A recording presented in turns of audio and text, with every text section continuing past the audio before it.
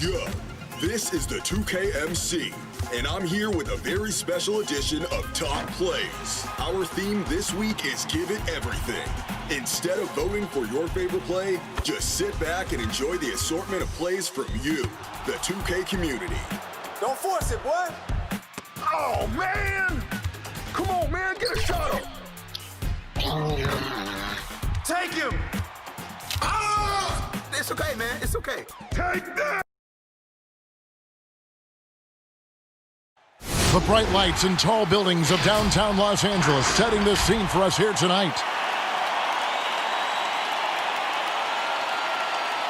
It's time for the NBA, live on 2K Sports. Our broadcast team tonight, on one side, Greg Anthony. On the other side, Steve Smith. And on the sideline, David Aldridge. I'm Kevin Harlan. Hey, Dave. The Bucks took a massive leap in coach Mike Budenholzer's first season in Milwaukee. Budenholzer said he joined the organization at the perfect time. The new facilities, the energetic fans, the great roster, ownership, front office, everything is set up to have great success. And he added, I feel fortunate to be the coach. Kevin? The feeling no doubt mutual. Thanks, DA. And a chance now to see how teams are faring across the league. Here's the latest edition of the Power Rankings. They're still riding with the middle of the pack, but trending upward. And when you look at Los Angeles, they've been sinking on this list to start out the year. Not what they or really anyone else expected, but that's why you play the game. Here are the starters for Milwaukee. Johnson is out there with Garnett. Then there's Hardaway. Then it's Thompson. And it's Thurman in at the 5, roaming the paint. And for the Clippers, Reed out there with Chris Bosh. And there's Bryant. Then it's Gary Payton. And it's Vandeweghe in at the 3. And, Smitty, what about the teams that know they're going to be championship caliber contenders? How do they stay motivated early in a season with so many games to play?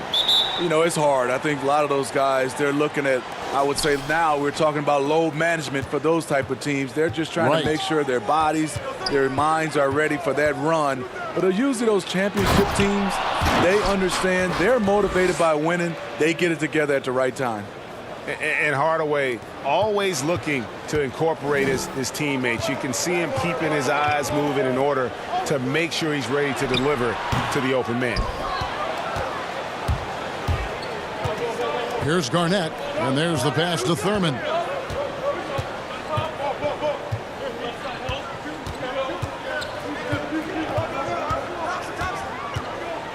Fades back. It's hauled in by the Clippers. And this is the first season matchup for them against this Milwaukee team. A matchup that only happens twice a year. These interconference battles can be a lot of fun. The balance between East and West after years of being dominated by the West is starting to even out some. Just 5 to shoot, and he makes that one. Just setting the tone with an aggressive move to the rack. And where's the help defensively? No excuse. You have to be aware. He should be on your radar all the time. Passes it to Johnson. Pass to Hardaway. Here's Thurman, and a good offensive board, and he gets the bucket. And that's a lesson for the D. Fight harder on the glass. Reason why, lack of focus, lack of communication, which led to second chance points. Payton passes to Reed. That one good for 2. You have to love the approach Payton takes to the game. And an exceptional passer who does a great job with distributing the basketball. Here in the first quarter with about 2 minutes gone by. Outside Hardaway. Shooting foul as the whistle blows. He'll shoot 2 free throws. Wow, he got whacked on that one. Shouldn't be much debate there. It's his first trip to the line.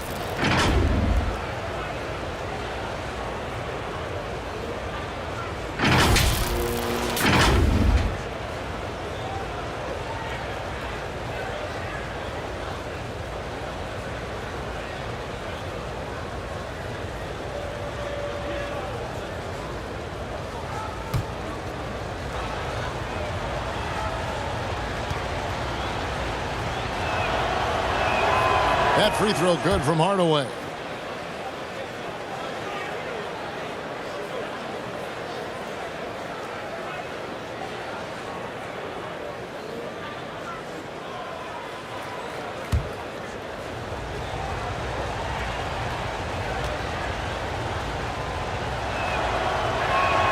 Hardaway hits them both.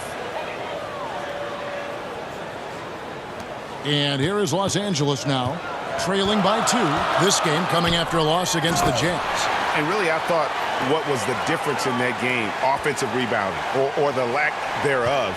A lot of one-and-dones in that game. You know, you have to crash the glass on both sides of the floor, and they didn't get the job done in terms of creating second chance opportunities. Here's Hardaway. The Clippers getting the bucket. Pass to Thurman. Shot clock at 6. Reed with the steal. And now the Clippers on the break. Here's Vandeweghe. Hardaway with the steal. And up the court come the Bucks on the break. Now, any chance you get, you want to put yourself in a position to succeed, and that's what he did there. Great job of reading the floor, got to the rim, and made a play. Kobe against Garnett. Peyton. And they call the foul, so a chance at the line for one more coming up. They have really found a rhythm here early. 4 for 5 to start this game. The Clippers shooting their first free throw of the night.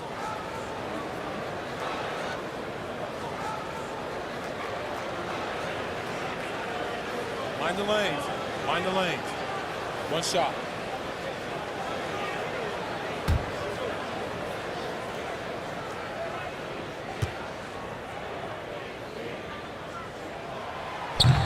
Free throw off from Peyton.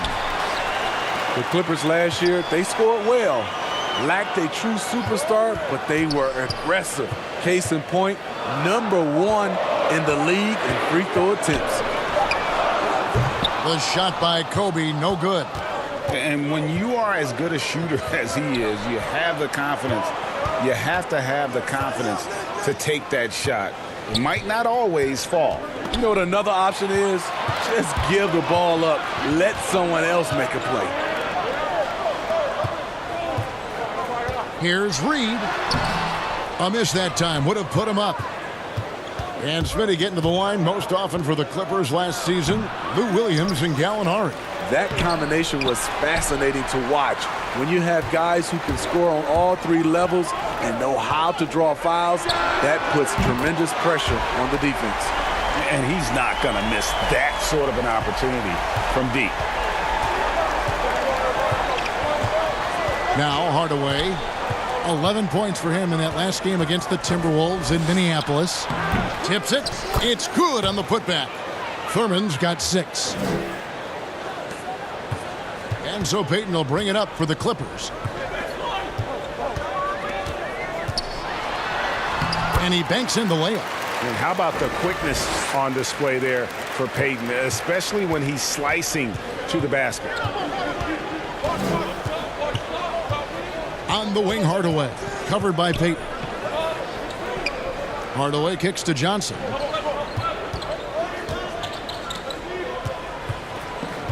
Five on the clock. And it's Johnson with the jam. That's a nice read. The value of keeping your eyes up. LA's gone 1 of 2 from long range in the first quarter. There's the feed to Reed. That's good. And it's Peyton with the assist. Reed's got his second bucket of the night. Man, he has come out focused and efficient. Love what he's doing at the offensive end. Hardaway from outside. And it's Reed pulling it down. Not quite enough defense. That time around, just lucky he was off. For the Bucks, they won their last contest, that game against the Timberwolves. And that one's good by Garnett. And knocking down shots in the mid-range area really forces teams to have to adjust their defense. And you know, the adjustments should have already been made. They know he's a good shooter from that spot. Here's Bosch. The shot, no good. Now the Bucks take it the other way. They're coming off that win against Minnesota. Mental toughness on the road. The arena was rocking, but they just got down to business and never let up. It was a terrific performance we got a chance to watch. They got into a nice rhythm and made smart adjustments along the way. Garnett the pass to Thompson.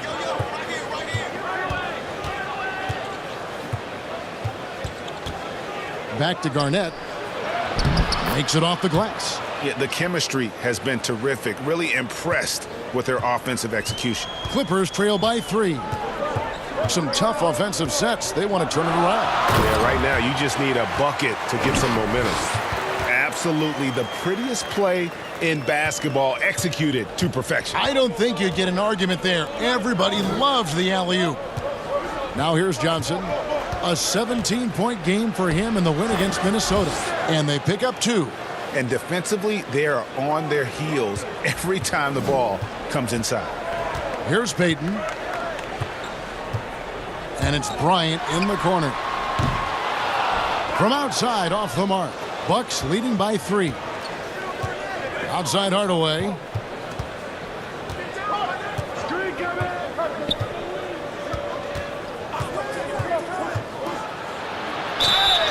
And foul on the shot, so he'll get a chance at the line.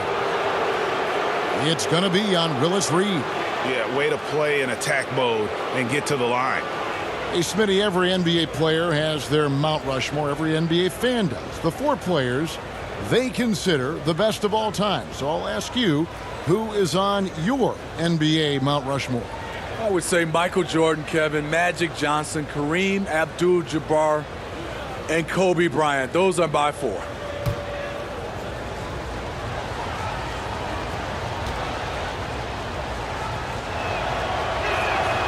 And the first one drops. Both teams will make substitutions.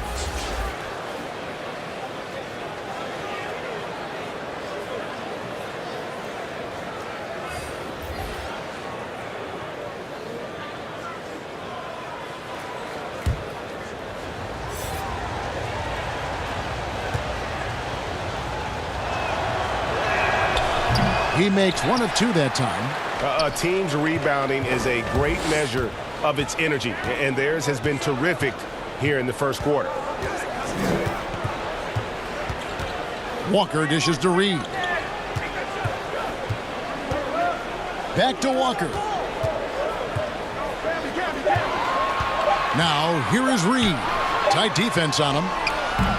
The putback, he hangs in there and cashes in on the second chance points. And it's about the want to. That's what Reed gives you. He can be the heart, the soul, and the backbone of your team. Now here's Cummings.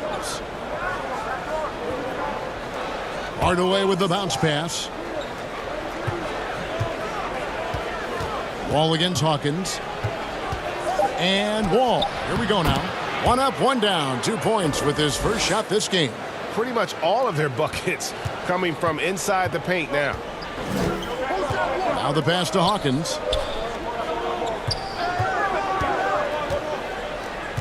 Knocks it loose. It's stolen by Cummings.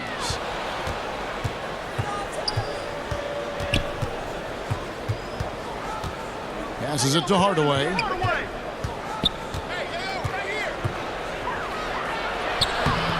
And he drops in the layup off the glass. Now it's a 6-point Bucks lead. Oh, this is the kind of start they were hoping for. To the middle. Here's Camby. And foul on the shot. He'll shoot 2 at the free throw line.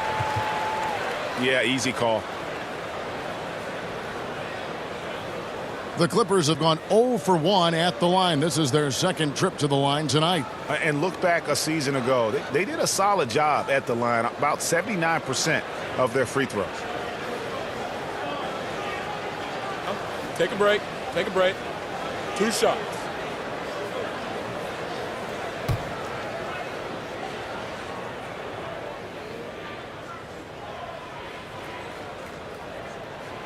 He's off on the first. Oladipo, he's checked in for Hardaway.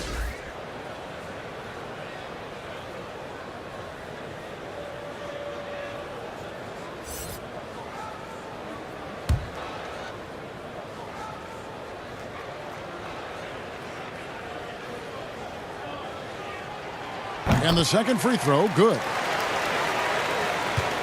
And so it's Wall with it, bringing it up for Milwaukee. It's a 5-point game. Cummings kicks to Oladipo.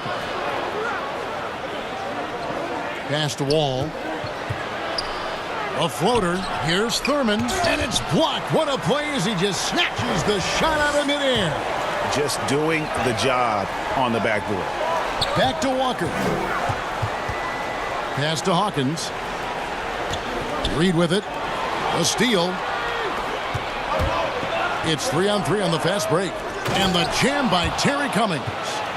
Oh, phenomenal alley-oop slam there. They are taking advantage of a team that looks lost out there. Wall against Walker. To the paint. Here's Camby. And he gets the whistle. 2 free throws coming up. That one on Cummings. Los Angeles shooting their 4th and 5th attempts at the free throw line tonight.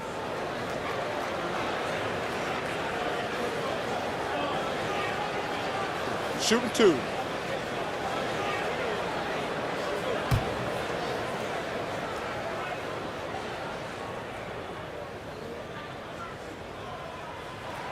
The first free throw is good.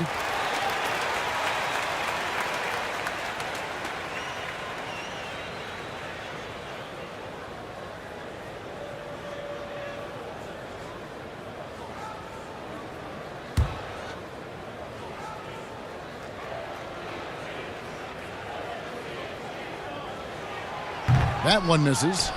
You know, the league is trying to maximize competition, Steve, and flatten the draft lottery odds has been one way to do it. Will that be enough, or is there still work to be done in that regard? You know, I love the way they've done it so far, but I still think they can tweak it even more, and we'll get a better product on the floor where teams get a chance to compete for all 82 games. I like what I'm seeing right now. Hawkins against Oladipo. Here's Camby. Los Angeles with another miss. Bucks leading by 6. Oladipo outside. There's the pass to Wall. Maggette outside. Misses the 3. LA's gone 1 of 3 from beyond the arc so far in the game. Butler. And contact on the shot, so he'll be shooting free throws here. Yeah, and Butler, just a natural leader. He's someone whose teammates look up to, a polished scorer who also plays tough defense. And he's got his first free throw of the game. Take a break. Take a break. 2 shots.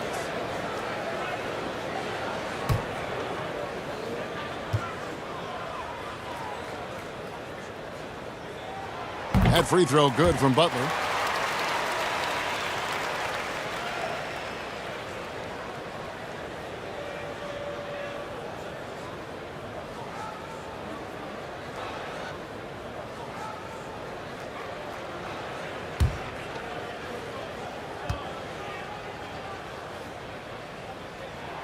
And so Butler nails both of them. We've seen him put a lot of pressure on the defense and then cash in at the line. Wall passes to Cummings. Here is Wall.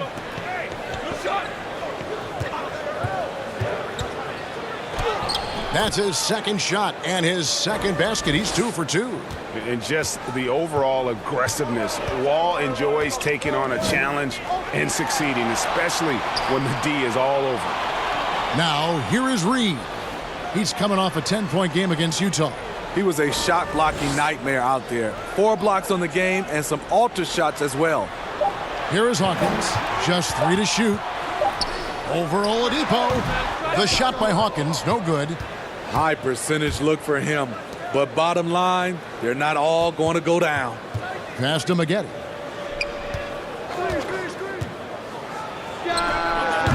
And it's Reed pulling it down. Reed's got his 8th rebound here tonight. This is to Walker.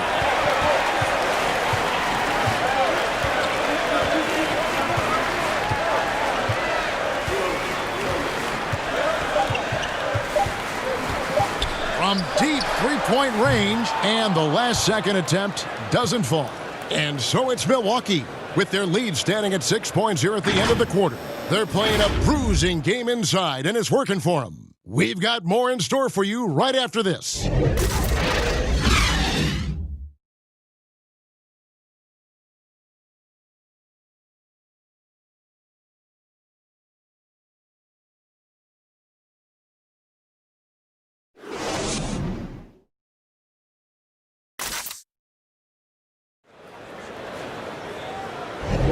And if you're just joining us, we've played through one quarter in this one.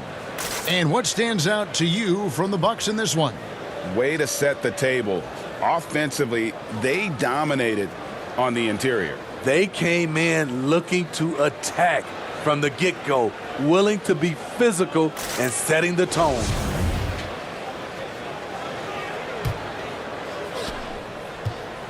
Clippers trail by 6. We've got Reed.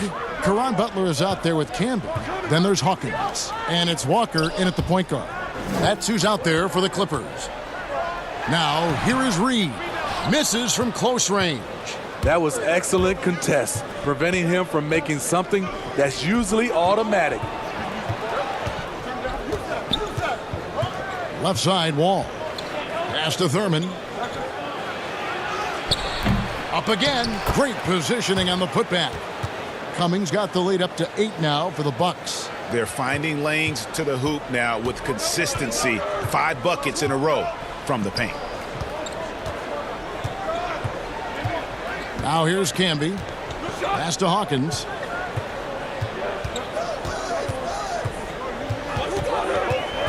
In the corner, Reed with it.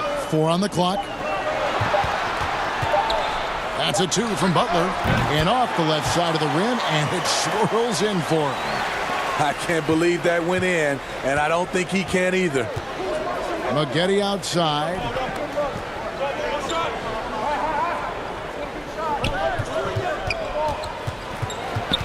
And stolen by Butler. Just about a minute and a half has gone by here in the second. And that one is good. You just love how reliable he is. Night in and night out, his offense is there. Here's Wall. Passes it to Thurman. Oh, that's blocked. They recover it. Cummings with the ball. Maggette with it. Caron Butler covering. Over Butler. No good from Maggette.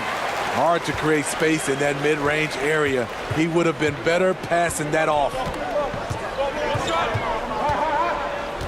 Butler passes to Reed. The shot's good on the assist by Butler. And now just a 2-point Bucks lead. And they've repeatedly probed inside in the first half, guys, and it's paid off. And for those of you just joining us, we're almost 2.5 minutes into the second quarter. Poked away and stolen by Butler. Oladipo against Hawkins. Trying to get open his camp. The shot by Hawkins, no good. Even though he missed it, this is the exact play your offense is designed to produce. And blocked. That one goes careening off the glass. He feeds it to Butler. He nails it, and we're tied up. Butler's got 6 here in this quarter. And he can time his passes so perfectly. Wow, what an assist. Now a timeout called by Milwaukee. In addition to going over the game plan and making whatever necessary adjustments have to be made, Greg, this timeout also the time for players to get rehydrated or hydrate for the first time with some Gatorade. Plenty of basketball still to be played here, and they have to get recharged. It's a great point. Without proper hydration, a player can completely run out of gas down the stretch of a game. And that's something that none of these guys can afford to have happen. If you're going to battle all the way to the finish, you have got to be hydrated.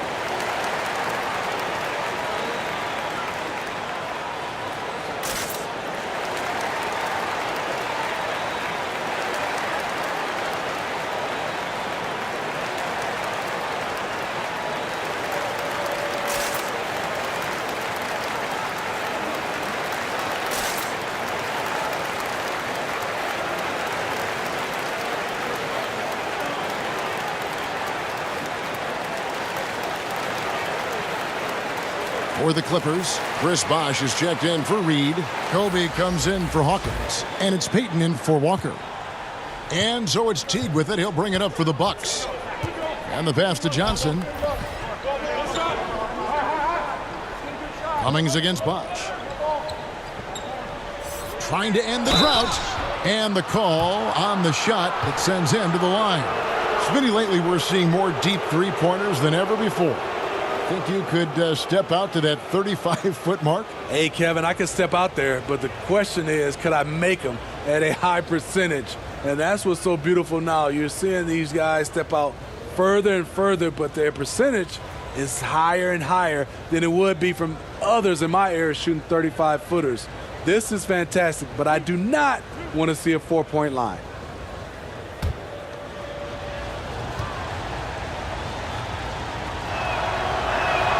That's good from Cummings. The Bucks making a switch here. Thompson's checked in.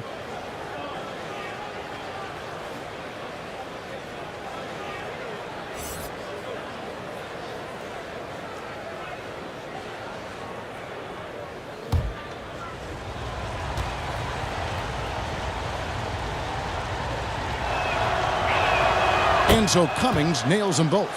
And it's been a really good day for him at the line. Some other bigs have well-documented problems on their free throws.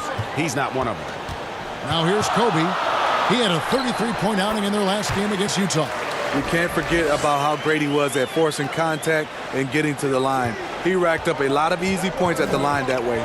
Here's Johnson following the basket by Kobe Bryant. Johnson kicks to Teague. Off target from outside. There was a mix-up defensively. Left him all alone. He just couldn't hit it. Here's Camby. Nice work on the boards. Paying off with the basket. And the Clippers lead by 2. And the rebound and the follow show you what he is all about. Gritty and determined with a soft touch to match. Now here's Teague. He's still scoreless so far in this one. And it's sent back by Bosh. Inside. And Kobe throws it down. Yeah, love seeing Bryant just get up and go for it. His leaping ability never ceases to impress. They've been looking out of sync offensively. Yeah, their offense has ground to a standstill. Garnett the pass to Teague. Cummings, the tip in on the offensive rebound. Cummings got 8 points. The uncanny ability to time the tip in. He does this night in and night out. Butler on the wing. Lets it go with a 3. That's good. And it's Payton with the assist. Butler's got the lead up to 5 now for the Clippers. Outside Teague. Pass to Cummings. The offensive rebound.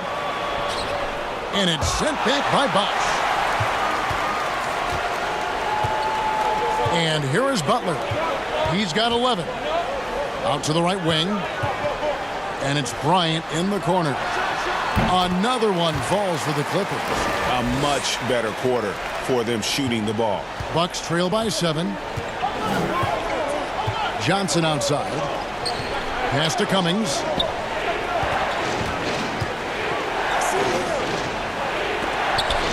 Rejected by Campbell. Puts it up from 15. And it's Bryant missing.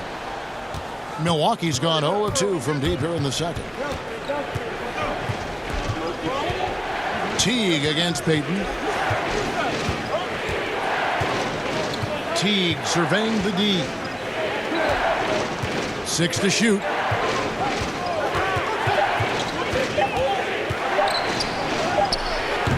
Payton with some nice D.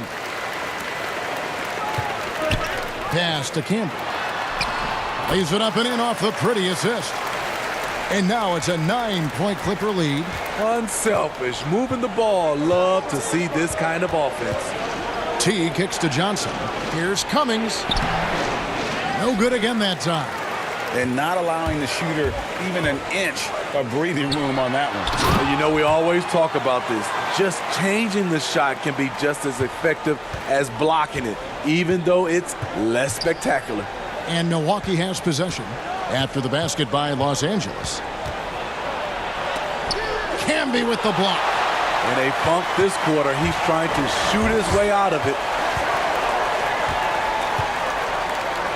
Bryant in the post, working on Thompson, and a nice shot by Bryant. Hey, how about that high release Bryant has? Really helps him inside when the D there is attempting to smother him.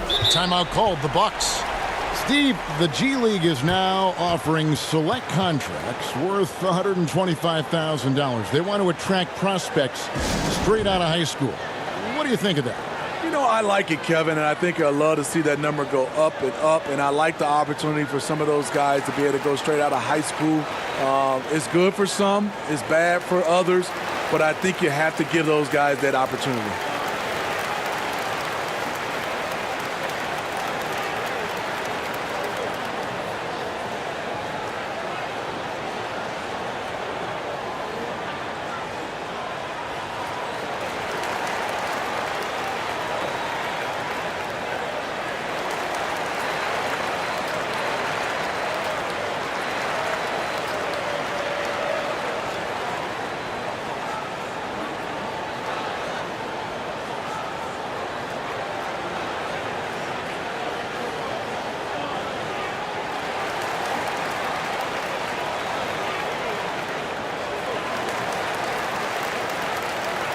And the Clippers making a switch here.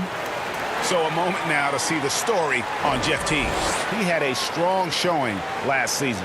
Averaged about 12 points a game, 8 assists, and 2 rebounds. And he has been passing the ball like a virtuoso. That's what really stands out about these recent performances. You know, mentally, he's a pass-first type of player. It gets everyone involved and engaged, and that really sparks this offense. They get it again. Garnett laid in with a nice touch off the glass. Garnett's got 6. At the end of the day, when the ball goes up, there's no substitute for effort. Payton passes to Kobe. Good D by Thompson. Bucks trail by 11.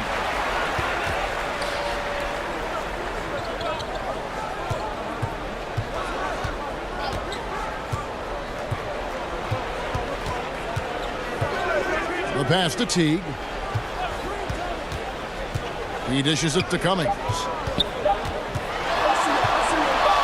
Over Payton. Cummings' shot is good. Cummings got 8 points in the quarter. Whoa, he really got his defender on his heels on that one. What a fantastic play, guys. Payton kicks to Bryant. Over Johnson. Kobe misses. Milwaukee has gone 0-2 from deep here in the second. There's the lob to the hoop. Oh, and they get in the way of the alley-oop. Not to be. Good play defensively. To the middle. Whistle blows. Bucket is good. And he'll have a chance at the line to make it a 3-point play. Moving it around. 8 of their last 10 coming off assists. And he's got his first chance at the line here. Hardaway's checked in for the Bucks.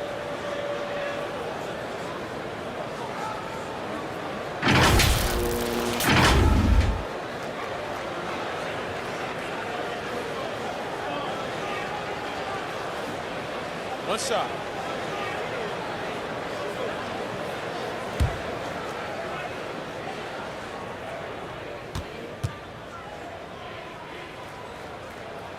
The free throw drops for Kobe. Here's Hardaway. 5 points in the game. Johnson outside. Back to Hardaway.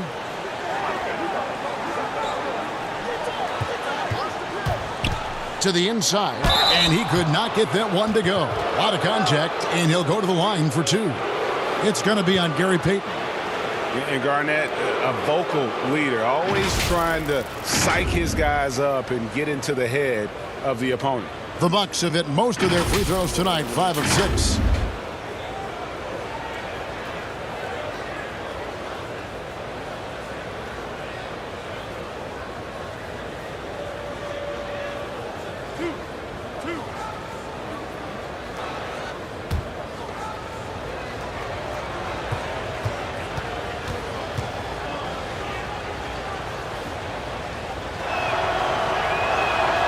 free throw good from Kevin Garnett. You're having a lot of success from the line here in the second quarter.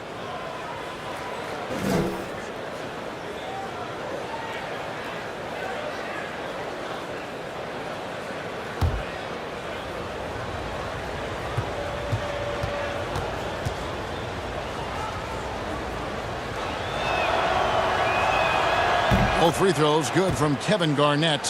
Hey, guys, this is the way to stay in the game. They're doing a masterful job from the line. Perfect this quarter. Here's Kobe, and Bryant slams it in. Pushing the action, getting others involved. He does it time and time again. You know what it is? It's his creativity. That's making this engine run. Now here's Johnson. 6 points for him. Hardaway from outside, and that's collected by Camby. Camby's got 6 rebounds now in the game. Kobe passes to Bosh. That's good, and it's Bryant with the assist. Bryant's got his 4th assist with that last one here tonight. Now a timeout called by Milwaukee.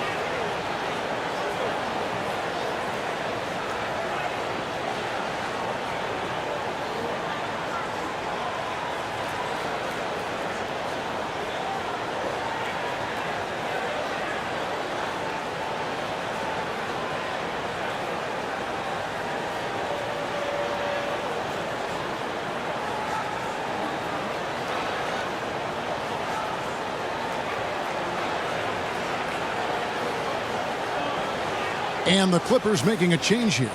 Walker's checked in. All right, a chance to look at the numbers now for Walker.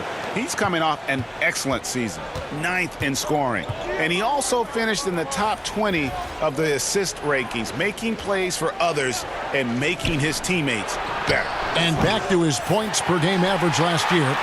He literally propped up the team's offense whenever they needed it. The struggle is real. He's been way off with his shot all evening long.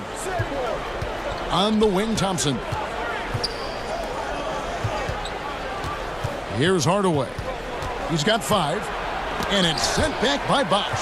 And they'll keep possession. And Nate Thurman is the charter member of one of the NBA's most exclusive clubs. First player in league history to ever record a quadruple-double. Very few guys have pulled that one off. The Bucks have been good at the free throw line. This one, 7 of 8.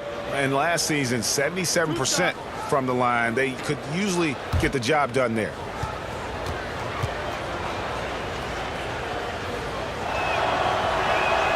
And the first one at the line is good. So, for the Clippers, Reedy's checked in for Kobe. And Hersey Hawkins subbed in for Gary Payton. The Bucks also changing it up. Corey Maggette, he's checked in for Johnson. And John Wall subbed in for Thompson.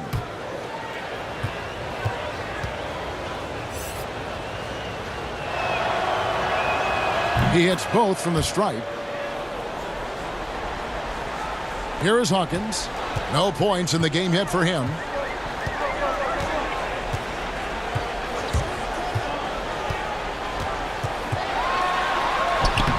The putback, it's good on the putback. Reed's got the lead up to 14 now for the Clippers. He has created some terrific opportunities for himself and really made the most of them. Garnett outside. Shoots from the high post. Yes, that goes in. Garnett's got 10 points in the game. Efficient performance from him. Not the case for everyone else on his team.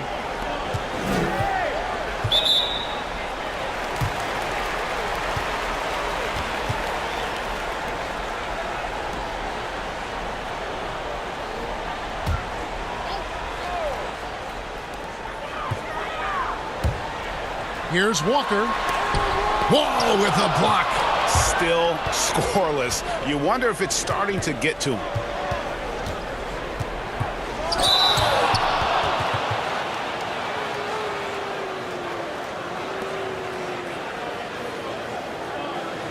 The Bucks have gone 9 of 10 from the line, so making the most of their chances.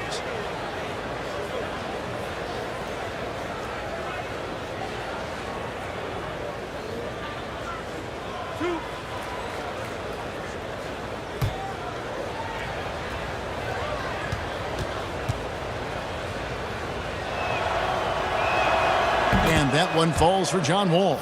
And Wall has said he wants to be in the MVP conversation moving forward. A terrific floor general with unreal athleticism. And the Bucks making a change here. Oladipo's checked in.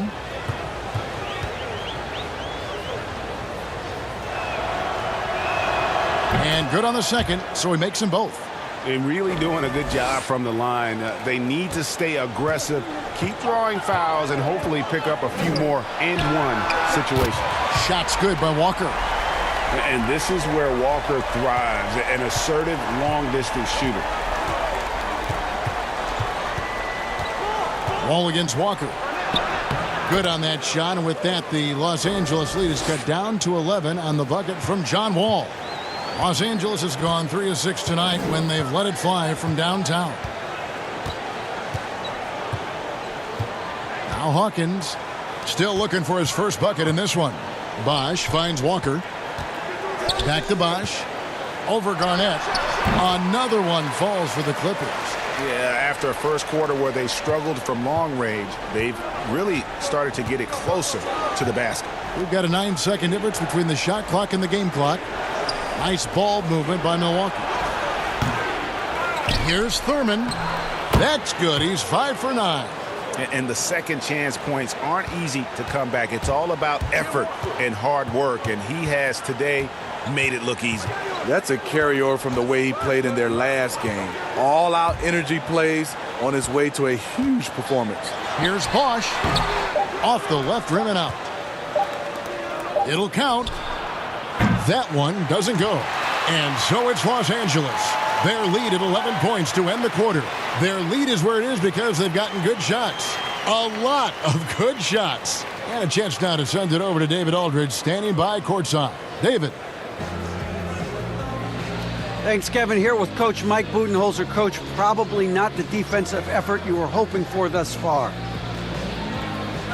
Yeah, no, our defense isn't where it needs to be. I think they're getting open looks. We're over-shifting, and then we're not committing to shooters. Just not a very good defensive effort so far. Mike, thanks very much for your time. Kevin, back to you. Thanks, David. And we'll be back shortly following halftime to get the third quarter underway. It's the 2K Sports Halftime Show. Hello, basketball fans. What a pleasure it is to bring you into the 2K studios again. Ernie Johnson, Shaquille O'Neal, Kenny the Jet Smith. Some incredible work in this one by Kobe Bryant. He ended up with 17 points, 4 assists, and 1 rebound. The first 2 quarters went very well for him. And let us get your thoughts, big fella, on the Clippers. Well, the offense is running on all cylinders. Guys are focused, executing, not playing outside of themselves. That's why their shooting percentage was so high. See it up there, Ernie, in the stratosphere? Anyway, they're mixing things up, which keeps the defense scrambling. Kenny, what was your takeaway on Milwaukee? Well, they're giving up too many high percentage looks, Ernie. They're not closing down the lane, and they're not going hard on the perimeter. That will get an L in any book. And that'll do it for our halftime report. Stay tuned for the second half, about to get underway.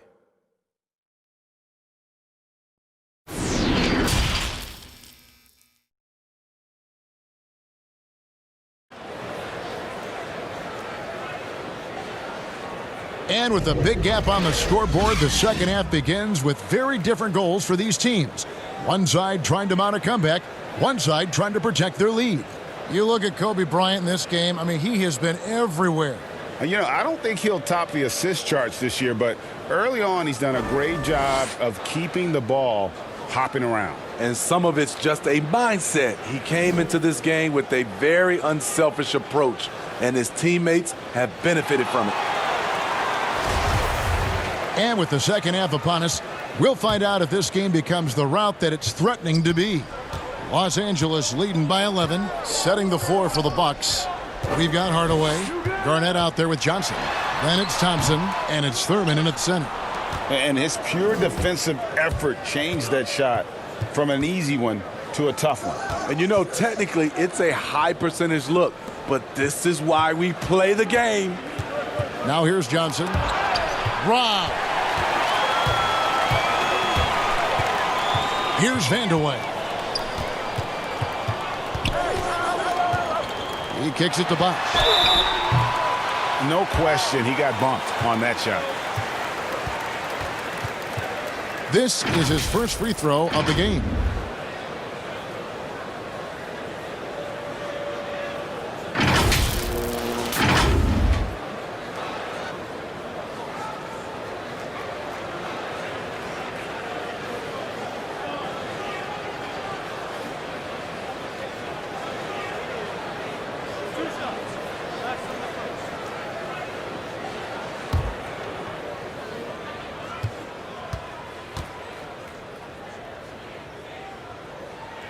The first one falls.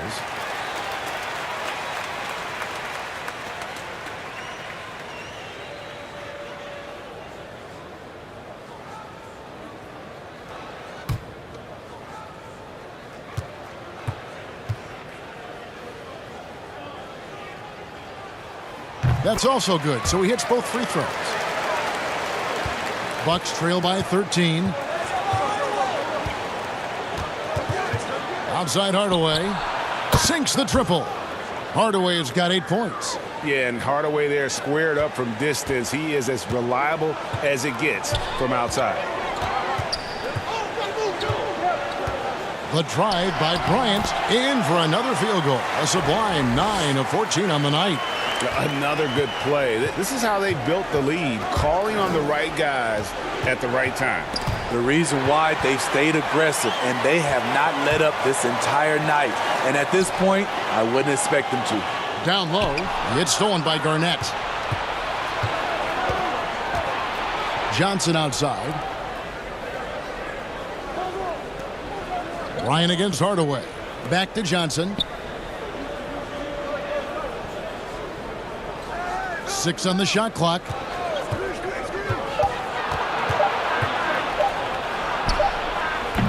It's hauled in by the Clippers. They'll be playing host to Portland for their next game, and that'll be the 4th of this 5-game homestand. Offensive rebound. Reed misses in close. Bucks trail by 12. Thompson in the post, covered by Payton. Knocked loose, and that's out of bounds. Milwaukee will retain possession.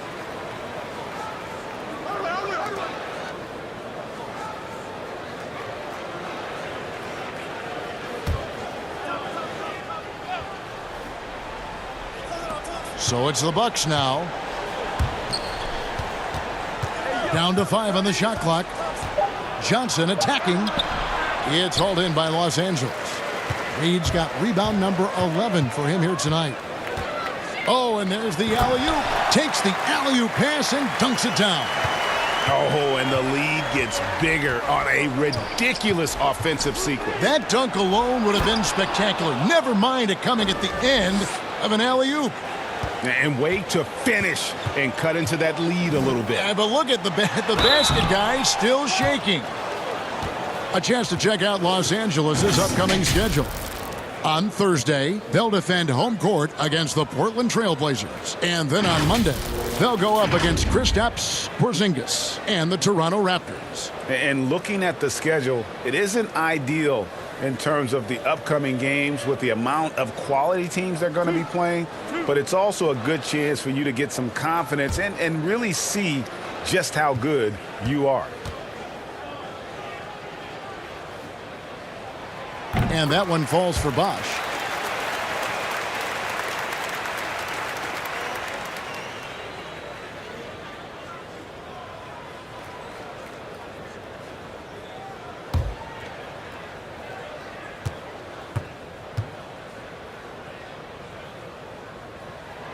And so Bosh nails both of them.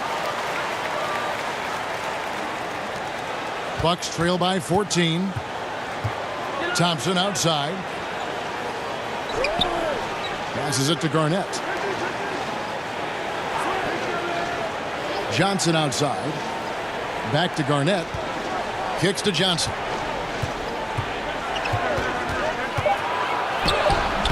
And it's the Clippers with the rebound. Bosch has got his 7th rebound of the game with that last one. To the paint. Well-placed alley-oop pass into the layup. And the Clippers lead by 16. Oh, just a picture-perfect alley-oop. You gotta love that one, Kevin. A little surprised, Greg. He didn't go for the big slam, but it works just the same. Great pass to set your man up with a high percentage look. The Clippers have gone 3 of 6 in the third quarter, 50% from the field. And they double up Payton. Bosch misses. He's tried to get it going, but the shots simply have not been there. Nothing seems to be falling.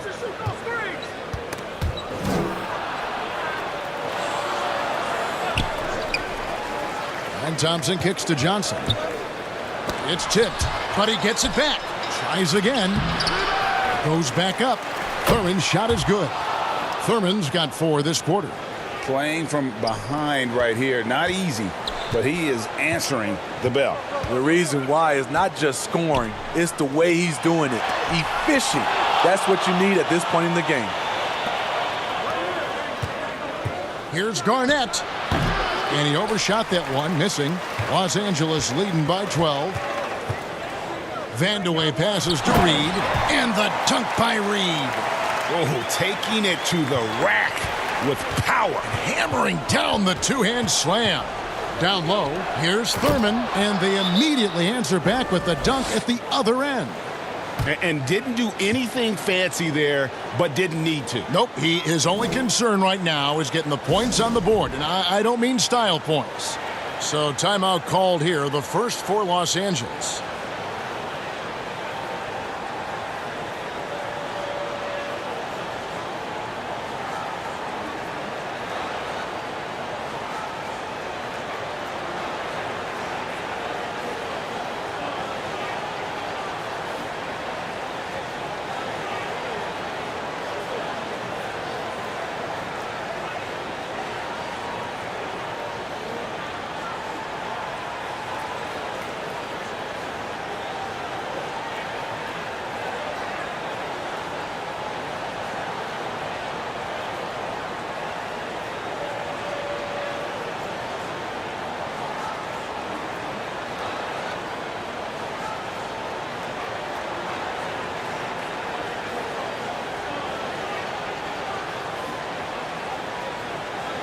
Butler, he's checked in for Chris Bosh. Jeff Teague, he's checked in for the Bucks. And here's Payton. He'll bring it up for Los Angeles. At one point, they led by 16. Kobe against Teague. Out to the wing. To the middle. Here's Vandeweghe. And that one is stuffed right through. Oh boy, to be young again. Makes you nostalgic, doesn't it? Throws it up high. Great communication on the alley-oop. And that pick takes the D totally out of the equation. Hey, if you're not going to fight over, you're essentially giving the shooter the look he wants. Here's Bryant, and the layup falls. Kobe's got 4 points now in the quarter. Man, just adding insult to injury. He just waltzes inside and extends this lead. A uncontested shot at the rim, you have to compete at all times. And stolen by Payton. And pushing it up, here's Los Angeles. Vandeweghe misses. Here's Johnson, and slam dunk by Johnson. Oh, forget about going for the long-range bomb to cut into that lead. Just take it to the hoop, my friend. And how? Brilliant throwdown. Garnett finds Johnson. And again, it's Milwaukee converting. Easy look for mid-range. He won't miss many of those. Lazy effort defensively. Payton passes to Kobe. The 15-footer. Garnett grabs the board. Garnett's got rebound number 11 for him here tonight. Here's Teague. Here's Thurman, a second chance effort. And another shot. And that'll be 2 free throws coming up. Officials on the call with the foul. And this is his second trip to the line in the game.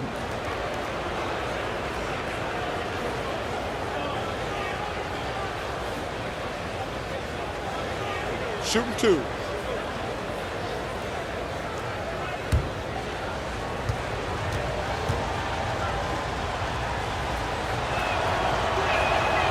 He misses the free throw. Kemba Walker is checked in for Los Angeles. Cummings, he's checked in for Milwaukee. Wall comes in for Hardaway.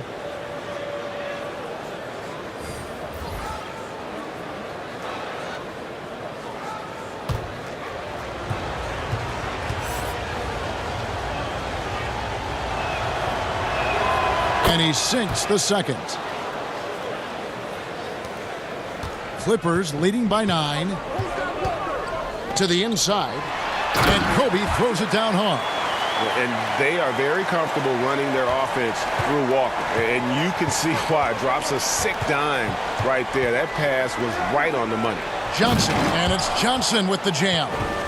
Never a bad idea to run the old pick play.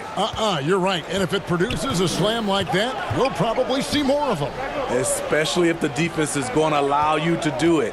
Have to switch on that play. Kobe misses. Really surprising to see the huge edge they have in rebounds given what the scoreboard says. Johnson, the pass to Thurman. Good, and it's Johnson with the assist that time. Thurman's got 9 points now in the quarter. You know he's pulling his weight, but they still find themselves behind. Walker, bounce pass, and slam dunk by Butler. These are the fundamentals we're always talking about. Excellent bounce pass. Outside, Wall.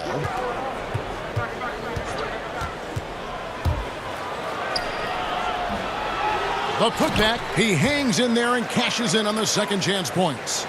Trying to slice into this deficit every time up the floor. Terrific quarter for him.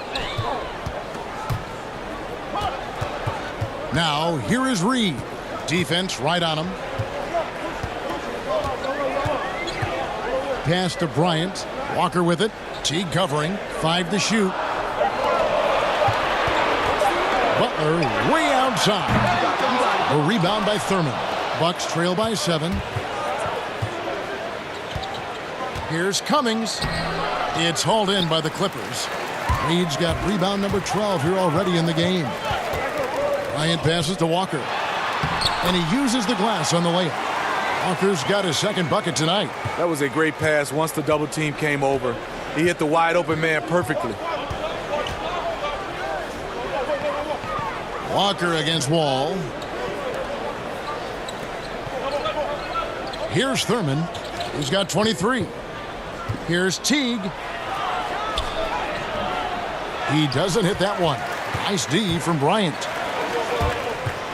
Butler attacking. It's good. And now it's an 11-point Clipper lead. That's their third straight make off an assist. Now a timeout called by Milwaukee. Kobe Bryant really making a difference here. Yeah, he is on a major role today. This timeout was desperately needed. They've got to come up with a new game plan designed to shut him down.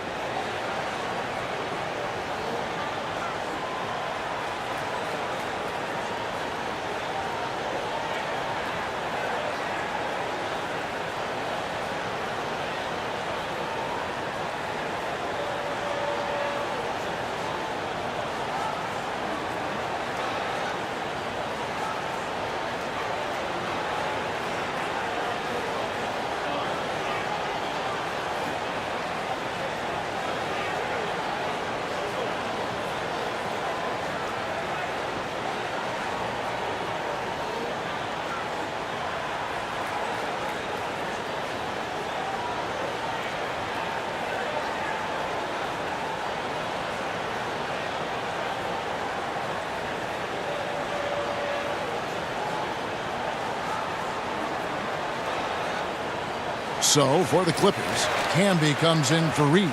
And Hawkins subbed in for Kobe. The Bucks also changing it up. Maggette comes in for Cummings. And it's Victor Oladipo in for Jeff Teague. Now here's Wall. 8 points for him. Corey Maggette on the wing. Camby with the block. And it's out of bounds. The Bucks able to retain possession here. And the Clippers making a change here. Bosh is checked in.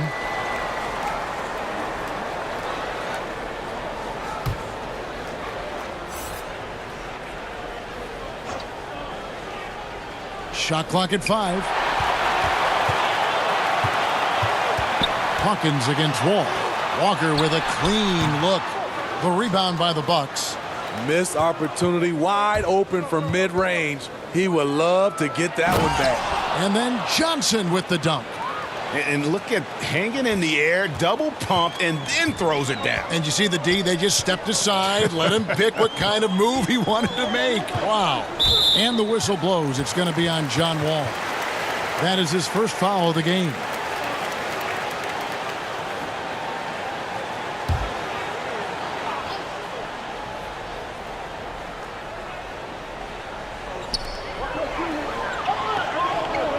Outside Bosh. Outside Butler. Clock at 6. High post shot. They get it back. Shot's good by Bosh. Bosh has got 6 in the quarter. When you're trying to claw your way back into a game, you cannot allow second chance opportunities. Especially when you're this far down, you have to make the most of every sequence. And the shot is good from Johnson. And really the scoring this quarter has been just off the charts, doing all he can to bring them back. Walker against Wall. Walker's shot is off. And so it's Johnson who brings the ball up for the Bucks. They trail by 9 points. And then Johnson with the dunk. And maybe that'll trigger them. Impossible not to get pumped up after that. Yeah, well, you can see the immediate reaction of the guys on the bench. They are pumped up. Now here's Bosh. The rebound by Thurman. And the pressure he put on that shot forced the miscue. The rim protection at its finest. The result is the same whether you block the shot or simply change it. Here's Walker. The shot missing. Wall with some nice D. Got to recognize the situation, trying to get a 2-for-1. Absolutely, but at the same time, you want to get a good shot. Thompson, he's checked in for Johnson.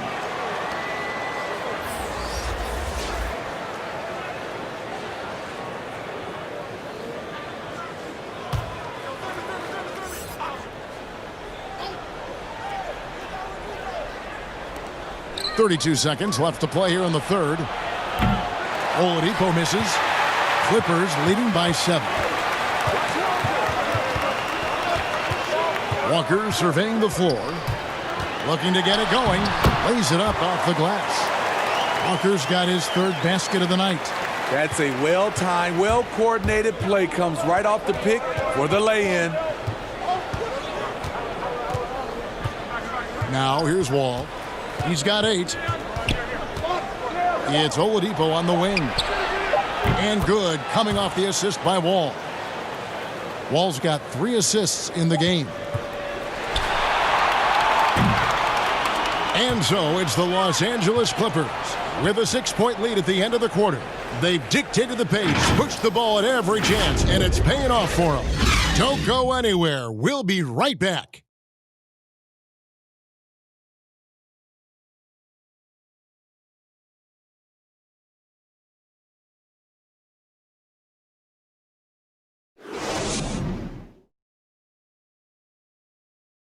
Head coach Mike Budenholzer is mic'd up along the sideline. Let's check it out. Let's be the one that just plays harder. Keep playing through it. Keep playing. Keep playing our game. Here we go. Mike Budenholzer laying it down to his good team, asking a little bit more from the energy standpoint, more effort from his guys. Yeah, and I think he sees an opportunity for them to try and make a move here. Doesn't want to let that pass by. And I know I speak for all of us when I say I can't wait to see what kind of finish awaits us here in the fourth quarter. All fueled up and ready to go. Let's reset the lineups courtesy of Gatorade for the fourth quarter. Setting the floor for the Clippers. Kemba Walker is out there with Hersey Hawkins. Then there's Chris Bosh. Then it's Caron Butler. And it's Vandeweghe in at the power forward.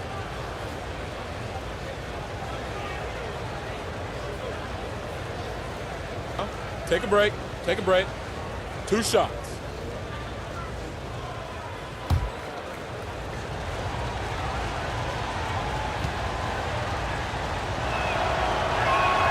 That free throw good from Thompson. And as good as he's been in the NBA, we're looking at one of the greatest college players of all time. Thompson at NC State was a beast. The Wolfpack were dominant when Thompson was there.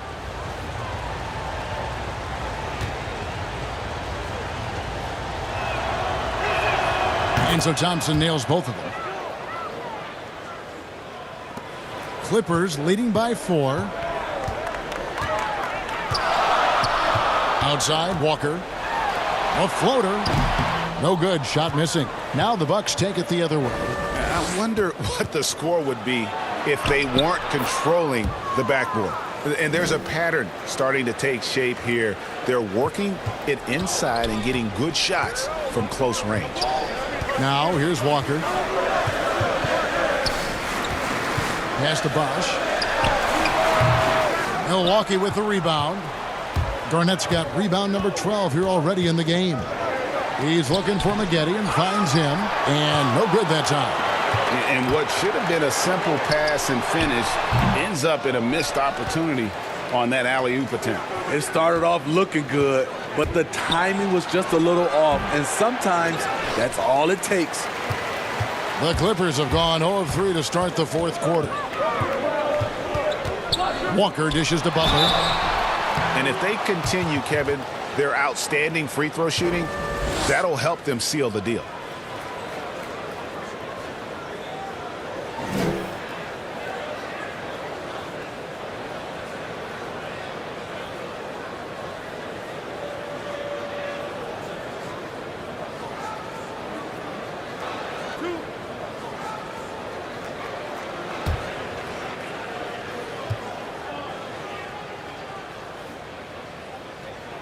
First one falls for him. Payton, he's checked in for Hersey Hawkins.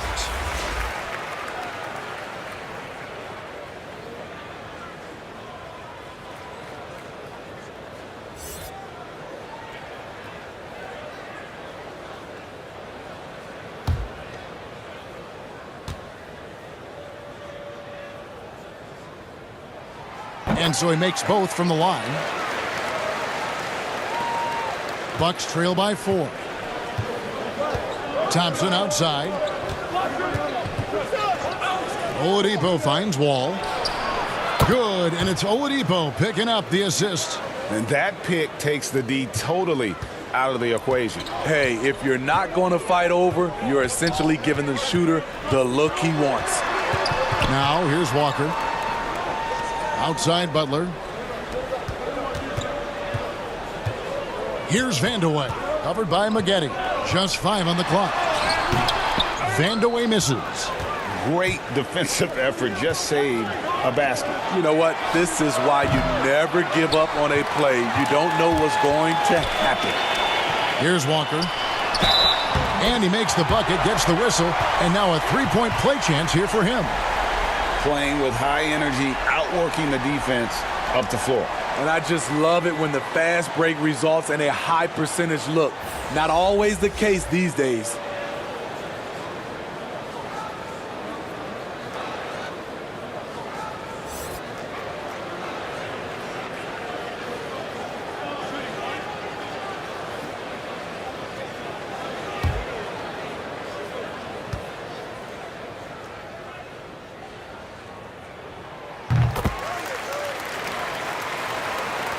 Bucks trail by 4. Hardaway passes to Oladipo.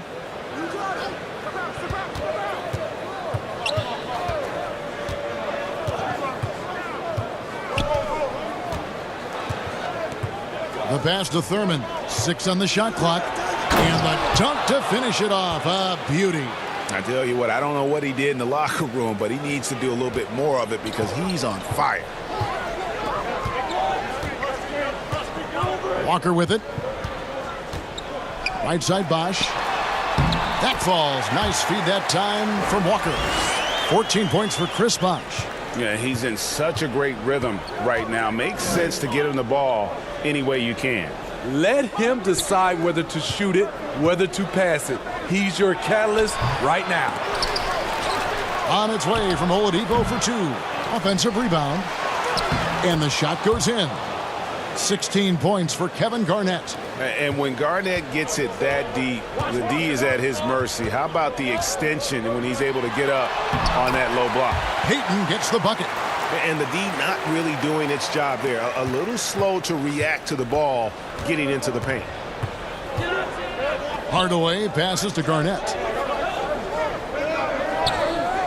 Now here's Oladipo. Let's go. Nice spin off the left rim and in. And that was the right call. When you need a basket, go to the guys you trust the most. And it was great execution. Clutch effort all the way around. Here's Vandeweghe. Excellent D there from Garnett. The Bucks trail. Here's Thompson. And he hits it to tie the game up. Thompson's got 4 points in the quarter. Man, I'll tell you, when you get your floater game going, it's a tremendous weapon. And the Clippers call time here. Well, it's a players' league, but certainly coaching has its place. Yeah, if that weren't the case, you wouldn't see so many coaching changes in the offseason.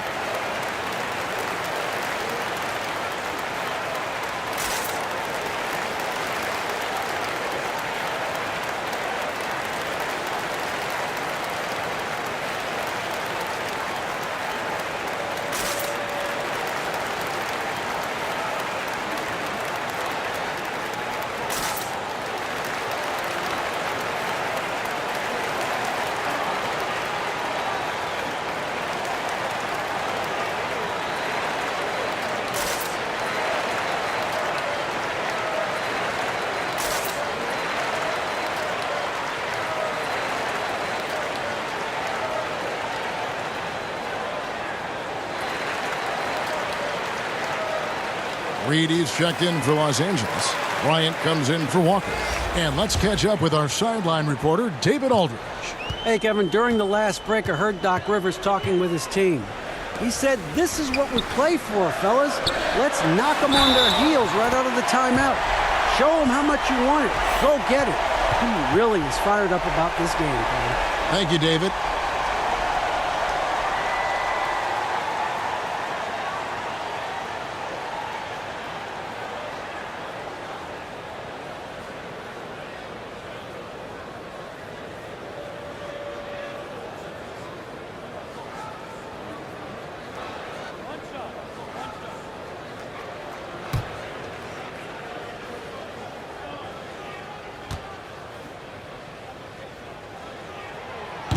Free throw off from Payton. Payton, a super vocal guy, constantly talking up a storm, always trying to get into the heads of the opposition. Now here's Hardaway. And he lobs it up toward the rim. And some kind of switch must have been flipped at halftime because both teams are getting after it. I would have loved to hear the coach's speech because they really took heed to it. Like you said, both teams playing at a different pace. Kobe with it. Now defended by Oladipo. Beasting on defense. First he closes out hard on the shooter, then he attacks the glass. Filthy. Nice ball movement by Milwaukee. Gets a hand on it, controls the rebound, and puts it back up and in. Thurman's got 6 here in this quarter. Controlling the defensive glass has been a problem here tonight. Passes it to Payton.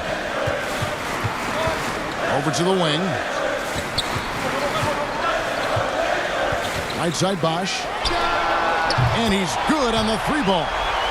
Bosch has got 11 points here in just the second half. I just love how Bosch has worked in the three-point shot, stretching the floor with his perimeter game. And stolen by Payton. And they're moving it up. Here's Bryant. It counts, and the foul. It's going to be on Victor Oladipo. Really another fantastic offensive rebound and putback. This is the second game in a row where he has just been ball dominant. When he gets into one of these grooves, you never know how long they're going to last. Sometimes they go on and on and on. Johnson, he's checked in for Victor Oladipo.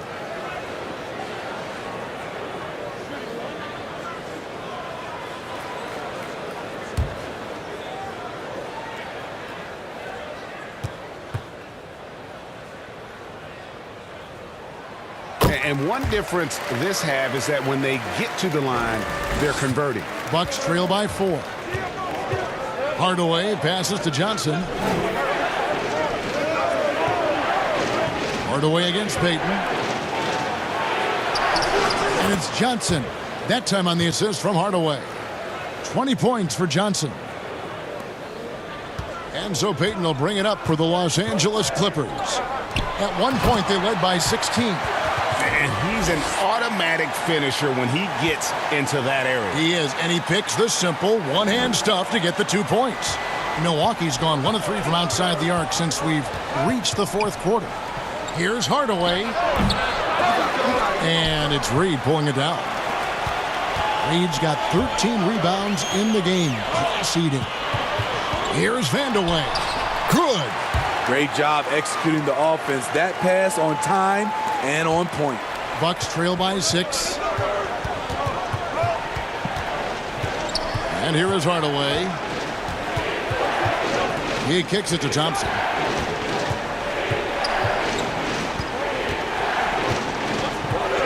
Shot clock at 6. Johnson surveying the floor. No good from outside. Got the defender off his feet with the pump fake, but couldn't knock it down. Shots good by Vandeweghe. And now it's an 8-point Clipper lead. Yeah, that's the third bucket in a row from the paint. This defense needs to clog those lanes in the middle. Back to Hardaway. Johnson outside.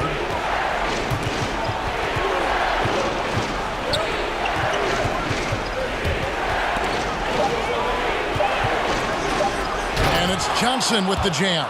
Yeah, he just punched the ticket on that one. That'll get the job done. Powerful two-hand jam. Now Payton. Pass to Bryant. Here's Vandeweghe. Rebound, Milwaukee. And his pure defensive effort changed that shot from an easy one to a tough one. And you know, technically, it's a high percentage look, but this is why we play the game. Wow, he got whacked on that one. Shouldn't be much debate there.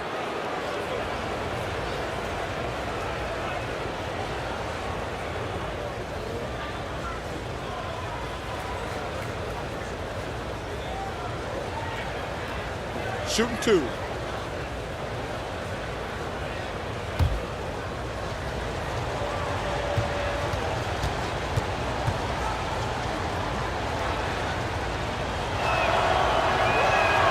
The first free throw is good.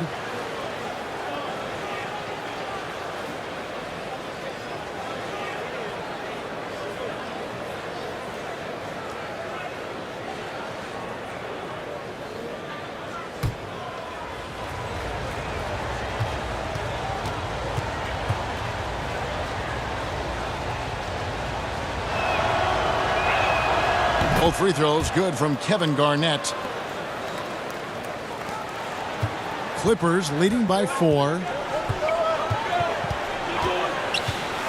Payton left side, and he takes the feed in stride and slams it home. And he just dangles from the bucket after sending that one through. And you can see which team has the swagger right now. And stolen by Payton. And the dunk by Bosh. And being that Bosh is 6'11", dunking comes easy. And once he's this close to the basket, he's ready to attack.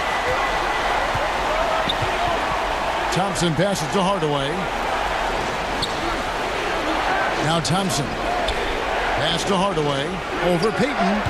And again, the Bucks miss. And really, that is why he is feared as a defender. Right in your face on that shot. Moved his feet, timed it perfectly. That's how you get stops. Love it. And not hard to see why they are giving up points on this run. Just too many good looks from in close. Hardaway against Payton. Hardaway passes to Garnett. Inside, Thurman. It's blocked. Here is Bryant. Kicks it to Reed. It's Kobe Bryant on the wing. Looks for Bosch, gets it to him. That's good, and it's Bryant with the assist. Kobe's got assist number 10 tonight with that last one. Nice pass there to set that basket up. Bucks trail by 12. They could use a big shot here to get this offense going. Too many empty possessions. Right now, they need a basket. Thompson outside. There's the pass to Johnson. 5 to shoot. To halt the run, and good. He got the English that time as it falls. Johnson's got 18 points just in the second half. And here's Payton. He'll bring it up for the Clippers.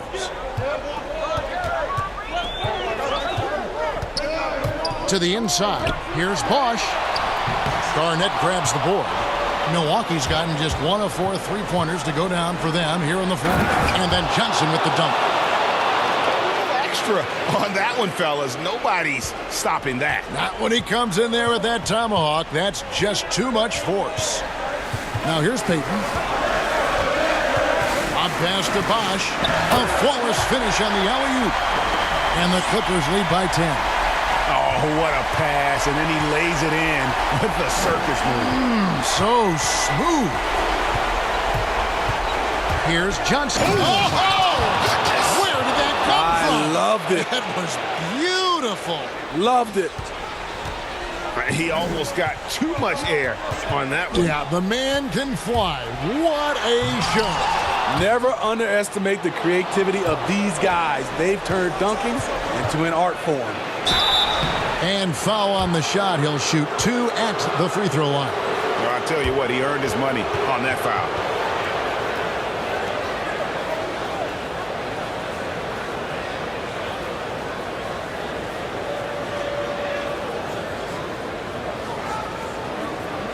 Shooting 2.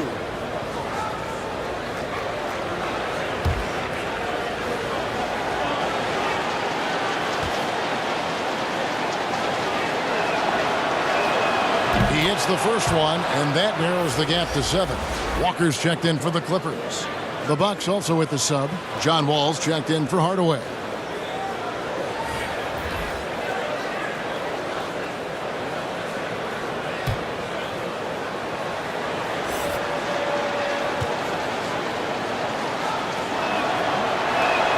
And so Thompson nails both of them. Nice work there. This is a point in the game where if you get a chance to close the gap, you've got to make the most of it. And the Clippers call time here. They're ahead by 6. 1:15 left in the fourth quarter of this one.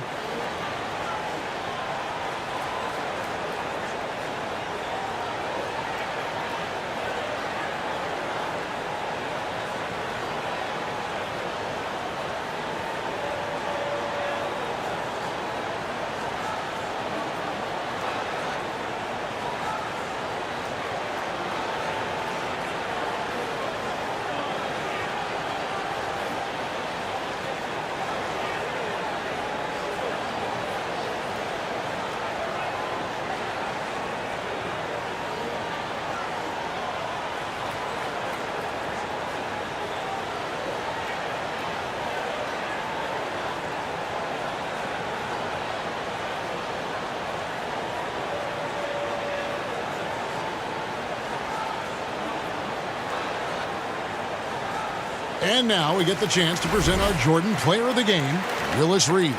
And he's just been crushing it from the field tonight, Kevin. Whether it's been on open looks or with the guy draped all over him, he just hadn't missed much. With his percentage in the sky-high range, they've had no choice but to make him their #1 option on every trip.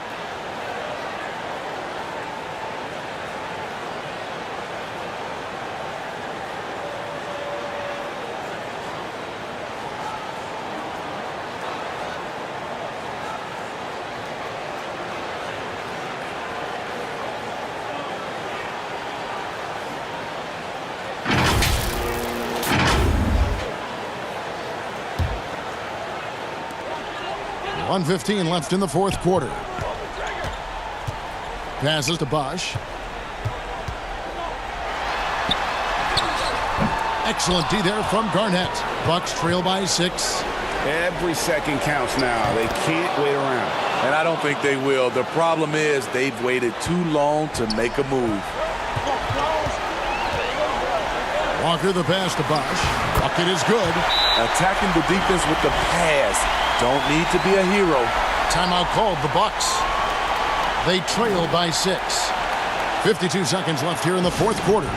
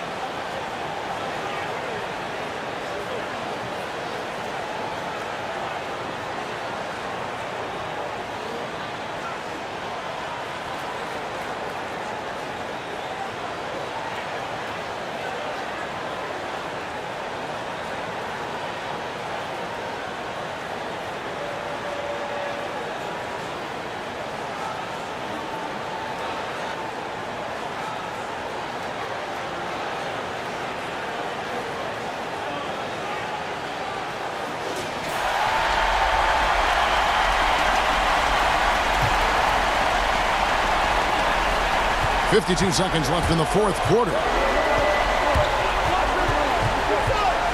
Now here's Johnson. He's guarded closer. It's hauled in by the Clippers. At one point, they led by 16. To the middle, here's Bryant, and finish off by Bryant. Well, credit them for maintaining that aggression, even being up this much. They don't want to leave no chance for a comeback. Just focus on playing the right way. Oh, and he plucks it off the glass. Wow.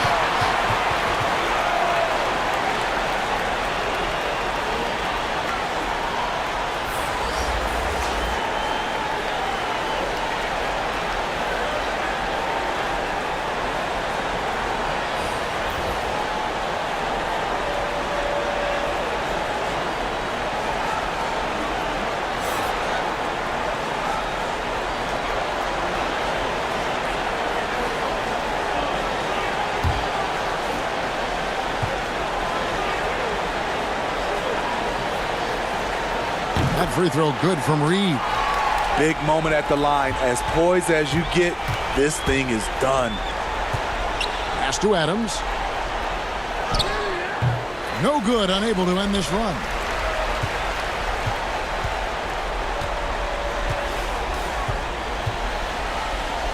Gallinari outside.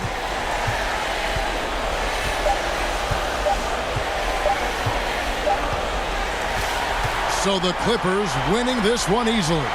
Some good competition, but the hometown advantage and their ability to stay focused, I think, made the difference. Yeah, and the first step in becoming a good team is your ability to win at home. And they really seem to revel in that opportunity. And this is what they came out to do.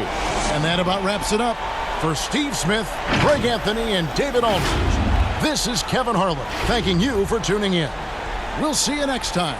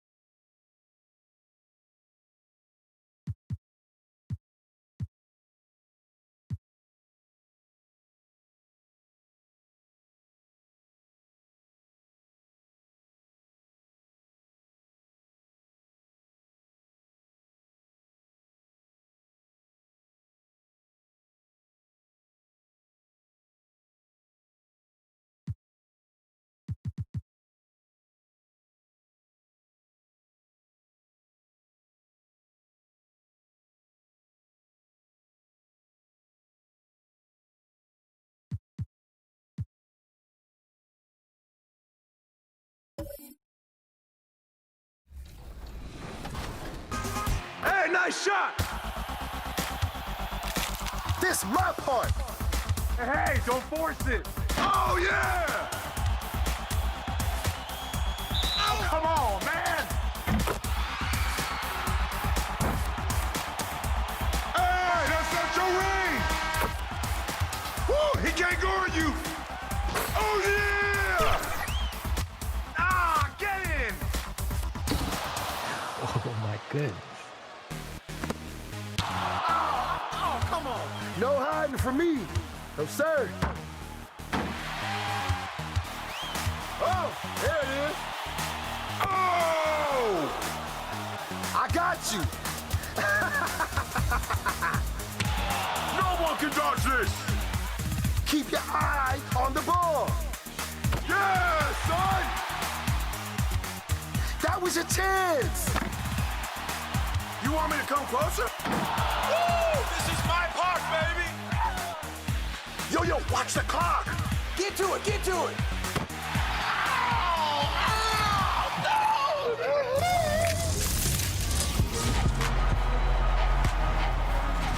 Yes, keep those plays coming, and we will see you again in a few weeks. Enjoy that, VC, and remember to check back right here because soon we will be talking NBA 2K21. Woo woo! See you later. Bye.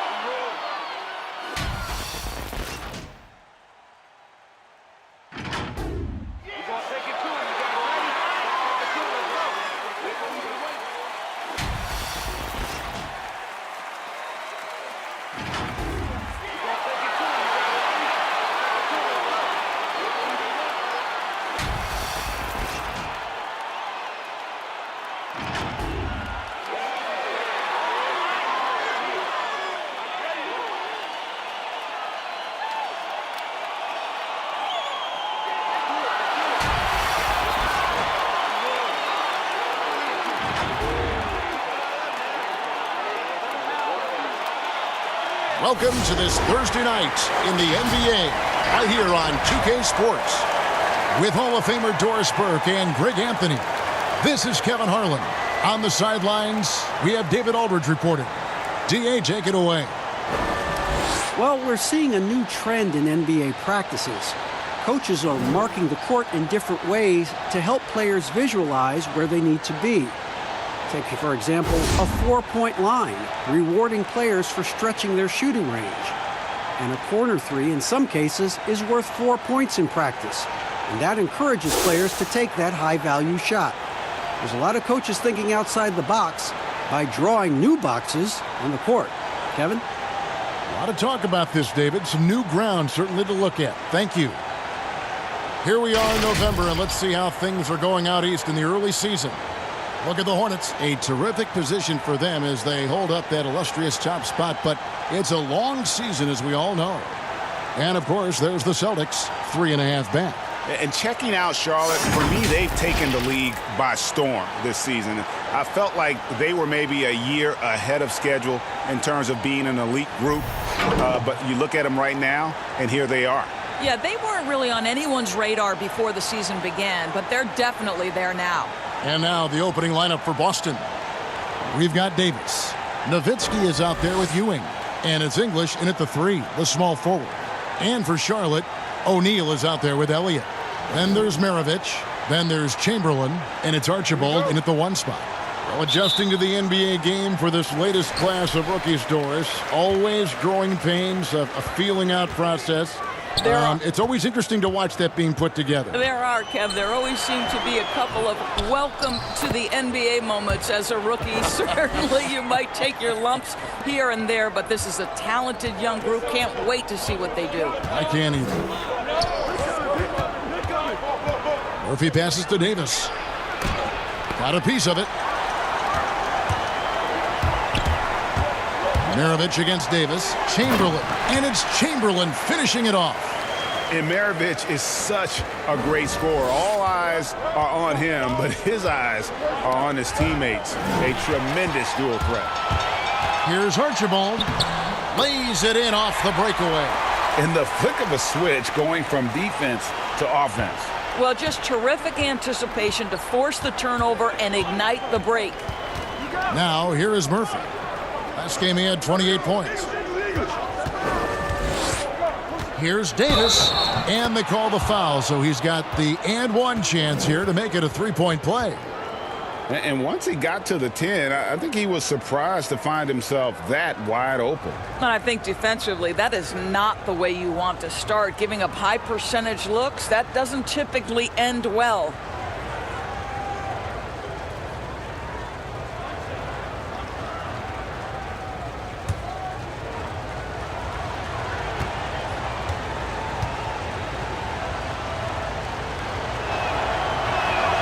And that one falls for Davis.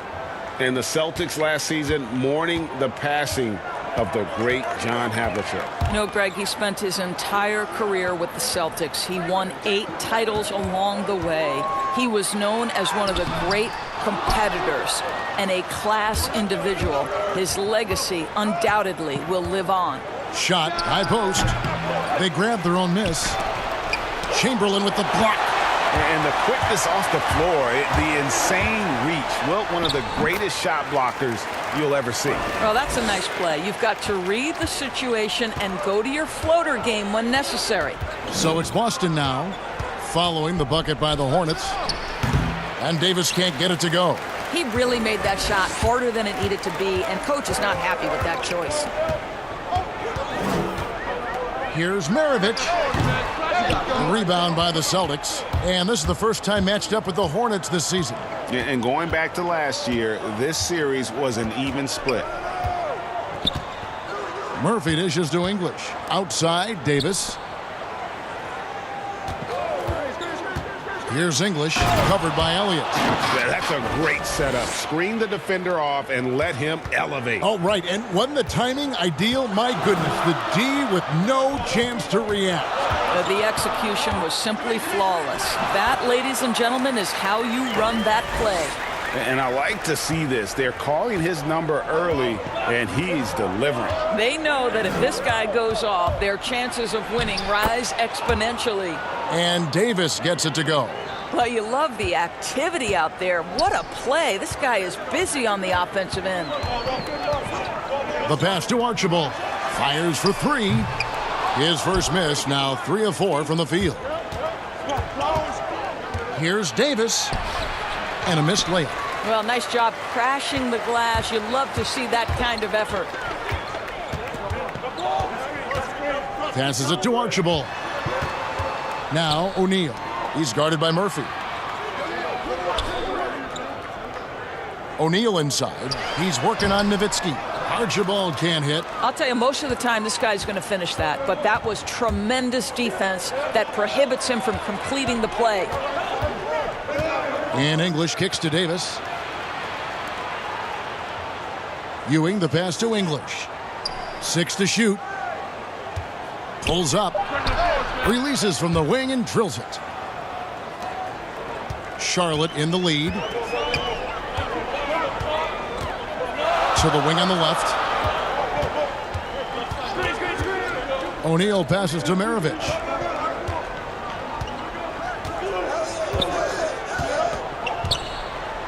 Pass to Archibald. From downtown. But they recover it. Pass to O'Neal.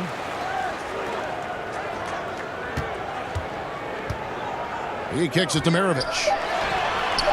Up again. He hangs in there and cashes in on the second chance points.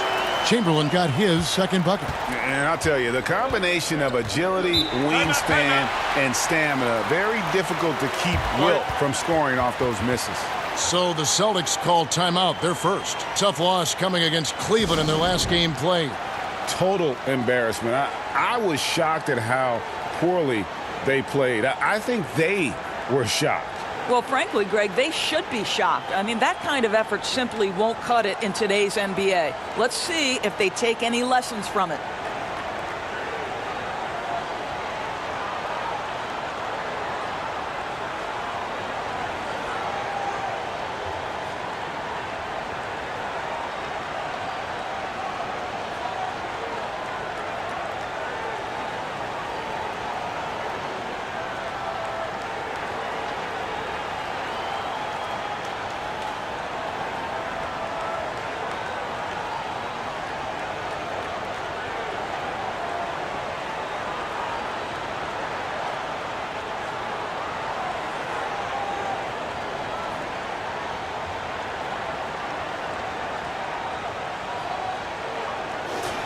And while we've got this moment here now, let's take a look at last season's leaders in converting turnovers into points. Fifth on the list, the Celtics. And they turned all those mistakes into points at the other end. That aggressive style really yielding big dividends. Now, here is Murphy. He's been patient so far, nothing on the scoreboard yet. The dunk with the foul on top of it, so strong. I tell you, he's playing the game with pure excitement right now. He capped off that dunk with some serious hang time on the rim. The Celtics have shot just one free throw earlier, 1 for 1 in the game.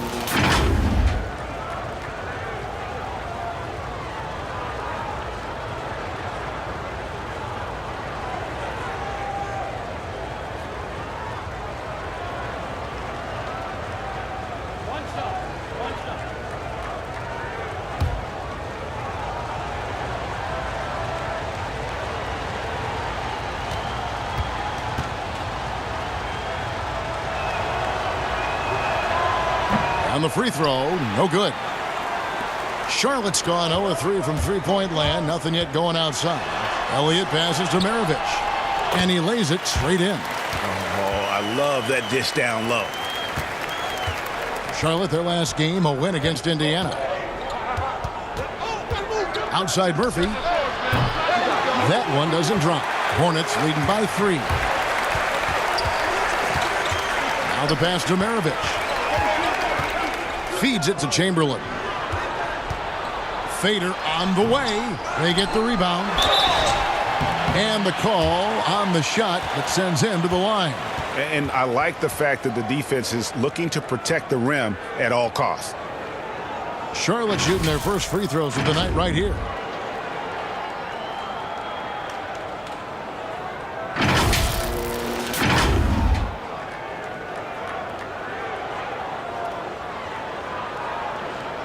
Shooting 2.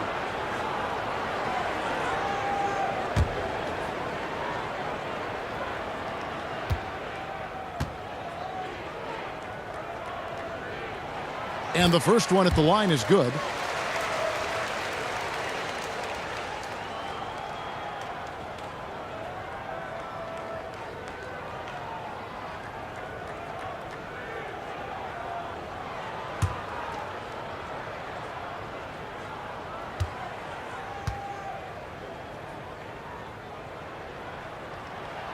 O'Neal hits them both.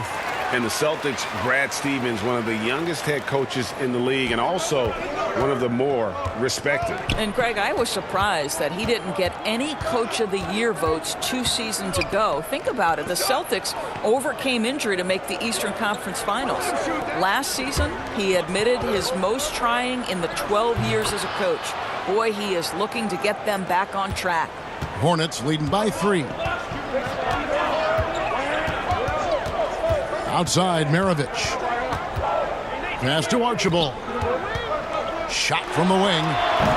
It's not going to go for him. Now Boston takes it the other way. And that one gives them a +5 rebound advantage, Kevin. English. And Maravich pulls it down. And the activity he shows around the rim, is why he is such a respected defender. And what you love about his work defensively, the ability to challenge and change shots without fouling. I think he's got to settle down because right now it feels like he's rushing, like he's forcing some shots. This quarter he has been completely bothered. There's just so much Murphy can do with the ball in his hands. He can score himself when he has to, but finding an open teammate like that is always his first priority. Now, here is Maravich. He had 16 points in the win against Indiana.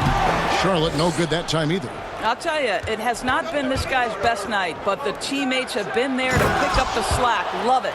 You have to have the vision to find the open man. Beautiful pass. Charlotte trailing. Pass to Elliott. Here's O'Neal. Over Nowitzki. And O'Neal gets it to go. Boy, you cannot leave him alone like that. Good form on the fadeaway jumper. Here's Davis. And the layup's good off the glass. Davis has got 11. And that's 10 straight points in the paint. The defense, nowhere to be found. It's Maravich on the wing. He's guarded by Davis. Pass to O'Neal. From deep. Another shot. And he lays it up and in. Chamberlain got his third basket of the night right there. Celtics shooting 56% in this first quarter. An outstanding start for this offense. That's good from Davis on the assist by Murphy. Murphy's got his fourth assist in this one. And we're seeing some great ball movement out of this group, guys. Here's Archibald. He had a 15-point outing in their last game against Indiana. O'Neal trying to break free. And that's out of bounds. Charlotte will retain possession. And some changes here for the Hornets. Siakam is checked in for O'Neal. King comes in for Elliott. And Porter subbed in for Maravich. And a change for the Celtics. Scott's checked in.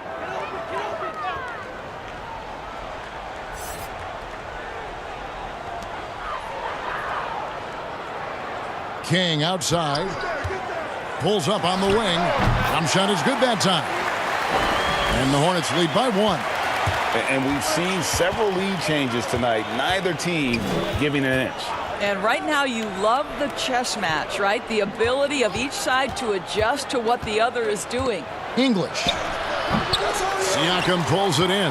Well, you have to like their work on the boards, Kevin, particularly here to start the game.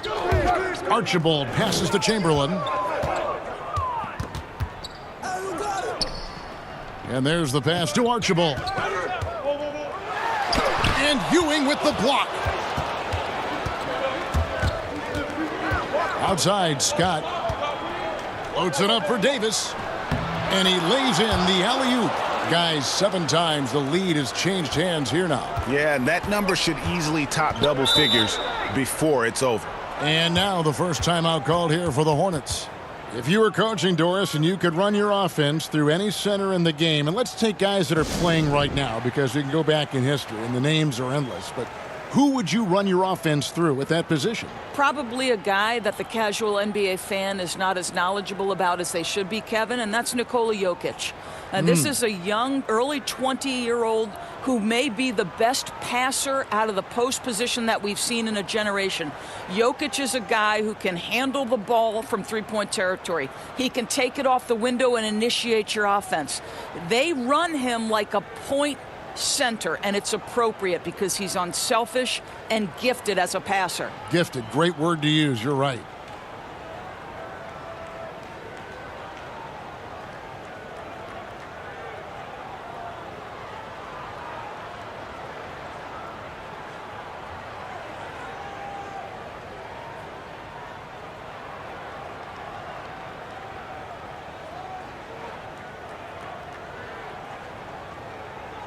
And the numbers now for Pascal Siakam. Great showing for him last season. Averaged 17 points a game, 7 rebounds, and 3 assists. And what is crazy is that these numbers might not even do his game justice. He's been phenomenal. Feels like every night this guy does something that just blows your mind. So fun to watch, someone the other players look up to.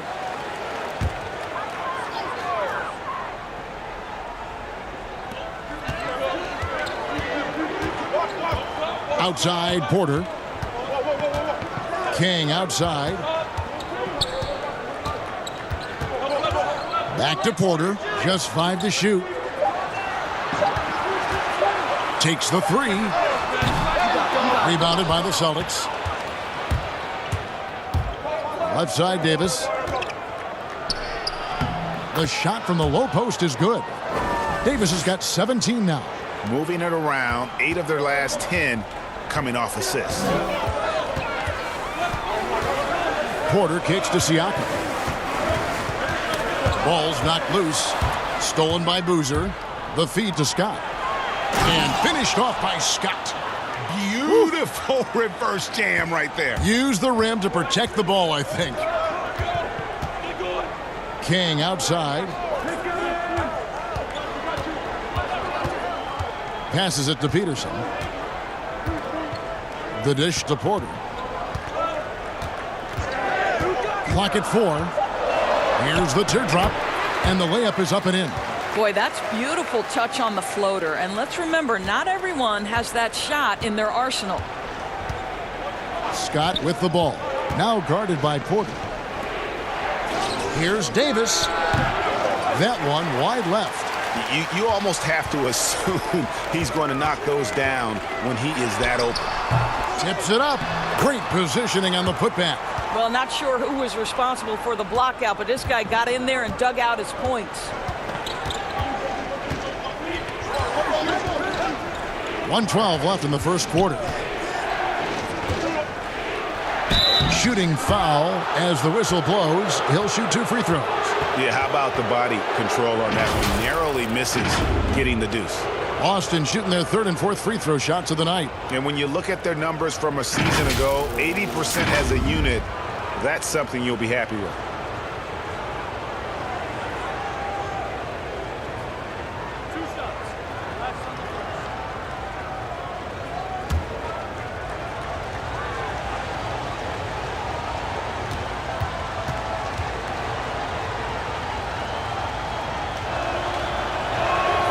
And he makes the first. Turkoglu's checked in for Davis.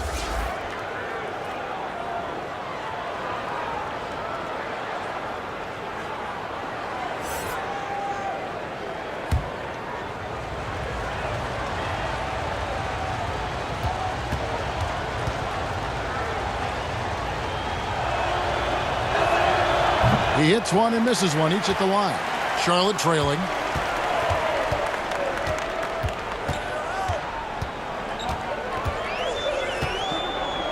There's 57 seconds left to play in the first quarter. Here's Porter. Smits passes to Siakam. And they're unable to get the tying basket there. A team's rebounding is a great measure of its energy, and theirs has been terrific here in the first quarter. And his defense, so valuable. Not many can bother that shot at the rim.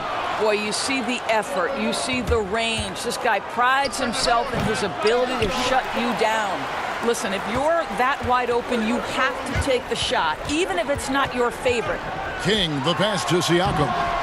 Can't connect from short range. Porter against Scott. He dishes it to Chandler. Pass to Caldwell.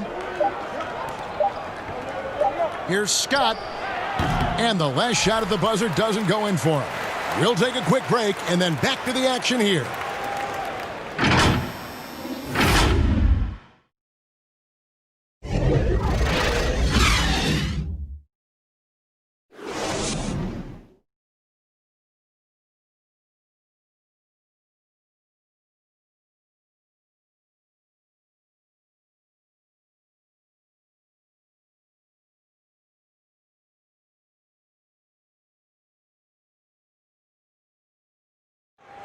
And let's listen to Pascal Siakam talking about the work ethic of his teammates. You come in every day. Guys in the gym every single day. So I used to think that I was always the hardest worker, but, you know, just coming to see guys, the amount of work that they put in, trying to get better each and every day. And, Greg, when everyone is working hard, it builds a chemistry. And a culture. Kevin, winning teams all have it. It's not enough to be here. You want to win. And getting going again here in the second quarter. Fairly close game so far. And the Celtics guys, what jumps out to you stats-wise? What we saw in that first quarter, they won their matchups defensively. I think across the board, a number of guys have done a great job guarding multiple positions. They've got King. He's out there with Pascal Siakam. And it's Smits in at the 5. So that's the group out there for Charlotte. Buries the long-range jumper. Turkoglu's got his first 3 points of the game. How many times have we seen a possession like that from them today, ending with a basket coming off a pretty pass? Here's Porter. Chandler with the block. Now, this is a guy who's always been able to get off the floor quickly, and Chandler gets all of that shot attempt right there. And they haven't been able to turn it into a big lead, but their rebounding advantage is starting to add up. Peterson the pass to Porter. Here's Siakam, defended by Scott. The drive by Siakam. Carlos Boozer pulls it in. Boy, you look at all the athletes on this team. How about Pascal Siakam? This guy may be the fastest power forward in the NBA. And if you couple that with ball handling, this guy is tremendous in transition. He gets a chance now to catch up with the 4th member of our crew, Hall of Famer David Aldridge. Well, Kevin, one of the reasons Toronto was able to win the NBA championship was the astronomical improvement from Pascal Siakam, who was recognized as the league's most improved player. It was the dream of Pascal's late father that he reached this level, and his determination to make that reality has brought him a long way from home. Kevin? It has indeed, D.A. Great story, and thank you. The first one falls. And the speed and quickness of Siakam, not just an asset in transition. Doris, defensively, he is something special. There is no doubt. At 6'9", but he's got a 7'3" wingspan. Siakam's combination of length and mobility, tailor-made for the modern NBA. And that's good as he hits both of his shots. And that's the norm for him. He's pretty much automatic when he's at the line. Porter against Scott. Turkoglu outside.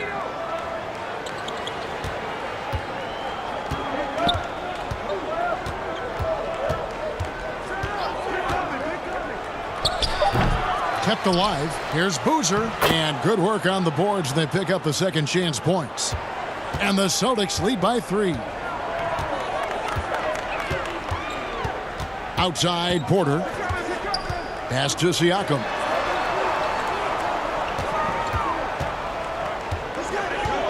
Now the pass to Peterson. To the paint. And out of bounds as the Celtics gain possession. And a look now at the Hornets' upcoming schedule.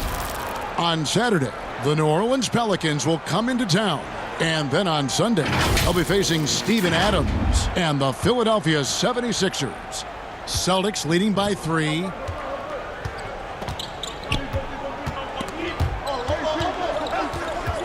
Lobbed up there for Chandler. Hammers the alley-oop through. You know, defensively, you have to contract to take away the over-the-top lob to Chandler. And so Siakam will bring it up for Charlotte. Following this one, they get to host the Pelicans. That game will conclude a 3-game homestand.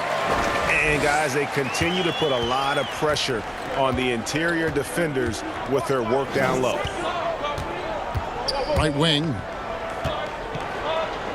Here's Turkoglu, and another basket for Boston. Listen, he hits that shot on a regular basis. Give credit to the offense for getting him a clean look.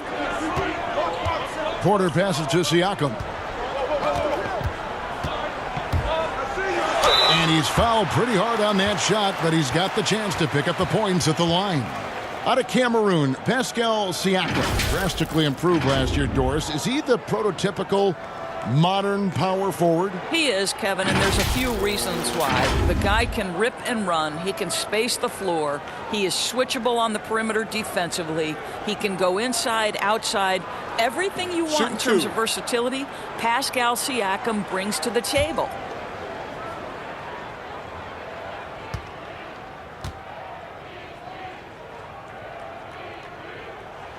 The throw good, Siakam. Doris, if I were to ask you right now in the league who has the most unstoppable shot, who would you tell me? You know what's interesting, Kevin, is I wonder if in the long view of history, James Harden's step-back three will become sort of an identifiable shot with him, the way the sky hook was with Kareem Abdul-Jabbar. Wow, yes, right? yes. Like, you wonder, does that become a signature play for James? It certainly is something that's darn near impossible to stop right now. Now, here is Murphy. Still getting warmed up offensively. No scoring yet from him. Well, you get exactly what you want right there. Clean look, right at the cup. Nicely done. Here is Maravich. It's a 5-point game.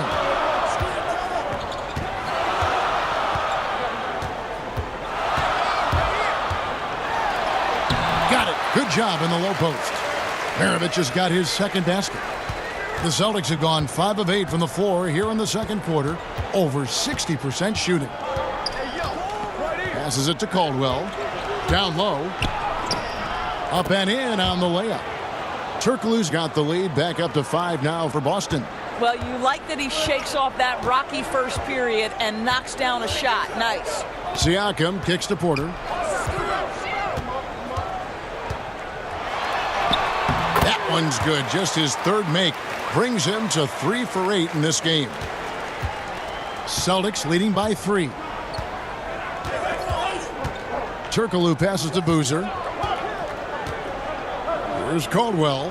Nice ball movement by Boston. Here's Turkoglu. It's rebounded by Charlotte. And you know, you can't impact a shot that close any better than he did on that possession. Boy, whether he blocks it or simply alters it, the result is pretty much the same. And how about the incredible timing on that alley-oop? He absolutely hammered it down. Murphy passes to Caldwell. Floats one, and the basket by Murphy. Murphy's got 4 points in the quarter. Oh, such a field shot there, the floater. Porter against Boozer. And Carlos Boozer gets the whistle that time. That'll be his second foul of the game. Well, that's 2 fouls on him early. He'll have to be careful not to pick up another one. Boston making a switch here.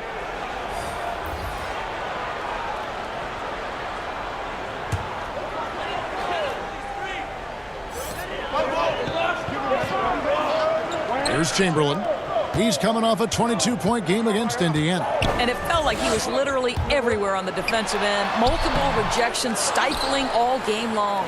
Boy, 9 times out of 10, that's going in. I'm sure he surprised himself with the miss. Pass to Murphy.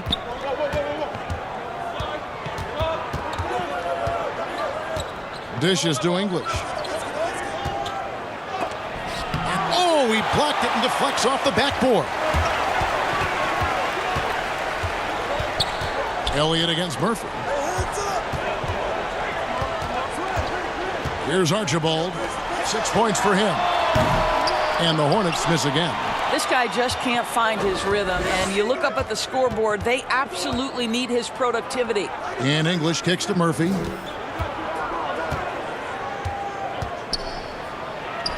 The teardrop falls in. Murphy's got the lead up to 5 now for the Celtics. For Charlotte, they've gotten just over 50% of their shots to drop here in the second quarter. They're 5 for 9. High post try. The rebound by the Celtics. Nowitzki's got 4 rebounds in this game. Scott dishes to English. A great 1-2 punch. Beautiful pass and nasty jam. That's how you share the rock. He does this time and time again. They've been struggling here on offense. Yeah, a bit of a dry spell for sure. Murphy with the steal. Over Archibald. Here's Scott. Rebounded by Wilt Chamberlain. Chamberlain got 9 rebounds now tonight. Here's Archibald. Sweet little floater. Archibald's got 8. And giving up some inches inside, but makes up for it with an aggressive style. Well, he's attacking, he's forcing the issue, and that's simply stated a terrific play. Now, here's Scott. Chamberlain with the block. Here is Elliott.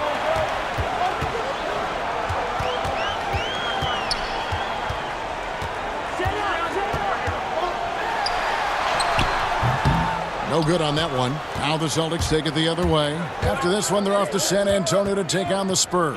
That'll be the last game of their very short 3-game road tour.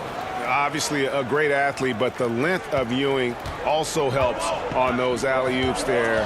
Throw it up his way, and the rest is easy. Here is Elliott. Last game he had 10 points. Kicks to Maravich. Pass to Archibald. Shot clock at 5. Chamberlain trying to get open. That's in, and the Celtic lead is cut to just 5 points on the basket from Archibald.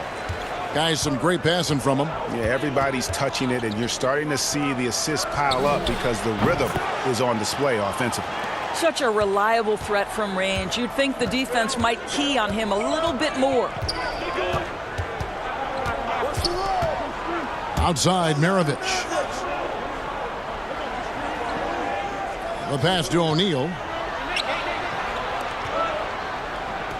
Here's Archibald, defended by Nowitzki. Offensive rebound. They shoot again. 2 free throws coming up, and they call the shooting foul. It's on Patrick Ewing. And they're getting to the line a lot in this quarter, guys, and it hasn't been by accident. Charlotte shooting their 7th and 8th free throw attempts for the game right here. And when you look at their numbers from a season ago, 80% as a unit, that's something you'll be happy with. Take a break. Take a break. 2 shots.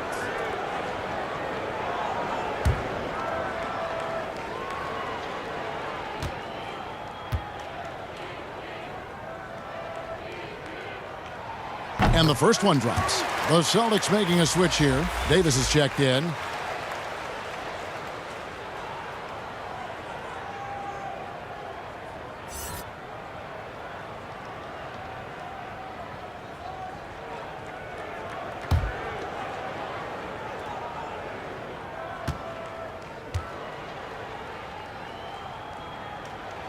And he can't hit the second. Boston leading by 7. To the inside, and it's Davis with the jam. And if you look at this first half, overall, they've just had the better shot selection. And I think, obviously, we see the execution and the willingness to make the next pass so important. Hiring college basketball coaches has been kind of hit or miss, Doris. Why do you think that's so? Well, obviously, coaching in college and coaching in the NBA are drastically different things. As a college coach, you've got to be concerned about the eligibility of your young men. You've got to be recruiting the next crop, even while you're coaching your current group and your current roster. In the NBA, you get to focus exclusively on coaching. You're not talking about recruiting. You're not having to deal with anything other than grown men who have a desire for greatness in the NBA. And I think so much of it doesn't necessarily mean success or failure, whether you come from college or not. Success in the NBA is a multifaceted proposition. So I don't necessarily define it as, oh, this guy came from college, this guy came from the European leagues, this guy has been an NBA assistant. So many things go into it, Kev. Yeah, and nobody represents the little guy in the NBA better than Nate Tiny Archibald. But forget about the nickname and understand that Tiny plays a big role on any team he's a part of. And there it is for him. Davis has got the lead up to 9 now for the Celtics. And at the offensive end, he's done about as much as they could have hoped for today. And here's Maravich over Davis. And again, the Hornets missing. I'll tell you, this has not been his game, and he's making it worse with shot selection like that. It's off his foot, and they're saying he kicked the ball. Kings checked in for Charlotte.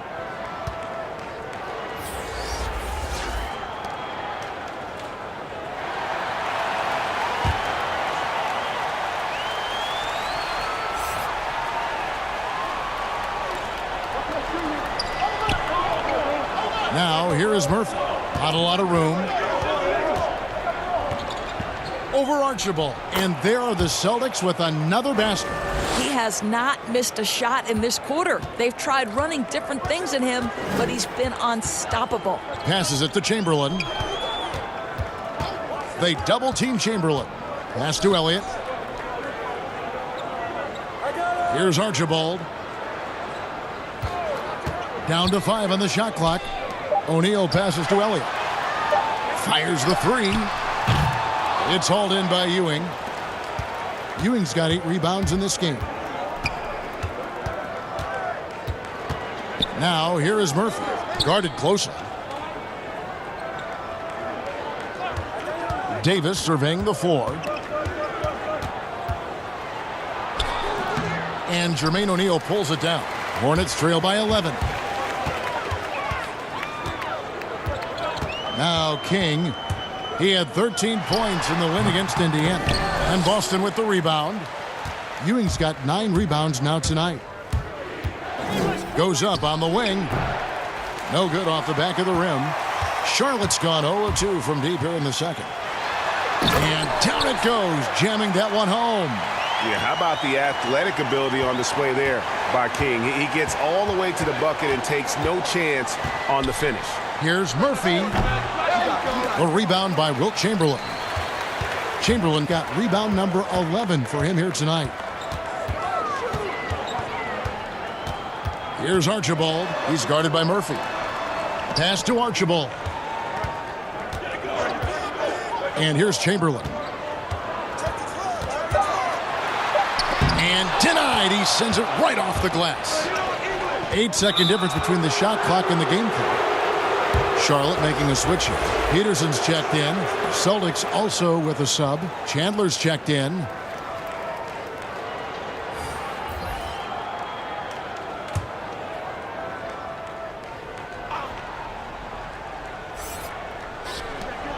We've got 28 seconds left to play in the first half. Here's English.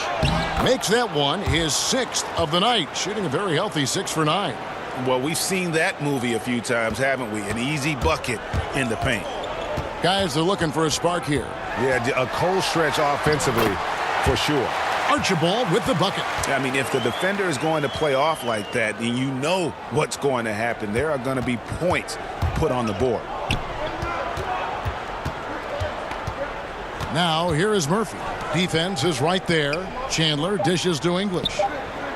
Chandler bounce pass. And he was able to put it up in time, but doesn't fall. And we've reached halftime in this one. Celtics lead by 9. And now we'll send it over to David Aldridge, who is standing by courtside. David. Thanks, Kevin. Here with head coach Brad Stevens. Coach, what did you think was the main edge you had? Well, I thought defensively we were a lot better, and then that led to some offense. But obviously, we're playing a bunch of skilled guys, and we're able to spread the floor, and that's helpful. You have to make them work at both ends. Thanks, Coach. Back to you, Kevin. Thank you, David. And we'll be back for the third quarter of action following halftime. The 2K Sports Halftime Show. Hey, and welcome back to the NBA on 2K Sports. Ernie Johnson here. If your name is Shaquille O'Neal, raise your hand, please. If your name is Shaquille O'Neal, raise your hand, please. I guess Shaq's not here today. If your name is Kenny the Jet Smith, raise your hand, please. There. And I'm Kevin Harlan. Boston found themselves in a close game in the first. At the end of the period, they held a 2-point lead. They really did some damage in the second quarter, and as things started clicking for them, they were able to get out to a 9-point lead by halftime. Taking a look at the Celtics, Shaq, what do you think? Well, it was an unselfish, team-oriented half of basketball. The ball never stopped moving. Their offense had a great flow to it. It prevented anyone from getting lazy out there. They're always moving, cutting, knowing where they need to pass the ball, Ernie. Looking at Charlotte, Kenny, your thoughts? Well, they just didn't produce enough offense. I don't know if it's because they were expending so much energy on the defense, but clearly they have to take a look at this. What plays are we calling? And how can we improve that? And they have to do it fast, because if they don't, this game is going to run away from them. And that does it for our halftime show. We now take you back to Kevin Harlan for the start of the third period.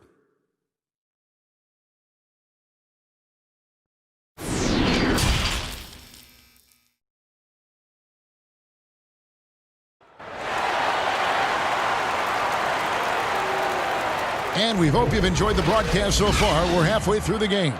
You know, Davis has been exceptional here, guys. Yeah, and just look at the numbers from the first half. He has been very efficient. I think they've taken their time. They've showed incredible patience. It's a sign of a well-coached ball club. And if you're just joining us in this one, first half is in the books. One half to go. Celtics leading by 9. Our second half of basketball and presented by Gatorade. Let's see who's all fueled up and on the floor to start the third. On the floor for Boston, they've got Nowitzki. He's out there with Ewing, and it's Davis in at the 2-guard spot. Good work there as it goes. Chamberlain got the first points to start out the third quarter for the Hornets. But here's the problem. No one's got the strength to move Wilt off his spot, and no one has the height to challenge the shot at its point of release. Here's English. From 20 feet out. That's good on the jump shot. English has got 14. You can see why they go to this guy so often. More often than not, he's going to be very efficient like he is right here. Here's Archibald. Uses the glass to finish the layup. Terrific play call to give him a clean look at the rim. That's how you want to start the second half. Well, there is nothing better than catching a rhythm as early as possible. And, boy, that's a terrific start right there. Here's English. After the basket by Charlotte. Count the basket. Second half of basketball, just over a minute played so far. Here's Archibald. He's guarded by Murphy. And here's Maravich from the arc. Charlotte gets it back. Oh, my goodness! What a play!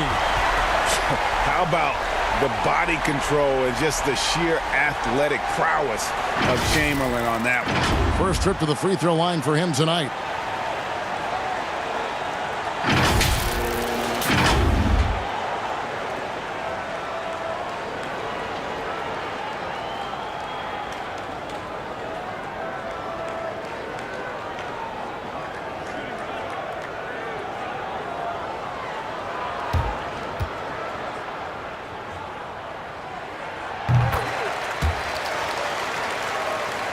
.90 seconds now into the second half.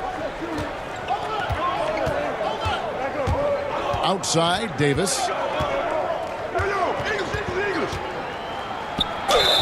Fouled on the shot and picks up 2 points, so one free throw coming up.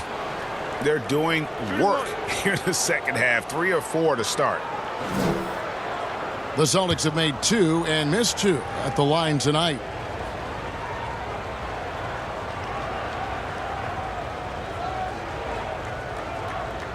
One shot.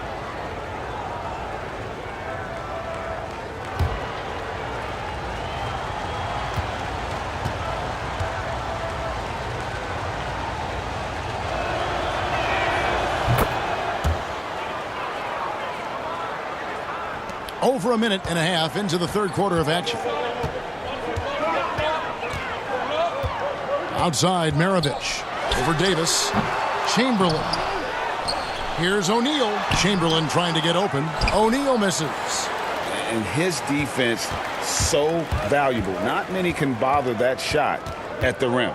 Boy, you see the effort. You see the range. This guy prides himself in his ability to shut you down. And the pass to Murphy.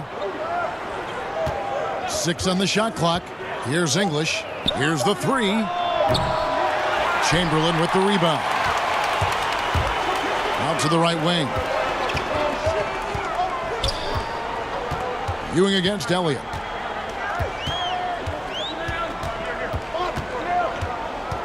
The dish to Chamberlain.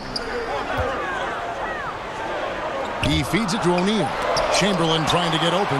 And Dirk has always been a bit underrated defensively. Superb length to contest and block shots. And that one's good by Davis. A nice job taking what the defenders gave him. These guys need a gut check right now. Well, simply stated, simply not enough effort, not enough attention to detail. They've gotten run over this evening. English's shot is good.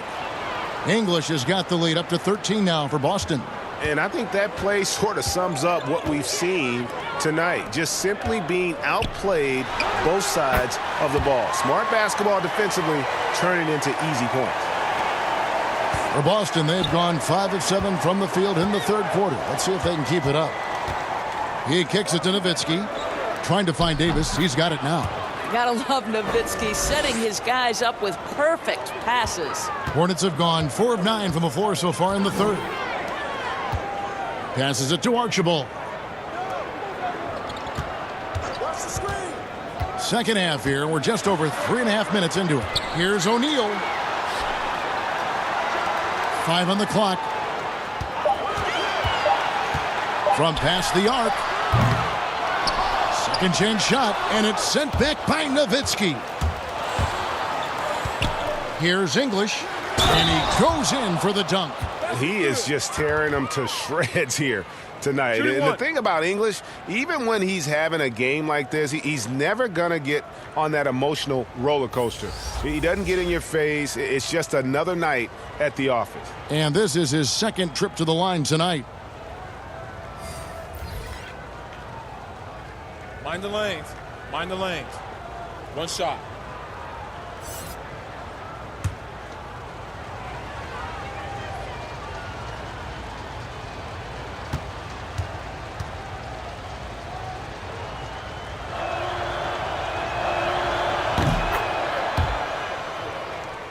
Here's Archibald. 16 points for him. Guys, they're looking for a way to score here. Yeah, they've had a tough time taking the lid off. They double-team Chamberlain. Here's Archibald. Siakam outside. Just 5 on the clock. Here's Smits.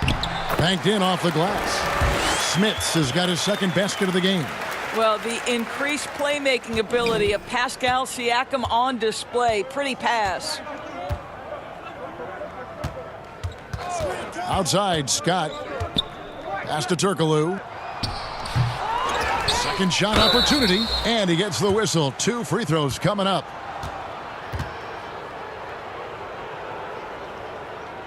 First trip to the free throw line for him in this one. And not the guy you want to see at the line too often. Season numbers has him in the bottom tier of the league. Take a break. Take a break. 2 shots.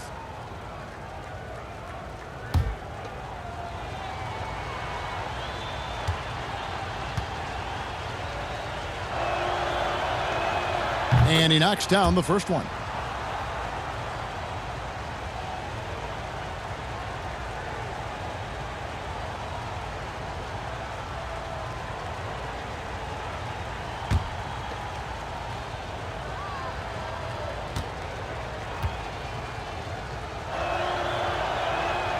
And so Turkoglu nails both of them. Impeccable from the line since halftime. Here's Archibald. He's got 16. Stolen away.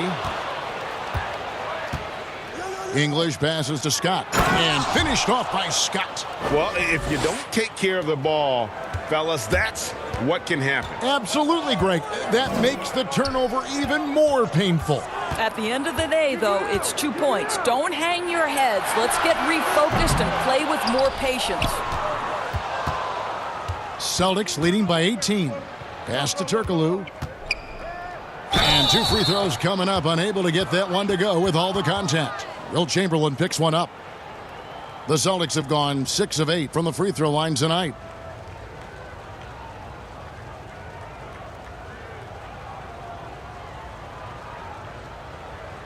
Take a break. Take a break. 2 shots.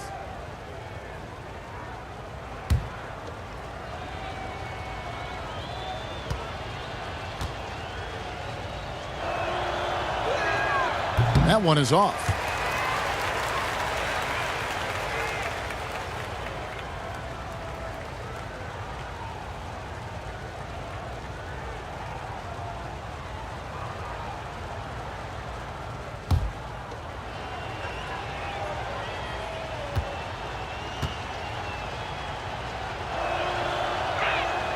And he's good on the second. Hornets trail by 19. Here's Archibald. He's got 16. Chamberlain, the pass to Smits. Oh, and there's the one-handed jam. And of all the attributes, one thing that sometimes gets overlooked with Chamberlain is the court vision. Makes a great read there. Here's English. The pass to Caldwell. Kicks it to English.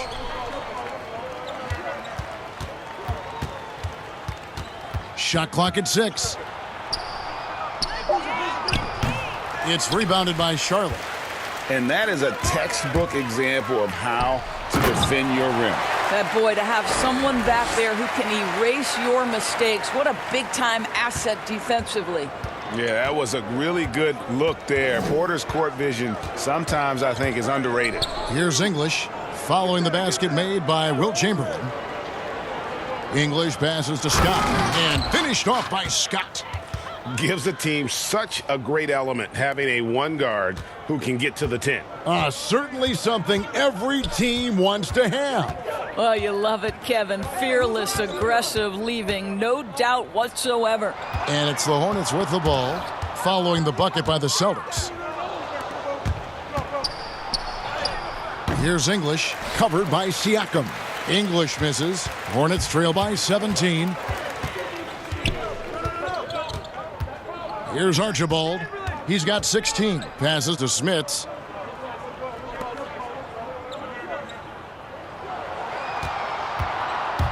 Archibald passes to Chamberlain, and he comes up with the deuce. Chamberlain got 15. Just impressed with the teamwork out there, setting the table for one another. They get a hand on it. Scott the pass to English. Here's Caldwell, covered by Siakam. Here's Scott. Gets it to go from 18 feet away. Scott's got 6 points in the quarter.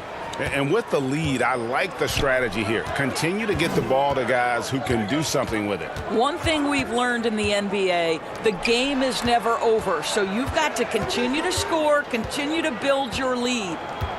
Now, here's Siakam. He's got 6. The 3 ball. Rebounded by the Celtics. Boozer's got his 5th rebound right now in the game.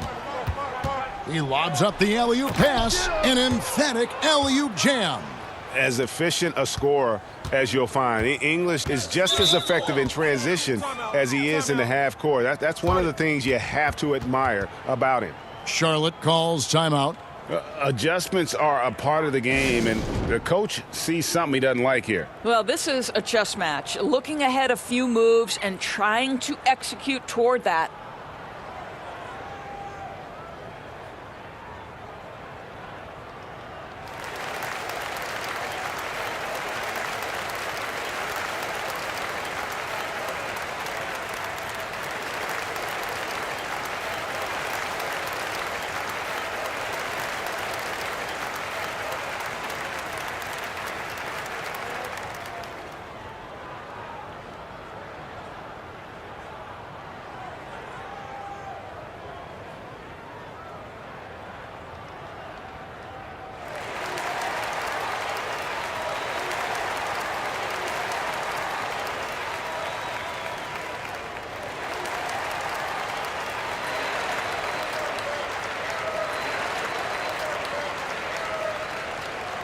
So both teams changing it up here.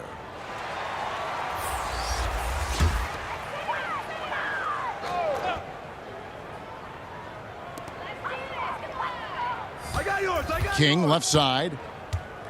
Outside Porter. Pass to Siakam. And Siakam throws it down. Well, Pascal Siakam's handle has gotten tighter, and that makes a dribble drive a problem for the defender. Scott kicks to Boozer. Here's English. He's got 23. And it's Boston with another. Boy, that one was not easy. Every once in a while, you just make a tough shot. Porter passes to Smits. I got your help side. Now, here's Siakam. And oh boy, a lot of contact there, but he gets the call and will shoot 2. And I'll tell you guys, the leap that Pascal Siakam has taken has really been fun to watch. From role player to emerging star, and guys, he's not done growing yet. These are his 3rd and 4th free throw attempts of the game. And you know, guys, he had a big game at the free throw line in their last outing.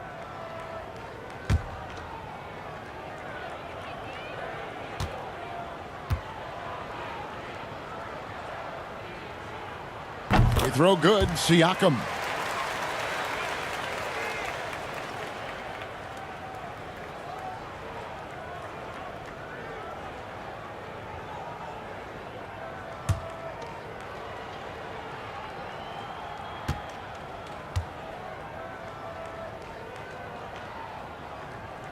Off on that one, so he goes 1 for 2 at the line.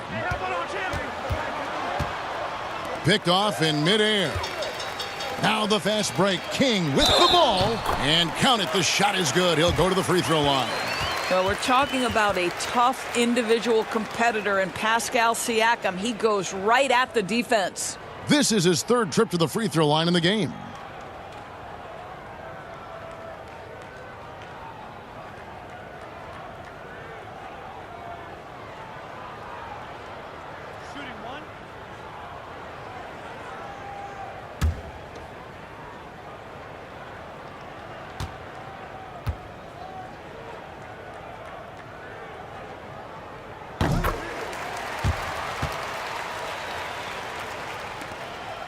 Celtics leading by 15.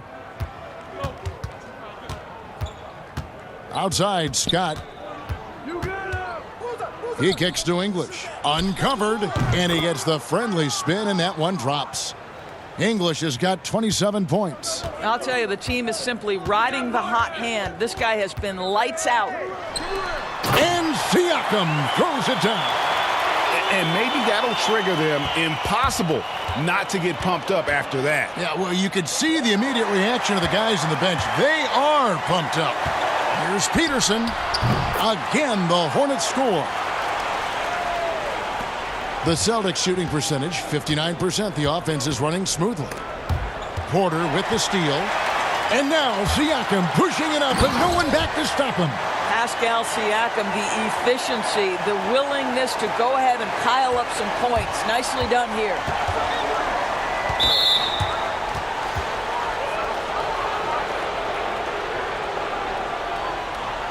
The Celtics have shot 70% from the free throw line tonight, 7 for 10.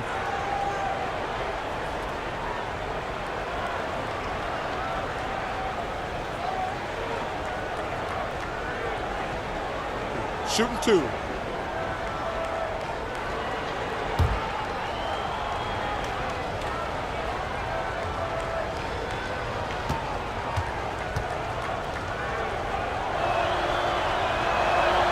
First free throw is good. Boston making a switch here.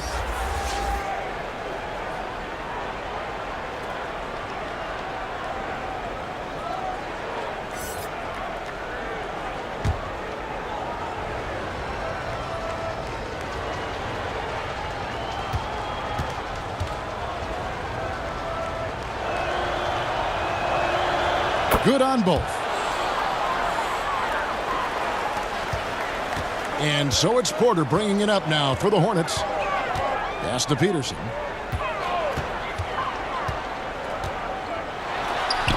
And Chandler sends it back.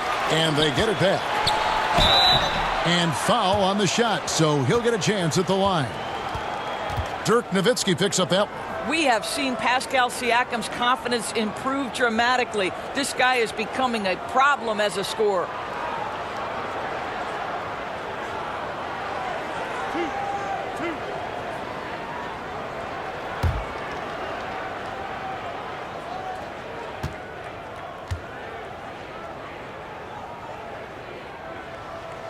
Throw good. Siakam. Jermaine O'Neal is checked in for Charlotte.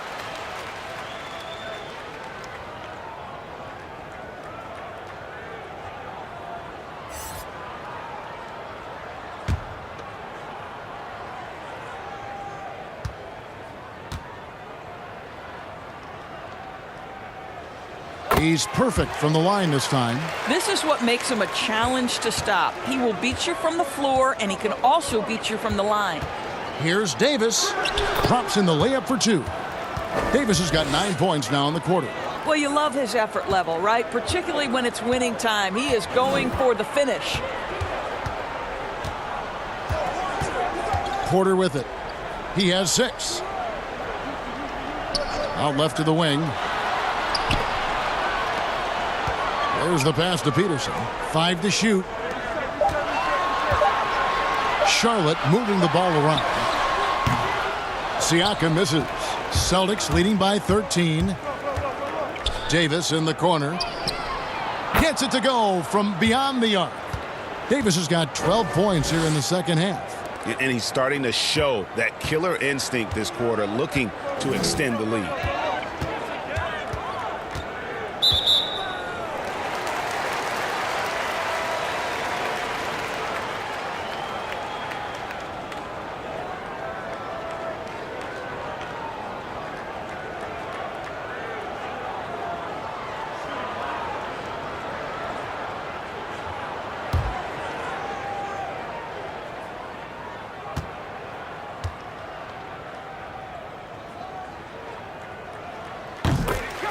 Maravich, he's checked in for Porter.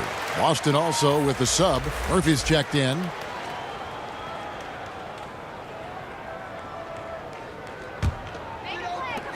There's 47 seconds left in the third. Here's Peterson, defended by Scott. That one goes in. Maravich has got 6 points. Pretty much all of their buckets coming from inside the paint now. Murphy inside. He's against King. And the basket by Murphy. Big miscommunication on defense. He recognizes it and quickly takes advantage. And that's typical of this guy. He's always reading the situation, reacting quickly, and capitalizing. And didn't do anything fancy there, but didn't need to. Nope. His only concern right now is getting the points on the board. And I don't mean style points. I tell you, Dirk is going to hit these interior shots constantly. With his size, defenders don't have much of a chance in there. Siakam. And it's sent back by Nowitzki. And it's out of bounds. Last touch by Nowitzki.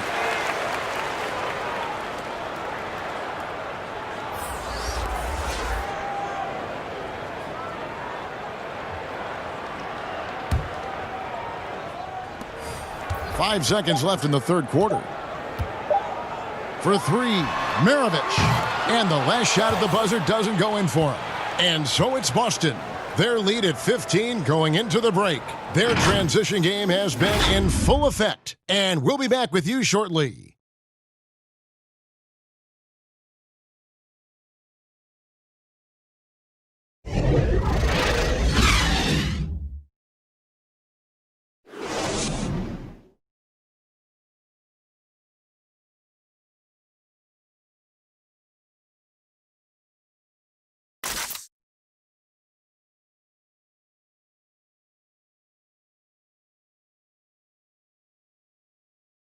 Now let's listen into the huddle of Brad Stevens.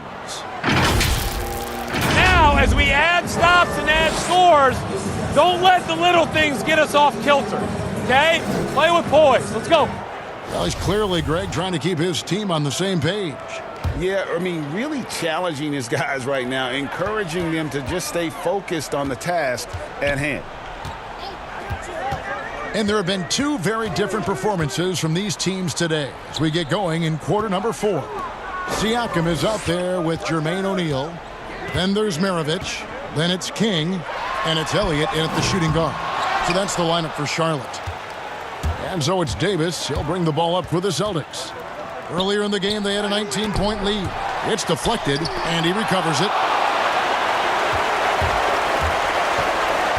Outside, Maravich.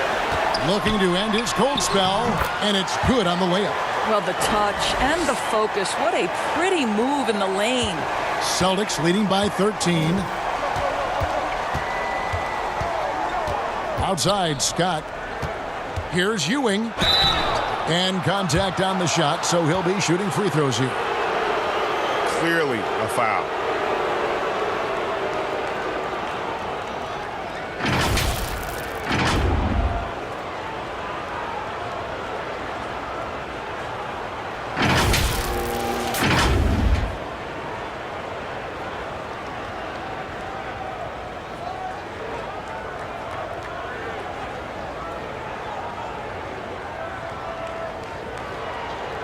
Shooting 2.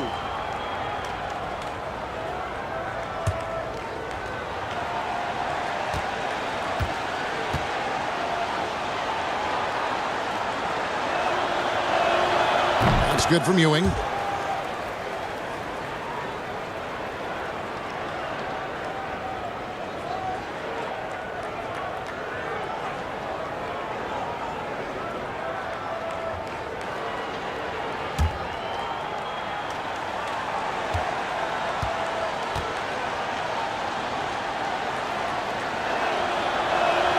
Both shots good from the stripe.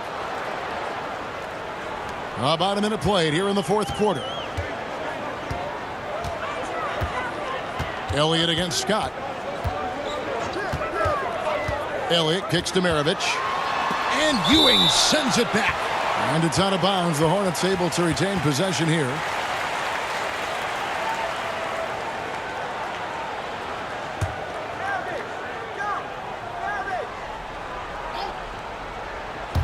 Celtics on D. 15-point game. Clock at 6. From deep. And the shot clock expires. 24-second violation.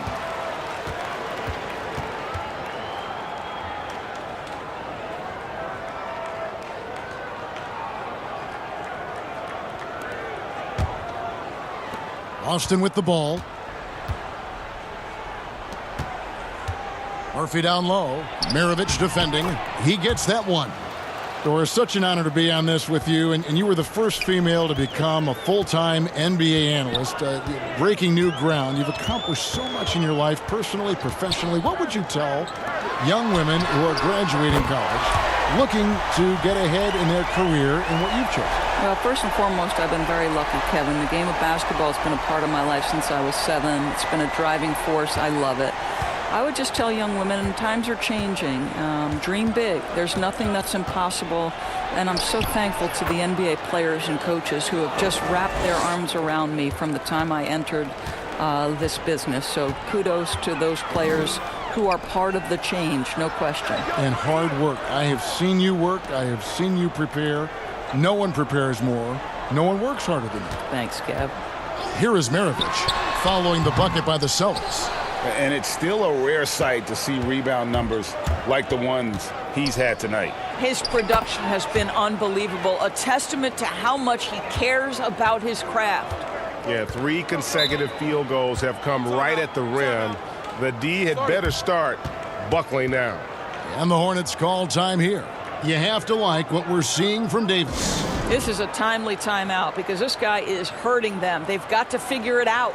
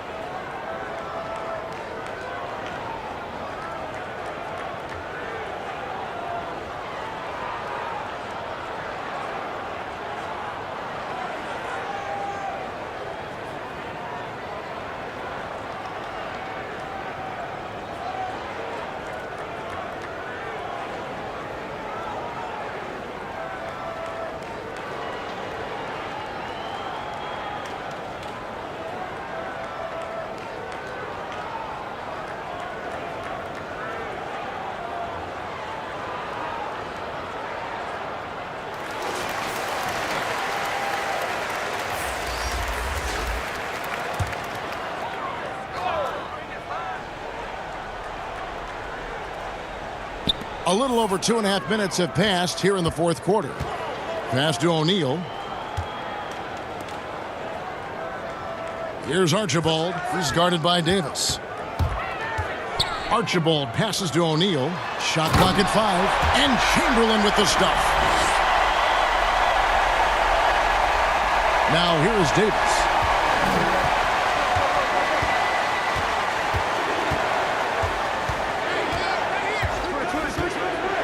He dishes it to Ewing.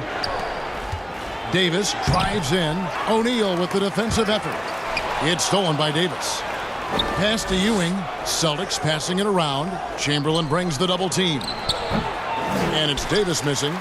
Hornets trail by 16.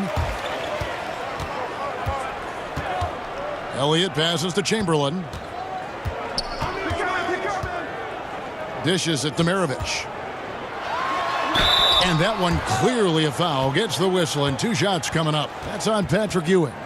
And Maravich, the skill set, how savvy he is, and then the showmanship that he brings to the table. I don't know that we've ever had a guy more creative at the game of basketball.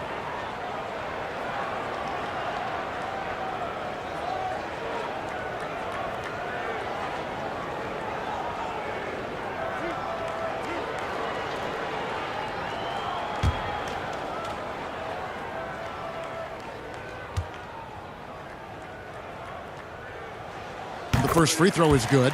And the Celtics making a change here. English is checked in.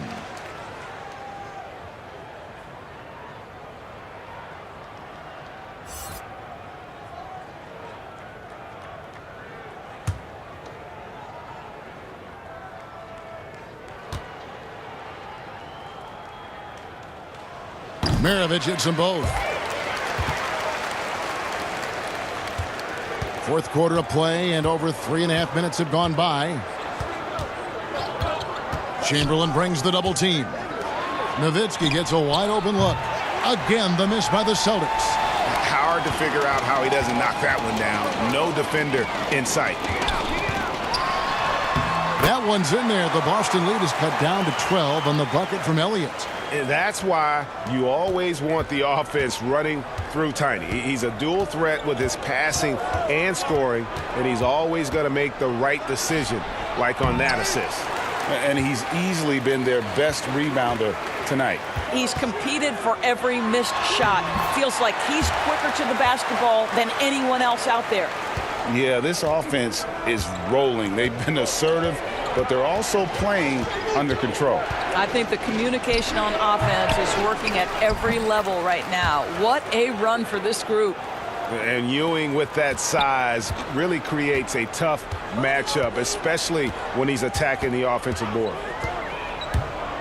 Here's Maravich, and it's good off the back of the rim and in. Maravich has got 9 points now in the quarter. It's really been a tale of two halves, guys. A slow start, but this quarter, he has really been the man. Yeah, I mean, maybe could have tried for a more memorable dunk than that one. And we know he's capable of those memorable ones. And so here's Charlotte following the bucket by the Celtics. Davis with some nice D. And here's Murphy. Lets a floater go. 2 points. That one goes. And the Celtics lead by 14. Coming off a big game, his confidence couldn't be higher, and Coach knows it. Well, the best players, to me, deliver night after night after night. So as long as he's hot, keep riding it. Well, this quarter has been all about this guy. He is trying to close the gap in the score.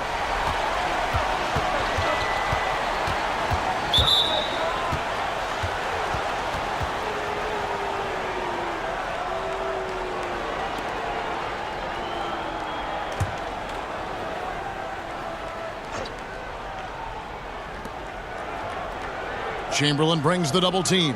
Murphy passes to Ewing, and then Ewing with the jam. Great game for him. Double-double now. 10 points and 12 rebounds. And just tacks a few more points onto their lead with the tomahawk. That's bringing it down hard. Here's O'Neal. Offensive rebound. Pass to Elliott. Shot clock at 6.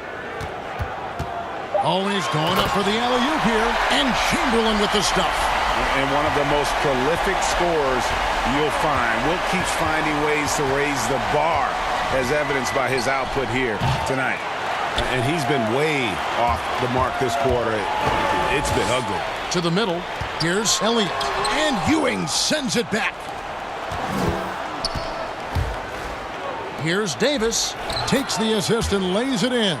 Picked out the pass nicely. Davis has got 14 points here in the second half. Hornets trail by 13. Here's Archibald. The three. The putback. It's hauled in by Ewing. Ewing's got 14 rebounds tonight. Going after. And English kicks to Ewing. Now the dish to Davis. The pass to English. Back to Davis. Lets it go. Out of bounds. Charlotte takes possession. Listen, turnovers happen. You've got to move on to the next play.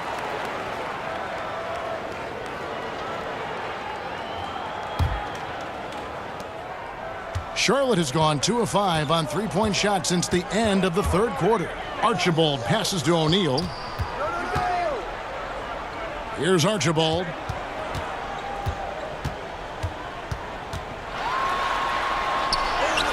The teardrop falls in. Boy, that's beautiful touch on the floater. And let's remember, not everyone has that shot in their arsenal. Now, here is Murphy. He's tightly guarded. It falls for basket number 9 from the field. He's taken 14 shots to get there. Nicely done. They continue to attack inside, and that's 10 points in a row in the paint. Passes to O'Neal. Here is Elliott, defended by Nowitzki. Just 5 to shoot. Count that one. Maravich has got 22 points. You can't just stop when there's a pick set up. Gotta fight over it as a defender. And Greg, you know exactly what that takes. It takes energy, it takes activity, it takes intensity. And guys, he's not an easy man to stop when he's got the rim in his sights. Never has been, never will be. He is a determined finisher. And Charlotte again with the bucket. And really, the scoring this quarter has been just off the charts, doing all he can to bring them back. Here's Davis. Basket good. Davis has got 4 points now in the quarter. And they're beginning to just flat out fall apart defensively right now, especially on the interior. Here's Maravich, and the layup's good off the glass. Well, I'm telling you, this guy is doing everything he can to get them where they want to be. He's been on a mission in this period. With the floater, and Davis lays it in. Davis has got 39. Well, this is what you're trying to do. Put the game away. And he hasn't forced much tonight, Greg. I love the efficiency he's giving to them. No good from Maravich. Celtics leading by 13. And there's Davis. That's good on the assist by Murphy. 41 points for Davis. And he's really made the most of his opportunities today. I mean, he needs to keep working for those kinds of looks. Pass to Maravich.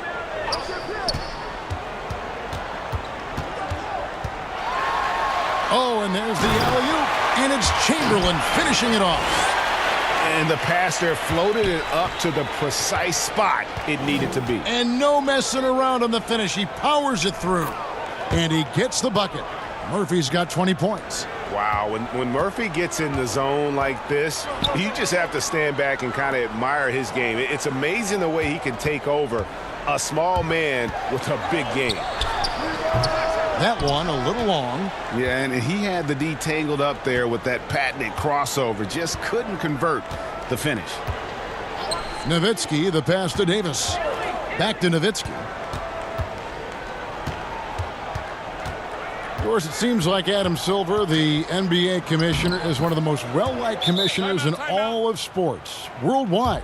Why do you think that's so?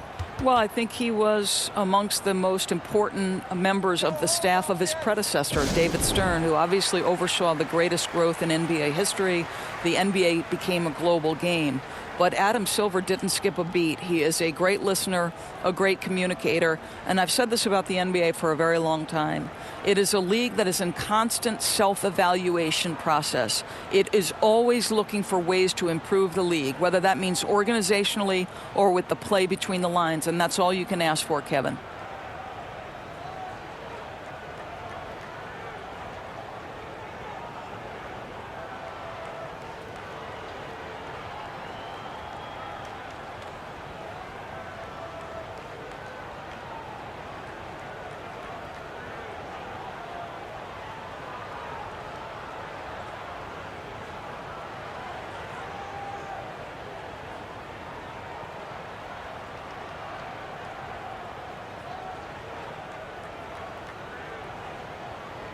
And now a chance to check out some of the tremendous play tonight from our Jordan Player of the Game.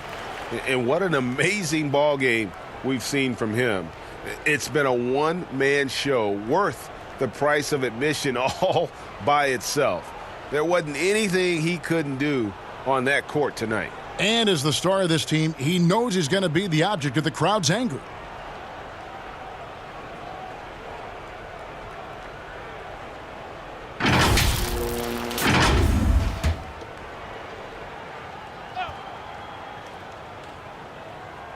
Here's Ryder. Brogdon outside.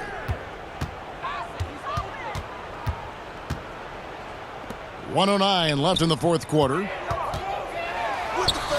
Siakam misses. And he did everything he could to make that shot as difficult as possible. We call that a great contest. You know this is something he brings to the table, the ability to anchor your defense. Now here's Williams, following the miss by Pascal Siakam. Down to 5 on the shot clock. Here's Dragic. And it's Smith with the rebound. And the Hornets with possession here. Here's Brogdon, and there's the whistle on the shot. Took the foul, shot misses. He'll be shooting 2. And the foul goes against Boston. Well, guys, Brogdon not a player that turns heads, but man, is he an efficient threat on the floor. And he's been a great three-point shooter really since his rookie year. His field goal percentage continues to climb and has evolved into one of the best free throw shooters in the game.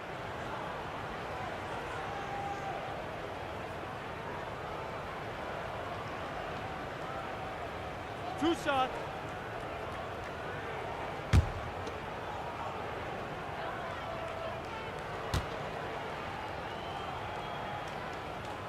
And the first one at the line is good.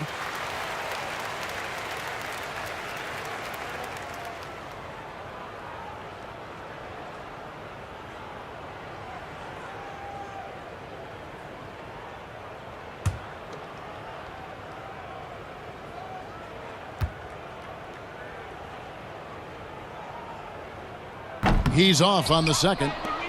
Yeah, he cuts the deficit a little bit, but not as much as he could have. One miss can make a big difference. Outside Dragic. Back to Williams.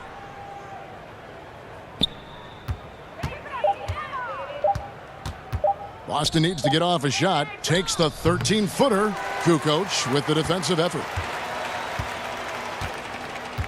Ryder, then the pass to Brogdon. And so it's Boston easily grabbing this one. A resounding victory for them. And Greg in enemy territory, no less. And that's exactly right. But with the way they controlled the game and just completely took the crowd out of it, that's how to get it done on the road. Thank you for joining us. That'll do it for now. For Greg Anthony, Doris Burke, and David Aldridge, this is Kevin Harlan. Thanks for tuning in. So long.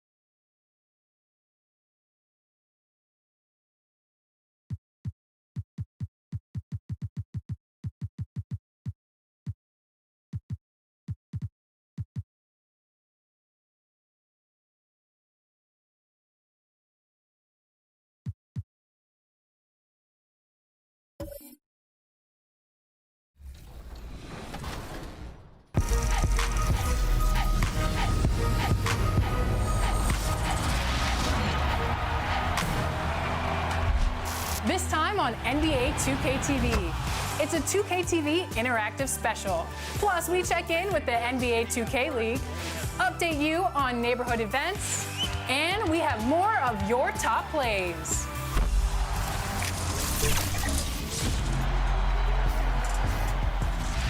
Welcome to a brand new episode of NBA 2K TV. We are giving you guys the chance to earn some extra VC with an entire episode dedicated to 2K TV interactive trivia. Brought to you by Kia, the official automotive partner of the NBA. Give it everything. And this time, we've increased the difficulty. That's right. With the NBA returning soon, we've decided to celebrate those who have given it everything to make it to the finals and break records over the years. So we hope you're caught up on all your NBA playoff trivia. And I don't even think I know some of these answers, so good luck, and here we go. Let's go.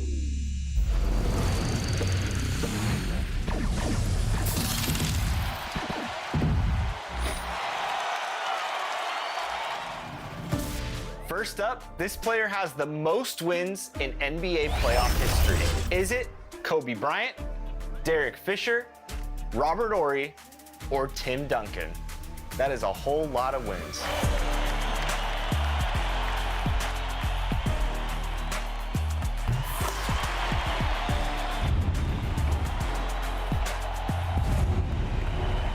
If you guessed my man Derek Fisher, you'd be right. All right, next up, who holds the record for most points in an NBA postseason game? Is it Allen Iverson, Elgin Baylor, Michael Jordan, or Wilt Chamberlain?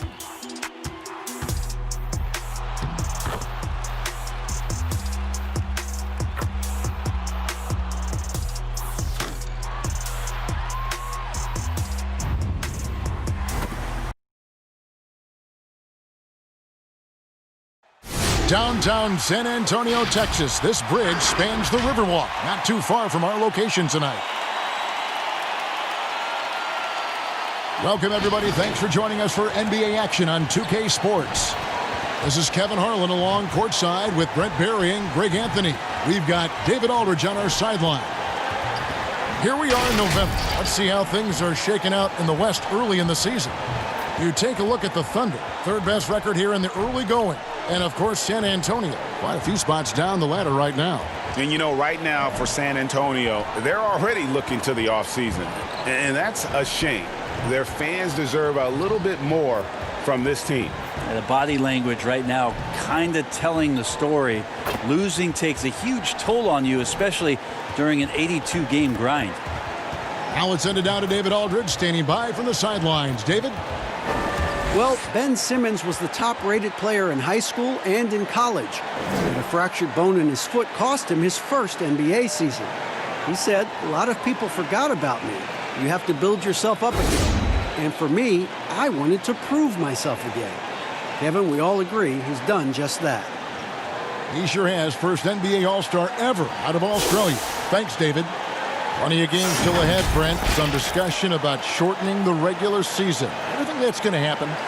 I don't think it's going to happen. Would you like to see it happen? I like there's some percolating ideas out there that it might, and the idea of a 70-game season to me, it sounds really healthy. It sounds healthy for the players. Healthy's a great word to use. It sounds healthy for the coaching staff. It sounds healthy for the league, and it sounds healthy for the competition that you're going to get. Those 70 games, that will be some elevated play throughout the course of a regular season. That's a great number. So here's Oklahoma City's starting group. Derrick Rose is out there with Brandon Roy. Then it's Russell. Then there's Hill, and it's Haywood in at the 4 slot. And for San Antonio, they've got Price. He's out there with Jones. Durant is out there with Parrish, and it's Pettit in at the 4. Rose, no good. And here are the Spurs. Here's Price. Good D by Roy. There's Rose with the 3. Nope, not that time. Nothing for 2 from the field. Jones against Roy. Jones dishes to Price. And here is Parrish. He's coming off a 10-point game against Atlanta. I also thought he did a tremendous job in terms of timing in that game, swatting away some shots. Ended up with 3 blocks in that game. Now here's Roy. Following the miss by Robert Parrish, and it's going to be out of bounds. The Thunder will retain possession.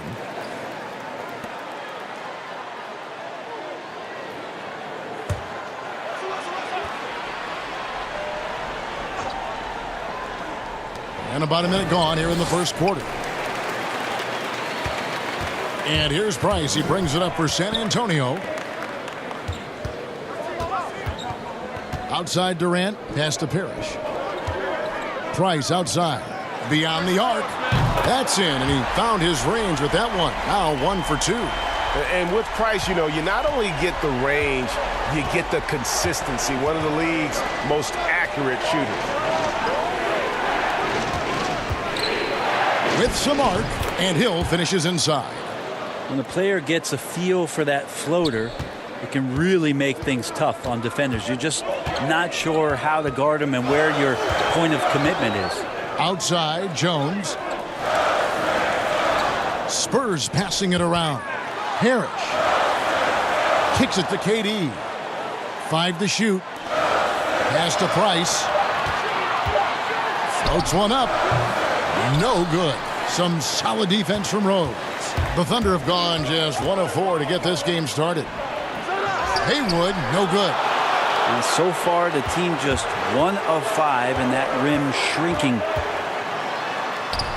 Durant, that's good. Putting on a clinic tonight. Durant can use either hand to break you down off the dribble. Some tough offensive sets. They want to turn it around. Yeah, right now you just need a bucket to get some momentum. Rose gets the bucket. Such a critical part of how their offense is going to flow. Things are only working when he seems to be on the floor. Here is Durant, following the score by Derrick Rose. Good on the bucket. Having won multiple NBA scoring titles, Durant shows us once again how it's done. Thunder trailing by 3. Roy passes to Russell. Rose against Price. Outside Rose. It's back to Hill. From deep. A rebound by the Spurs. Left side Jones. Price outside. It's 3-pointers off the mark. Yeah, one player sometimes can drag down your offense, and he seems to be an anchor here in this quarter. And that was the play to make. Rose making the right read. Spurs have gone 3 of 7 from the field since we've gotten underway. Rose against Price. Makes it off the glass. Price has got 5. Working his way for a high percentage look. That's just smart basketball. Man, that's a painted possession right there, a masterpiece, especially when the defense is not a factor. Now, here is Haywood. Back to Roy. Good for the basket. Starting off 1 for 1 with that shot. Just setting the tone with an aggressive move to the rack. And where's the help defensively? Are you asking me, GA? That's a great dunk. Freakish. Man overboard. Wow.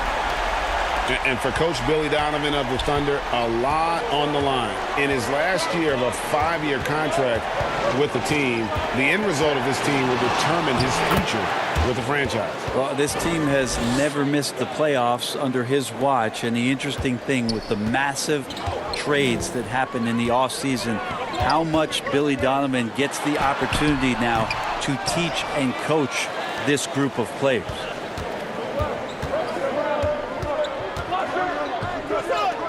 Hill kicks to Roy from the arc. Hits it from 3-point range. Roy's got his second basket of the night. And that's exactly what he's looking for, draining the triple. Price with the ball. He had a 12-point outing in their last game against the Hawks in Atlanta. Yeah, but all around offensively, the performance was great. He knew when he had it going, but he also knew he could get other guys going. So his passing right up there on the level with his scoring in that one. Oklahoma City's gone 1 of 3 from beyond the arc so far in the game. Roy passes to Russell. And Hill has it in the corner. Lets it go from the wing, and Oklahoma City again with the bucket. And guys, there are two types of stars. I mean, the guy who makes himself look better, and then there's the guy who makes his teammates look better. Russell is clearly the latter. Passes it to Pettit inside and stolen by Russell. Here's Hill, and again it's Oklahoma City. Now that basket must be widening out right now, Kevin. He's making almost every shot he's putting up this quarter. Price up top. He's covered by Rose. With him struggling tonight, they need to find some other options out there to keep themselves in the game. And Hill throws it down. And right now, they're just focused on putting together good possessions. That's exactly how they got the lead. They ended up having multiple possessions in a row with good quality shots, knocked them down, and the game is fully in their control. And San Antonio calls the first timeout of the game. And for the Thunder, a lot of the assistant coaches leaving this past summer. Greg, how much of a concern is that for head coach Billy Donovan?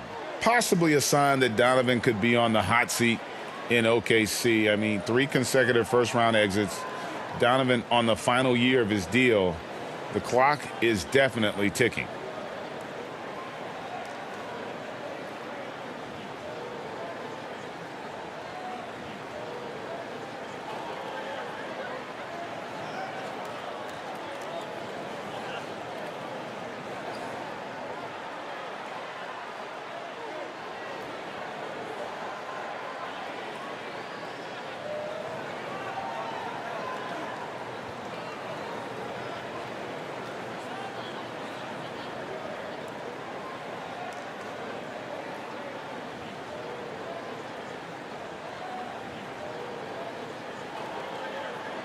A different look now for San Antonio.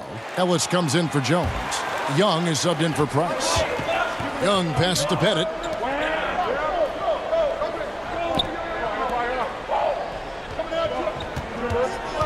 Young taking his time here. Can they get it? Connects from three-point range. Trae Young, so fun to watch that smooth stroke. Rose passes to Russell. Now Haywood, he's guarded by Ellis. And a lot of contact on that one, so he'll shoot 2 here. You know, Brett, we know guys love really jawing at each other. What was your criteria for issuing a double technical for trash talk? Yeah, in today's game, it's kind of like it could be a whisper Right. or a wink, you know, the way that they It's look both at it. sides, doesn't it? And they just try to curtail anything that could escalate, Kevin. That's really what the referees are doing. As soon as they see some kind of body movement or see guys starting that way, they want to cut it off before anything else happens. So the criteria is a little bit confusing. And sometimes I like to see them getting after it a little bit.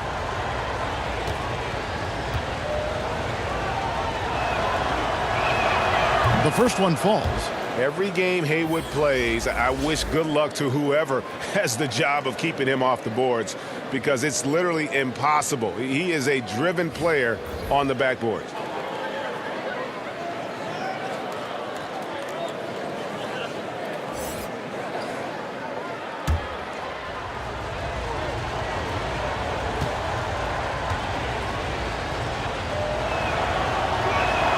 And so Haywood nails both of them.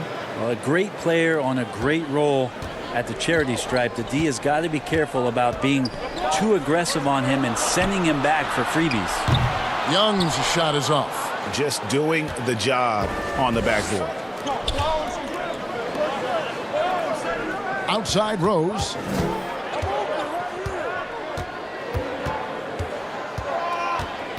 To the paint. Here's Manning. No good that time. Now San Antonio takes it the other way. They're coming into this game off that recent loss to Atlanta. I mean, in the modern era, you have to be able to stretch the floor or you're going to struggle. Yeah, the best way to make it hard on teams is continue your motion, and their motion on the perimeter just wasn't good enough. That ended up costing them. Young against Mitchell. Young's shot is off. Well, a lot of players in the league are going to make that shot, and for him, it's pretty much automatic. It's a good defensive effort to prevent the layup. This is as good as it gets for a first quarter in terms of shooting the basketball. And so it's Young who brings it up for the San Antonio Spurs. 11-point game. Down low. And there's Noah on the assist from Young. So unselfish there. Young doing a good job of finding the open man. Rose dishes to Haywood. Simmons passes to Mitchell.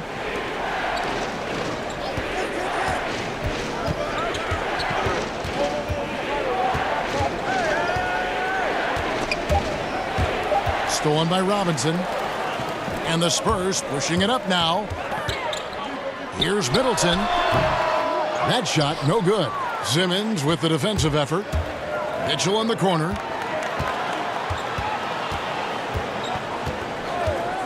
And the pass to Haywood. Stolen by Ellis. To the inside, Robinson. Looking now at some numbers for Rose. Good season for him last year. He averaged 18 points a game, 4 assists, and 2 rebounds.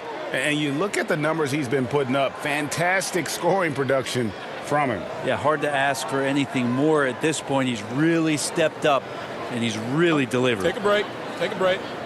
2 shots.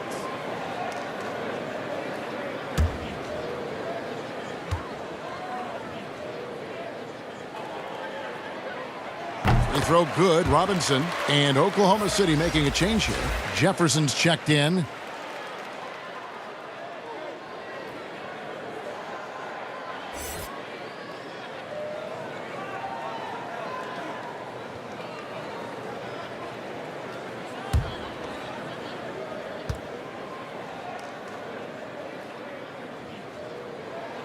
Robinson hits them both.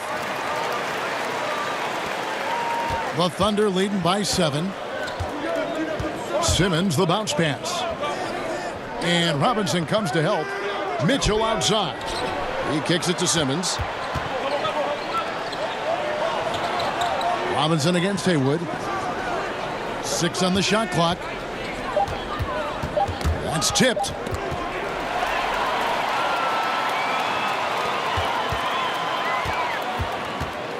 Young against Simmons. Young's shot is off. They've been sensational on the backboard to start this game. Jefferson has a wide open look from outside off the mark. You know what, though? Sometimes you can be too open. I think it may have surprised him, and that's why he missed. And last year, Chris Middleton, not quite as dead-eye as he has been in the past. Still a solid shooter from all ranges. They retain possession. 4 on the shot clock. Here's Young. San Antonio again missing. The Thunder with the lead. Over to the left wing. Here's Manning. Great touch on the 16-footer. And for Middleton, Greg, you don't need all the volume out there from him. You just need the efficiency. And Middleton has always been an efficient player. Great to have on a team as a second or third option. Pass to Ellis. Back to Young. Launches it. Rebounded by Donovan Mitchell. This feels like it's snowballed a little bit on them. The more he tries to shoot his way out of this slump, the worse it seems to get. They need him to get it together. And the athleticism Jefferson possesses, really impressive. A rangy forward who plays with intensity on both ends. This is his first chance at the line tonight. And over the course of last year, he was up over 90%. And with a stroke like that, you see why.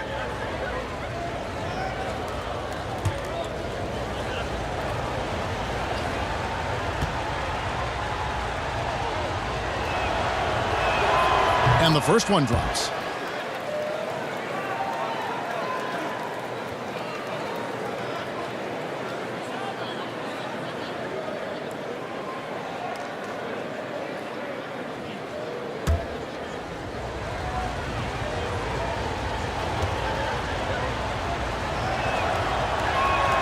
And both free throws good for Jefferson. Spurs trail by 11. They need a bucket in a big way here to regain some confidence. Middleton the pass to Robinson. Back to Middleton.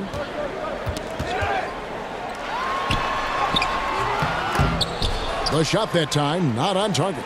Jefferson with some nice D. Outside, Simmons.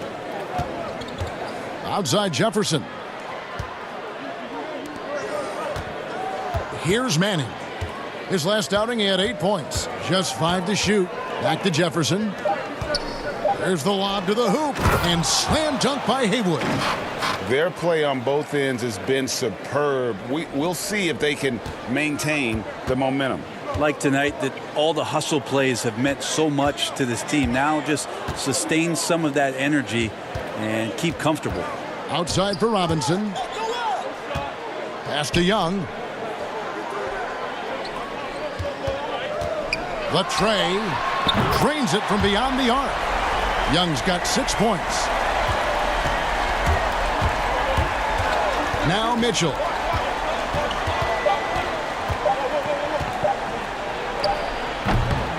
Noah can still be intimidating on defense. He's going to bring the energy and effort, and right now, being bothersome. And as we conclude the first quarter, a one-sided game so far. Thunder out in front. They're up by 10. And back in a moment as we'll get underway with quarter number 2.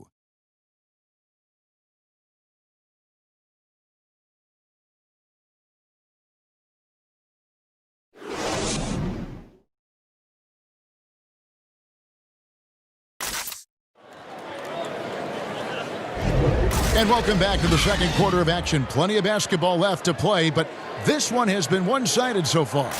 And let's quickly break down the game we've seen so far from the Thunder, guys. Stingy on the defensive end in that first quarter. They were just getting up into people. Just a great job, really, of making the game ugly, trying to muck it up a little bit out there. So it's San Antonio now, trailing by 10.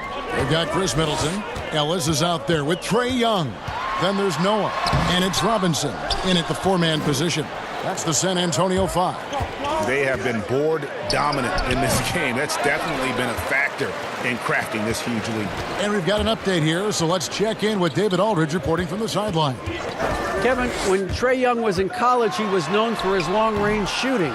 But Young says, the people who know me best know that I'd rather get an assist than any other stat. I pride myself on making the right play.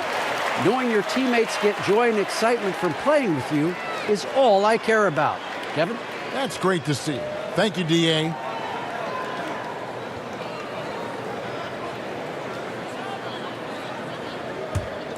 Spurs trail by 10. Ellis outside.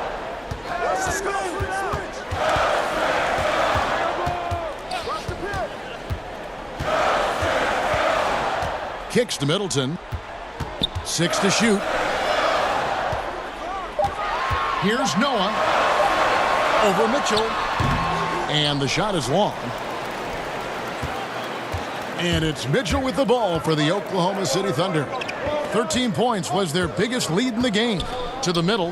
Here's Simmons. In close, he hits it. Simmons got the opening field goal of the second quarter for Oklahoma City. And they're forcing the ball inside, and it's working like a charm.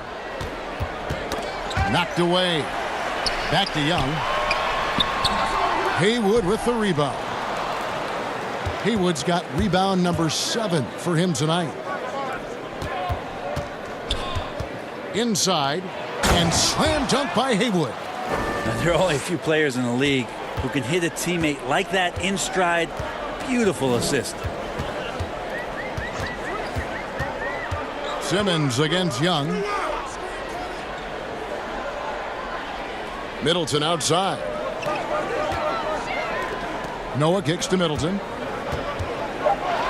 Back to Noah. The Spurs need to get a shot off here. Again, the miss by the Spurs. And a big lead for them on both the scoreboard and the backboard thus far. And the basket is good. Haywood's got 4 points this quarter. Yeah, the chemistry has been terrific. Really impressed with their offensive execution. They've been struggling here on offense. Yeah, a bit of a dry spell for sure. Middleton outside. On the wing, Ellis. Three-pointer. Buries it from three-point range. Ellis has got himself going there. His first points of the game on the deep ball.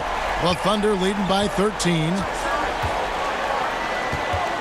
Simmons with it. Now guarded by Middleton. Passes it to Haywood.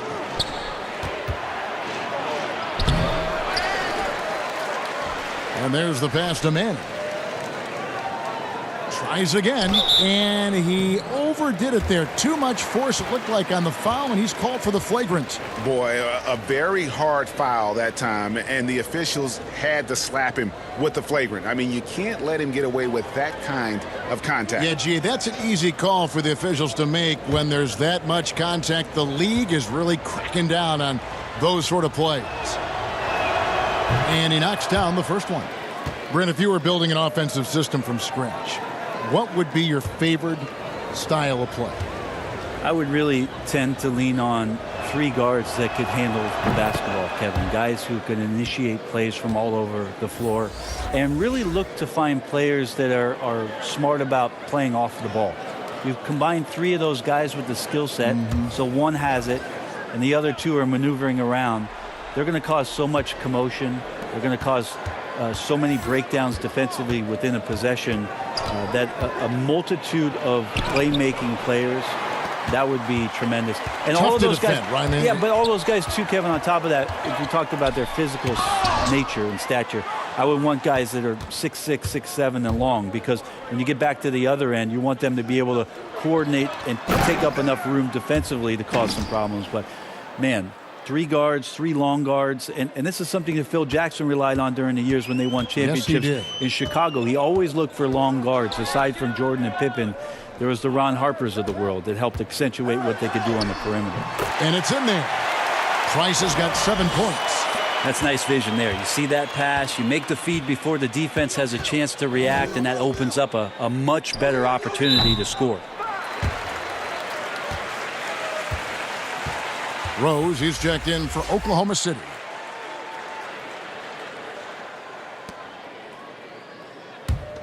Spurs trail by 15. Now here's Durant. 35 points for him last game against the Hawks in Atlanta. It's stolen by Rose. Here's Hill. It's good. This time the assist from Rose. That's 10 points for Hill. The assist totals, Kevin, just continue to grow. They're way ahead in that category. Ball movement has been flawless. Here's Price. That one's in. Only his 4th make against 9 total shots. Yeah, and there it is again. On a lot of their possessions this first half, they've established great inside position.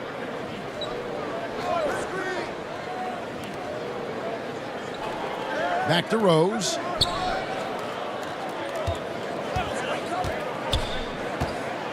With some arc, and it's good on the way in. He's got 8. Those defenders just look a little bit gassed. I mean, they're getting pushed around on that low block. Price dishes to Jones.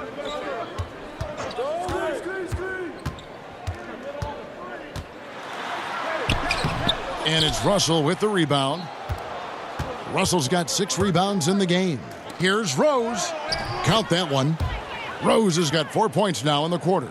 And they're beginning to just flat out fall apart defensively right now, especially on the interior. Back to Price.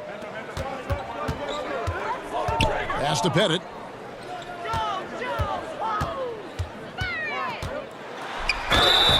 And that'll be 2 free throws coming up. Officials on the call with the foul.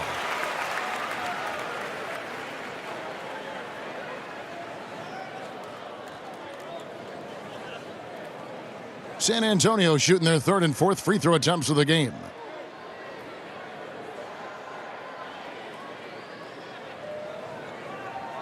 Take a break. Take a break. 2 shots.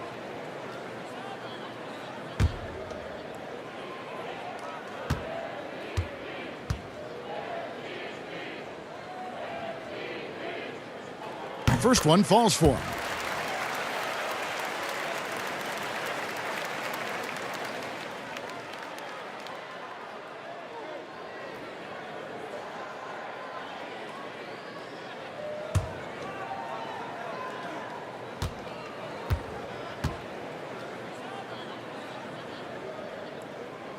And so he hits both. The Thunder leading by 17. Outside Hill. Russell feeling it out a bit. It's back to Hill.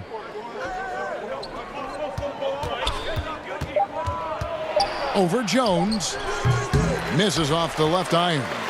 Yeah, but the hand in the face, it's critical that you contest his shots every time down the floor. And here's Price for three. It's rebounded by Oklahoma City. Russell's got rebound number 7 for him tonight. There's Rose with the three. A rebound by the Spurs. Pass to Jones. And it's sent back by Russell. And guys, this is where instincts come into play. So much you have to read defensively. Russell not fooled at all. And again, Oklahoma City, no good. And so it's KD with it. He brings up the ball for San Antonio. 17-point game. Price against Rose. And it's Parrish missing. Thunder have gone 7 of 13 from the field since the start of the second. Roy passes to Rose. Shoots over KD. Rose with another miss. San Antonio's gotten fewer than half of their three-pointers to go down tonight. They're 4 for 9. Here's Pettit and the powerful one-handed slam.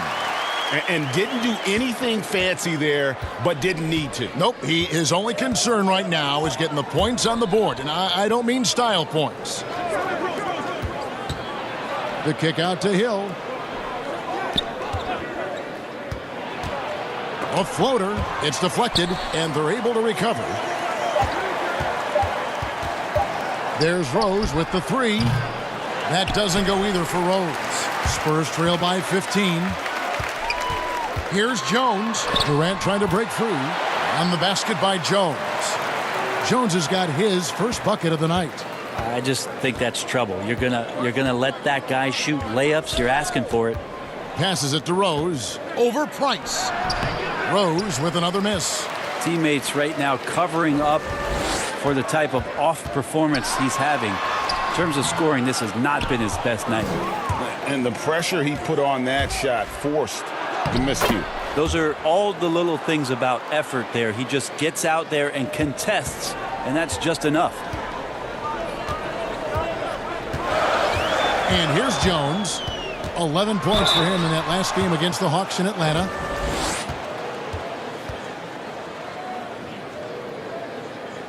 The Spurs have been solid at the line so far. 4 for 4.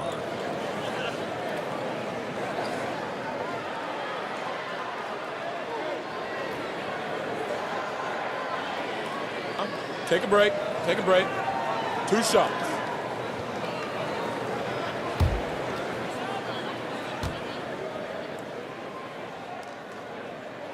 And he makes the first.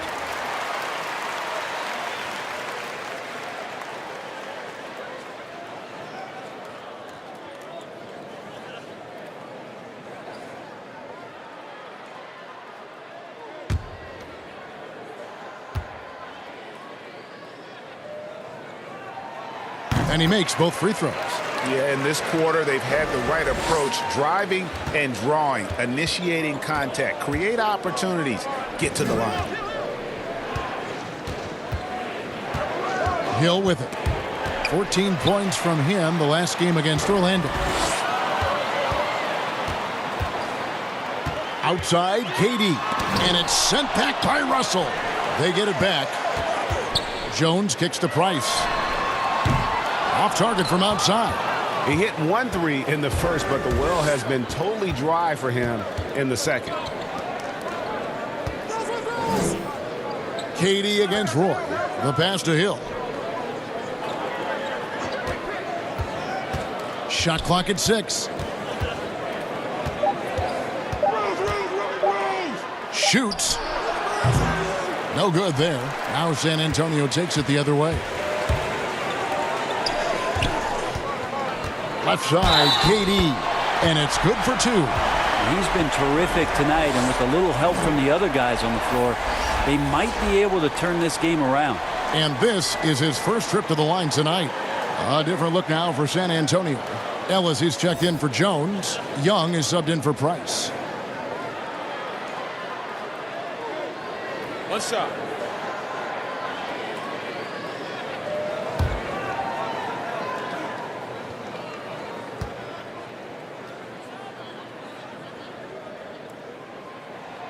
It's pretty evident to see that Kevin Durant is driven to be a great player, but it's his love for the game. The passion he has for basketball is something that's just off the charts. I know he's anxious to have another great competitive year in the NBA. Unwilling to let up even for a moment. That's his killer instinct, just fanning the flames. Yeah, he's the guy that you want to go to right now, trying to put this one away.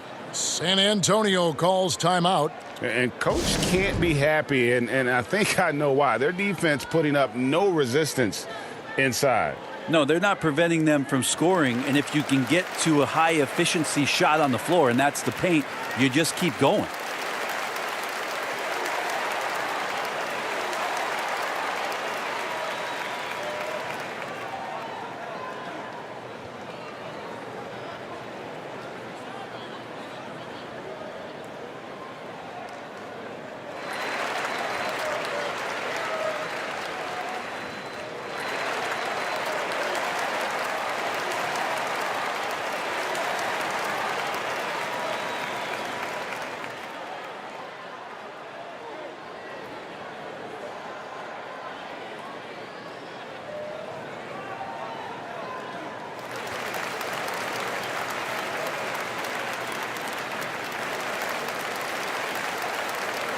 San Antonio making a switch here. Middleton's checked in. The Thunder also changing it up. Haywood's checked in.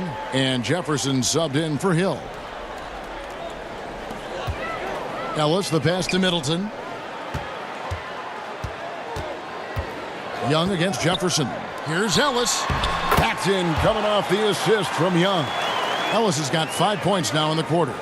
Oh, great ball movement there. And he lobs it up toward the rim. Oh, a nice defensive play to disrupt the alley-oop. Middleton looking it over. He dishes it to Parrish. Ellis outside. Pass to Young. Just 4 to shoot. A three-pointer off the mark. The Thunder leading by 10. Feeds it to Roy. And then Roy with the jam. Now that's some hang time. What a pretty double clutch move. Agree, Greg. You can afford to get fancy on your way up when you've got that kind of space. It's Young on the wing. He's covered by Rose. Goes up on the high post and misses it off the right side of the rim. A bit shocking that he has not registered one made field goal in the quarter, guys. Haywood gets the bucket. Sweet to be a difference maker in the game, and he's been a great option for them on these possessions. Pass to Middleton. Rose against Young. Back to Middleton. And Jefferson sends it back. Here's Roy. That shot off the mark. Excellent D there from Parrish. They could use a big shot here to get this offense going. Too many empty possessions. Right now, they need a basket. And they've won the rebound battle so far, and it's translated to the scoreboard. Yeah, it's not just about stopping the offense in the scouting report. It's about knowing where to be when those shots are going to be missed. And they're doing a nice job on the rebounding. And here's Young from the arc. Gets the three-pointer to fall. Young's got it back down to single digits for the Spurs. Here's Rose. Buries it down low. Rose has got 10 points in the quarter. And Derrick Rose certainly equipped athletically to punish teams in the paint. And the first half is now in the books. Thunder lead by 11. We'll see you back here after the break for third quarter basketball. And now, the 2K Sports Halftime Show. Hey, everybody. Welcome to the 2K Sports Halftime Program. I'm Ernie Johnson alongside Shaquille O'Neal and Kenny the Jet Smith. Right out of the gates, it was Oklahoma City setting the tone. Their biggest lead of the opening period during a very exciting run was all the way up to 13 points. After a solid quarter of play, they held a 10-point lead. Then in quarter number 2, they actually increased their intensity to pull further out in front, finishing with a double-digit advantage at the half. Shaq, your thoughts on the Thunder? Well, what's really shifted the game in their favor has been their rebounding. They got a good edge on the boards, and that's a product of their hard work. All 5 guys been battling, putting everything they have to fight on the glass. That needs to remain the focus for 2 more quarters if they want to hang on to their lead. And over to Kenny. What did you think about the Spurs? I thought they were definitely outworked on the defensive end. They showed a lack of hustle, a lack of physicality. They weren't staying in front of their guys or putting bodies on people. It's critical that they improve their defensive effort in the second half. And that's a wrap for our halftime show. The third quarter just about to get started.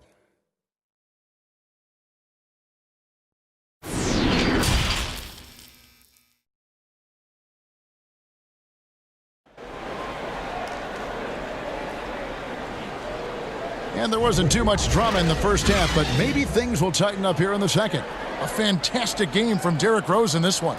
Yeah, and through the first 2 quarters, he has been the offense for this team. Yeah, he's shouldering the load right now and looking really comfortable while he's doing it.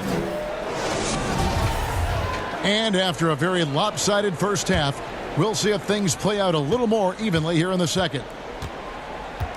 Well, we've got a moment. Let's set the floor. Brought to you by Gatorade, all fueled up for the second half. Taking a look at the Thunder, we've got Russell.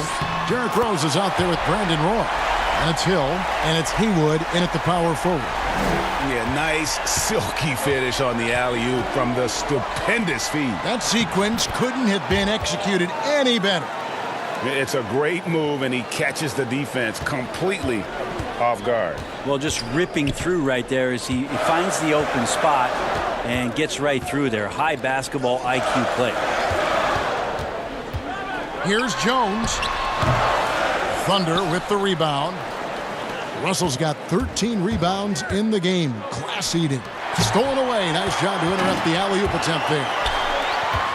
Here's Jones, and it's sent back by Russell. Roy goes in. Robert Parrish comes up with the rebound. Enzo Price will bring it up for the San Antonio Spurs. They trail by 11. Durant kicks to Price.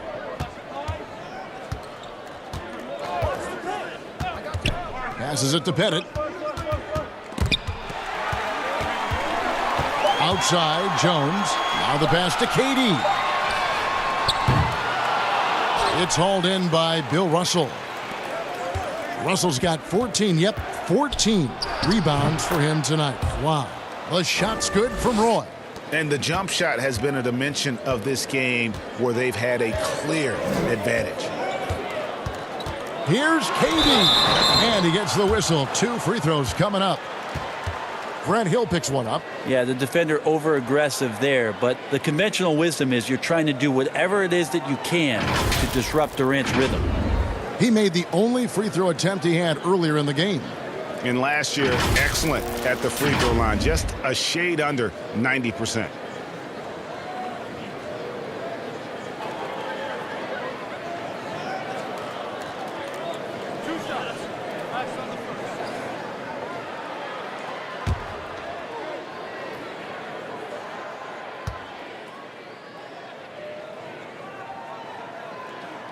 The first one falls.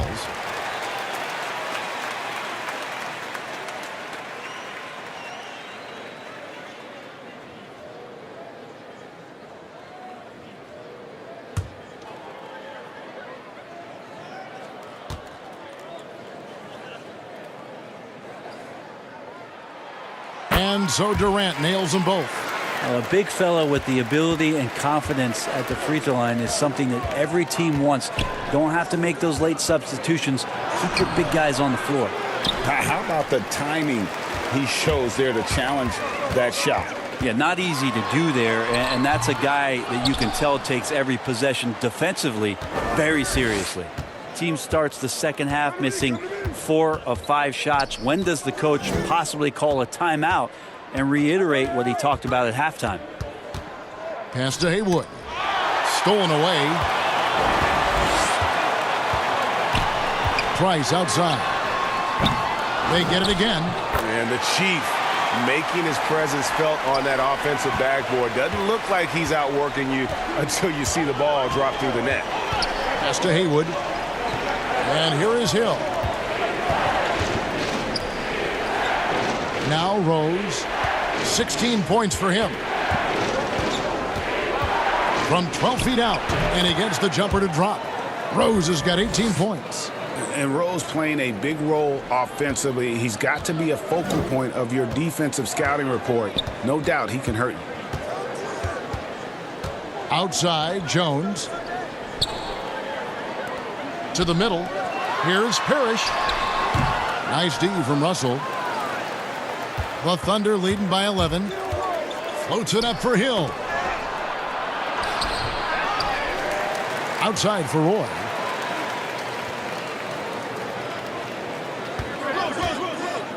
Just 5 on the clock. Here's Haywood. The good-looking shot from the wing. He's got 16. Now that's a needle in a haystack shot right there. You're not going to hit that one all that often. Passes it to Parrish.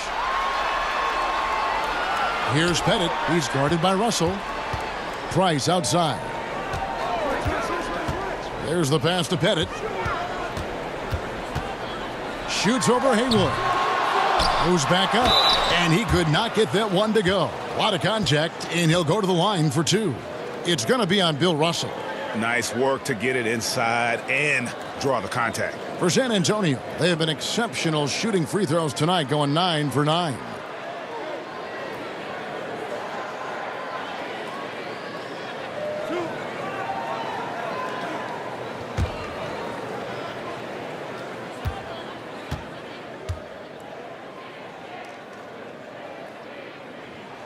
And the first one at the line is good.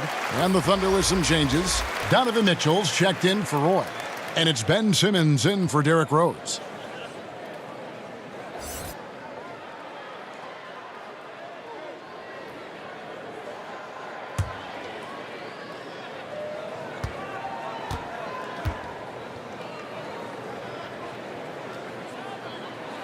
So he gets them both.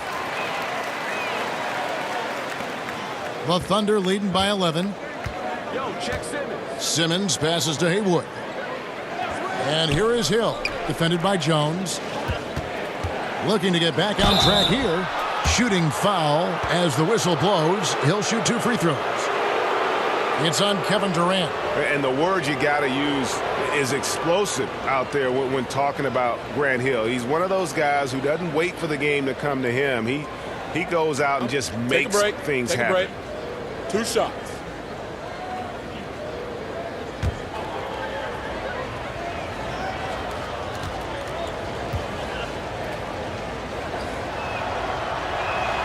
And he knocks down the first one. A lot of missing stats from the 60s and 70s, but if we could go back and look at those actual numbers, any players you think would really be catching our eye in terms of, wow, I didn't know that guy was that good, or he's better than I thought he was? Well, don't we always look at the incredible, mind-boggling numbers of Wilt Chamberlain yes, and think, what was that guy doing? Yeah. And we don't even have half of it. No. So Wilt Chamberlain comes to mind first. What I think about Kevin when that question comes up is how many great players through the 70s and also really through the 80s, because the three-point line wasn't accentuated enough, missed the opportunity to be even greater scorers. I mean, Jerry West with a three-point line. Can you imagine that? You got to be kidding me. So there's a lot of gap of those players, too, that also because of changes in rules and because the three-point line wasn't in, that we would be talking about in terms of nostalgia and their accomplishments with a much different voice. Even someone as recent as Jordan, with the rules the way they are now. Absolutely. Unbelievable. With the openness of the floor and what Michael could do, as if he wanted to prove he could do more. Exactly. And pro move there. Finds a way to gain some separation against the much taller defender. Yeah, I don't think he even sees a taller defender out there, just a gifted scorer. Throws it up high. Beautiful to see Simmons working in pick and roll sets. He just knows when to shoot as well as when to pass to his teammates. San Antonio calls timeout. And they just can't seem to get going offensively. Yeah, they're like a 4-day-old soda right now, just flat, Greg. They're missing shots left and right and just not playing their best.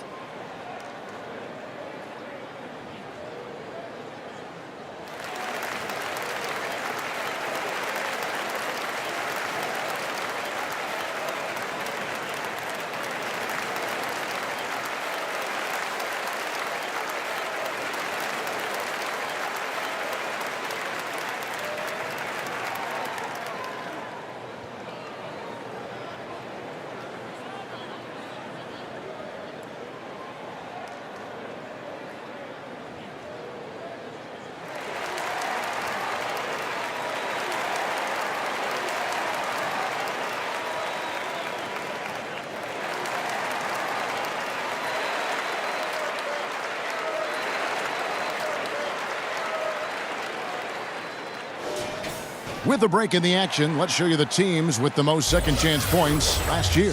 Second, the Thunder.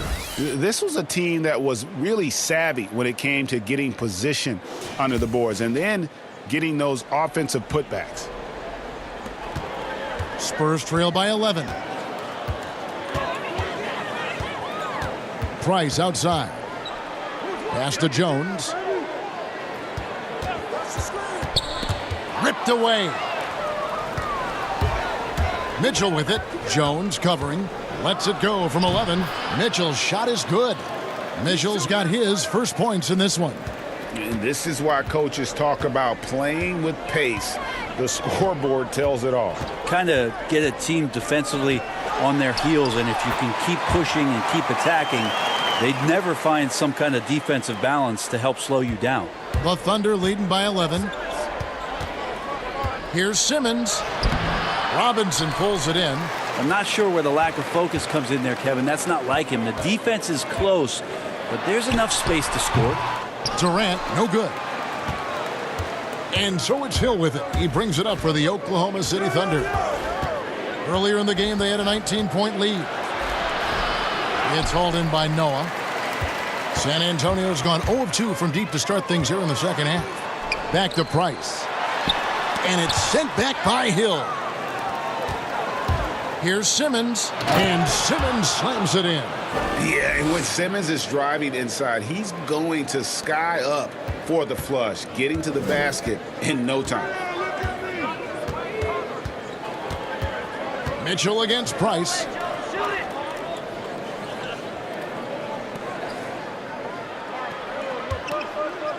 Now here's Noah. 6 on the shot clock. Right side Robinson. Off target on the 15-footer. Well, mid-range is where he makes the money. So when the D's slow to get out on him, always surprising to see him miss from there. Big miscommunication on defense. He recognizes it and quickly takes advantage. Well, I know they don't have mobile devices out there for texting, so they might as well talk to one another, Greg. The Thunder have been a perfect 8 of 8 at the line. A different look now for San Antonio. Chris Middleton's checked in for Durant. Ellis comes in for Jones. Young is subbed in for Price. Mind the lanes. Mind the lanes. One shot.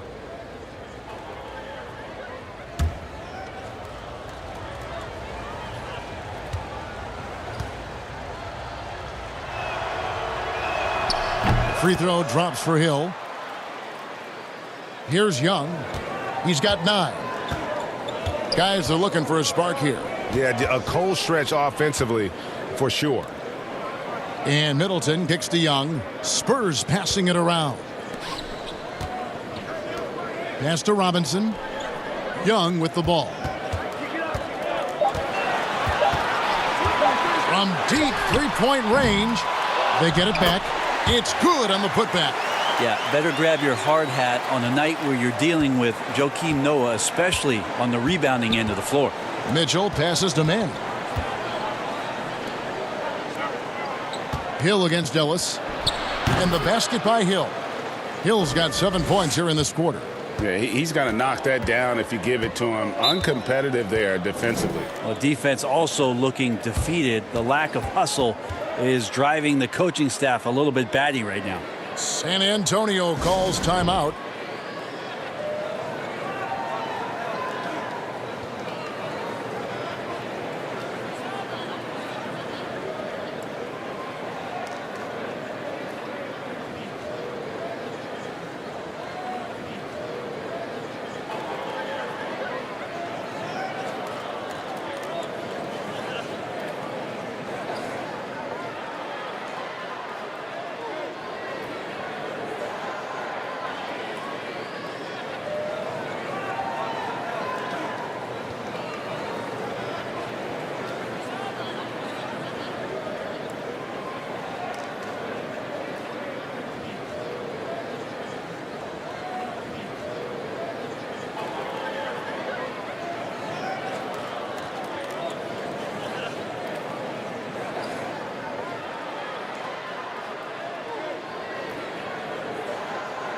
Richard Jefferson, he's checked in for Grant Hill.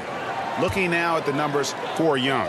A very nice season for him last year. He was around 19 points per game last year, 8 assists and 3 rebounds. And very few players in the league can go out and produce like he has. Just a great stretch for him. He keeps playing like this, and you know in arenas, especially at home, when the star player is playing this well, those MVP chants come raining down.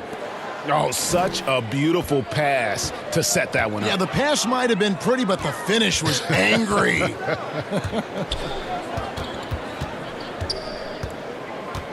Jefferson against Ellis.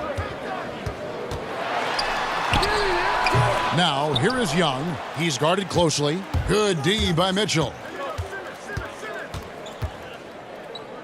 Jefferson down low, working on Noah. On the wing, Mitchell, defended by Young.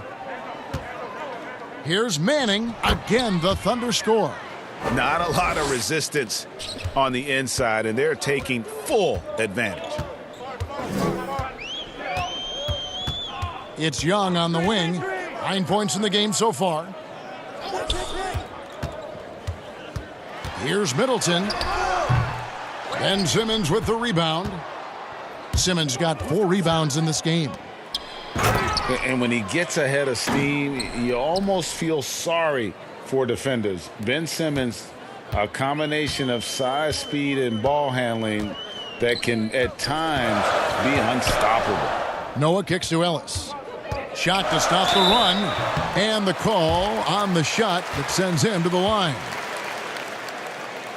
And with his passing and driving ability, Greg, Simmons is like combining a power running back in football with a pinpoint passing quarterback. Not much he can't do. Kevin, a football metaphor is appropriate. Simmons grew up playing Australian rules football, and the physicality and quick thinking of that sport really reflected in his style of play.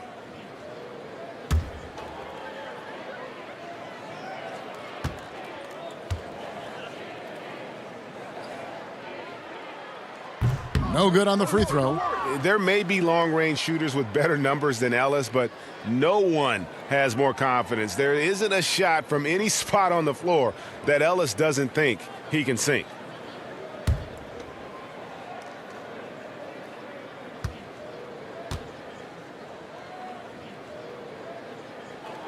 And the second free throw, good. The Thunder leading by 21. Mitchell outside.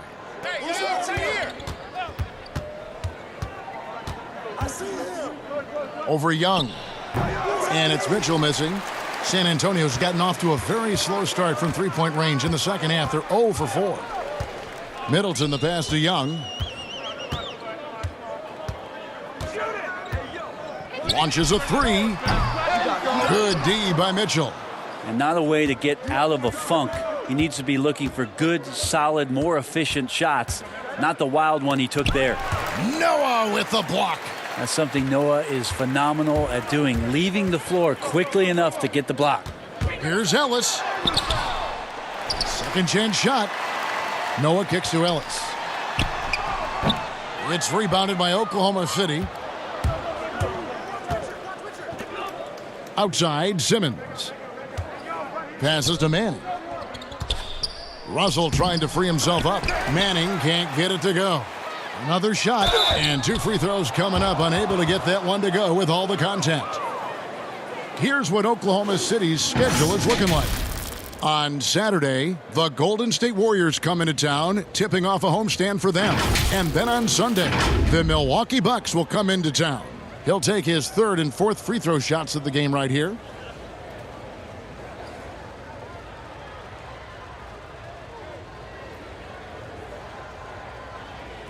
Shooting 2.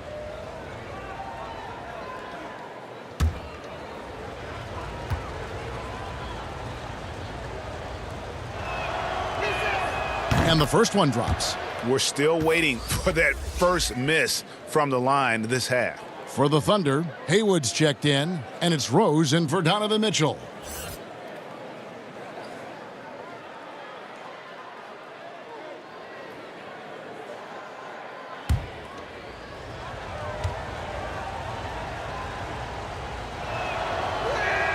That one falls, so he hits both of them. And remember the buzz? It was huge around Manning when he was taken with that #1 pick in the draft. And you know what? It should have been. This guy was a stud for all 4 years in college. The shot by Middleton, wide open. Misses the 3. Yeah, this has been a night where you can look at his shooting and his performance, and it's affected the team. That's the bottom line. Let's use this break for a quick look at the squads that really made it happen on the fast break last season. 5th on the list, the Thunder. I mean, this is such a tough team to deal with. You see the numbers. They would just push the ball at every opportunity. 2 shots.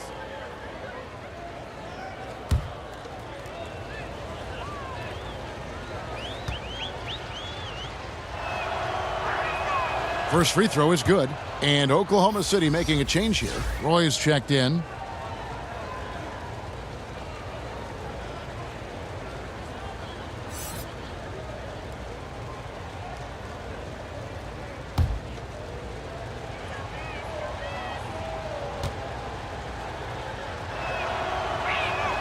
And both free throws good for Jefferson. And so Young will bring it up for San Antonio. There's 49 seconds left to play in the 3rd. And that one, good. Young's got 11 points. Such a precise player. When Young notices those kind of openings, he definitely is looking to attack. Here's Roy. Good for another bucket. He's made half a dozen now, 6 for 8 on the night. And that bucket adds to what has been a big difference in points in the paint between the two teams. Noah, the pass to Ellis. To the paint. Good on the shot. Pettit's got 4 points in the quarter. And points in the paint are a sure thing when Pettit's on the floor. He's just got too much game down low. He may not have the bulk of some of the other guys, but doesn't matter. Rose against Young. Now here's Rose. He's guarded closely. 2 on the clock. Over Pettit. That will count. Missed. And so it's Oklahoma City riding high with a 23-point lead heading into the break. The scoring has been tremendous, and they are shooting lights out with very high accuracy. And don't go away. We'll be right back.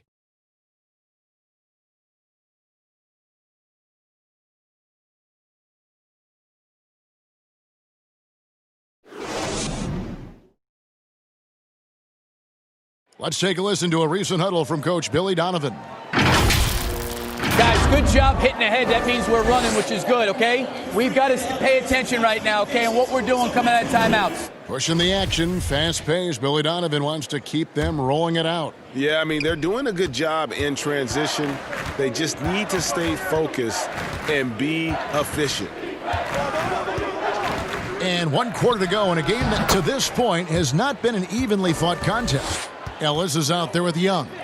Then it's Chris Middleton. Then it's Parrish. And it's Pettit in the power forward. That's the San Antonio 5. Ellis outside. Down low. And Middleton the bucket on the assist by Ellis. Ellis has got 3 assists now in this one. Well, Chris Middleton has the size in this league that you need to finish on the inside. Way to get that one up quick. Throws down the alley-oop slam. Chemistry at its best. An unreal alley-oop.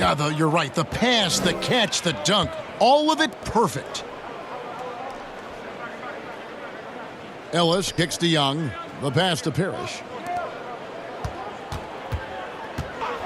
Middleton outside. And he's fouled pretty hard on that shot, but he's got the chance to pick up the points at the line. Brent, we have seen some players refuse to speak to the media. For whatever reason, where should that line be drawn? Well, there is a role and a responsibility, I think, of every player in the league, Kevin, given that it's an entertainment industry and that people have jobs around this league to tell stories, to have access to those players. Now, every player doesn't want to talk or get into certain things, but their availability should be made and people should have access to them. Look, I don't want to take out the trash every Tuesday, but I understand I got to do it at home. Right. And so players have a responsibility to their franchise to be a voice at times. I always thought you were terrific with the media. Well, I appreciate that, Kevin. Maybe that's how I got this job.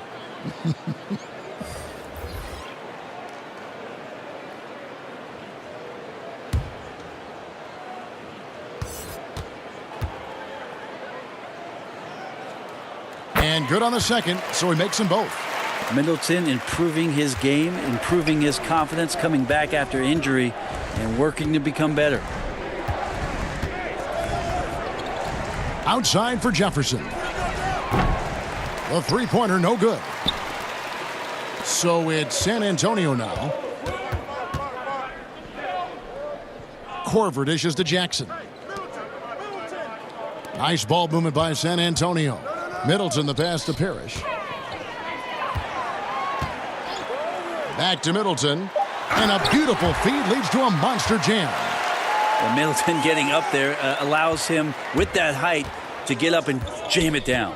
Jefferson passing to Rose. And we're about 2 minutes into the fourth quarter now. And Oklahoma City again with the bucket. And boy, he's really in a groove. Dominant performance last game. Same thing this time out. Seems to be nobody standing in his way. No roadblocks for him to get to his spot, capitalize, and continue to be aggressive. Middleton on the wing, defended by Jefferson. Parrish kicks to Korver. Middleton inside the three-point line. Not going to go that time. And Oklahoma City will go with it the other way. Outside Rose. Lets a floater go. The offensive rebound. And it's Drummond missing. Spurs have gone 2 of 3 from the field to get the fourth quarter started. Korver dishes to Jackson. Player salary is obviously a large investment, Brent. What are some other investments that owners can make to help their team get better, either on the floor or off? Massive one, Kevin, obviously, is in terms of your players' wellness and what it is that you're doing with your physical therapy staff, your strength and conditioning staff, because you want these guys available at the best and maximum potential physically that they can give you. A lot of teams, quite frankly, in the past couple of seasons, Kevin, looking into other ways, holistic therapies, mental approach that they can have mental wellness for their players as part of their programming. So teams that think you build some beautiful practice facility and just let the guys go bounce the ball around and shoot are absolutely missing. Right? Yes. Yeah, they're missing the boat on what it is that their players require, need, and need to be complete as people. It's stolen by Rose.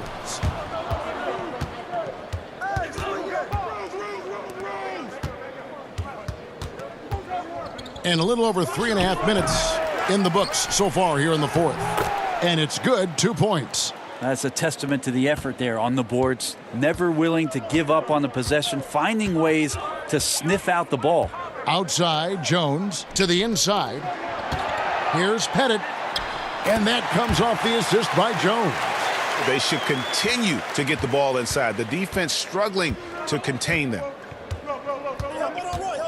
Roy passes to Haywood. Rose against Price.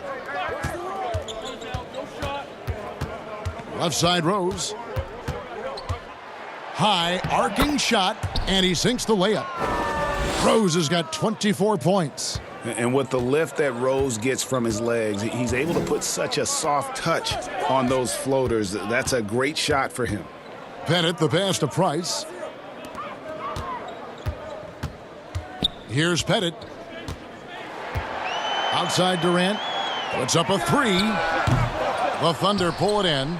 Haywood's got 12 rebounds here tonight. Big time effort. Hill drives in.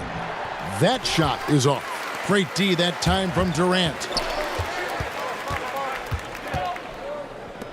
Brent, when constructing a team, it's always tricky to fit in max contracts. But the truth is, some players probably deserve much more money than they're allowed to receive.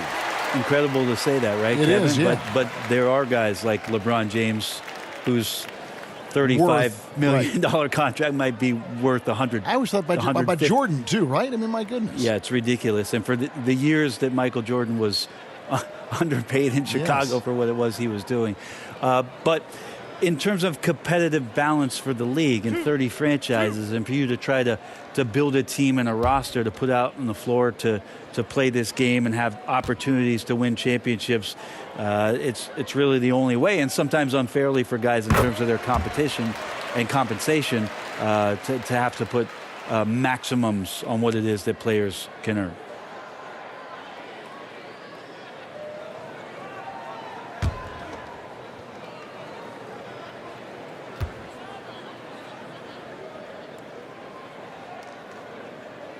Good on both. The Thunder leading by 21. Outside Hill. Rebound San Antonio. Parrish has got rebound number 12 here already in the game. It's Durant with the drive. It's good, and it's his sixth make against 11 attempts. There's not much you could do. This is KD, ferocious on his drives inside and powers right through the defense. Rose in the post, guarded by Price. Tries again.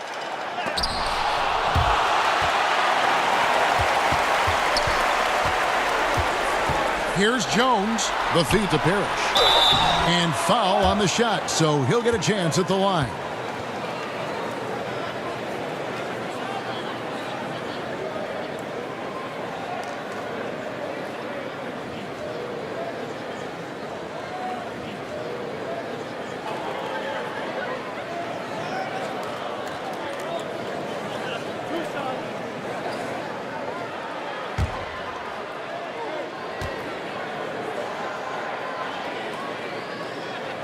First one falls for him.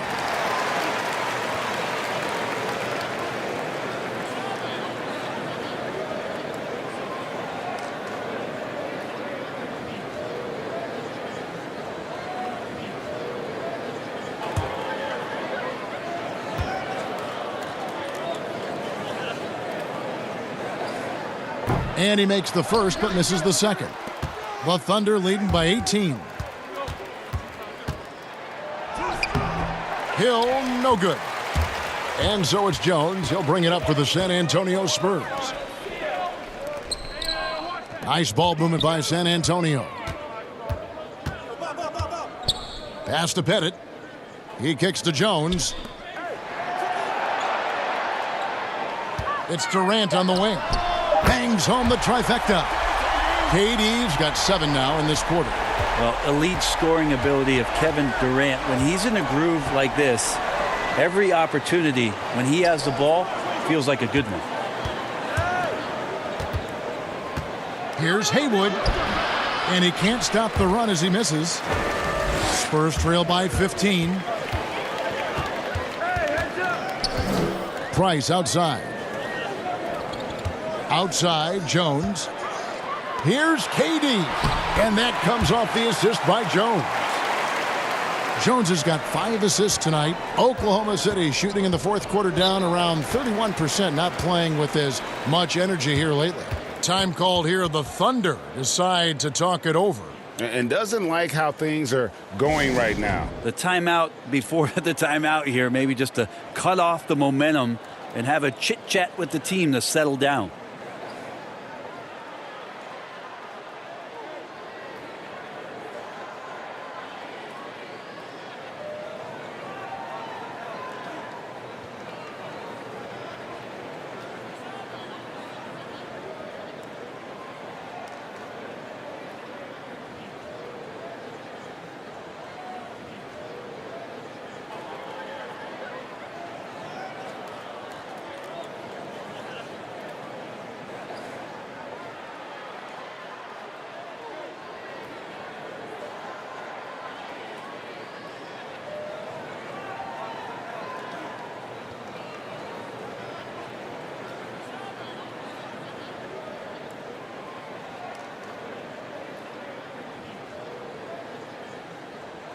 And now the presentation of our Jordan Player of the Game, Spencer Haywood.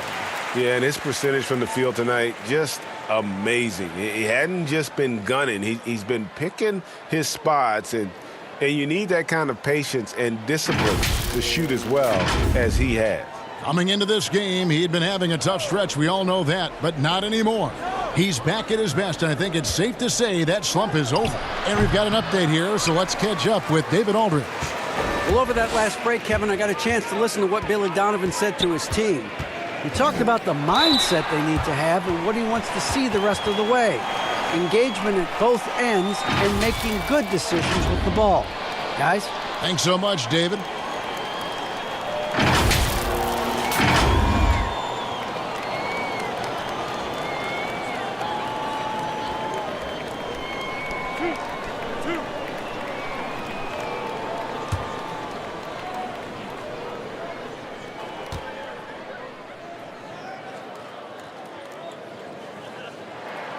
First free throw is good. Well, the defense has failed to cut off any of these driving lanes, which is why they're resorting to fouling him, and he's hurting them from the charity stripe.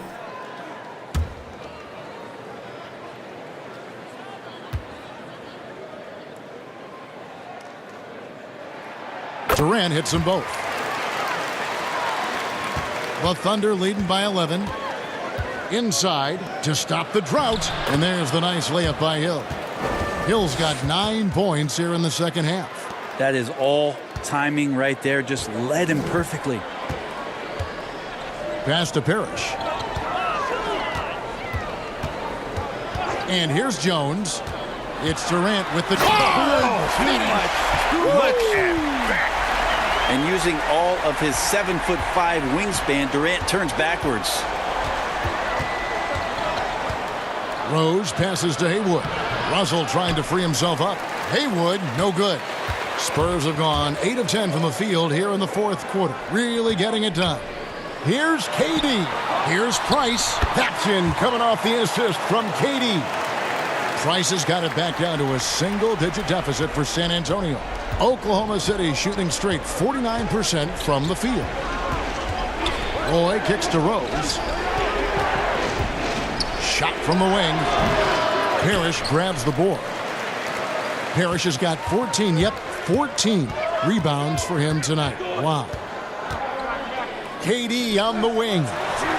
Again, the Spurs good for 2. And they've had assists now on their last 3 baskets. The Thunder leading by 7. Outside Roy.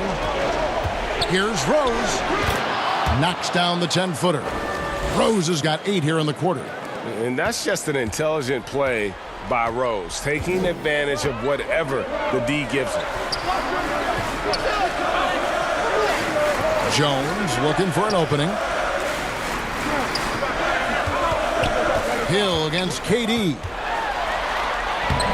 Hill pulls it in. Hill's got his 4th rebound in this one. Rose with the ball. It's back to Hill. The fadeaway. Here's Russell. And foul on the shot. He'll shoot 2 at the free throw line. Robert Parrish picks one up there.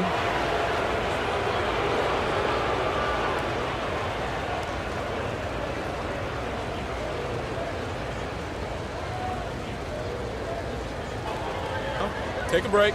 Take a break. 2 shots.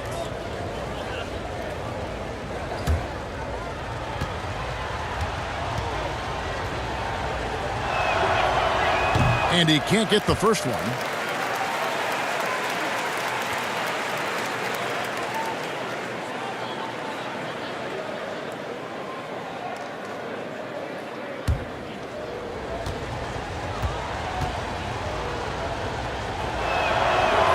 He hits the second from the line. Now Kevin Durant. Right side Jones. Rebound by Rose. Well, he wants to shoot his way out of this cold spell, but the struggles continue. Yeah, he's got to move on, forget about this sequence here, and try to find a way to get on the board. And you can tell the defender not anticipating the step back. He was headed in the opposite direction. Katie against Hill. And it's Durant missing. The Thunder leading by 12. Left side Rose. Outside Roy. This one for 3. Rebound San Antonio. Eddie Jones on the wing. The Thunder pull it in. Russell's Oklahoma City's gotten off to an 0-for-2 start from downtown here in the fourth quarter. And he's going up for the alley-oop and slam dunk by Haywood. And that's about maximum range for an alley-oop, guys. It's got to be. That's just crazy. Absolutely nuts. Katie against Hill. Durant. That one's off. Still out of sync. The Thunder shooting 49% on the game. They'll take that. Rose scanning the floor. He's looking for Russell and finds him. Lays it up off the glass. And so just rolling to the finish line now in what has been a very confident-looking performance for Oklahoma City. You know, it's tough to put your finger on the deciding factor in this one, but I'd say that the shooting accuracy made the difference. Yeah, I think you're on point, Kevin. They got better looks, and that tends to lead to a better field goal percentage. And so with this win, they'll move to 6 victories on the season. And against a conference opponent, always good to take that first win of the season series to establish a psychological edge. And a lot of players tonight helped contribute to this performance, but in particular, a real good game it was for Rose. Yeah, with all these assists, it's obvious how well that he can see the entirety of the floor out there. If an easy bucket is to be had, he'll find it. Here's a garbage time question, Brent. Why do some teams leave their star players in the game even though the game has either been won or lost? Forgetful coaches? No, it can't be that. Well, I don't know if... if you're leading by 35 points late in the game. And the star player is still in the game?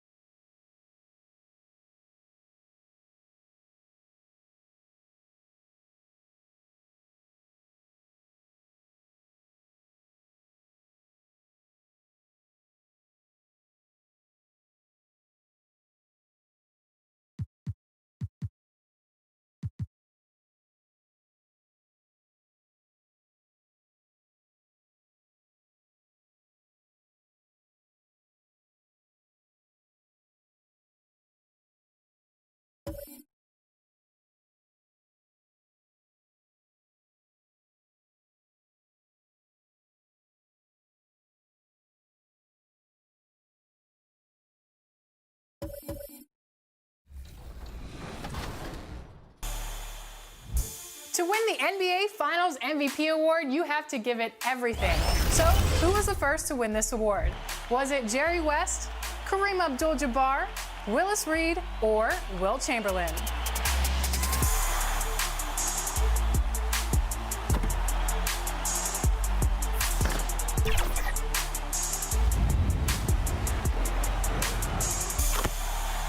was the logo, Jerry West. Speaking of NBA Finals MVPs, I want to talk about my personal favorite, Kobe Bryant. In 2009, Kobe won his first Finals MVP. How many points did he average in that series? Was it 28.6, 30.3, 32.4, or 33.1? And hint, it's a whole lot of points.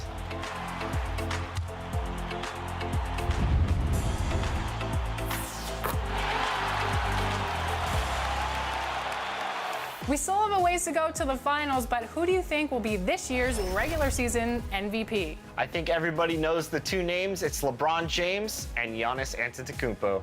And I think you're gonna pick Giannis. Not only am I going to pick LeBron, I want him to win that Finals MVP. Let's go. The cover athletes were recently announced for 2K21, and they are incredible. Damian Lillard will don the cover for Current Gen. It's Dame time for fans. Helping usher in the next generation of NBA 2K is cover athlete Zion Williamson, who will grace the cover for Next Gen. Last but certainly not least, we honor Kobe Bryant with the Mamba Forever editions, which will have separate collector's covers for both Current and Next Gen. Current Gen will feature young phenom Kobe on the cover in his classic number 8, while Next Gen celebrates the legendary number 24. Not only does pre-ordering the Mamba Forever edition come packed with the most bonus items, but it will give you access to both current and Next Gen versions of NBA 2K21. Start your 2K21 experience with Current Gen, and all of your VC and My Team progress will carry over to Next Gen too. All editions are available for pre-order now, so make sure to tune in over the coming months for all the latest information. Are you ready for NBA 2K21? This is the 2KMC, here to let you know what's happening in NBA 2K20. Starting off in the neighborhood. Saturday, we've got boot camp. My players with a 75 overall or lower can hop in and earn some double rep and boost those OVRs. Put the pedal to the metal on Sunday with Formula 2K. The My Points you earn from each game played will convert into distance around the track. And it's a race to the finish line. Tuesday, it's dime time. Work with the community to reach the assist goal, and everyone who contributes gets that VC. On Thursday, we're bringing out Court Conqueror 3v3 all day long. Battle NBA trios for double rep and earn prizes for beating them all. And right now in my team, Flashpack 9 has dropped, and the most dominant of all time is included, Goat Shaq. And you can get that Gopal Blake Griffin. Yeah, he's a point guard, dunking on everybody. Kobe's free career highlights card can now be evolved into a Galaxy Opal. Score 8 40-point games to get to the 98 overall Pink Diamond, then 24 50-point games to get to the Gopal. And we've got locker codes, career highlights, Evolution Super Packs, and tokens. We've also got a bunch of Players Club codes that expire on July 20th. Get them while you can.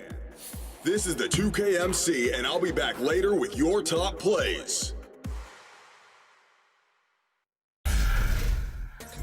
All right, let's switch gears and see if you guys have been paying attention to 2K TV this season. Here is some 2K TV trivia.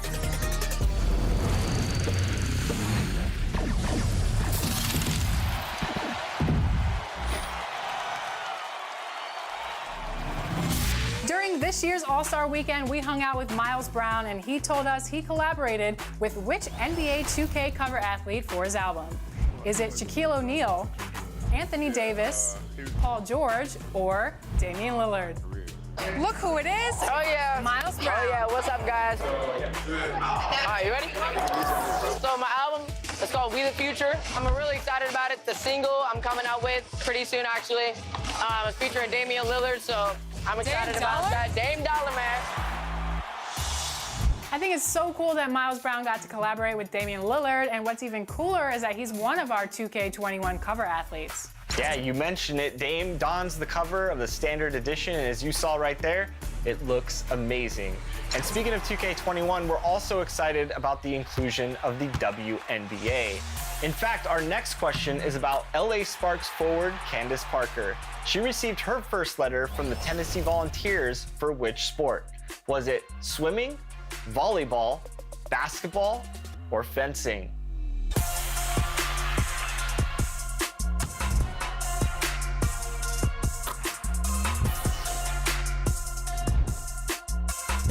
My first letter from Tennessee was from volleyball. I saw the Tennessee Lady Vol symbol and I was like, yes, Pat Summitt, she finally recognized, like, oh my gosh, I've been working my whole life. Came in, showed my parents, ran around, opened it, and it was for volleyball. Earlier this year, we interviewed Las Vegas Aces star A'ja Wilson. This upcoming season will be which year for her as a pro? Is it first, second, third, or fourth?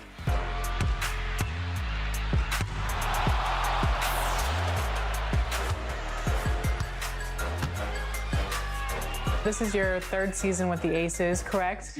What are you looking forward to in the upcoming season? I'm just excited just to get on the court with my teammates and continue to play. I think I'm finally slowly making my way out of the stage of, not knowing what to do and finally starting to learn the game at a personal level.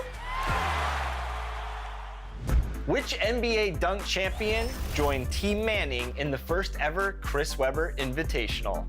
Was it A, Nate Robinson, B, Zach LaVine, C, Jason Richardson, or D, Vince Carter? I'm feeling good. Lake Show. Always has to be the Lakers. Well, nowadays we know that the three. Oh, good. And joining Team Manning is Nate Robinson. Hey, Alexis. Remember when Team Manning, had the 3-0 sweep? I do. That was so cool. No, it was really fun. I had fun during that tournament. It was, but I remember when you all voted against Team Manning. So, I'll keep that in mind for next time. Who is all? I don't think that happened. I think we're going to have to run back A majority of people voted against me. Yeah, I didn't vote against you. You specifically called my name. I didn't say anything. I was unbiased and I was rooting for both sides. You were. You weren't like these people that voted against Team Manning. I'll remember that.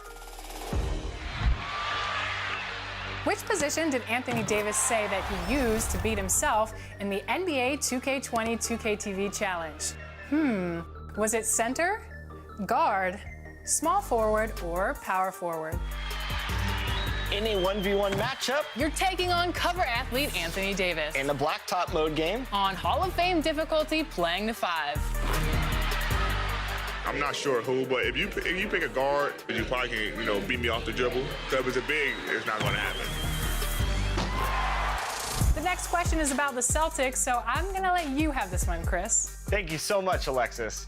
Well, which one of his teammates did Kemba Walker beat in a game of NBA 2K earlier this season?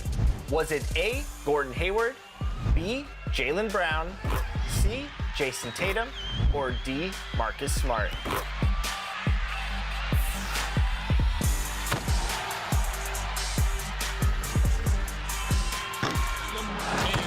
Meet me upstairs. Hey. That's it. That's it. Well, congratulations. Bragging rights to you. Thanks again, you guys. Of course. Which NBA player presented the My Team Unlimited tournament winner with a $250,000 check this season? Was it Ben Simmons, Donovan Mitchell, Chris Middleton, or Zion Williamson?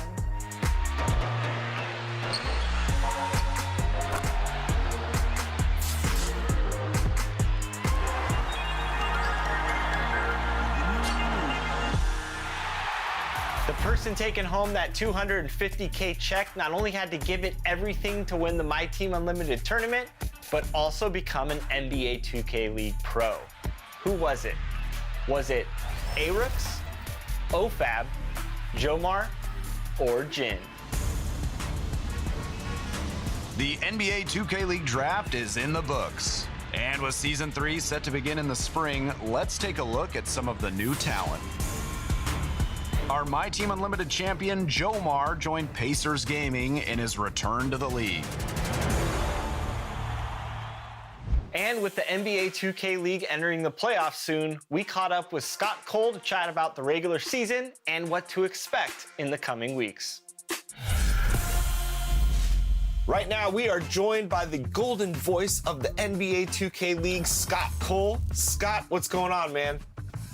Well, everything. We're in remote play here in the NBA 2K League, and we got some teams playing really well. We got some teams that wish they were playing better, but hey, that's how it goes when you get to this, high-level competition. Absolutely. Well, welcome to 2K TV once again. Break it down for the people. What teams are hot? What teams are not? Well, the crazy thing is, I'll start with not. You might remember how good the 76ers were a year ago with Radiant. They were back-to-back tip-off champs. They're currently 4-8, which is crazy. They're down in the bottom of the barrel. Fab, who was one of the best players, remember he was taking number 2 back in 2018. They are 1-11, even though he's leading the league in scoring. So the cool thing about what's going on in the league this year, you need all 5 players playing on both ends of the court. It's really taken team ball to play well. And if you want to talk about the hot teams, it is team ball. You talk about Raptors Uprising GC, led by Kenny Got Work, who's probably going to be the MVP. He's won Player of the Month a couple times, Player of the Week a couple times. They have yet to be beat. They have won the tip-off tournament. And, of course, we have the ticket coming up next week. So this is a team that's not only undefeated, LT, but they can put even more money in their pocket than they already have this season. 12-0, one of the best starts in league history. What is it about the Raptors Uprising GC's chemistry that has them undefeated this season? Well, some of those Park players will appreciate this. Kenny Got Work, who only has 1 defensive badge on the scoring machine archetype. He's second in the league in steals, if you can believe that. And first in the league in steals is Tyler Cook, who is their lockdown defender. So, they play you 94 feet, and something about when they come out of the locker room, momentum gets reset there in that third quarter, and they just dominate you in the second half. Now, you mentioned some of these veterans that have played in the league before, but what about some of the new players, these rookies that are doing well this season? Well, the Wizards, they're currently in third place. JBM, who's the #1 pick, he's playing well along with Dave Fry. They like to slow it down. They're kind of an intentional team, very fundamental. Splashy for the Jazz. They're 9-2. They're in the second place. Kings are in fourth place. So you can see the #1 pick is in third place. Some of the #2 picks are up there high, and then Crushy, who was the first lockdown taken off the board, they're 9-3, followed by the Warriors and Mavs. So really, those top 5 teams all have hot rookies on their team. The teams have been competing all season. We're about to enter the Turn tournament. What can we expect from the Turn with all these teams? We were in Vegas last year, and we tried out archetype bans for the first time. So each team got to ban one of the archetypes in the league. We have upped the ante, so you can have multiple bans throughout a 3-game series. So you talk about 40 archetypes in the league, you could have possibly up to 6 archetype bans. So you talk about a player like Kenny Got Work, there's only really 2 or 3 meta archetypes at the point guard. Will, by the time you get to game 3, all those archetypes be over, and maybe you've eliminated someone who is averaging 30 points a game to just being a playmaker. So we should have some interesting play. And oh, by the way, there's $160K on the line. What's going on with Lakers gaming and Celtics gaming at the bottom of the barrel, man? What's going on with these 2 franchises? For the Lakers, I think they had a bad draft their first season, so they finally have a point guard. They still don't really have a true center on their team. I think in next year's draft, if they can bring a center in, they're going to be really competitive.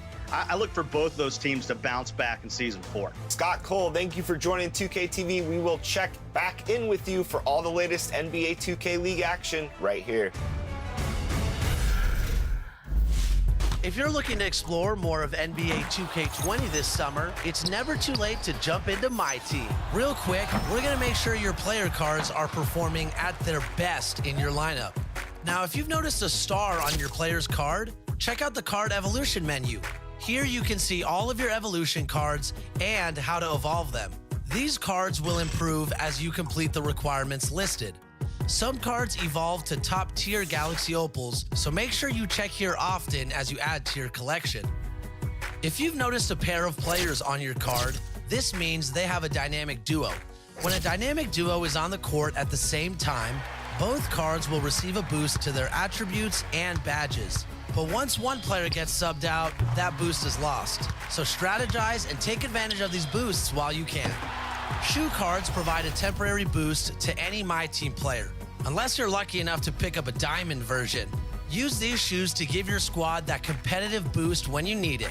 And finally, All lineups need a coach. Trust me, do not ignore this part of your lineup. Depending on how well each card in your lineup matches up with your coach's system proficiency, you can boost speed, shooting, or defensive attributes for your players. My Team Unlimited provides the toughest competition you can find in NBA 2K20. Just take a look at Jomar, who earlier in the year took home $250,000 in the My Team Unlimited tournament. So if you think you have what it takes, then get out there and compete. Thanks for watching, everybody.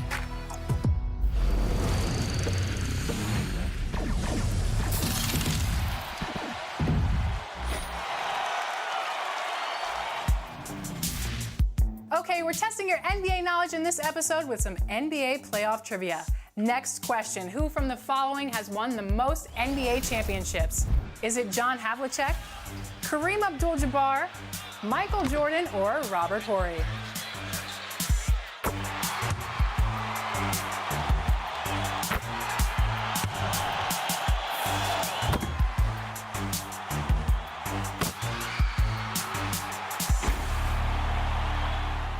Who has collected the most rebounds in NBA postseason history? Was it Bill Russell, Tim Duncan, Shaquille O'Neal, or Wilt Chamberlain?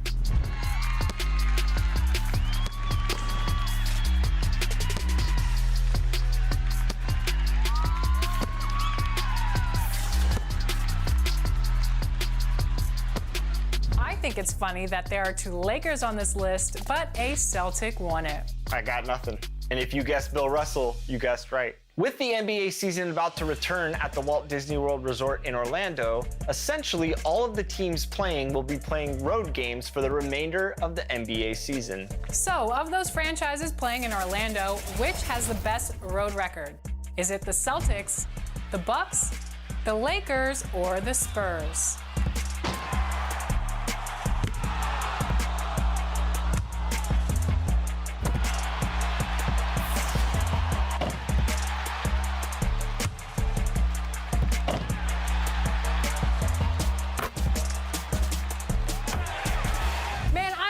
Excited for NBA action on my screen once again. Yes. I cannot wait. And you know what else I can't wait for?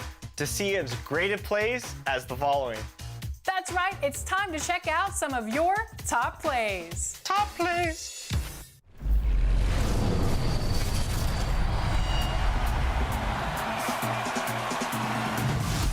Yo, this is the 2KMC.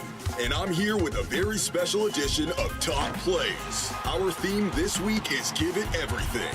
Instead of voting for your favorite play, just sit back and enjoy the assortment of plays from you, the 2K community. Don't force it, boy. Oh, man. Come on, man. Get a shot up. Take him. Ah! It's okay, man. It's okay. Take that. Whoa, let's dance, baby. Oh, yeah. Hey, that's all you. Hey, nice shot. This my part. Hey, don't force it. Oh, yeah. Oh, come on, man. Hey, that's not your ring. Woo, he can't guard you. Oh, yeah. Ah, get in. Oh, my goodness. Oh, come on. No hiding from me. No, sir.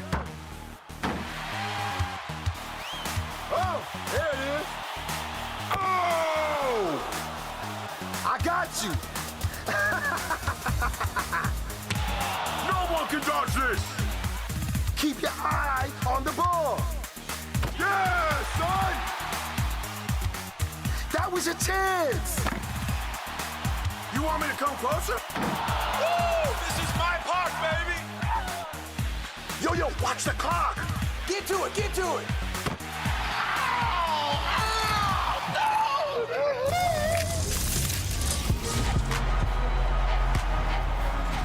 Yes, keep those plays coming, and we will see you again in a few weeks. Enjoy that VC, and remember to check back right here because soon we will be talking NBA 2K21.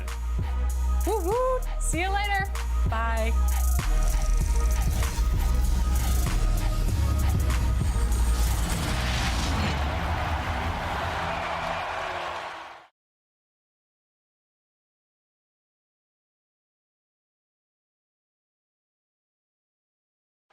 Downtown Phoenix on a bright and sunny day as we come to you from Arizona. 2K Sports presents Thursday night of the NBA. This is Kevin Harlan, and we've got Steve Smith and Greg Anthony at the table with me. And the fourth member of our crew, David Aldridge, our sideline reporter. Here we are in November, and let's see how things are going out east in the early season. Taking a look at Miami. They're right now in the 8th spot in the conference here in the early part of the season. And you know, for the Heat, they had much bigger things in mind when the season started. They didn't think of themselves as a middle-of-the-road club, but right now, that's where they are. I thought this might happen. Confidence can take you a long way, but you also have to have the talent to back it up. So the opening lineup for the Heat, Wilkins is out there with Green. Then it's Goodrich. Then it's Walton. And it's Johnson in at the 1 spot. And for Phoenix, Kevin Love out there with Joel Embiid. Then there's Irving. Then there's Allen. And it's Arenas in at the point guard.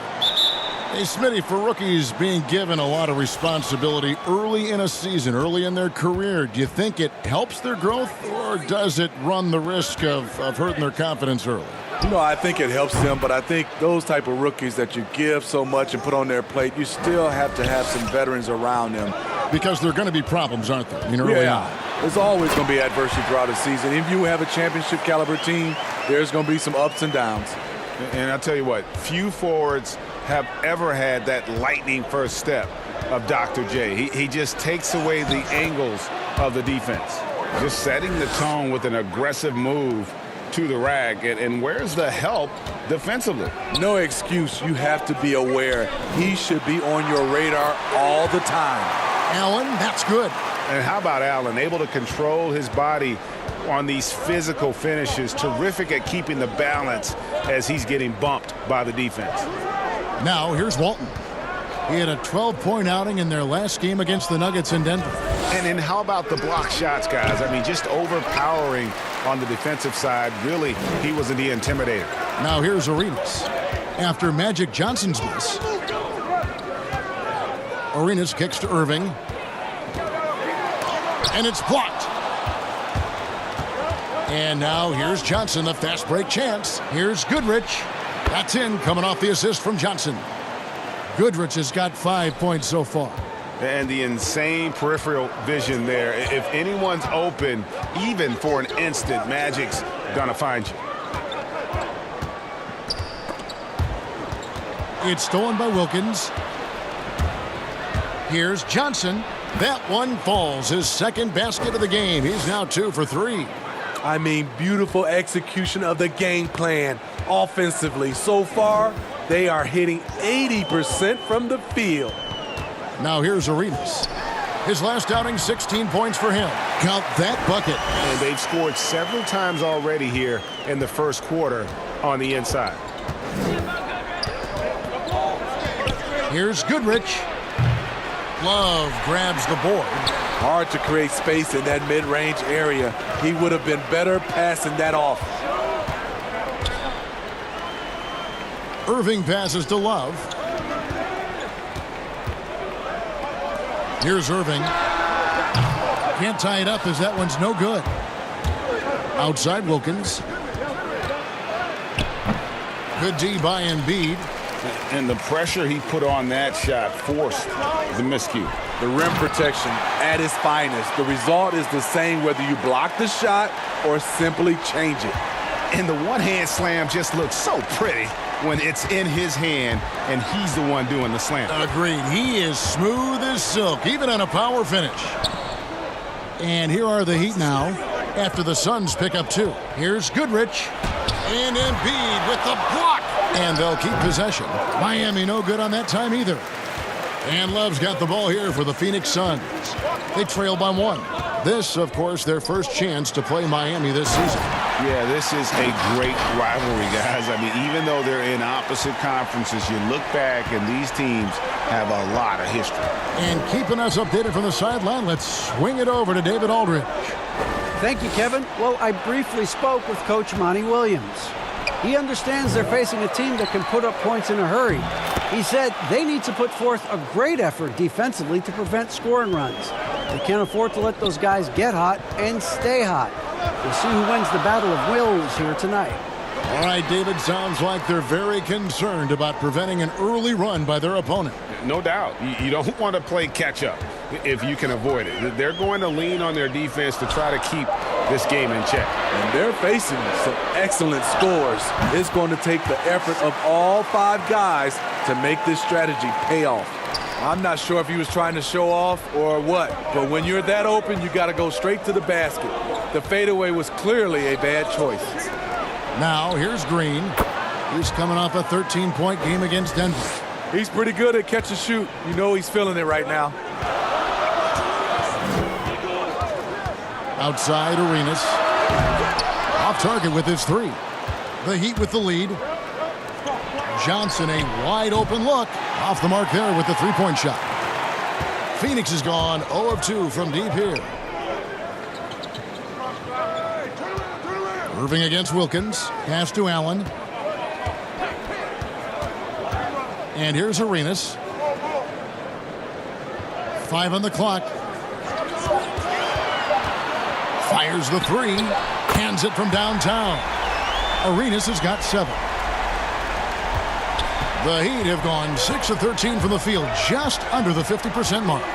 Greg, for the Phoenix Suns, with a franchise-high 9-year playoff drought, there is pressure on this team to find their way out of that long rebuild. And their moves on draft night, they raised some eyebrows. They've got some young talent, but can new coach Monty Williams turn them into a winner? Long-suffering Suns fans certainly hope so.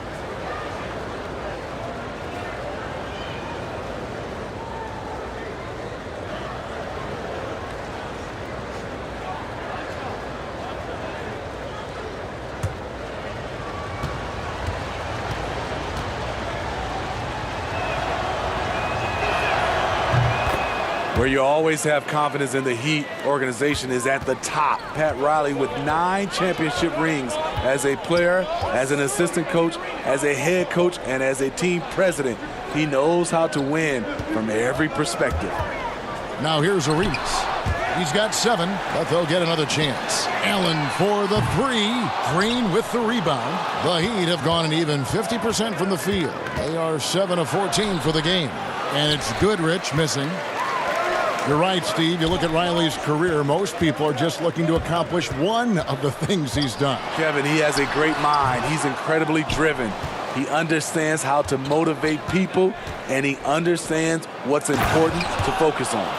And a hard finish there, guys. Yeah, and only one hand needed for that one. Johnson against Arenas. Goes up at the stripe. Embiid. Arenas against Wilkins. Outside Arenas. From deep. Rebound by the Heat.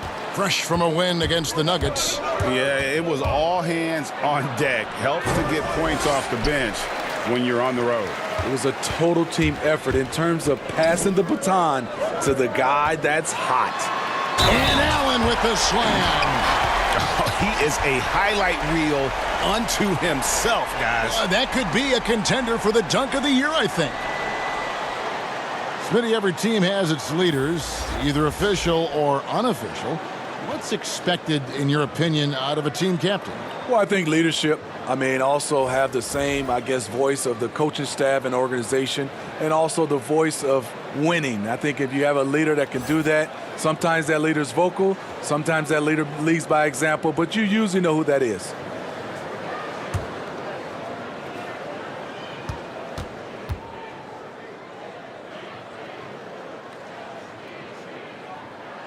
That's good from Ray Allen.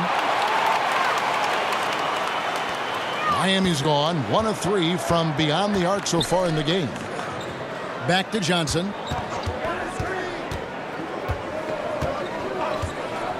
Outside Wilkins.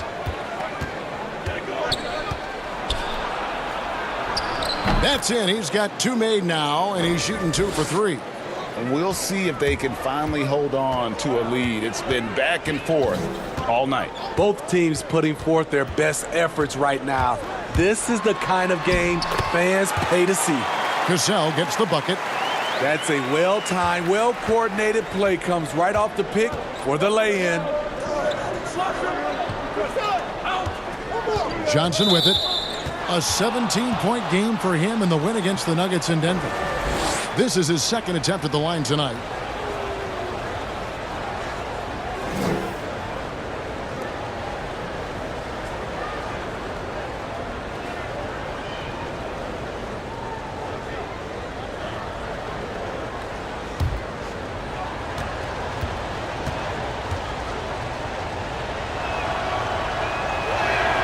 And the technical free throw is good. Well, one thing the Heat have been terrific at the last few years, protecting the rim. The Heat have taken an old-school approach to the center position, choosing physical intimidators over floor spacers. The Suns making a switch here. Barnett's checked in. And Miami also making a switch. Paxson's checked in. Marbury, good. That's nice work, stopping short of the rim, just laying it over the top. Pass to Cassell. And there's the call. It's going to be an illegal screen. Taking a look here at some numbers for Nikola Vucevic, coming off a terrific season. Last year averaged 21 points per, 12 rebounds and 4 assists. And what sets him apart is his rebounding. And as you can see, he's been in peak form. You know what? It's part effort, part instincts. You see teams trying to keep a body or 2 on him, but that's easier said than done. Now here's Wilkins. Turned in an outstanding game against Denver. Shot clock at 5. Here's Paxson. And he gets it to go, hitting off the back of the rim. Now it's a 5-point Heat lead. And his presence as a scorer, it just has a calming effect for the rest of the team. He's a fallback option whenever they need him. Cassell gets the bucket. And that pick takes the D totally out of the equation. Hey, if you're not going to fight over, you're essentially giving the shooter the look he wants. There's the steal, and here comes the break. All going up court. No good on the shot, and it's Miami the other way. Here's Gugliotta. He had a 12-point outing in their last game against the Nuggets in Denver. I mean, you won't see this too often. Getting denied at the rim. He's likely to remember that one. Shot's good by Barnett. Iggy just keeping his head up on his swivel all the time. Miami's gone 1 of 3 from beyond the arc so far in the game. He lobs it up, trying to go for an alley-oop, but excellent defense and anticipation there to stop it. Takes a 3. Dominique Wilkins comes up with the rebound.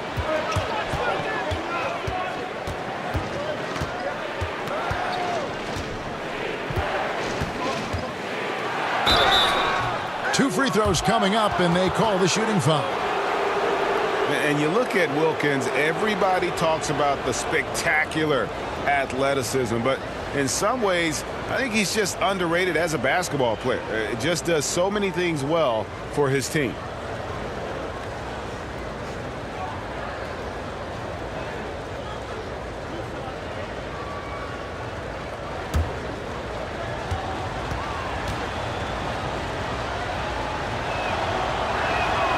That free throw good from Wilkins.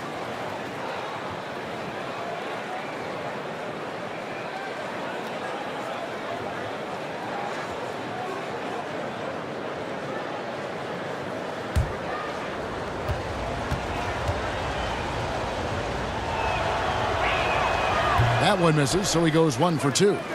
You know, Steve, the 2018 rookie class really burst out onto the scene. What has impressed you most about that group?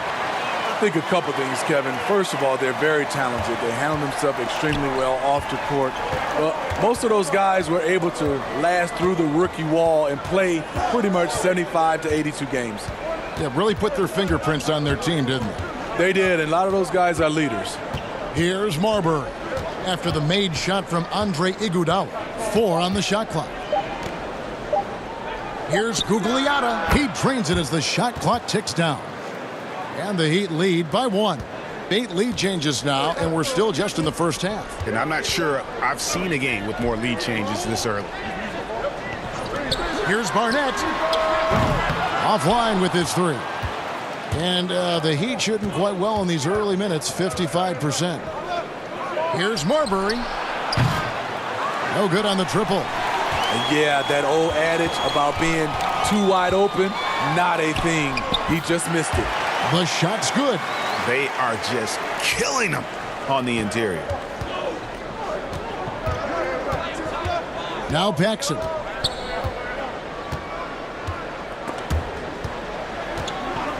Pass to Marbury, the 17-footer. Here's Kaman. There's the pass to Marbury.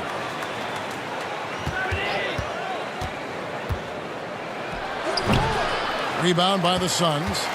You almost have to assume he's going to knock those down when he is that open.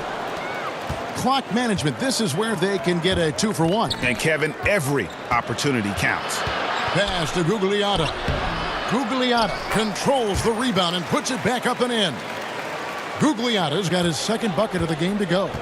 And that's a pure hustle play, getting to the offensive glass for the tip-in. And that's the kind of quality you see in any strong offensive rebounder, isn't it? To the paint. And Andre Iguodala with the slam. Incredible pass to Iggy. Put it right where he wanted it. Fantastic read by Iggy to exploit the space in the D. Passes to Wilkins. Played in with a nice touch off the glass. Wilkins has got 7. You talked about a back-and-forth game. This is the definition.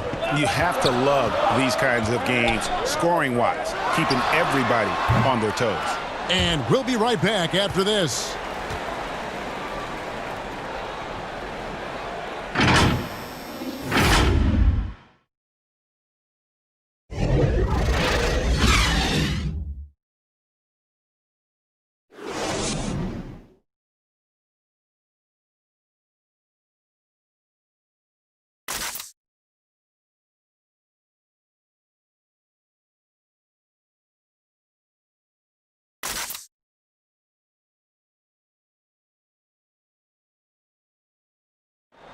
A native of Cameroon, Joel Embiid talks about making a quick transition to the United States. Not knowing English, obviously at the beginning it was a little bit hard to express myself. Obviously I can speak English perfectly now, so that's a plus, and I'm just being myself.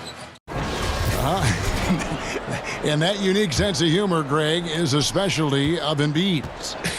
He's a fun-loving guy who's become a must-follow on social media. And the transition he's made has been remarkable. And if you're just tuning in, it's been a pretty even game through the first quarter. And let's quickly break down the game we've seen from Miami, guys. Well, one way to generate more offense, pound the offensive glass. That was the difference in the first.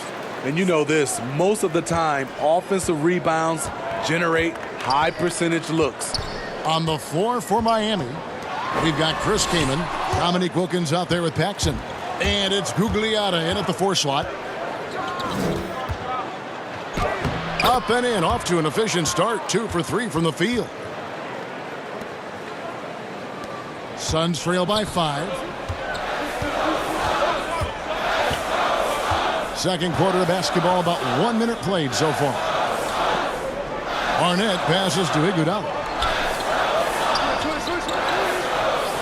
Now here's Vucevic. Nothing yet on the scoreboard for him. Here's Barnett. A three-pointer is right on target. This is the shot you want to get him. An open look from range. Second quarter of action, about 1.5 minutes played. Here's Marbury. He had 16 points in the win against the Nuggets in Denver.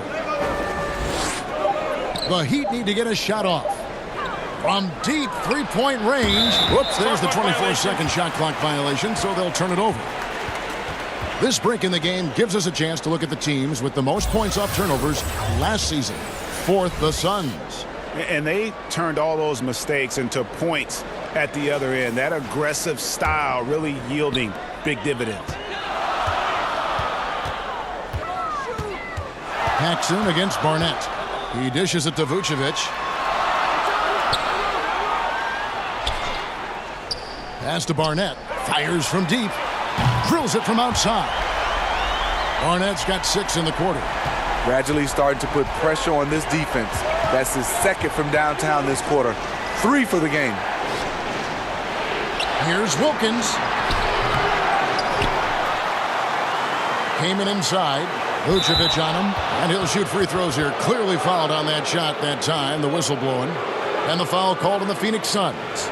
And you know, Kaman's got some national team experience, but it's not with the USA. His great-grandparents were German, so he played for the German Olympic team back in '08.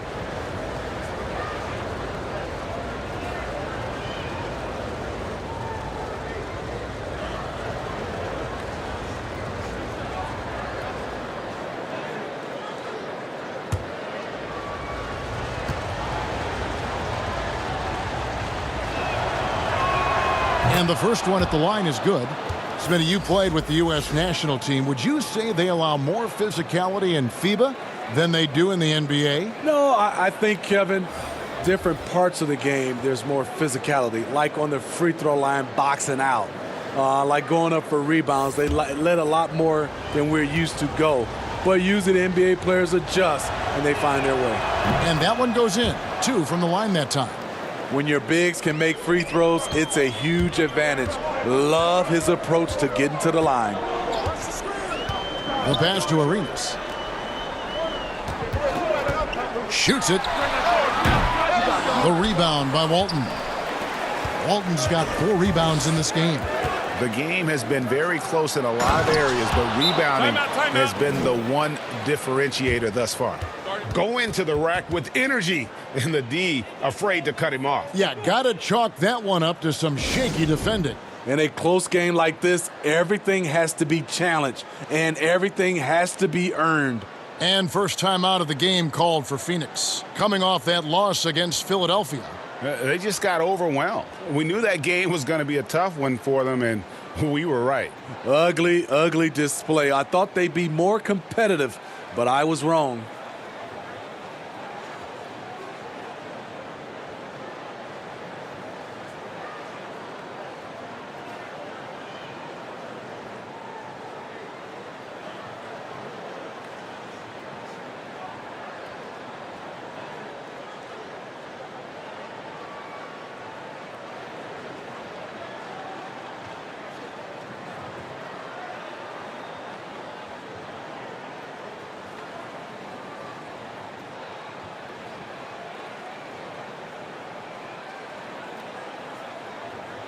And Phoenix making a change here. Allen's checked in.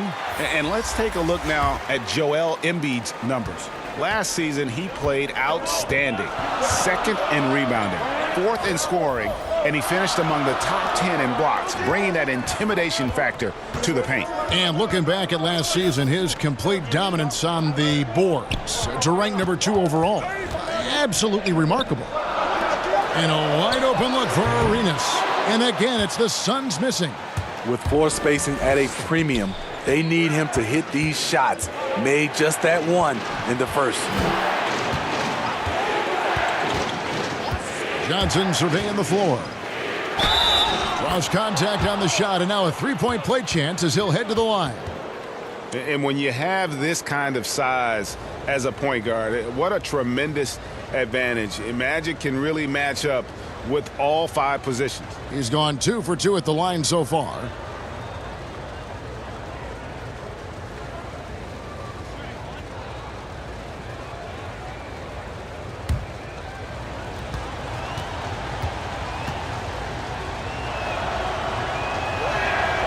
And it took them a while to find their touch at the line, but they have been red hot here in the second quarter. Suns trail by 6. Outside Arenas.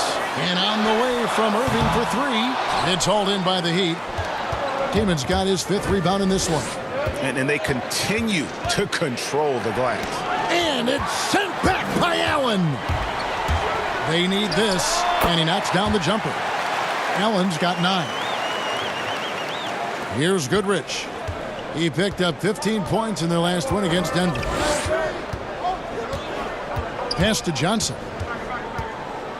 Here's the floater. Love grabs the board. Out of character for him to miss that shot. Maybe just a little too casual there. Arenas dishes to Embiid. Irving with the bounce pass.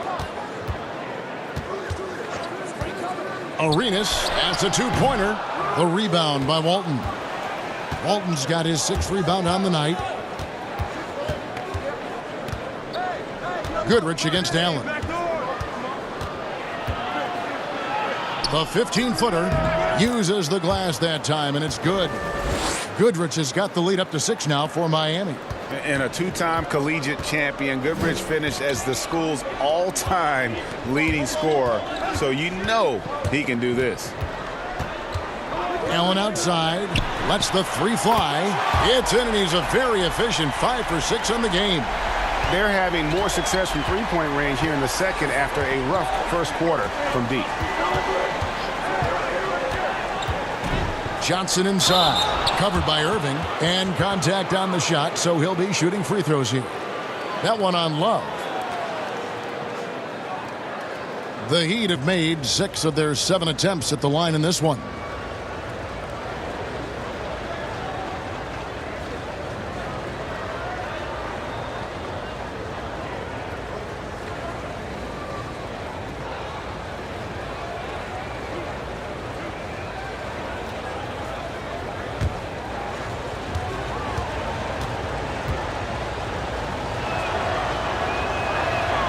And the first one drops. And they've done a better job at the line this quarter. They've got that free throw percentage up to almost 90%. Green, he's checked in for Miami.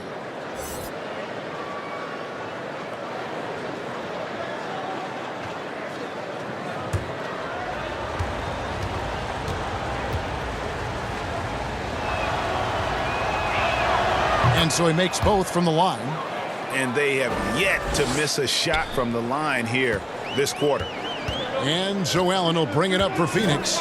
It's a 5-point game. Their next game playing at home as the Nets come into town. Nice ball movement by Phoenix. Outside Arenas. He kicks to Love. Embiid trying to break loose. That shot missing. I wonder what the score would be if they weren't controlled. Hold on! Kevin, you got to buckle up on that one. Wow, and that sort of showmanship is just deflating right now to a team trying to get back into a game like this. Ouch, Greg, that is definitely an emphasis jam. A big apostrophe or exclamation point, maybe even a question mark. And they are absolutely stroking it from beyond the arc. Down low, and Walton throws it down. Oh, phenomenal alley-oop slam there. They are taking advantage of a team that looks lost out there. Goodrich against Allen. And it's Arenas penetrating and slam dunk by Arenas.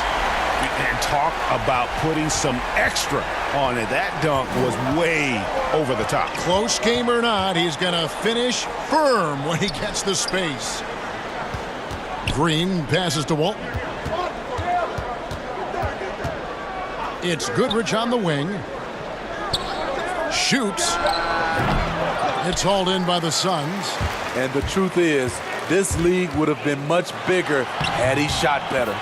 And after he missed the first 2 seasons of his career, Greg, with a broken bone in his foot, would injuries be your main concern for Joel Embiid?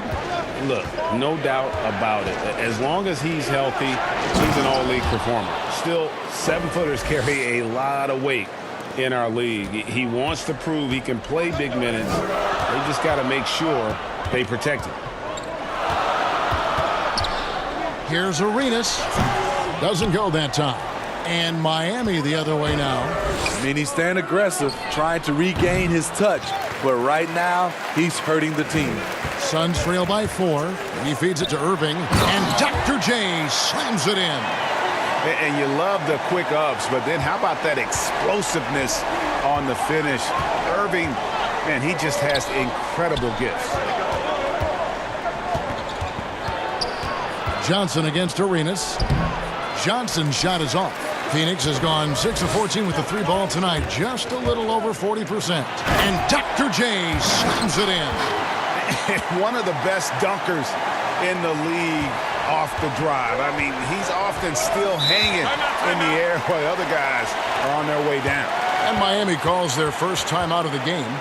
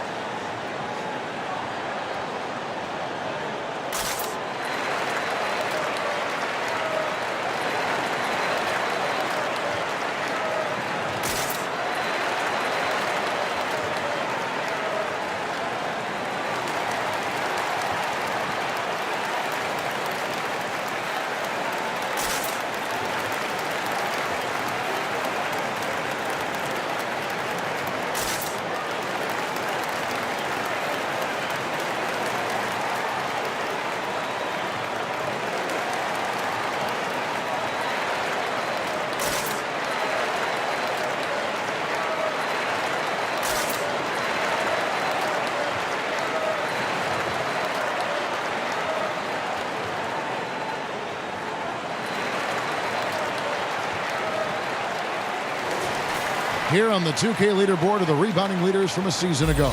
Second, Joel Embiid. What a season he had in the paint. I mean, his rebounding numbers really mind-boggling. Who wouldn't love to have a guy like that? And so here is Miami. Here's Johnson. Passes it to Green. Johnson outside. Down to 5 on the shot clock. Green, no luck. Phoenix has gone 4 of 6 from long range in the second quarter. Solid shooting. That doesn't go in either for Irving. It's Goodrich on the wing. Phoenix grabs the miss. Love's got rebound number 5 here tonight.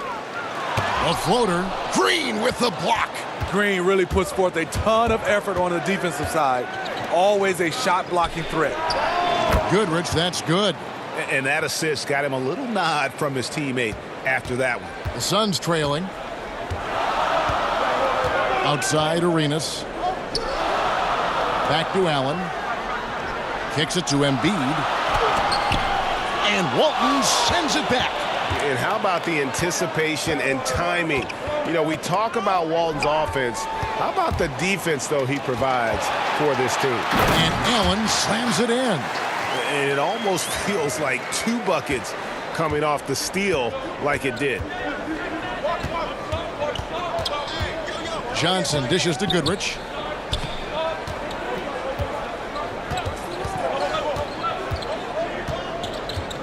Teardrop shot. He takes it up and lays it in. Goodrich has got 11. Man, I'll tell you, when you get your floater game going, it's a tremendous weapon. Phoenix calls timeout. Well, it's a players' league, but certainly coaching has its place. Yeah, if that weren't the case, you wouldn't see so many coaching changes in the offseason.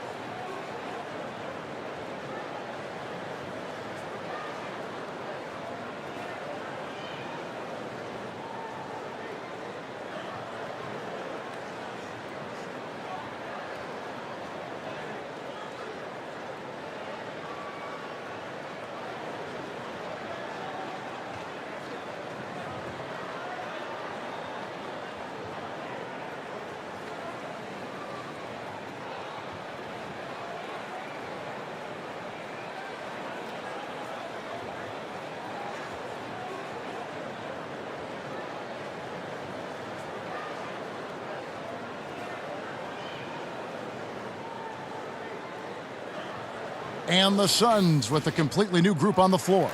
All right, a chance to look at the stats for Iguodala. Some last season stats for him was around 5 points per game, 3 assists, and 3 rebounds. Not bad numbers, but for a player of his talent, you have to think he can do more. Well, sometimes even the best hit a little flat spot. It's natural. He'll get on a roll, and I think he'll be fine. 1:58 left to play here in the second quarter. Here's Cassell. He's coming off a 13-point game against Philadelphia. Great positioning on the putback. Just no resistance on the inside. That's their 5th consecutive make in the paint. Here's Marbury, and he banks in the layup. Marbury's got 6. Here in the second quarter, he's looking much more comfortable with his offense. Suns trail by 4. Cassell, the pass to McDyess. Iguodala outside. Another 3 for Phoenix. Such a sweet stroke from Andre on the 3 ball. Always a danger to light it up from there. Pass to Marbury. In the hoop for his 4th field goal. 4 for 7 shooting and looking for more. Shooting at a high clip, he's found ways to get quality looks. The pass to Cassell. From deep, Iguodala. Green with the rebound. Green's got 4 rebounds in this game. Got to recognize the situation, trying to get a 2 for 1. Absolutely, but at the same time, you want to get a good shot.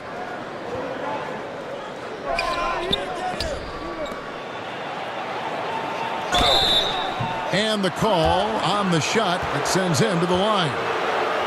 It's going to be on Antonio McDyess. Draymond just fooling the D with the shot fake. He has really worked on making that an effective part of his offense. This is his first free throw of the game. 2 stops. Last on the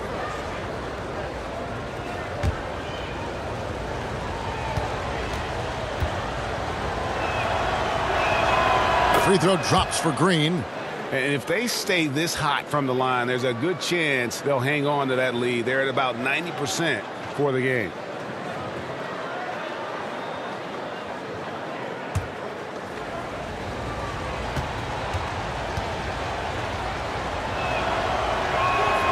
Both free throws good from Green.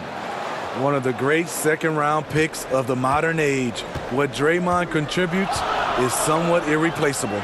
Vucevic, great D that time from Walton. Miami leading by 5.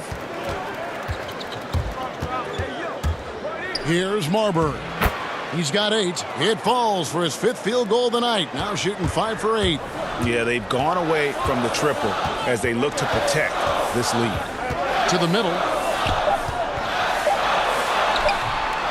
Vucevic down low. Can't get it to fall. And so it's Miami heading to the bench with a 7-point lead as we wrap up the quarter. They're pounding the ball inside, and that's where they've gotten their best production tonight. Right back after this break. It's the 2K Sports Halftime Show. Hey, welcome back to 2K Sports. Ernie Johnson alongside Shaquille O'Neal and the Jet, Kenny Smith. Let's get to it. It was a closely contested first quarter for Miami. Their field goal percentage was a robust 50% in the period. That's something they can hang their hat on. They stepped up their game in the second quarter, and the score began to tilt in their favor. It's now a 7-point lead for them here at the half. Let's hear from you, Shaq, on the Heat first half. I like their commitment to that inside game, boy. Get it inside to the post. Got to be scoring in the post, splashing to the basket. Just shoot the high percentage shot. No jumpers, no threes. They're being a more aggressive team, the more physical team. They're definitely going to win this game, Ernie. Kenny, your take on Phoenix. Well, the differential in rebounding was huge. And it goes back to the fundamental, blocking out and just maintaining position. Instead, they went to the lazy man's route, flying in the air, trying to steal rebounds. Well, that didn't work. No one is going to give you an easy rebound. They need to show some fight. Thanks for joining us, folks. We're now just a few minutes away from the start of the third quarter.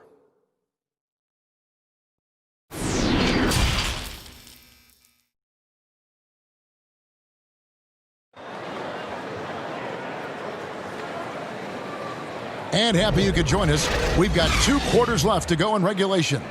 A fantastic game from Magic Johnson in this one. And he's shown just how adept he can be at creating contact and then cashing in at the line. It's a part of his game that he can always tap into. There's an art to it, and he is painting the canvas tonight. We played through the first half. Plenty of basketball, though, left in this one. Suns trail by 7. We've got Irving, Joel Embiid out there with Kevin Love. Then it's Gilbert Arenas, and it's Allen in at the 2. So that's the lineup on the floor for the Suns. Got a piece of it. Here's Love. Green with the block.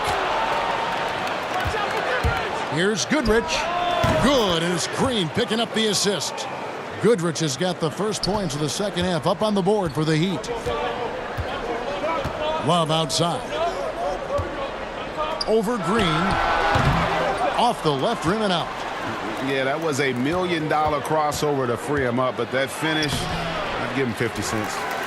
Phoenix has gotten the three-point shot off 16 times tonight. 7 times they've hit it, 9 times they've missed. And with that, the Heat lead is cut to just 7 on the basket from Irving. This is what you do when your opponent's trying to take away the 3 and the painted area. Johnson inside. He's covered by Arenas. Johnson gets the bucket. Johnson's got 17 now. That's just more for Magic. And for all of his unselfish ways, if he wanted to, this guy could probably score like this on a nightly basis.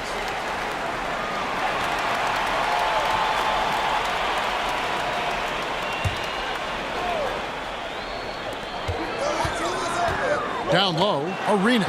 And it's Arenas with the jam. Now that's what I call a momentum changer. Yeah, when you've got a point guard with that kind of spring, no lead is safe. You're totally right. That can be a shot in the arm for them. A spark that turned things around. Here's Johnson. Shot number 12 goes in. He's made 7 of 12 now. Doing great things at the offensive end. 3 for 4 to start this half. Allen kicks it over to Arenas. Pass to Embiid. Suns moving the ball around to the inside. Beautiful dish, and the layup goes down. His team is down because he's not shooting enough. There's no reason he shouldn't be getting more looks right now. Well, what's not to like about Joel Embiid? A physical specimen at over 7 feet tall, all the skill in the world, and a personality made for stardom. Irving against Wilkins. And it's Irving missing. Great defensive effort, just saved a basket. You know what? This is why you never give up on a play. You don't know what's going to happen. You talk about Embiid's personality, whether it's on the court or through social media. Greg, he's not shy speaking his mind. One of the best trash talkers in the league. He doesn't hold back, but it's never personal. He's embracing the spirit of competition. 4 on the clock. Here's Arenas. Love trying to break loose. Great job scanning the floor by Kevin Love, using his vision to find the open man. Johnson kicks to Goodrich. Passes it to Wilkins. Outside, Green. There's the triple. And that's collected by Love. Love's got his 7th rebound here tonight. The drive by Allen. Yeah, he just punched the ticket on that one. That'll get the job done. Powerful 2-hand jam. The Heat leading by 8. And here is Goodrich. He's got 15. Johnson outside. Floats one. And Embiid with the block. Here's Allen. The feed to Irving. Good D by Wilkins. The Heat have gotten 5 of 8 shots to fall for them in the third quarter. A nice 62% from the field. And if there were ever a pivot you'd like to run the offense through, look no further than Bill Walton. Has that sixth sense for how a play should develop. Embiid shoots from 8. Rebound by the Heat. Wilkins has got his 5th rebound right now in the game. And he's going up for the alley-oop. Up high to stuff the alley-oop. And I'm not sure it's even possible to throw it too high for Dominique. He has a vertical plus the length, and that's an alley-oop waiting to happen every time he runs the floor. And the Suns miss again. And really, that is why he is feared as a defender, right in your face on that shot. Moved his feet, timed it perfectly. That's how you get stops. Love it. They need a good offensive possession. Yeah, they've gone a long time without a bucket. Timeout called, the Suns. You gotta like what Magic Johnson has done in this game. And he has absolutely worn them out in the paint. They need to come up with a plan to limit his touches in the interior.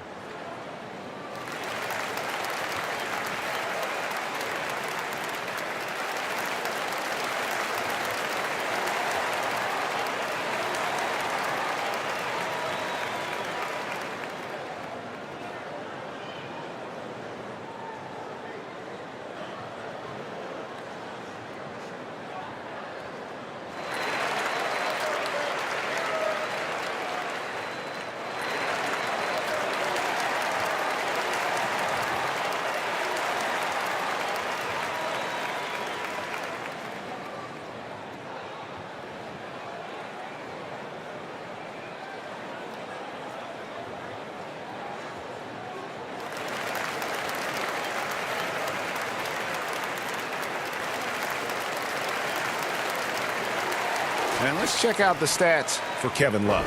Great showing for him last season.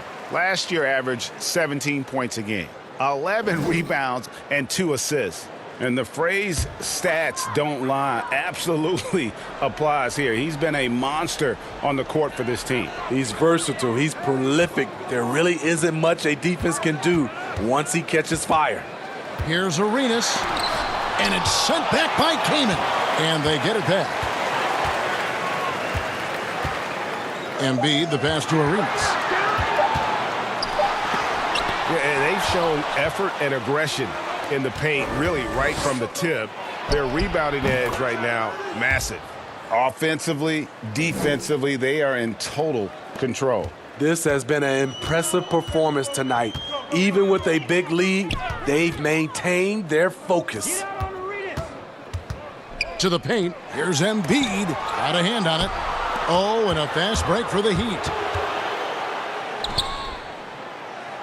And there's Johnson. That's good on the assist from Goodrich. Goodrich has got 4 assists in the game. Suns trail by 18. Pass to Embiid. Back to Arenas. Here's Irving. Easy jumper from very short distance. Irving's got 12. I love it. Beautiful job getting to the rim, making a play. Here's Johnson, and the shot goes in. Man, just adding insult to injury. He just waltzes inside and extends this lead. An uncontested shot at the rim, you have to compete at all times. Here's Arenas. And it's Kaman with the rebound. The Heat leading by 18. Fires, high post. Wilkins can't get it to go. And that is the exact type of opportunity this offense is looking to create. You know, if you get the ball to the right guy in the right spot, more often than not, you're coming away with points. Yeah, the defender all over him. The Suns have shot just 1 free throw earlier, 1 for 1 in the game.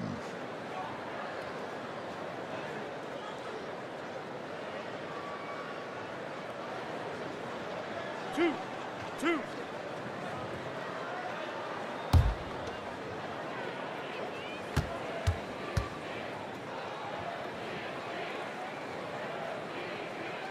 And he makes the first. And the Suns here with a different look. Vucevic checked in for Embiid. McDyess comes in for Kevin Love. Andre Iguodala. He's checked in for Irving, and it's Cassell in for Gilbert Arenas.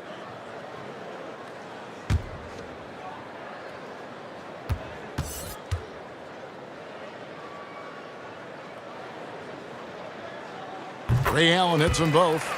Well, Steve, we keep seeing new arenas and new state-of-the-art training facilities. As a player, what do you value more, the home court or the practice court? Kevin, I really think it's the practice court because you spend so much time there. But a lot of times now, franchises have both, the home court and their practice facility right inside the arena. If you can have the practice court at an all-time high, something guys like and love, they'll spend a lot of time there. And the pressure he put on that shot forced the miscue. The rim protection at its finest. The result is the same whether you block the shot or simply change it. And he's really shot the ball well, but it hasn't been contagious. Here's Marbury. He scores his 6th bucket from the floor with that one. He's shot the ball 11 times. And I need to see some more assertiveness out of these defenders. Cassell kicks to Iguodala. Now the pass to McDyess. Here's Cassell. On the wing, Iguodala. And no good. And Miami the other way now. Gugliotta passes to Marbury. Shoots over Vucevic. No good on the shot, a bit long that time. And so it's Iguodala. He'll bring it up for the Suns. They trail by 16. It's not going to go for him. And here are the Heat. They're on a 14-6 run. Here's Johnson. Here's Kaman. On the wing, Johnson. Inside. It's slammed in by Wilkins. And how about the communication between teammates on that alley-oop? And that's what you need to pull that thing off. Pass to McDyess. Feeds to Vucevic. And foul on the shot, so he'll get a chance at the line. Phoenix shooting their 4th and 5th shots at the foul line in the game. And at the line last season, about 78% as a team. Pretty solid numbers.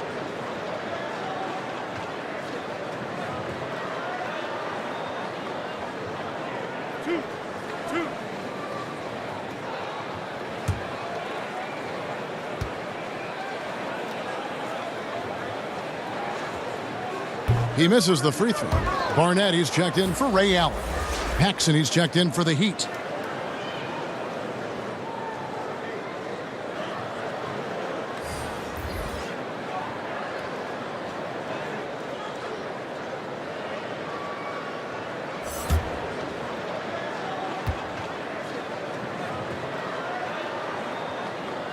Good on the second free throw. The Heat leading by 17. Marbury passes to Wilkins. Here's Marbury. He's covered by Cassell. That one drops for him. Wilkins has got 15 points. Not a lot of resistance on the inside, and they're taking full advantage. Cassell, the pass to Iguodala. Over Wilkins. That one rolling around and rims out. Now the Heat with it. They're on an 18-7 run. Here's Marbury. Rebound by the Suns. He's kind of lost his way this period, having a hard time getting anything to go down. Here's Cassell. Passes it to Vucevic. Knocked loose. Just 5 to shoot. From deep. Barnett, no good. And you could tell he thought he had a little more space, but the defender was right there. The ability to close out on perimeter shooters is so important in today's game. And not quite as aggressive from outside as they were in the first half, sticking to the high percentage shots, playing smart with the lead. Cassell, the pass to Vucevic. That one falls. There you go again. A nice kick out after the D had collapsed on it. The Heat leading by 19. Pass to Paxson. Good ball movement here by Miami. Gugliotta passes to Marbury. Out of bounds, it'll go to the Suns. And this is what the schedule looks like coming up for the Phoenix Suns. On Sunday, they'll host the Brooklyn Nets. Then on Tuesday, the Los Angeles Lakers will come into town. Phoenix has gone outside a lot tonight. 17 times, in fact. 7 of 17. Iguodala, the pass to Cassell. And the pass to Barnett.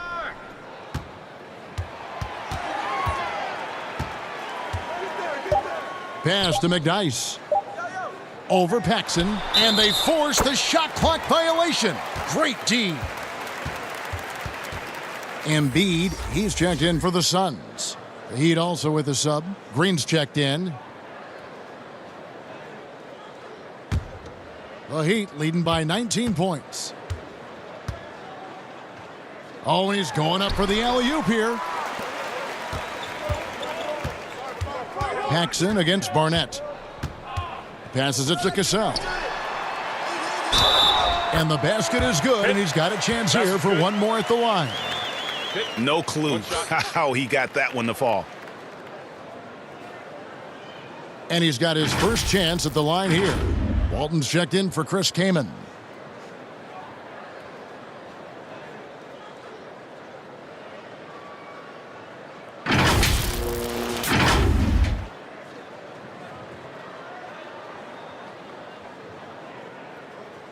One shot.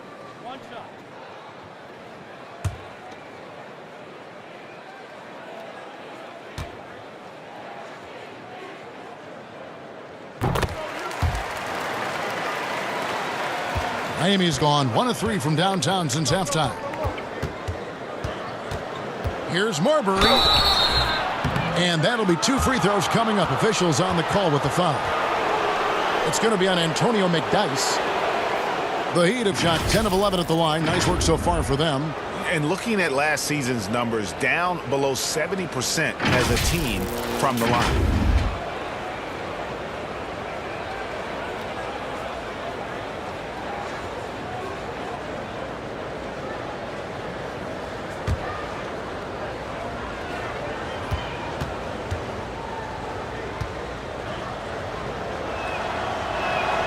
And he knocks down the first one.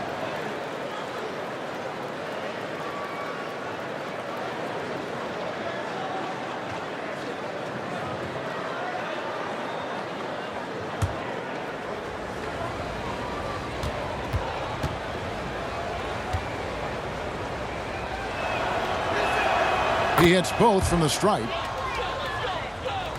Suns trail by 18. Here's Cassell. He has 7 over Marbury. The rebound by Walton. Walton's got 11 rebounds in the game. Here's Paxson, and he uses the glass on the layup. Paxson's got 6 points. I love that they're continuing to attack despite being up big. I'm impressed with their intensity tonight. They've came in focused, and they've executed. The 3 quarters of play all in the books, and this one all but over already. Miami ahead, delivering the blowout. And fourth quarter basketball will be coming your way on 2K Sports right after this.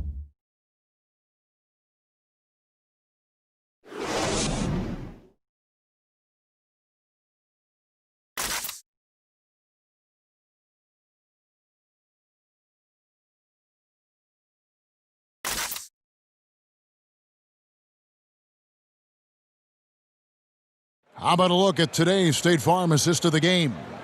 And he sliced the D wide open with this feed. They had no chance to prevent that basket. Creating plays for others, it's an art form, but it's also a discipline. Fantastic job.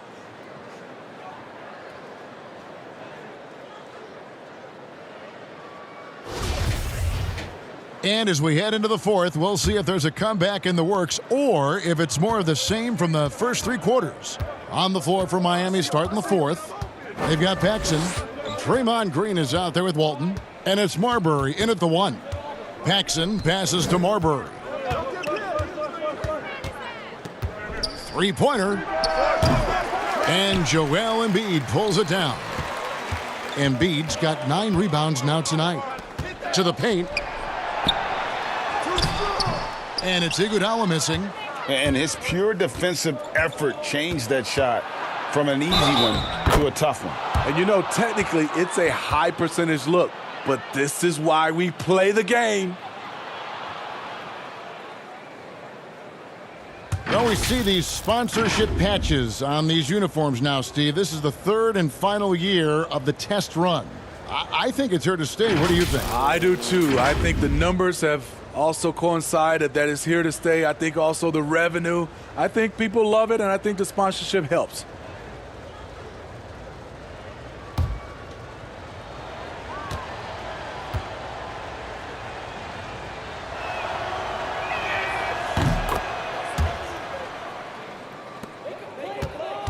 And so it's Iguodala. He'll bring it up for the Suns.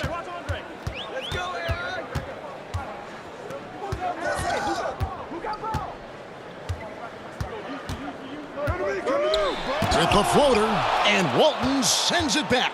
Their game plan needs to change if they're going to get out of this hole, because he is just not there offensively. Trying to finish out the game strong, you have to recognize who has the hot hand and get him the ball. And 2 shots coming up at the line as he gets fouled on the shot. And the one thing you love about Barnett, he'll do anything the coaches ask. Start, come off the bench, score, or facilitate. He is completely unselfish.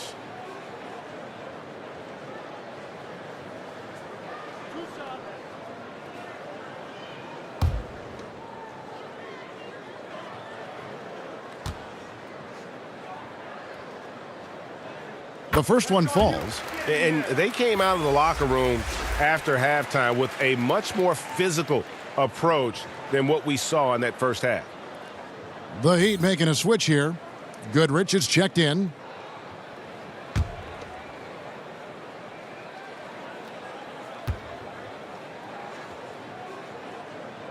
And both free throws good for Barnett.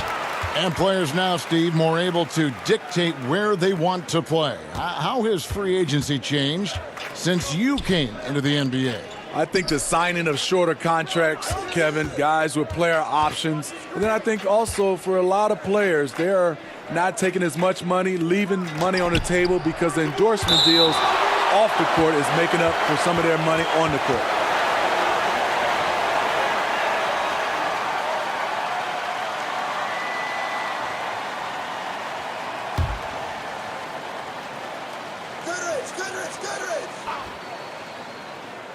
Clock at 6. Here's Goodrich, and the 3 ball is good. Goodrich has got 20 points. And really not the quickest release, but a nice fluid stroke. And of course, Goodrich is a tremendous competitor.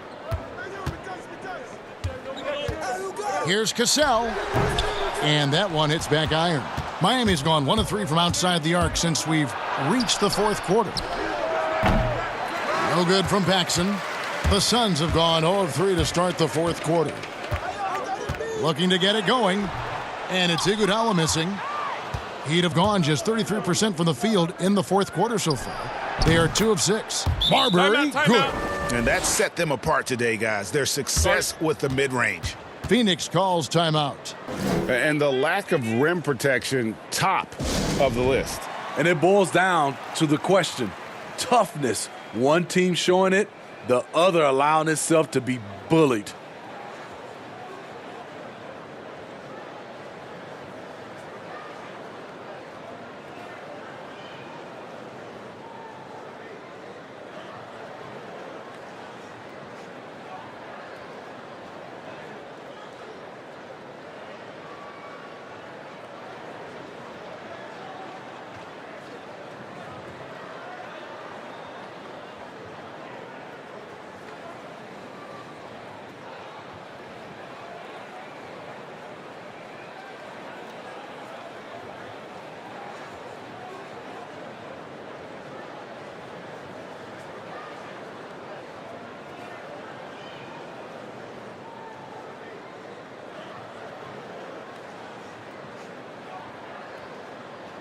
Some changes for Phoenix. Clark, he's checked in for McDyess. Wallace comes in for Andre Iguodala. And Fisher subbed in for Cassell. And it's Phoenix's ball. Here's Barnett. And out of bounds as the Heat gain possession. And this is like another case of Murphy's Law right now, and it's been their own doing, really, just like we saw there. The Heat have gone 3 of 7 from the floor in the fourth. That's a 42% mark in the quarter. Pass to Paxson for 3. They get it back. Walton, and Walton throws it down. That's why you never quit battling on the offensive glass. And that's a nice reward for his effort. The flush, perfect. Working hard, beating everyone to the ball. He does this night in and night out. And there's the pass to Barnett. 6 to shoot. To end the run. He hits the back iron and sinks the shot. Barnett's got 4 points this quarter. And boy, he's really in a groove. Dominant performance last game. Same thing this time out. Here's the thing. He's a guy who will go on hot streaks for you over a number of games. Shooting foul as the whistle blows. He'll shoot 2 free throws. Steve, revenue's climbing. We're seeing some star players make $40+ million a year. Top coaches making around $10 million a year. My goodness. Do you think coaches are due for a raise, though, Steve? You know, I think all parties involved, the numbers will keep going up, Kevin. The franchise values are going up to over $1 billion.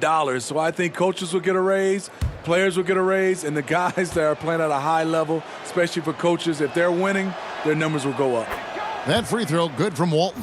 Impeccable from the line since halftime. The Suns making a switch here. Love's checked in.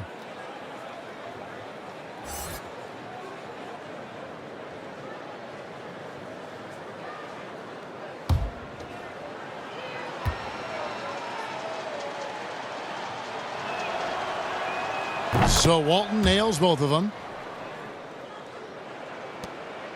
For Phoenix, they've gone 1 of 5 from the field here in the fourth. A lot of misses, just the one make. Clark, the pass to Barnett. Bagley brings the double team. Goes up, and that one's good by Clark. Clark's got his first 2 points of the night.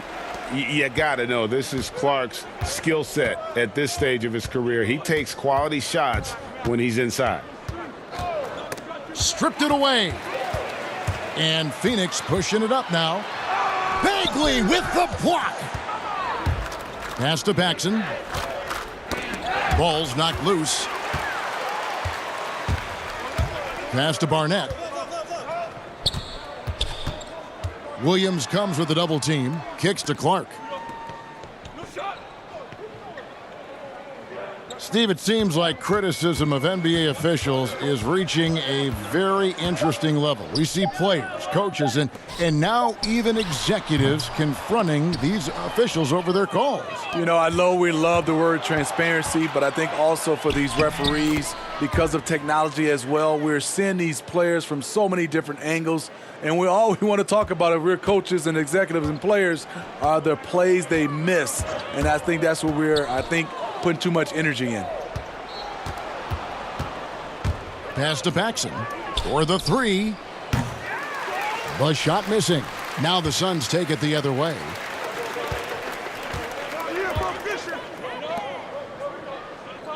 And the pass to Wallace.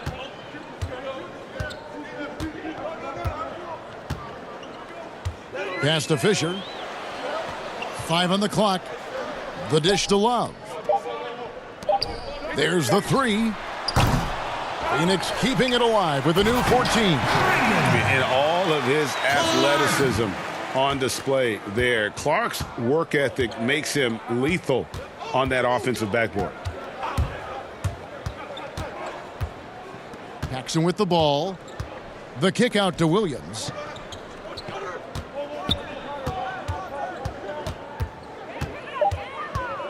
Passes it to Bagley. The basket is good off the assist from Williams. Bagley's got 4 points in the quarter. And he's just an attacking player, a guy who doesn't mind a little contact. Bagley there with a strong finish. Love. And 3 chances on that possession, but they just couldn't find a way to score. Walton, the pass to Paxson. So much new technology, a lot of it so exciting, Steve. Did you see the demo of the jersey that can change a player's name and number the other day? Wow, that was something. I did. I saw the demonstration that Adam Silver did. It is fantastic. I was thinking about myself, Kevin. I played for 7 teams. That's a lot of changing of the name and number. It really is. Love kicks to Fisher. Shoots the 3, and it's Kevin Love with the 3. Well, we know Love's been a great shooter for many years, but his catch-and-shoot game has reached another level. Williams scanning the floor. Serbiak passes to Paxson. Trying to break that ice-cold streak. It's hauled in by the Suns. Love's got the glass covered here tonight. 11 boards for him. Bagley against Wallace. Pass to Love. And he drops in the layup off the glass. This is the one thing you can count on from Kevin Love. He's going to stay active in the lane. Here's Serbiak. Wallace covering. Now the pass to Bagley. Paxson with the ball. From outside the arc, knocks down the 3 ball. And he finally gets involved from beyond the arc. His first 3 of the game comes here in the second quarter. Here's Fisher. You know, Smitty, the NBA more active now in developing players before they enter the NBA. Not just the fundamentals, but the values of the game. Yeah, I think it's a good move. The league has been taking a hands-on approach. There's nothing wrong with teaching the next generation life lessons about the sport and through the sport. And the pressure he put on that shot forced the miscue. The rim protection at its finest. The result is the same whether you block the shot or simply change it. After a lackluster first half, he's taken charge offensively.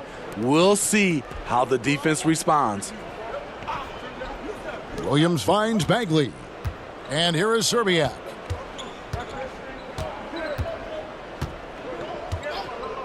Just 5 on the clock. Jacks up a 3. It's Clark with the rebound. And this is what you like about his perimeter D. Never gave up and challenged the deep one. You see some guys, they just mail it in. They don't go out and contest it. Not him. He's going to compete through the entire play. Nice ball movement by Phoenix. And Walton sends it back. And that's out of bounds. Phoenix will retain possession. So for the Suns, Vucevic checked in for Love. And it's Allen in for Barnett. And then for Miami, Kaman comes in for Walton. And Larry Hughes is subbed in for Paxson. Defense! Clock at 4. Allen dishes to Wallace. Poked loose, and it's out of bounds. They say it was last touched by Bagley.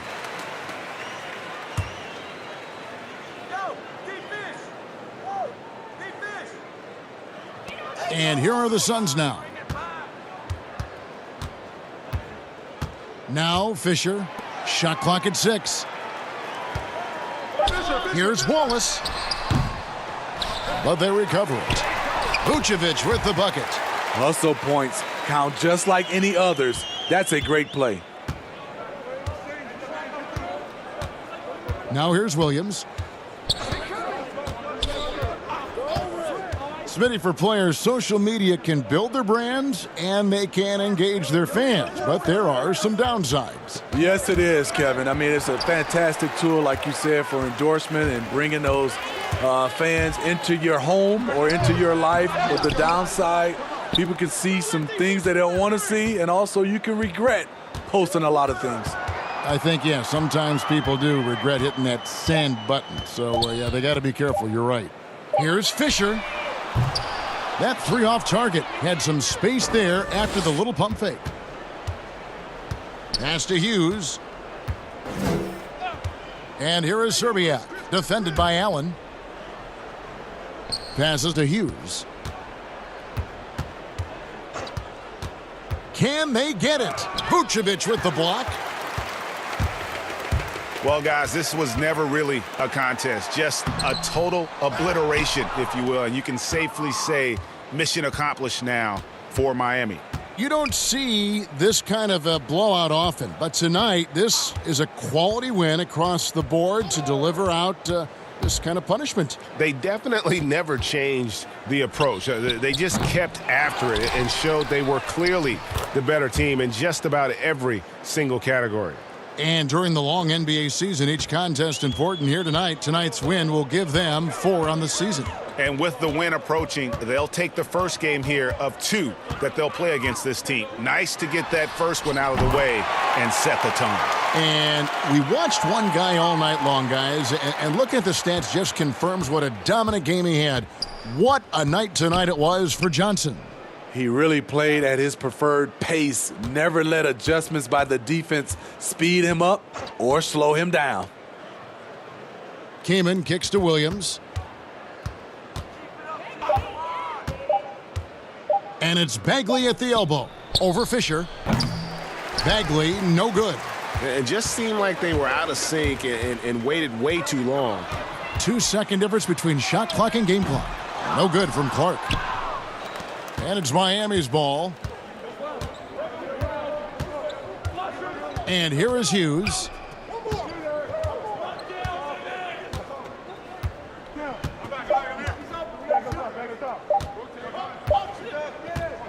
And so Miami takes this one by a big margin.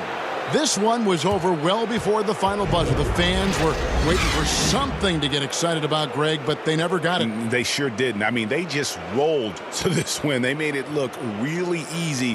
What an efficient performance at both ends. And that'll wrap it up, folks.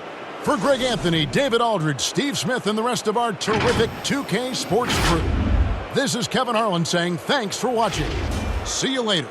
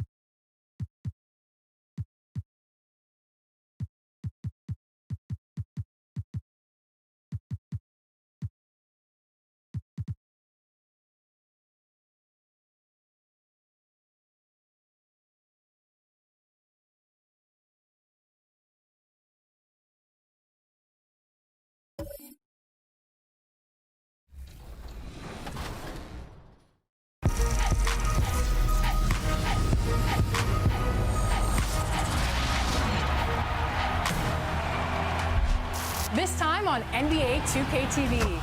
It's a 2K TV interactive special. Plus, we check in with the NBA 2K League, update you on neighborhood events, and we have more of your top plays.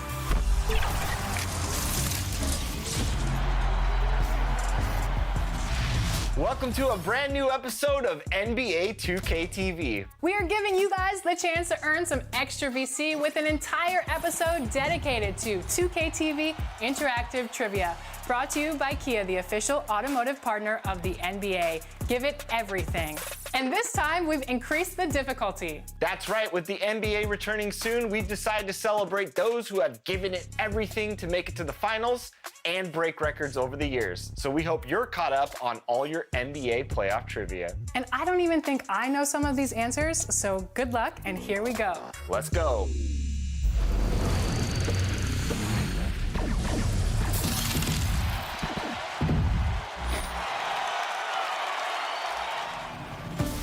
First up, this player has the most wins in NBA playoff history. Is it Kobe Bryant, Derek Fisher, Robert Horry, or Tim Duncan?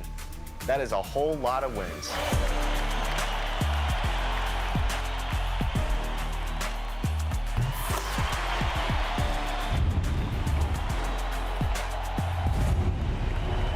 If you guessed my man Derek Fisher, you'd be right.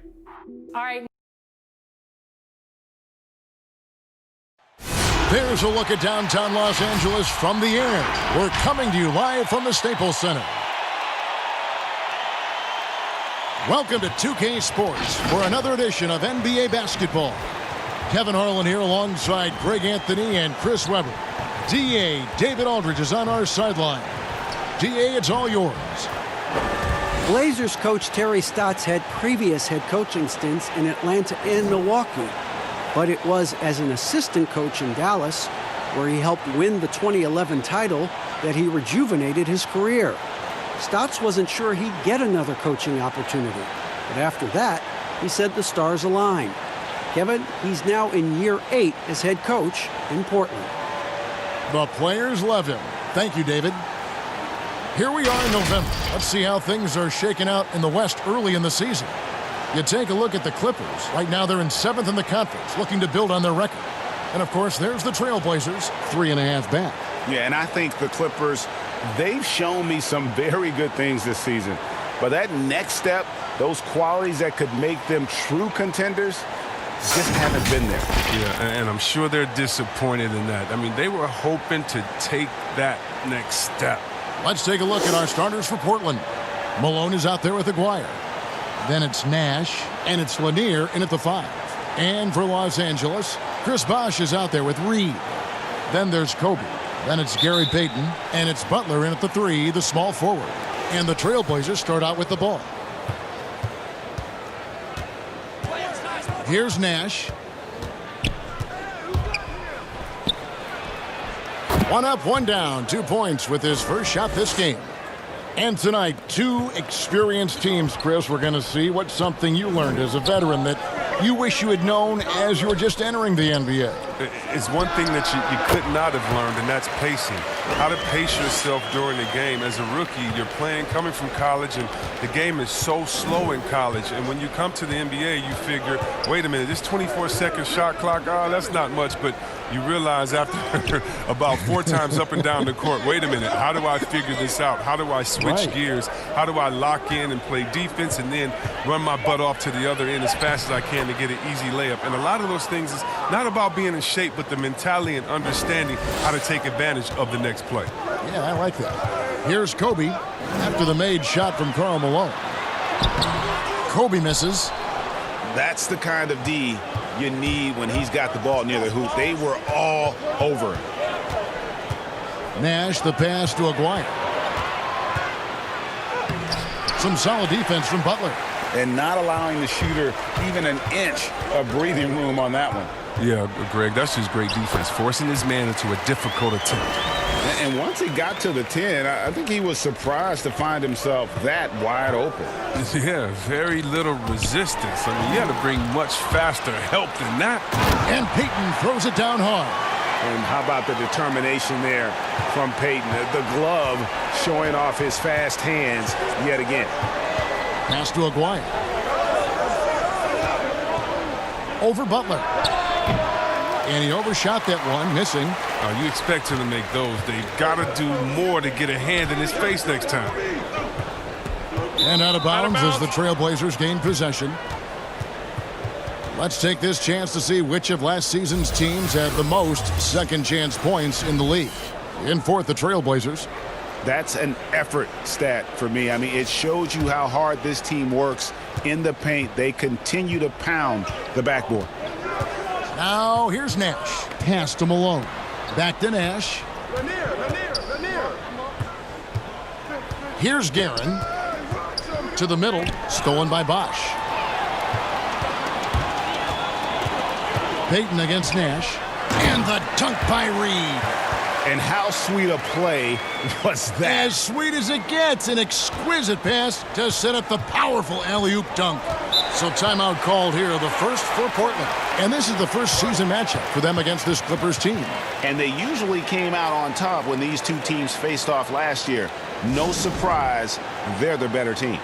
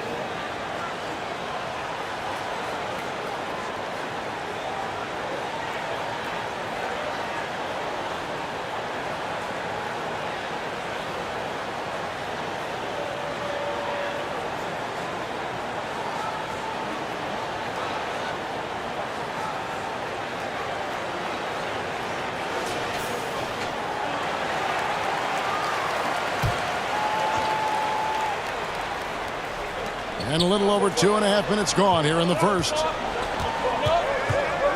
There's the pass to Lanier. Here is Aguirre. 6 on the shot clock. And some nice ball movement here by the Trailblazers. Here's Nash. And they'll turn it over. Could not get off a shot. 24-second violation.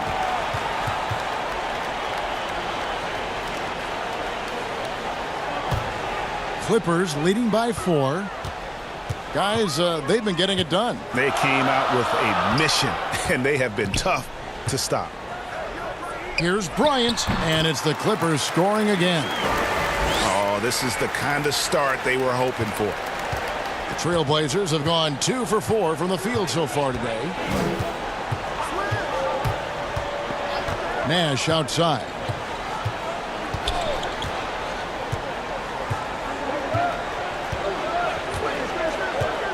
Five to shoot. Passes it to Aguirre. Over Peyton.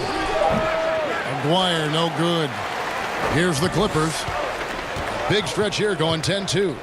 And after the Blazers got swept in the first round in 2018, many said they needed to blow it up. Instead, they stayed with it.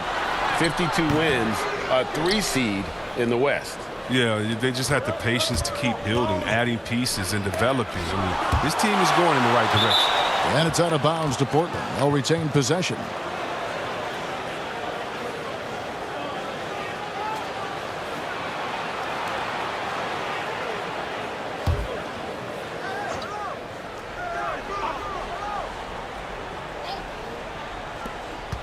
Nash, the pass to Guerin. Here is Aguirre. Reed covering.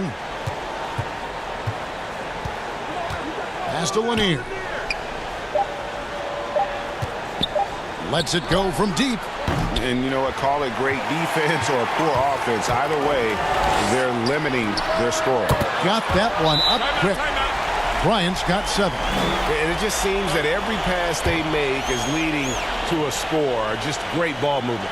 Time called here. The Blazers decide to talk it over. In the new season, Chris, every team wants that fast start, but when you really think about it, how important is that in the grand scheme of things? Well, it depends on where you are. Like, let's think about Houston last year with the injuries. You don't want to get to a slow start where you're fighting for home court advantage. So it's very important. And usually veteran teams know that first 2-3 weeks of the season is when you can sneak teams. And if you're a younger team and you understand that, wait a minute, it's all about attention to detail, focus, and playing hard, you can get some pretty nice upsets early, because when for young teams, once the scout report comes out and teams hone in on you, it might be a little bit more of a difficult season as the days go ahead. Yeah, watch out.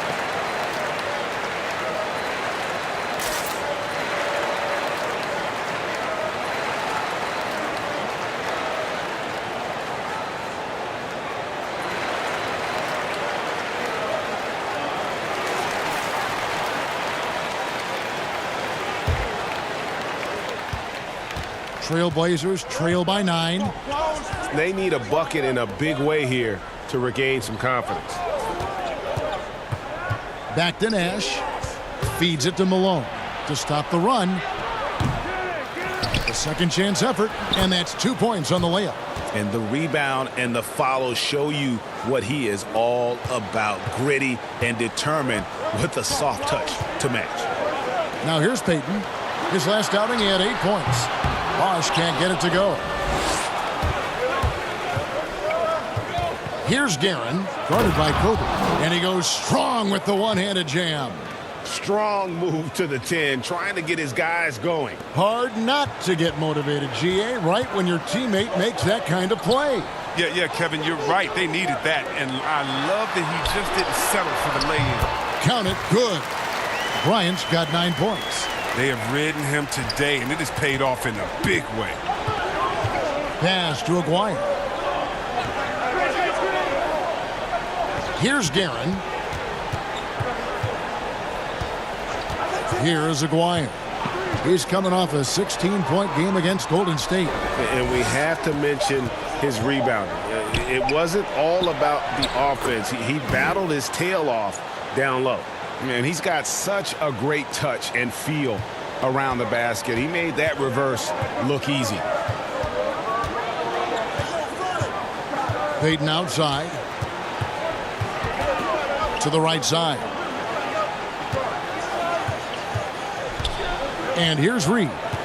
A 23-point game for him in the win against Milwaukee. And how about his defense? I mean, 4 blocks on the night. They couldn't keep him down. And that was a little bit of a range check for him. Trying to take advantage of that extra space on the perimeter. We see a lot of this now. And just a difficult cover. Aguirre's a great ball handler, and at 6'5", he's got deceptive speed. He can work you inside and out. He's getting his first free throw attempt of the night right now.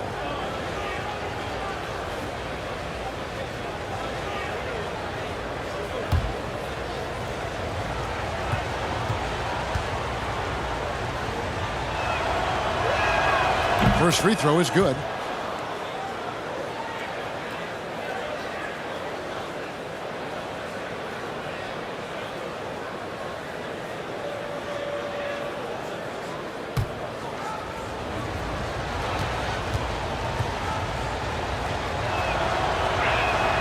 That's also good, so he hits both free throws. Clippers with the ball. It's a 3-point game. They put up a nice win against the Bucks the last time out. They shot the lights out from deep. Really stretched out the defense in that one. Well, nowadays, the 3-point shot is huge. They were on fire from outside.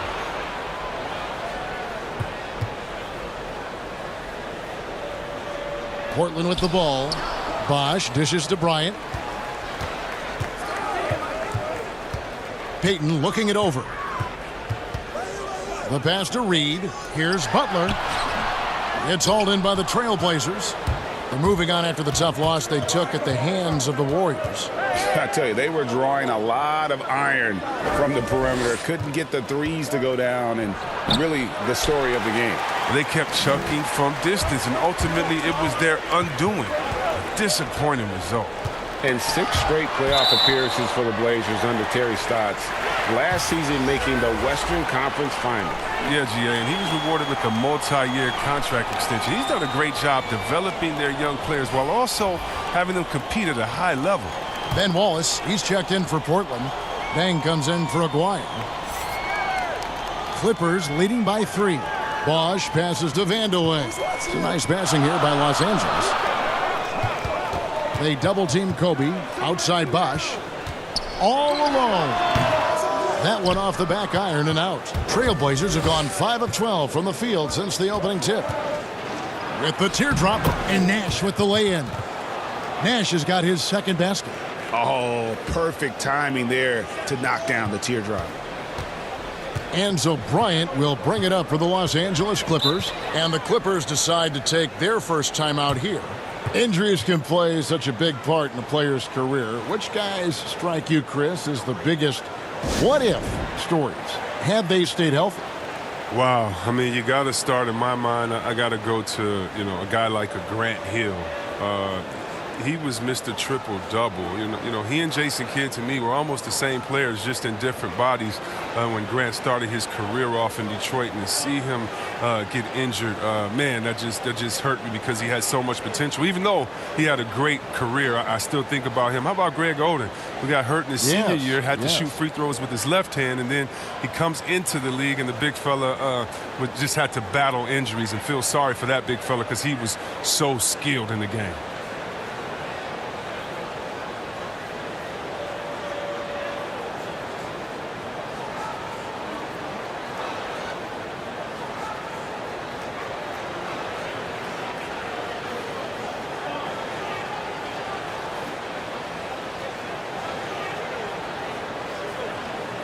Marcus Camby, he's checked in for Los Angeles. Walker comes in for Bryant. The Trailblazers also changing it up.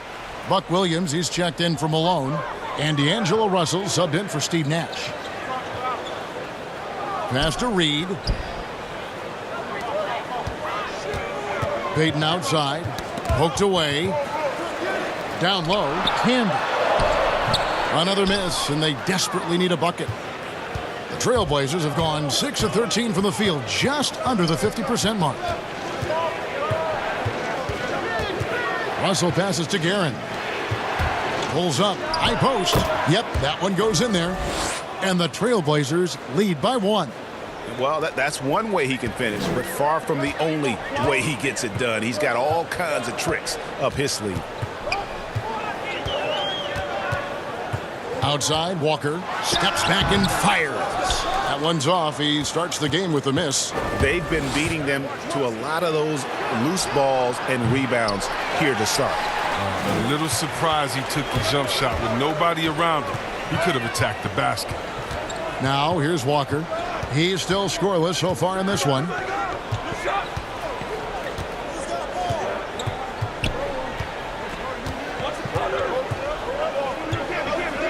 He feeds it to Payton. Guerin grabs the miss. And that is a textbook example of how to defend your rim. Well, that's why he's out there right now. In situations like this, he stands tall to prevent points. Here's Guerin. 29 points for him last game against the Warriors in San Francisco. Yeah, but it wasn't all about himself. I mean, he kept everybody else in the loop. His passing was tremendous. Clippers have gotten 7 of their first 16 field goal attempts to go down here in the first. And the dunk by Reed. Wow, wonderful court awareness that time. You can count on Walker to find the open man. Here's Guerin, covered by Payton. Shot from 16. Guerin, no good. He just can't find the touch this quarter. He's got to keep grinding, though, and looking for the best shot possible. And it's sent back by Russell. Here's Guerin, covered by Payton. Guerin passes to Russell. Wallace kicks to Russell.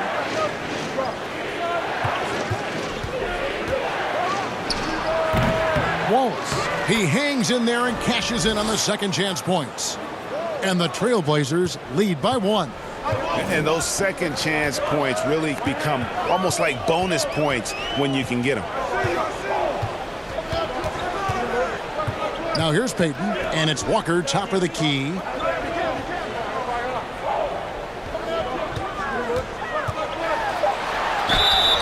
And he gets the whistle. 2 free throws coming up. And checking out some stats for D'Angelo Russell. Good season for him last year. Averaged 21 points a game, 7 assists and 4 rebounds. To have a scorer like him consistently deliver you points makes such a big difference for a team. Yeah, it gives you something you really can rely on going into every game. And you can also work off of him to look to create for others.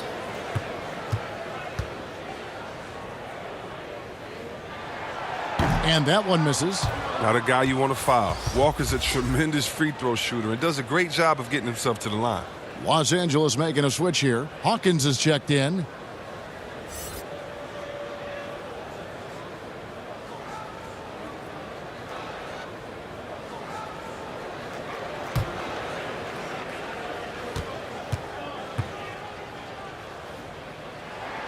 He hits the second from the line. Well, if teams are getting shaken up a bit, coach is usually the first to go, get fired. Do you think teams get too trigger happy with that aspect, coach first and then looking at the team? Yeah, I do. But unfortunately, if you're the head of the team, that's the responsibility, and that's kind of that's your job to take all of the heat. Being a coach is such a thankless job. You don't get thanked unless you win the championship. If not, it's like, good job. Okay, we don't care about the fires you put out. We don't care about the players you develop. We don't care about the chemistry you built. You didn't win, and so yeah, coaches are usually the first to go, and it's unfair. But hopefully they have some connections and they have a good resume, because they'll be back around somewhere else. They'll pop up somewhere else. They sure will.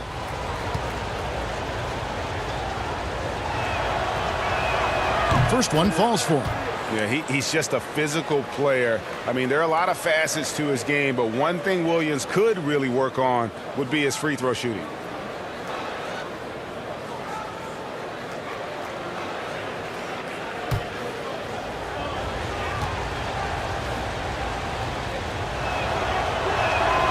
And Williams drops them both. There's 1:17 left here in the opening quarter. Russell against Walker. Here's the teardrop. It's hauled in by the Trailblazers. And that one gives them a +5 rebound advantage, Kevin. Russell passes to Guerin. Over Hawkins. And that one's good. Guerin's got his second bucket. Nice pass. I mean, putting in work on the interior. Gotta love it. Pass to Walker. That one's not going to go. And it's Portland the other way. It's been a really tough quarter for him. I mean, he cannot get his shots to drop. Oh, the officials are all over that one. Portland, they have hit all 4 of their chances so far in this one. And a season ago at the charity stripe, this is a group that shot an impressive 81%.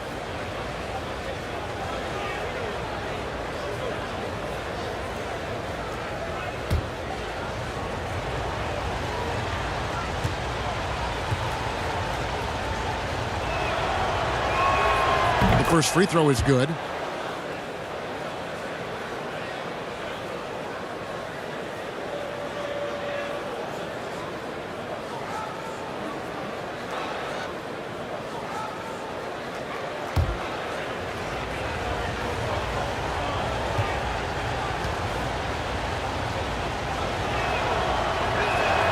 And that's good as he hits both of his shots. Oh, he's never rattled at the stripe. Always has that nice soft touch on his free throws. They've been looking out of sync offensively. Yeah, their offense has ground to a standstill. And the soft touch from the mid-range. Good choice by Walker to just rise and fire right there. Here's Russell. Kemba Walker making his last shot. Russell passes to Guerin. 7-second difference, shot and game clock. Over Hawkins. Portland again missing. Just not there from a rhythm standpoint right now. It's really eluding him. Walker. And it's Russell with the rebound. Look, they say there are no easy finishes in the NBA, but that should have been easy. Drops in the tray. Well, the shooter of Walker's caliber, I mean, you can't allow him to shoot with his feet set. 1 quarter in the books, and it's been a close one so far. It's the Trailblazers leading by just 1. We've got more in store for you right after this.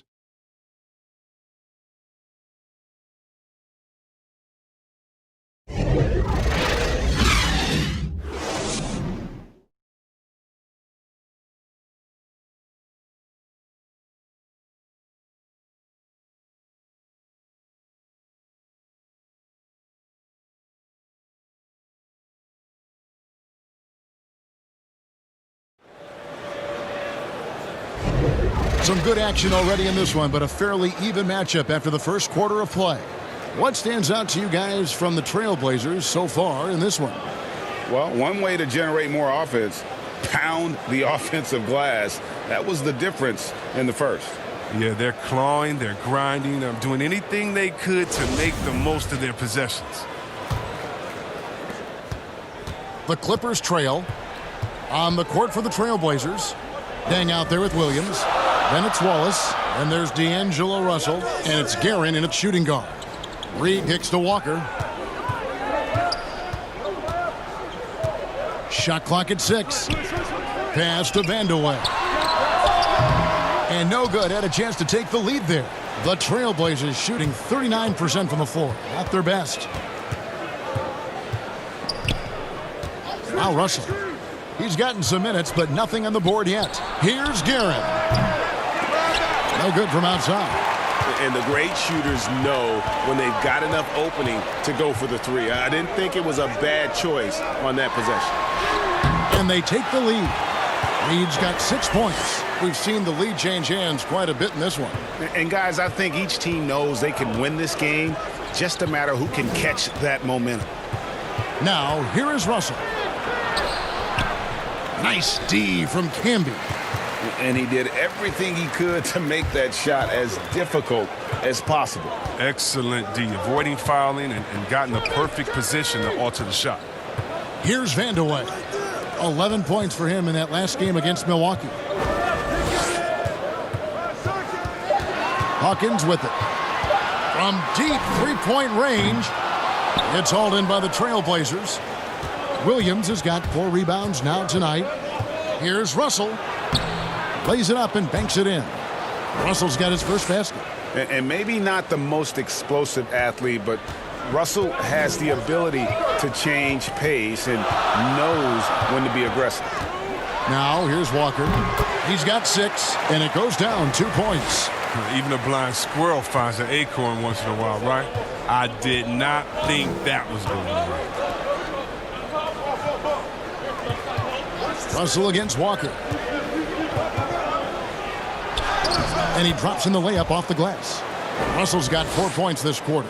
Never losing focus. Even after contact, Russell sends it home.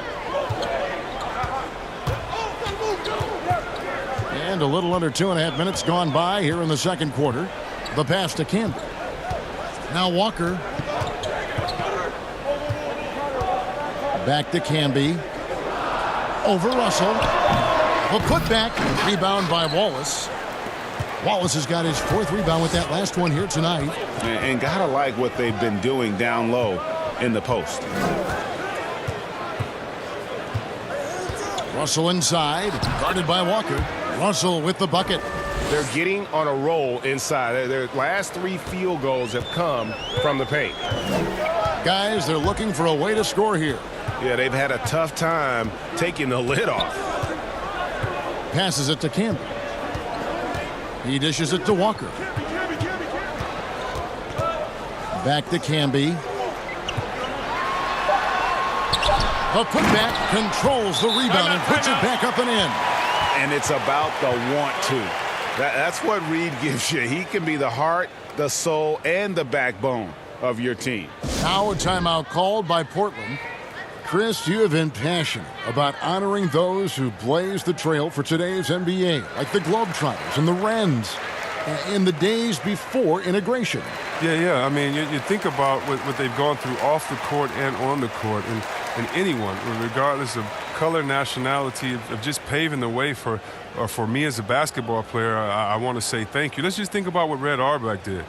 Drafting the first African-American player, making the first African-American player coach in Bill Russell, who won the championship that year, and leaving him a good team. And if you look at organizations like the Black Fives who bring an awareness to the games, and you just want to understand your legacy culturally, and that's why I have to, every time I see Mr. Bill Russell, Big O, or Kareem Abdul-Jabbar, I give them a big hug and a wet kiss on the cheek, because I just thank them for not only advancing the movement in sports, but culturally Sports has always sent a message to the culture and society about how cool teammates work together and how you can overcome a problem by working together. And so I really thank them for enduring all of the hardships that they did so that we can reap the benefits. So it's been awesome to be part of the league and be able to shake hands with those that have blazed trails for us. That is so admirable on your part. Here is Hawkins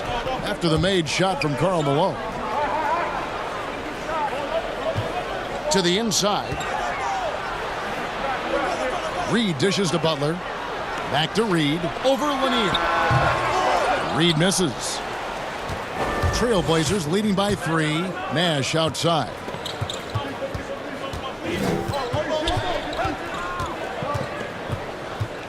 Pass to Aguirre. Portland moving the ball around. Kicks it out to Malone. Shoots the 3. That one misses. So Los Angeles will take it the other way. Butler passes to Kobe. It's good. Bryant's got 11 points. Oh, the timing couldn't have been better on that assist. Pass to Aguirre. And it's the Clippers with the rebound. Bosh has got his 4th rebound in this one. Hawkins passes to Reed. No luck that time on the shot that would have put them on top. Portland's gone 0-2 from deep here in the second. Butler against Aguirre. Fades and shoots. Again, the miss by the Trailblazers. And he'll be happy with there in front. He knows better than anyone else that he's still without a bucket, and he won't be happy with that. It has been nip and tuck through the first half. Exactly, guys. The way it's seesawed back and forth, unbelievable. Nash dishes to Malone. And he blocked it and deflects off the backboard. Butler feeling it out a bit. Here's Bosh. The shot's good on the assist by Butler. Butler's got 3 assists tonight. And they're forcing the ball inside, and it's working like a charm. Here's Nash, and it's sent back by Bosh. Hawkins against Russell, and the dunk by Reed. Oh, and the lead gets bigger on a ridiculous offensive sequence. That dunk alone would have been spectacular. Never mind it coming at the end of an alley-oop. Count that one. His field goal percentage is creeping up there now. I mean, it wasn't pretty in the first quarter. Hawkins against Nash. Here is Hawkins. They get a hand on it and stolen by Nash. And here's Russell.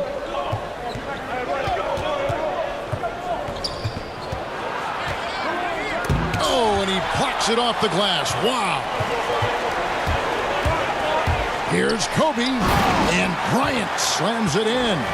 And if you're going to give Bryant a lane to the rim, then you deserve to get dunked on. You know how tenacious he is when penetrating inside. Now, here's Nash. Kicks it to Russell.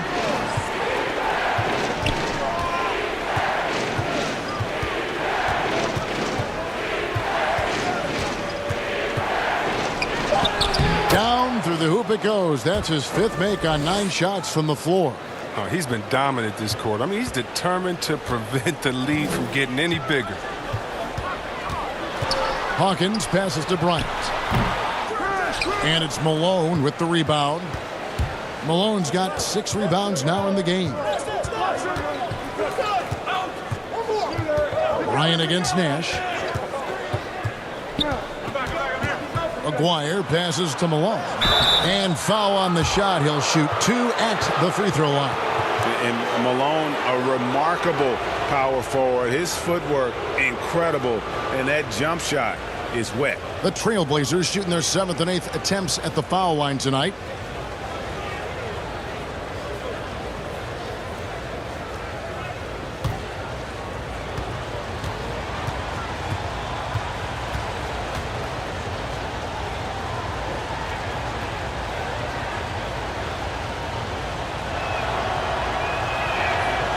free throw drops for Malone. Gary Payton, he's checked in for Los Angeles.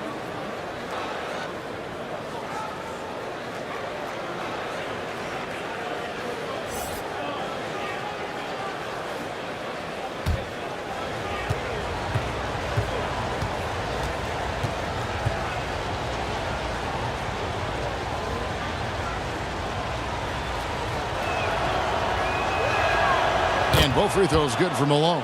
Oh, he's such a good free throw shooter. I mean, it frees him up to be as aggressive as he wants in the post. Payton kicks to Kobe. Here's Bosh. 2 free throws coming up, and they call the shooting foul. That one on Malone. And with the offense getting right to the rim, at least they saved the layup. For Los Angeles, they have converted 1 of 2 free throws so far today. Yeah, and 79% from the line as a team a season Take ago. a break. Pretty reliable in shots. that regard.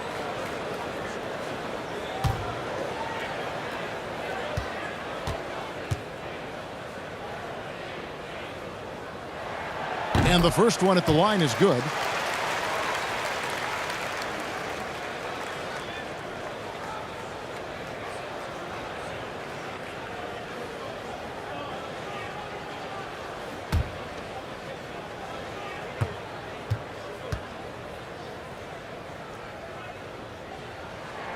And so Bosh nails both of them. Here is Nash. The pass to Aguirre. Russell with it.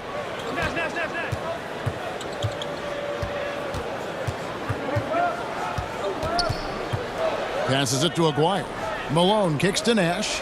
Just 4 to shoot. The 3. Good on the triple. Nash has got it all tied up now for Portland. And the jump shot of Nash, poetry in motion, a super efficient shooter from downtown. And you could see him give a little nod and then just burst to the rim for the alley-oop slam. A pair of teammates, Greg, with a terrific feel for each other.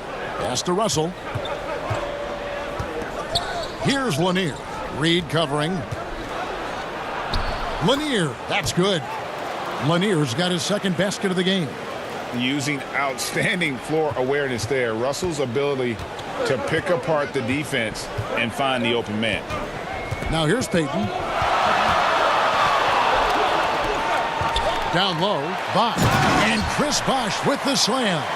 And he shows us all what the breakaway rim was invented for. Can you believe he almost brought the whole thing down by hanging on that long? Payton against Nash. Pass to Aguirre.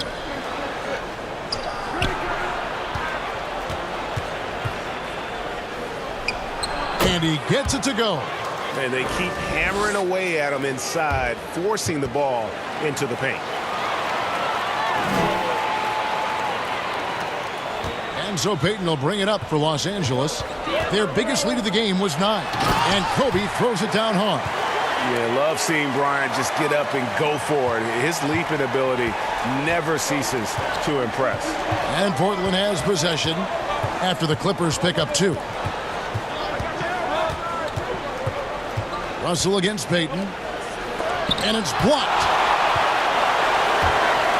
And here's the fast break. Bryant leading the way. Second shot opportunity. And Bosh with the layup.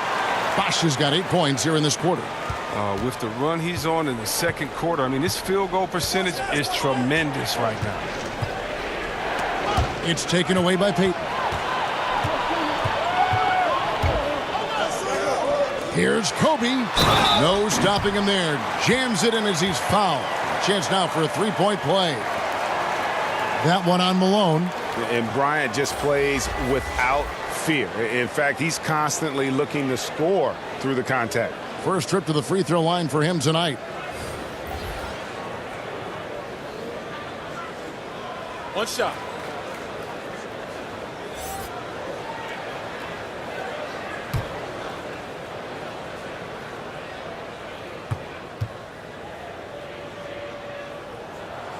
The free throw drops for Kobe. Trailblazers trail by 7. Nash, the pass to Wallace. Here's Guerin. It's taken away by Payton. drops in the breakaway layup. Payton's got 6. Agile play to get his hand in there and get the steal. Intelligent play to immediately start the break. Wallace the pass to Guerin. And now Bryant pushing it up. No. Whoa, what a finish. Run that back. I want to see the replay now. And Bryant has always gotten credit for being a fierce defender, clogging and digging, jumping on those steals when they present themselves. Here's Guerin. He has 6. 6 to shoot. Outside Dang. Over Bryant. And again, unable to change momentum here. Los Angeles leading by 11. Now here's Walker. He's got 8. Rebound by Wallace. Portland's gone 1 of 4 from three-point range in the second. Not a whole lot dropping out there for them. Just 2 seconds between shot clock and game clock. Here's Guerin.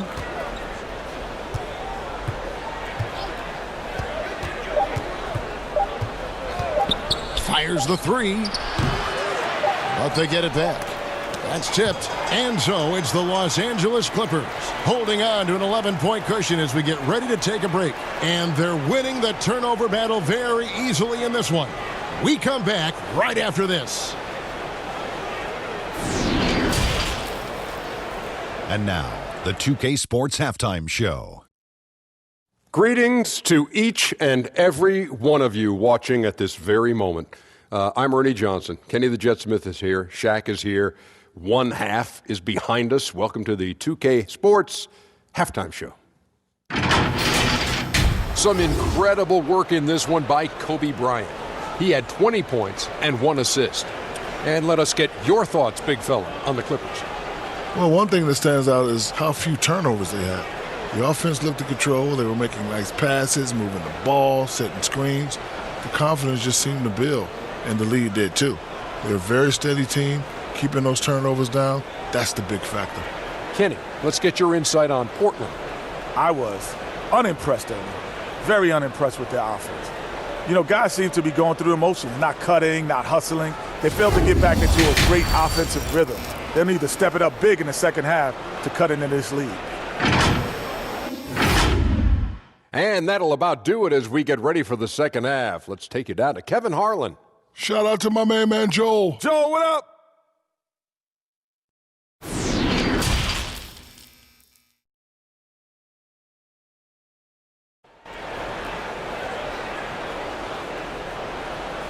And there wasn't too much drama in the first half, but maybe things will tighten up here in the second. You look at Kobe Bryant in this game, I mean, he has been everywhere. Man, he's been running wild on them through that first half. Absolute dynamite on offense. And as they can't slow him down, you know what you do? You keep feeding them and feeding them and feeding them. This is the right game plan. And with a big gap on the scoreboard, the second half begins with very different goals for these teams. One side trying to mount a comeback, one side trying to protect their lead. And now let's check out the lineups courtesy of Gatorade, all fueled up and ready to go for the second half of basketball. So for the Clippers right now, Kobe is out there with Payton. Then there's Chris Bosh, and it's Caron Butler, and it's Reed in its center. Here's Payton to the paint. Here's Bosh. Fades. It's hauled in by the Trailblazers. Guerin's got 4 rebounds now tonight. Reed against Nash. Here's Guerin. Good, and the assist goes to Nash. Nash has got 3 assists now in this one. Look, he's a tough fella to deal with when he gets below the free throw line. Bryant, and fouled as he went up to the dunk. Good aggressive move, and he'll shoot 2. That one on Malone. And that's how you want to use your fouls, not allowing him to get to the rim. The Clippers shooting their 6th and 7th free throw attempts tonight.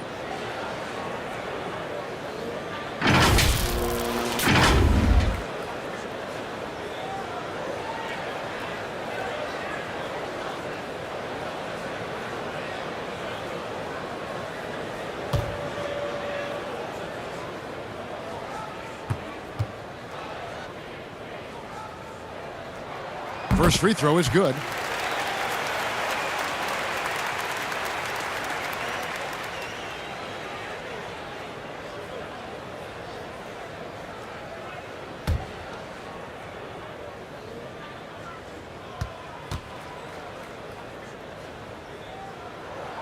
Both good from the line that time.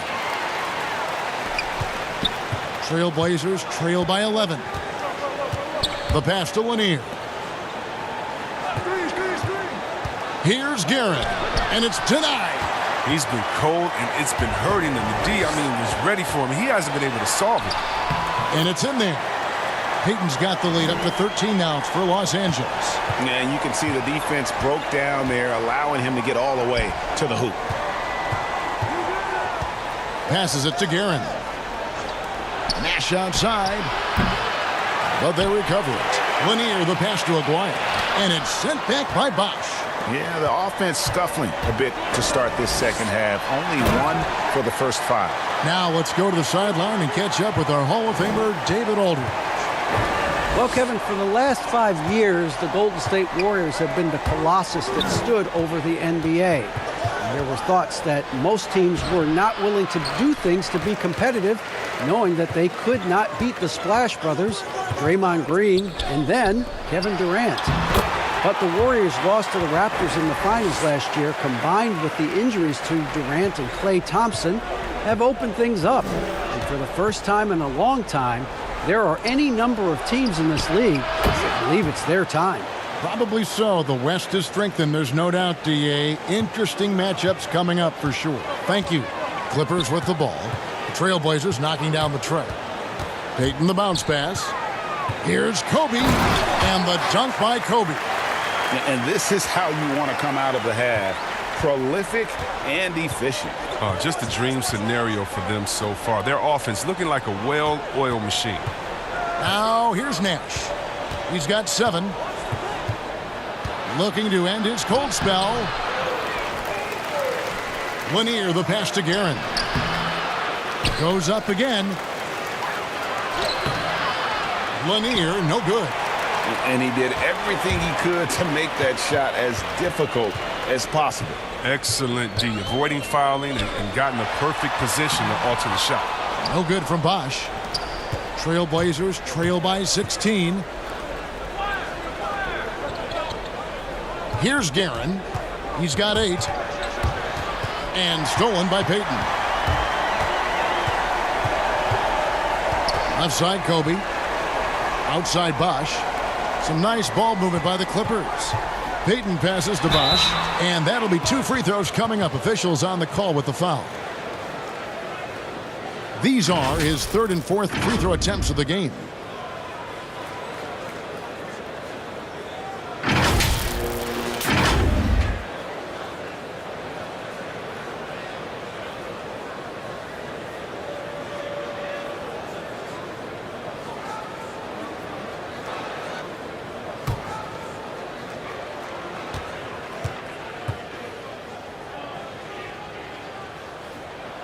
The free throw drops for Bosch.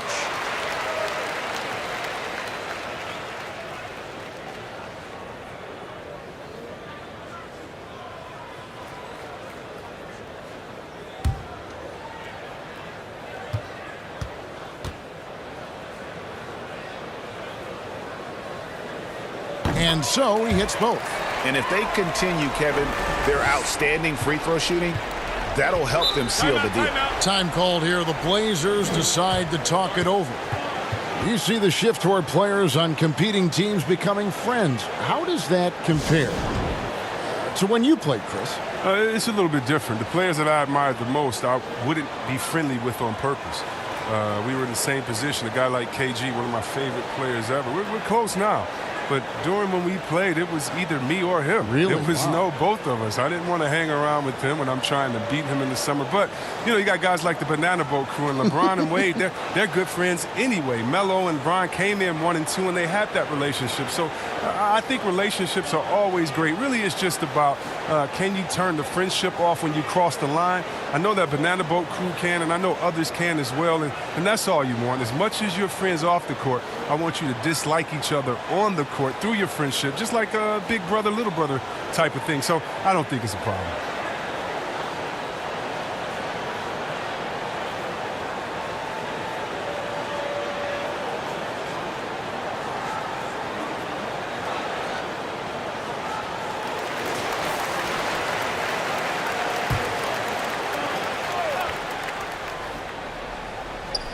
Just over 3.5 minutes through the third quarter of play now. Aguirre against Butler. Payton on the double team. Nash outside. Shot clock at 5. Here's Malone. And he gets the whistle. 2 free throws coming up. It's going to be on Willis Reed. The Trailblazers have been a perfect 8 of 8 at the line.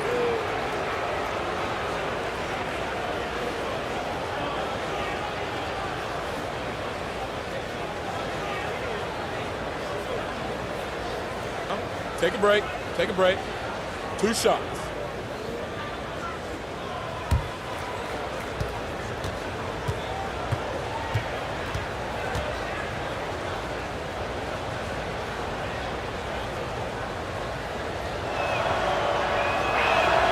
And the first one drops.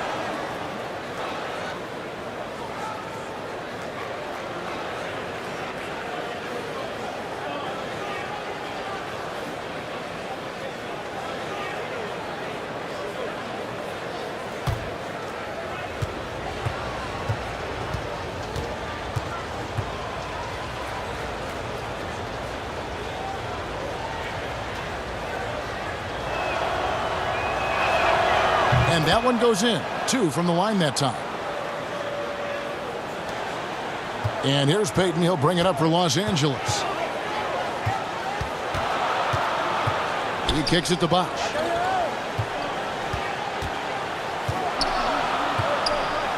Back to Payton. Count the bucket. And he's got a free throw coming up as well. They're doing a really good job of getting the ball inside and attacking the paint. That's an area they have completely dominated. And he's got his first chance at the line here. Hawkins checked in for Bryant.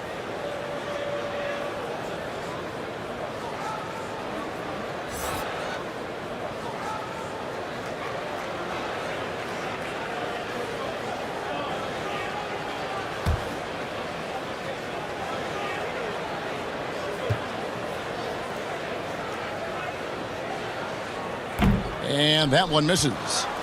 Payton, a super vocal guy, constantly talking up a storm, always trying to get into the heads of the opposition. And so the ball out of bounds. Bosh touched it last.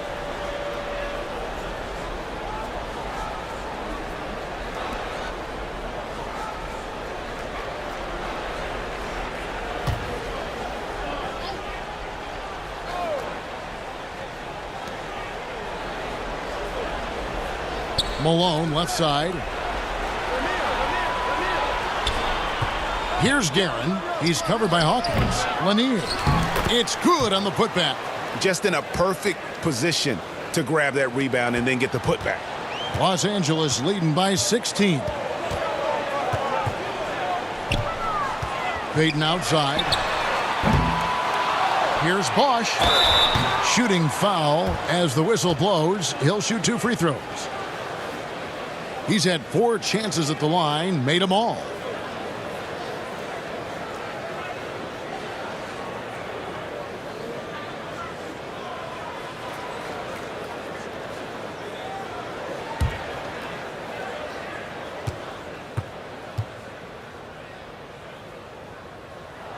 And that one falls for Bosh.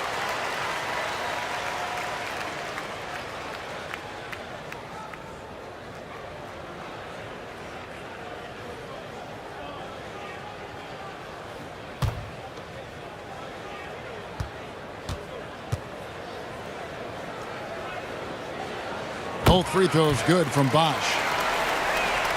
Here's Nash. 7 points in the game.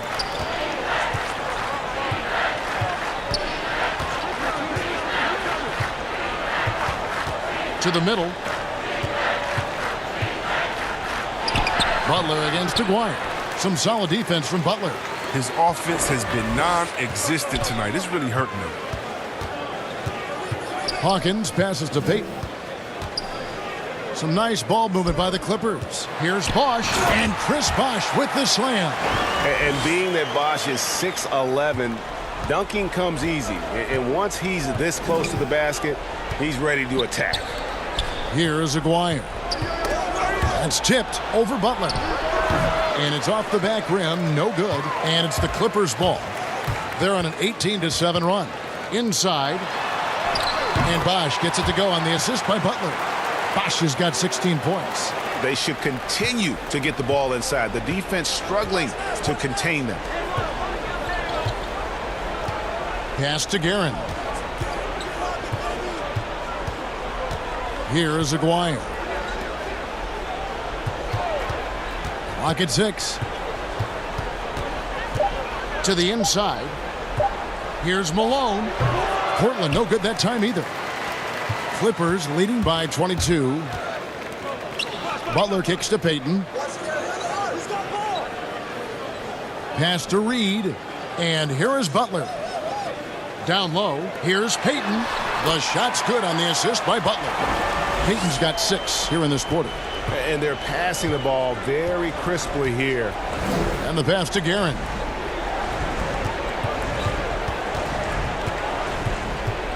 Over Hawkins. Guerin no good. Nothing seems to be going his way this quarter. Oh, man, awful display from him so far. But you know he's going to keep working to try to turn it around. And they're beginning to just flat out fall apart defensively right now, especially on the interior. Nash the pass to Guerin.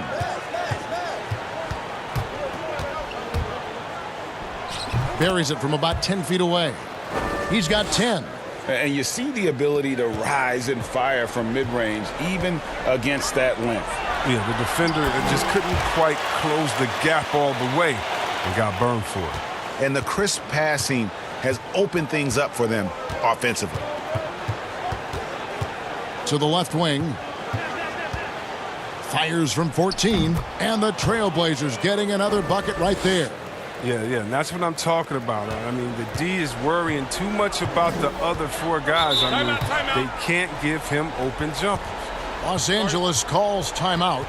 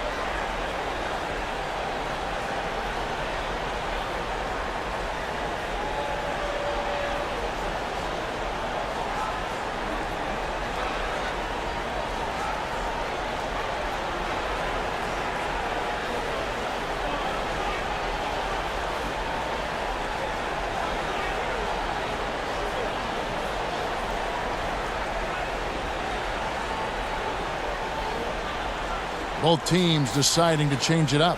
And now a look at Kemba Walker. Some numbers on him. He's coming off an excellent season. 9th in scoring. And he also finished in the top 20 of the assist rankings, making plays for others and making his teammates better. And back to his points per game average last year, he literally propped up the team's offense whenever they needed it. Now here's Walker. He's got 8 and be good. And really keeping the ball hopping around here offensively. Portland's gone 1 of 3 from downtown since halftime.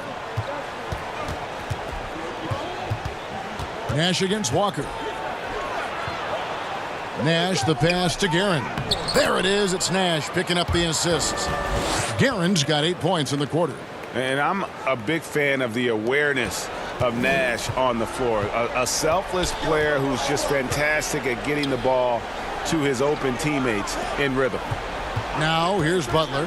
No points in the game yet for him. Always with the ball. Camby picks him up. Here's Nash. Finished off the break. Good job getting the ball and completing that play. Oh, that'll make any coach happy. Aggressive defense, then changing ends quickly. Here's Campbell. Kicks to Butler.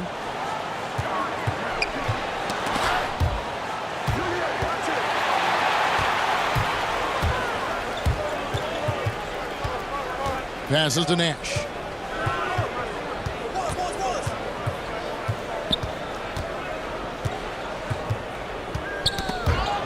Out left to the wing. Just 5 to shoot. Here's Guerin, covered by Payton.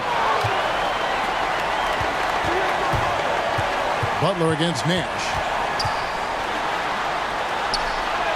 Shots good from Butler. Butler's got his first points of the night.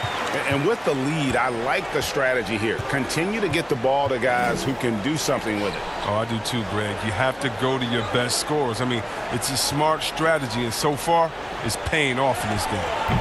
They grab their own miss. Wallace, the third shot of the possession, finally falls for him. And that's why you never stop working in the paint at either end of the floor. Pass to Camby. Now here's Payton, and they double up Payton. Back to Camby. That's in, coming off an assist from Payton. You have to love the approach Payton takes to the game. And an exceptional passer who does a great job with distributing the basketball. Now here's Nash. He's got 9. Jacks up a 3. The Clippers grab the miss. Yeah, and you could tell he thought that triple was going to fall. And they double up Payton. To the paint. Here's Walker. And he banks in the layup. Walker's got 10. And although he's smaller, Walker doesn't fear going inside. I mean, he knows he can get his shot over anyone. Guerin, no good. And the activity he shows around the rim is why he is such a respected defender. Yeah, you can see why he's established that reputation. Strong understanding of how to defend at the rim. They've been looking out of sync offensively. Yeah, their offense has ground to a standstill. And here's Nash outside. Here's Wallace. And finally they hit one. Wallace has got his third bucket of the night. I mean, it's time for him to take over. He's played it cool long enough. And I think he realizes that. Here's Camby. Goes back up. And it's good on the way in. Camby's got 6 in the quarter. Portland's gone into a slump here from three-point range, shooting just 1 of 5 here in the third. Walker against Nash.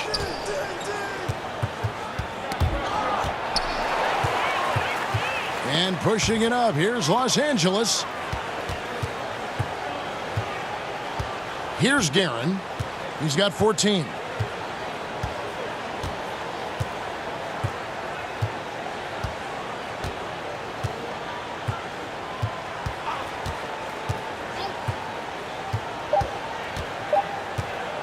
From deep. Off on that one. And so it's Los Angeles. Ahead by 26 points as we get ready for the break. Their defense has been terrific in this game. Back to the action after this word.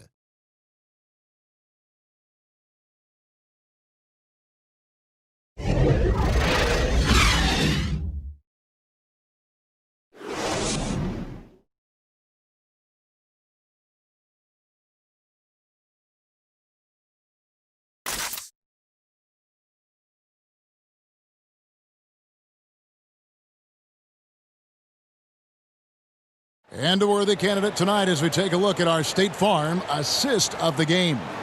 And how about the floor generalship right here? I mean, showing us why they're always in good hands when he's the man in charge. Great vision. He's a gifted passer. Has his finger on the pulse of this offense.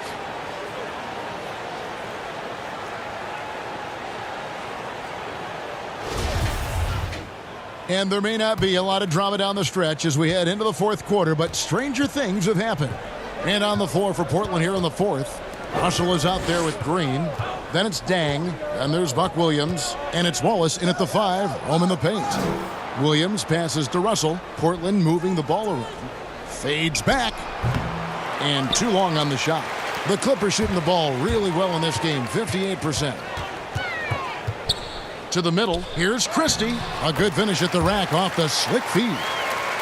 Christie's got the first points up on the board here in the 4th for the Clippers.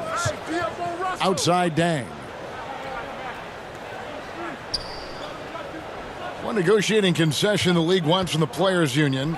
Prospect attendance, Chris, at the draft combine and team-wide access to player physical. Well, this is a tough one because I don't think that a team that is not interested in you should have your physical. And we all know that information is shared, and so it should be genuine in the teams that are truly interested. And so I understand agents holding back on that. Medical information is something very serious that just because you have an opportunity to be drafted, your information shouldn't be spread all across the world just because you're at a combine. It'll be interesting to see how it plays out, but basically you just want a level playing field for everyone. And if we have that, it'll be better for everyone. Here's Russell. The Clippers getting the bucket. And the officials calling for a 3-second violation. And this is what the schedule looks like for the Los Angeles Clippers. On Monday, they'll go up against Kristaps Porzingis and the Toronto Raptors. And then on Wednesday, they'll start out on the road and play the Rockets in Houston. Walker against Russell. Walker's shot is off. Green deciding where to go with it. He kicks it to Russell. At basket number 6 to his stat sheet. He's now 6 for 10. Feeling out the pick and roll. Russell never looks like he's in a hurry. Here's Christie. Chris, regarding the overstated pre-draft concerns about Luka Doncic, even as the game goes international, it seemed like many GMs are scared to go all in on European players. And rightfully so. It's a new area, and if they're not immersed into the culture, it may be a little more trepidation on that end. But I would just say, just look at the really the great stories. Whether you're talking about the Vlade Divas or the Sabos that came into the game, and even you can Dirk go to Nowitzki. Marshall Nowitzki, Dirk Nowitzki. Yeah, come on, Porzingis. We got a lot of great players from overseas that have shown us that they can make the way. But the mistake would be is thinking just because someone lives close to them, they would have the game of a Dirk Nowitzki, and that's not true. So you need to do your due diligence, but I think European players have already proved the type of heart, skill set, and mindset that they come to this game with, which is at the top. Now here's Green. Wallace down low, working on Walker. Nice shot by Wallace. Now Walker. Well, if you're just tuning in, welcome. We've got about 3.5 minutes gone here in the 4th quarter. Here's Gallinari, and it's sent back by Wallace. And this is why Wallace is an elite-level defender, has a great sense of timing for when to rise up and contest shots. Now, here is Russell. This one for 3. The kick out to Dang from the arc. Hits it from three-point range. And they've shown a little extra hustle on the offensive glass here in the second half. Second chance points are starting to add up for them, and they can use every one of them. Here's Christie. Pass to Gallinari. With the G League growing by leaps and bounds, one is now being brought to Mexico City, Chris. I mean, first of all, let's go back to last season. Did you see how crazy those fans were in Jurassic Park in Toronto? They love it. That's green. Can you imagine Mexico? Oh, my They'll God. This would be believe great. it. Mexico City, yeah. Let's bring everyone in, all the fans. And what I really love is that it's for the home fan base. So when I think of the Toronto Raptors, I think about the city of Toronto. I think about Canada and how it's theirs. And even though we're one league, that team is theirs, and they take that pride on, and it just brings so much more excitement. Can you imagine all the people in Mexico City? really being excited for their team, oh, I want to be at one of the first games when that happens because I know the crowd is going to be sick. It's going to be crazy. I want to be there. He's done a lot of the little things to help put them in front. I mean, but his offense has not been there for him tonight. Wiggins kicks to Green. No good that time, and it's the Clippers taking it the other way. And there's the pass to Brandon. Laid in with a nice touch off the glass. When you allow good scorers to get uncontested shots at the rim, no wonder you're losing. Yeah. Horrible effort. It appears they may be on the brink of giving up. Now here's Green. Portland no good that time either. Here's Brandon. He's guarded by Russell, and there's the bucket from Brandon. Oh, forget about three-pointers. Give me a look from right in tight. I'll take it all day long. Hawkins with it. Here's Brandon. He can't get that one. Outside, Green. See, Webb, if we lower the draft age back to 18, the league will take a larger role developing high school players. Your thoughts? Well, I think I think it could be a safety net. You know, so many kids are vulnerable at this time, and they don't have a system, and that's why everything's kind of been messed up for players trying to figure out what is the correct system. How do I really get immersed? I want to be in the NBA. What is the right way? And I think the younger you are, the more direction that you have, it can only turn out to be a safer process, I would hope. And getting better pro-level training, too, coaching. Yeah, pro-level training, pro-level knowledge, pro-level relationships. I think it's a great thing by the league. An almost entirely new group here for Portland.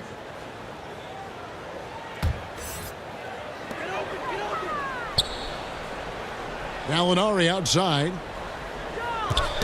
Tipped away and out of bounds as the Trailblazers gain possession.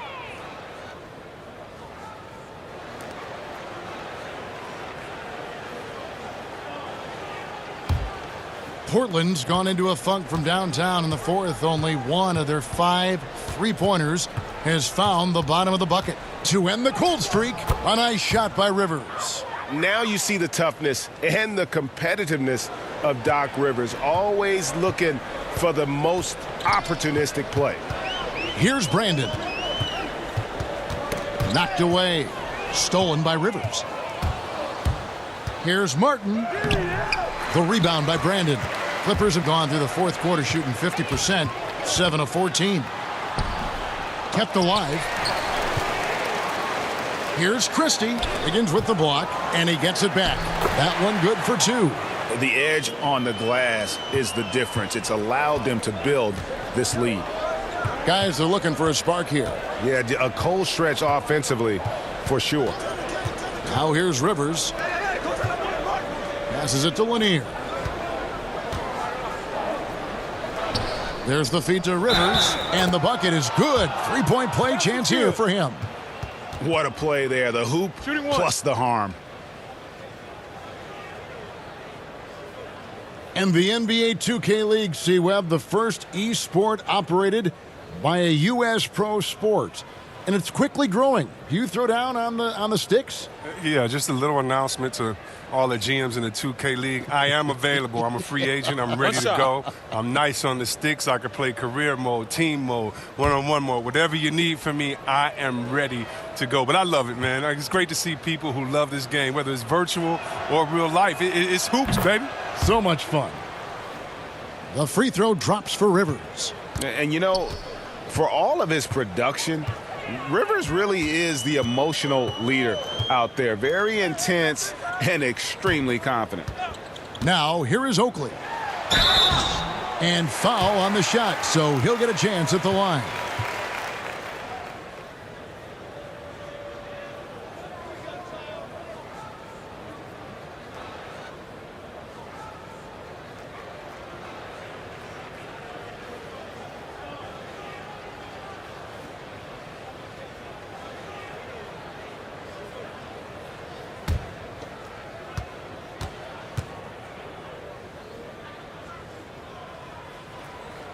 And he knocks down the first one.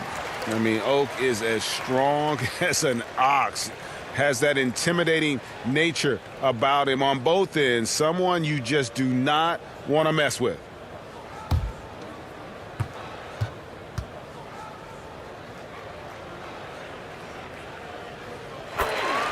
Both free throws good from Oakley. See, Webb, the NBA always trying to improve every aspect of the game, and that includes officiating. Yeah, and it should include officiating, one of the most important parts of the game and one of the toughest jobs within the business of basketball. I mean, these guys are making calls on the fly without the advantage of the camera at home that we have watching through the screen, or without the advantage of slow motion technology. So first of all, kudos to the refs that go out and give it their best every day. We have the best refs in any of sports, I believe, and we still need to improve on that. The league recognizes that, and I love the fact that everybody's doing it together. The man has no heart, and that's poor defense for a team that has a long way to catch up. Yeah, D-like, that isn't going to get you back in the game. You have to stay connected to these shooters. And guys, that's not as easy as he made it look. You've got to have some skills to pull that off. Well, he's got plenty of those, that's for sure. Here's Brandon. It's hauled in by Lanier. Lanier's got his 7th rebound here tonight. Rivers finds Wiggins. Wasted no time on that shot, but it's off the mark. LA's gone 3 of 6 tonight when they've let it fly from downtown. Here's Brandon.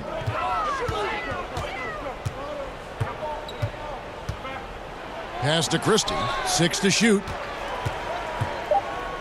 Over Lanier. Christie can't make it.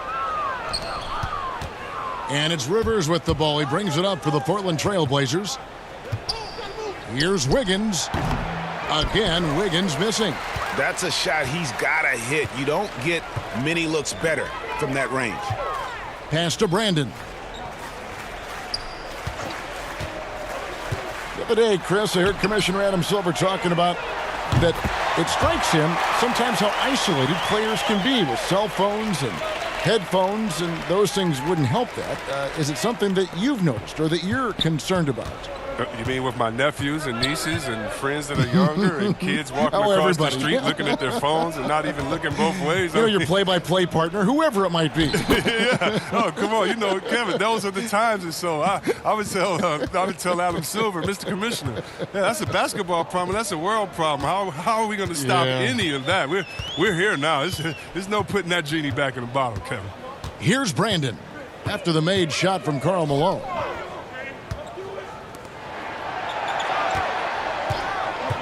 Now the pass to Oakley. It's hauled in by the Trailblazers. Lanier's got 9 rebounds in the game, getting it done. Wiggins outside. Malone passes to Rivers. Wiggins outside. Pass to Malone. And so it's going to end up in the record books as a blowout, a dominating performance for the Clippers. As one-sided as it gets today, you know, there were some dominant moments in about every facet of this game for that team. Yeah, I mean, Kevin, it's hard to think of what didn't go right for them. Game planning by the coaches, execution by the players, everything was just on target. And so with this win, they'll move to 6 victories on the season. And once it becomes official, this win gives them a nice confidence boost against this team. They'll face them twice more this season. And you know, when you look at the huge impact he had, just a monster game for Kobe Bryant. He was extremely efficient offensively, got good looks, and really knocked down big shots all game long. And here are the Clippers now. The Blazers getting the bucket. Kicks to Gallinari. Here's Hawkins. It's hauled in by the Trailblazers. About 3 seconds between shot and game clock. Here's Wiggins, and it's Wiggins with the jam. Now flying high and throwing it down with the one-hander. One of his favorite moves right there, guys. Here's Brandon.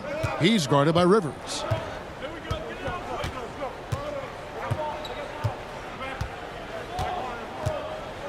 Here's Brandon. So the Clippers winning this one easily. They won this game going away. They were the better basketball team by far tonight. And you got to commend this sort of dominance, particularly here at home. It's a great feeling when you play almost a perfect game and to have that crowd be so pumped up. And now let's catch up with David Aldridge, who's standing by from the sideline. All right, Dave. Thanks very much. Danilo, transition, big for your team. I assume that was a big focus tonight. Yes, we want to run, and that's what we have to do every time. So that's what we did, and we played a great game. Gallo, thanks very much. Congrats again. Back to you, Kevin. All right, David, thank you. And that's going to do it tonight, folks, for our broadcast. For Greg Anthony, Chris Webber, and David Aldridge, this is Kevin Harlan. Thanks for watching the NBA, presented by 2K Sports. See you next time.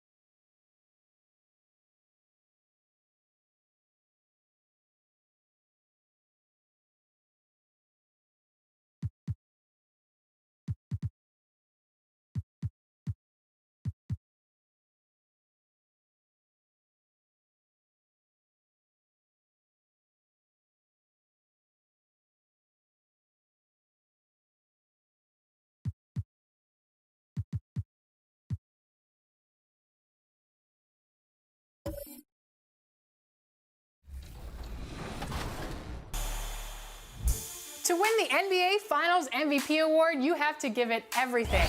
So, who was the first to win this award? Was it Jerry West, Kareem Abdul-Jabbar, Willis Reed, or Wilt Chamberlain?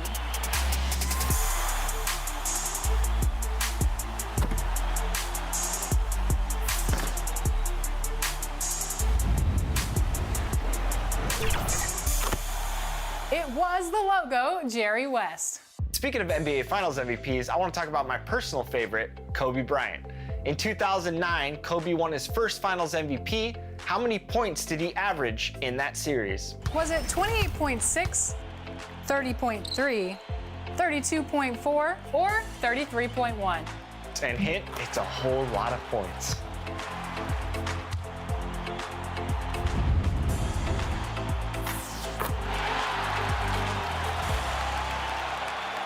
We still have a ways to go to the finals, but who do you think will be this year's regular season MVP? I think everybody knows the two names. It's LeBron James and Giannis Antetokounmpo. And I think you're gonna pick Giannis. Not only am I going to pick LeBron, I want him to win that Finals MVP. Let's go. The cover athletes were recently announced for 2K21, and they are incredible. Damian Lillard will don the cover for Current Gen. It's Dame time for fans. Helping usher in the next generation of NBA 2K is cover athlete Zion Williamson, who will grace the cover for Next Gen.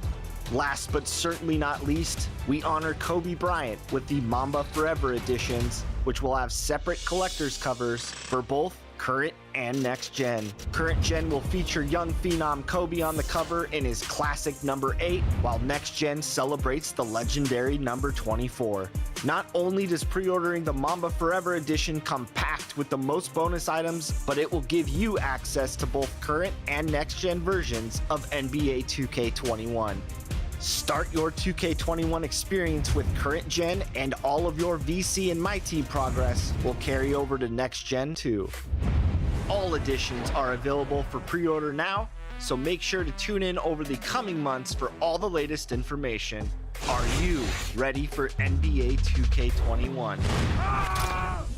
This is the 2KMC, here to let you know what's happening in NBA 2K20. Starting off in the neighborhood. Saturday, we've got Boot Camp. My players with a 75 overall or lower can hop in and earn some double rep and boost those OVRs. Put the pedal to the metal on Sunday with Formula 2K. The My Points you earn from each game played will convert into distance around the track. And it's a race to the finish line. Tuesday, it's dime time. Work with the community to reach the assist goal, and everyone who contributes gets that VC. On Thursday, we're bringing out Court Conqueror 3v3 all day long. Battle NBA trios for double rep and earn prizes for beating them all. And right now in My Team, Flashpack 9 has dropped, and the most dominant of all time is included, GOAT Shaq. And you can get that Gopal Blake Griffin. Yeah, he's a point guard, dunking on everybody. Kobe's free career highlights card can now be evolved into a Galaxy Opal. Score 8 40-point games to get to the 98 overall Pink Diamond, then 24 50-point games to get to the Gopal. And we've got locker codes, career highlights, Evolution Super Packs, and tokens. We've also got a bunch of Players Club codes that expire on July 20th. Get them while you can. This is the 2KMC, and I'll be back later with your top plays.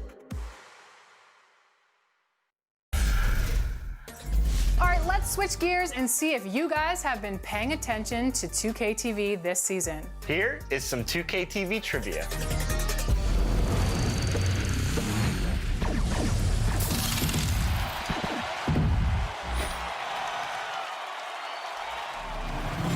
During this year's All-Star Weekend, we hung out with Miles Brown, and he told us he collaborated with which NBA 2K cover athlete for his album. Is it Shaquille O'Neal, Anthony Davis, Paul George, or Damian Lillard?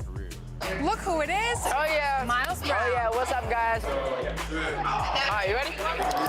So my album, it's called We the Future. I'm really excited about it. The single I'm coming out with pretty soon, actually. It's featuring Damian Lillard, so I'm excited about that. Dame Dollar, man. I think it's so cool that Miles Brown got to collaborate with Damian Lillard, and what's even cooler is that he's one of our 2K21 cover athletes. Yeah, you mentioned it. Dame dons the cover of the standard edition, and as you saw right there, it looks amazing. And speaking of 2K21, we're also excited about the inclusion of the WNBA. In fact, our next question is about LA Sparks forward Candace Parker. She received her first letter from the Tennessee Volunteers for which sport? Was it swimming, volleyball, basketball, or fencing?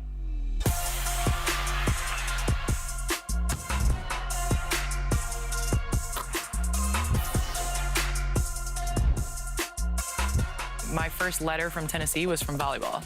I saw the Tennessee Lady Ball symbol and I was like, yes, Pat Summitt, she finally recognized, like, oh my gosh, I've been working my whole life. Came in, showed my parents, ran around, opened it, and it was for volleyball.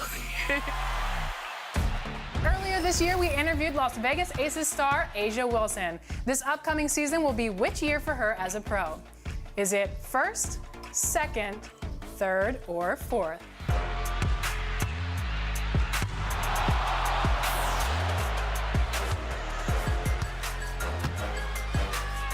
This is your third season with the Aces, correct? Mm-hmm. What are you looking forward to in the upcoming season? I'm just excited just to go on the court with my teammates and continue to play. I think I'm finally slowly making my way out of the stage of, not knowing what to do and finally starting to learn the game at a personal level. Which NBA dunk champion joined Team Manning in the first ever Chris Webber Invitational? Was it A, Nate Robinson, B, Zach LaVine, C, Downtown Indianapolis moving at warp speed in this time-lapse footage. We're in the basketball hotbed of Indiana. Hello, basketball fans. You've got it on 2K Sports as we get set to bring you an exciting NBA basketball game. Kevin Harlan here with Greg Anthony and Clark Kellogg, and our sideline reporter is David Aldridge. Here we are in November, and let's see how things are going out east in the early season. You look at Indiana. Off to a great start this season, currently in second. And, of course, the Pistons, a half game back. And right now for the Pistons, they have caught the entire league off guard. This was not a position anyone thought they'd be in at this stage of the season. And the credit belongs to them for what they did and didn't do during the offseason. I mean, they had a vision, they set it out, and they've stayed true to it. And with tip-off coming up, we've got just enough time to hear from our good friend David Aldridge on the sideline. D.A., take it away. Well, the one-and-done draft requirement will be abolished very soon. In the meantime, the G League professional path has been introduced for those looking to come straight out of high school. A salary of $125,000, potential endorsements, and access to NBA development has enticed more than a few to pursue this new avenue. Kevin? Yeah, the G League continues to be a great asset for the NBA. Great stuff, David. Thank you. And a look at the starters for the Pistons. They've got Abdul-Jabbar. Mullen is out there with Lucas. Then there's Petrovic. And it's Hardaway in at the 1. And for the Pacers, they've got Davis. Stoudemire out there with Kawhi Leonard. Then there's Luka Doncic. And it's Sampson in at the 5, roaming the paint. What a great job Nate McMillan has done since taking over as head coach, leading Indiana to 3 straight postseasons, and the style of play with which the team has played with, a credit to him and his staff. So Detroit will get the first possession. And here is Hardaway. Kicks it to Mullen. Shoots over Leonard. Sampson pulls it in. And a big part of McMillan's success, getting his guys, Clark, to play hard for him every night. And I think you're right, because this team gets the most out of itself. It's one thing to assemble talent. It's another to bring people together so they're playing for each other. And these guys do that night in and night out. Now here's Leonard, following the miss by Chris Mullen. To the paint, knocks it loose. Hardaway with the steal. Here's Petrovic. Second chance shot. And Hardaway with the lay-in. The tenacity on that interior, just battling, bringing that effort and will for second chance points. There's the pass to Leonard. Up again. Great positioning on the putback. Yeah, almost impossible to keep Sampson off the boards, and even harder to prevent the putback. It's just not his size. It's his nose for the basketball along with tremendous quickness. Now here is Mullen. Lucas kicks to Mullen. Just 5 on the clock. Hardaway for 3. And the rejection by Stoudemire. Lets it fly. Just around a minute and a half into the first quarter. Davis against Hardaway. And Davis can't get it to go. For Detroit, they've gone just 1 of 4 to get this game started. And the dunk by Abdul-Jabbar. And Hardaway, Penny Hardaway, boy, what a terrific passer he is. Great floor awareness and does an excellent job finding the open man. Now, here's Doncic. He had a 12-point outing in their last game against Washington. And he also dominated the glass out there. He hit the boards hard and often. And early in the season, Clark, rotations getting settled. How important do you think it is to have players who really embrace their roles on that team? You know, I think it's a combination of accepting and embracing your roles, really relishing what it is you're to do and to star in what your particular role is, and finding that out oftentimes is a work in progress even throughout the season. And probably managing maybe some disappointment if you aren't in the role you thought you were going to be in. Well said. Exactly right.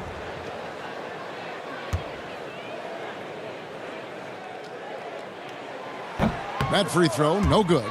Yeah, and Stoudemire, really one of the deadliest big men in the game. His combination of power and speed and finishing, wow, unique.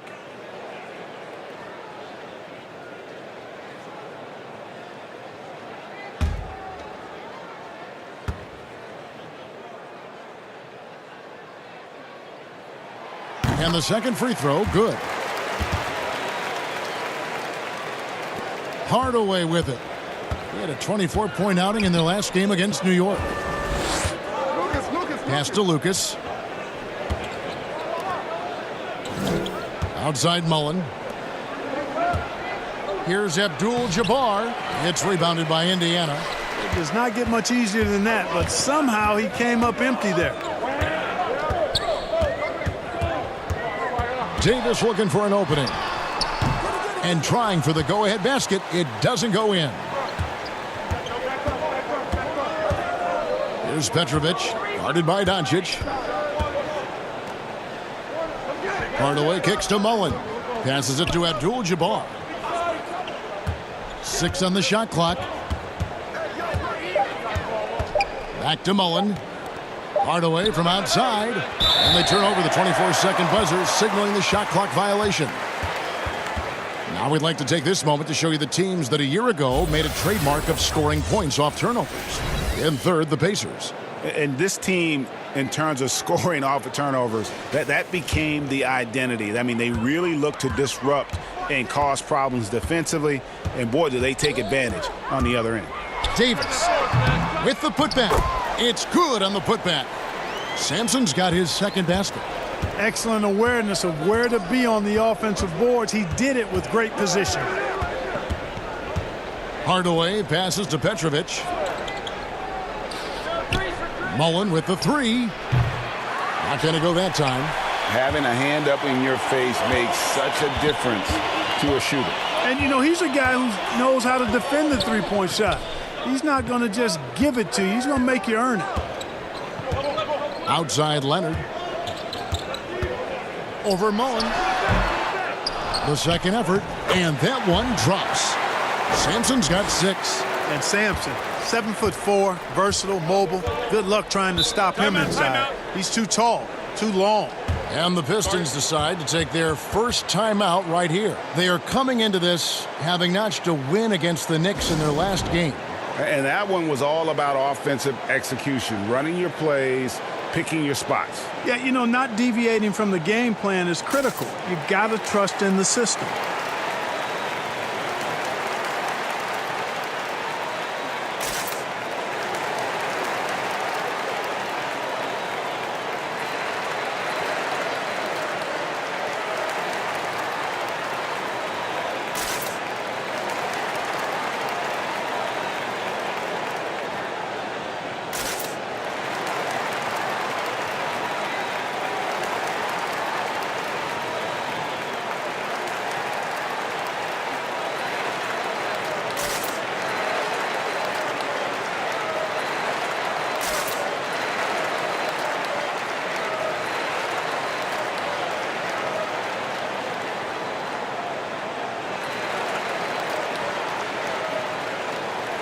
And so far, the story on Luka Doncic. Great showing for him last season. 17th in assists and amongst the league's top-tier scorers, top 20 in points per game. And really a good season for him distributing the basketball.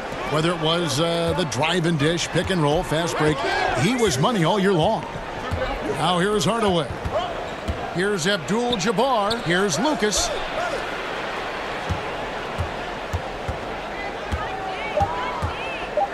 Pass to Petrovic. Abdul-Jabbar trying to free himself up. Drains it from beyond the arc. Boy, love how Petrovic keeps his eyes on the rim. Great focus. And because of it, the defense can't do a whole lot else to stop him. And a finalist for Coach of the Year in 2019, Nate McMillan passing 600 wins last season. Well, you think about that. That's an impressive milestone for an outstanding coach in Nate McMillan. He moved into the top 25 all-time in wins. He's had 2 other stops as a head coach, Portland and Seattle, and I think he's doing some of his best work with the Pacers. Guys, this hasn't been his quarter. I mean, to me, he just doesn't look completely comfortable or confident. Throws it up high. Nice catch and finish on the alley-oop. And you gotta like how Mullen looks for his open teammates, always trying to make guys better. Leonard against Mullen. Pulls it from the elbow. And it's wide right. Hits off the rim. And that one gives them a +5 rebound advantage, Kevin. Pretty clear. They're dominating that area. They've come out with a lot more energy and effort so far. Here's Petrovic. Last game we saw him score 14. The pass to Lucas. Outside Hardaway. From deep three-point range. That one, no good. Great D that time from Davis. Boy, this is bad. Tough to watch. I mean, this is really bad. He's stone cold this quarter. Man. And I love the way he uses his size there to make sure he gets that board. Leonard with the steal. The finish. And Kawhi Leonard with the slam. And, you know, the intensity Leonard plays with on defense is impressive, using his huge hands to claw the ball away. From about 19 feet, and Hardaway gets it to go. Hardaway has got his second bucket of the game to go. Not the best of shot selection there, but you know what? You do not look a gift horse in the mouth. Lucas against Leonard. It's blocked. Outside Hardaway. It's stolen by Davis. It's 3-on-3 on the fast break.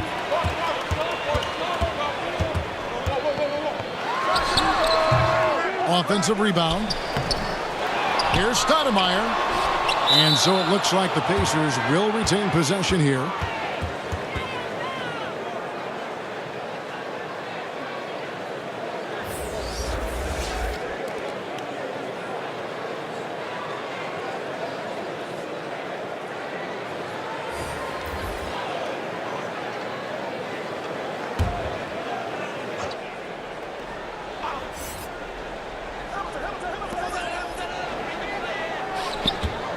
Hamilton against Lucas. Hamilton dishes to Jordan. Clark, here's a simple one for you with the ball in his hands. Who is the fastest player you've seen in the NBA going end-to-end, baseline to baseline? I think it's John Wall when he's healthy. I've not seen a guy with the ball get where he gets as fast as he does. And then after that, probably up-and-coming De'Aaron Fox. Take a break. Yes. Take a Russell break. Westbrook's in the conversation, too. You know who's also pretty quick for his size? Ben Simmons. When he gets going downhill. Yeah, good call. Good call. You forget about him because of his size. Right. You're Yeah, right. 6'10". Great call, Kevin. And he makes the first. And this spot has always been Jordan's biggest drawback. He's never been able to make his free throws at even a modest rate, and teams are never afraid to put him on the line. Dandridge, he's checked in for the Pacers.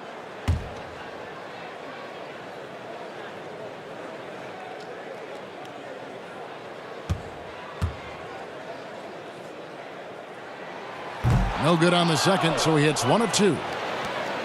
Looking at the last game for the Indiana Pacers, it was a win against the Wizards. Yeah, I felt like they attacked, but with a purpose. They knew what they wanted to accomplish coming in. Well, it really showed the trust they have in one another. I love how they got after it, and you could feel that they were playing for each other. And Harper brings a lot of physicality to the table. Also solid at cutting the D apart with his passing. Pass Dandridge.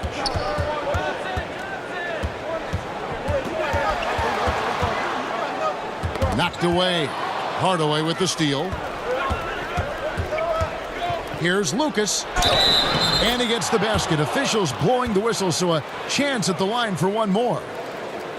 Let's look at the energy stats, how the hustle game has been going for the Pistons. And it's been about their defense. They're playing with a frenetic pace, putting a lot of pressure on the ball handlers and forcing turnovers. Another big aspect of their game tonight has been the fast break, transition opportunities. They're really keeping it up-tempo so far. Detroit making a switch here. Smith has checked in.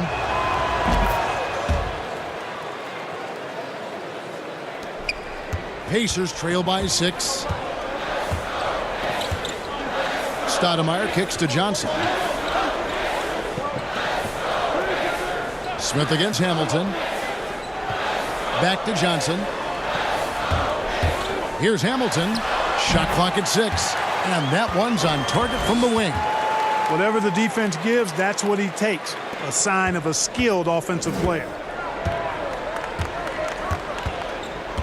Harper against Stoudemire. Harper the pass to Lucas. From the top of the key, he buries it. Lucas has got 5 now. Oh, great ball movement there. So timeout called here, the first for Indiana. And they just can't seem to get going offensively. And I think this timeout, guys, is where you draw up some plays that are guaranteed to create some high percentage shots.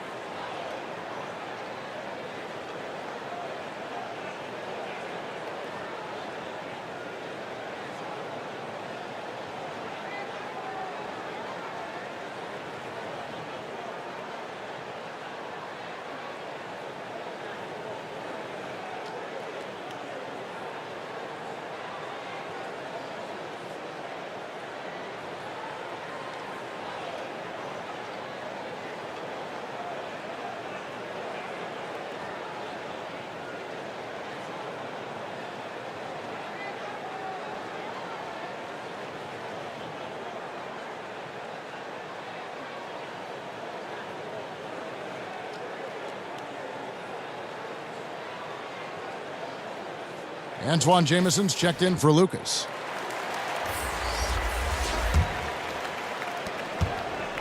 Pacers trail by 6. Passes Dandridge. Back to Stoudemire. Hamilton outside. Shoots. And he hits the jumper for 2. I love the ball movement there. He put that on a silver platter. Just served him up. And so it's Smith with it. He'll bring it up for Detroit. Pass to Jameson. Here's Van Arsdale. Abdul-Jabbar gets double teamed. Out of bounds. Indiana takes possession.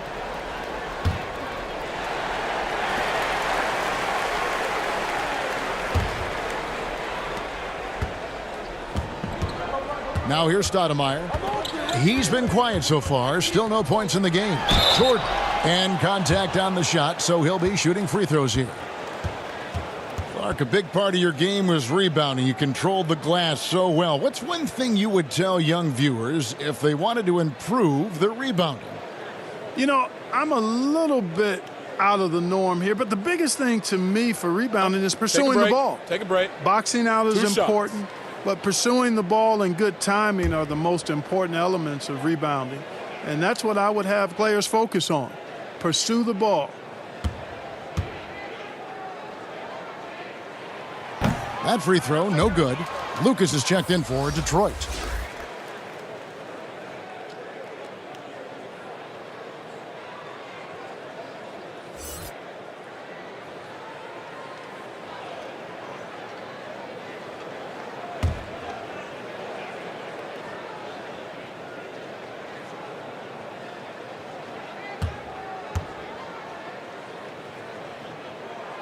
And he misses the second one as well, so he is 0 for 2 that time. Absolutely stone cold at the line thus far. And they need every point they can muster right now. They've got to cash in here. Put in his height to great use there, feeling out the situation and then hitting from mid-range.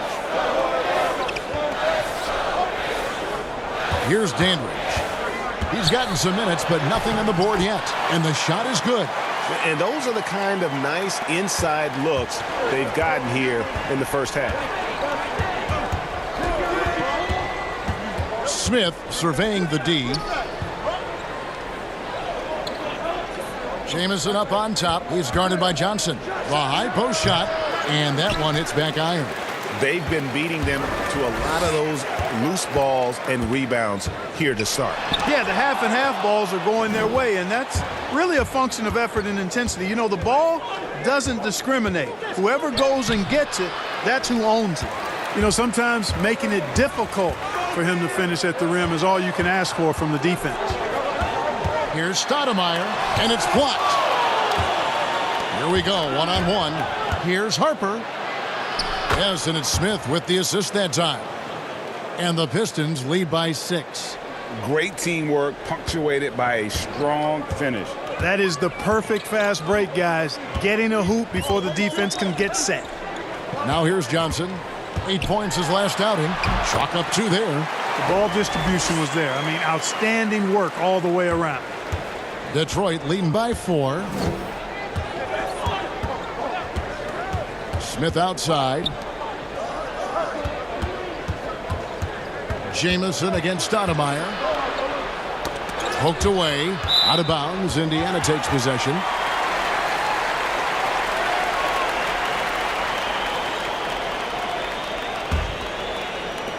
.115 left to play here in the first.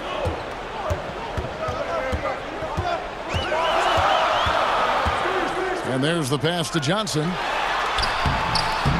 Detroit with the rebound. There's the triple. But they'll get another chance. Lucas dishes to Harper. They swipe it. Stoudemire outside.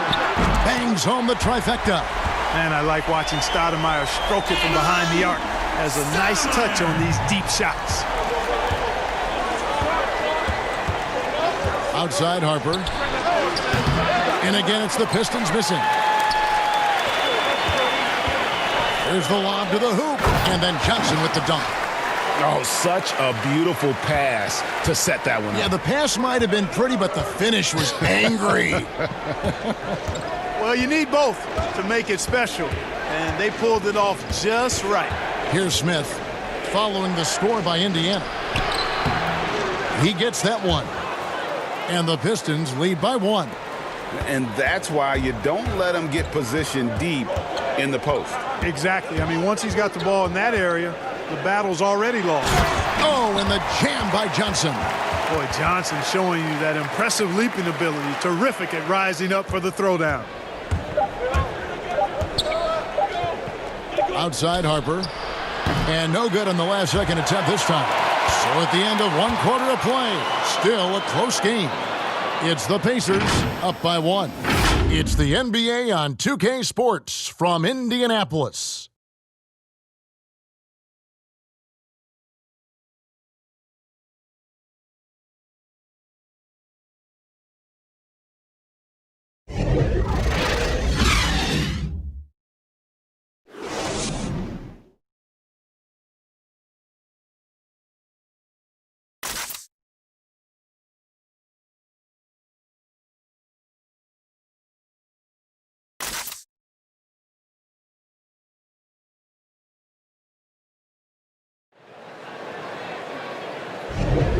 And some good action in the books as we get back to the game that's been pretty close here so far.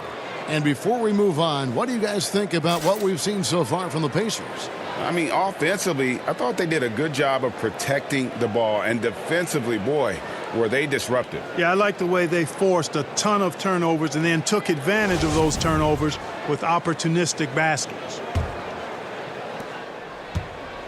Indiana leading. Johnson is out there with Jordan. Then there's Richard Hamilton. Then it's Dandridge. And it's Stoudemire in at the point. So that's the group out there for Indiana. And the Pistons with possession here. Following the miss by DeAndre Jordan. Harper, no good. And the Pacers shooting 39% from the floor. At their best. Here's Johnson. Rebound by the Pistons. Lucas has got his 4th rebound in this one. Smith on the wing, guarded by Stoudemire. Here's Jamison. It's hauled in by DeAndre Jordan. And so here is Indiana. Pushing it up. Here's Dandridge. Hamilton kicks to Johnson. Shoots over Lucas. There's Larry Johnson on the assist from Richard Hamilton. That's their 3rd straight make off an assist. And we've played just over a minute of basketball here in the second quarter. Here's Lucas. Drills the three-pointer. Lucas has got the game tied up here for Detroit. For Indiana, they've gone 1 of 3 to start out the second quarter. Smith against Stoudemire. On the wing, Johnson. 13 feet away. And that one goes long. Boy, he's got to be disappointed in the result there. I mean, the defender really didn't make any impact at all. And the call on the shot that sends him to the line. Mark, I want to take you back a bit here to 1982. What was going through your mind over your first few NBA games? Well, Kevin, first of all, I was really excited and thankful to have a chance to realize a dream, but I was also a little bit nervous going up against some of the guys that I had watched and idolized from afar. But once you're between those lines, it's not about idolizing guys. It's about trying to posterize them. Any player in particular, one player that you looked out on the floor and you were out there as well saying, oh, my goodness, look who I'm playing against tonight? Well, when we first saw the Celtics and the Sixers, Larry Bird and those great teams in the 80s, Cedric Maxwell and Kevin McHale, and then the Sixers, my rookie year, won it all. And they had Moses Malone, Dr. J, Bobby Jones, some of the greats in the game. So those two teams and Dr. J and Larry Bird in particular. So Indiana ends up with a new group on the floor. He doesn't get the second one. And it's Davis with the ball for Indiana. They trail by 1. They get to take on the Magic at Orlando after this one. That'll be just one game played away from home for them. Leonard has really become so good at catching and firing. I mean, he doesn't allow the defense any time to alter his shot. Harper against Doncic. With some arc, it's blocked. And here's the fast break. Davis leading the way, and he converts the layup. And now it's a 3-point Indiana lead. In a moment here to take a look at some hustle stats for Indiana. You know, they've done a great job of getting a hand up on shooters. Actually have gotten a lot of blocks as well, solidifying that defensive effort. Yeah, also, though, they've done a good job of pounding the offensive glass for second chance points. On the sideline, let's catch up with Hall of Famer David Aldridge. Well, Kevin, Jaren Jackson Jr. is the son of an NBA player. And I'm so old, I covered his dad in college. Growing up, his parents let him find his passion, but the game was always in his genes. Jackson Jr. said, I've always prided myself on being more than just a basketball player, but I can't deny my laser focus on the sport. Kevin, he's following in his father's footsteps, but looking to create his own legacy. Terrific mentor, but he's just getting started, David. Thank you. Yeah, and from mid-range, Leonard's jump shot is money. It doesn't matter if it's off the dribble or catch and shoot. He never loses his touch. Here's Petrovic. And 2 free throws coming up, unable to get that one to go with all the contact. It's his first trip to the line.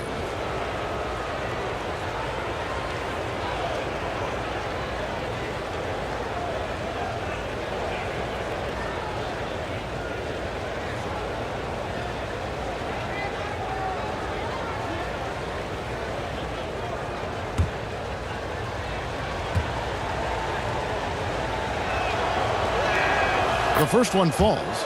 You talk about a tough cover. Petrovic just keeps himself in excellent condition and knows how to change pace there to draw fouls. Abdul-Jabbar's checked in for Lucas.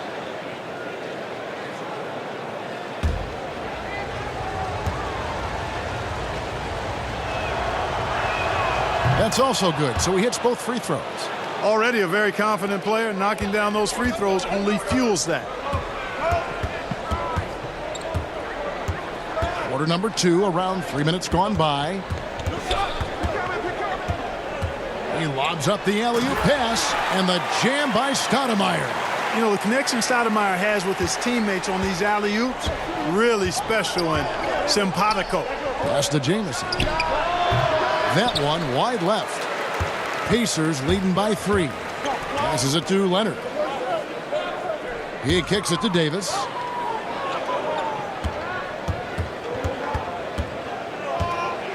With the floater, and he lays it up and in.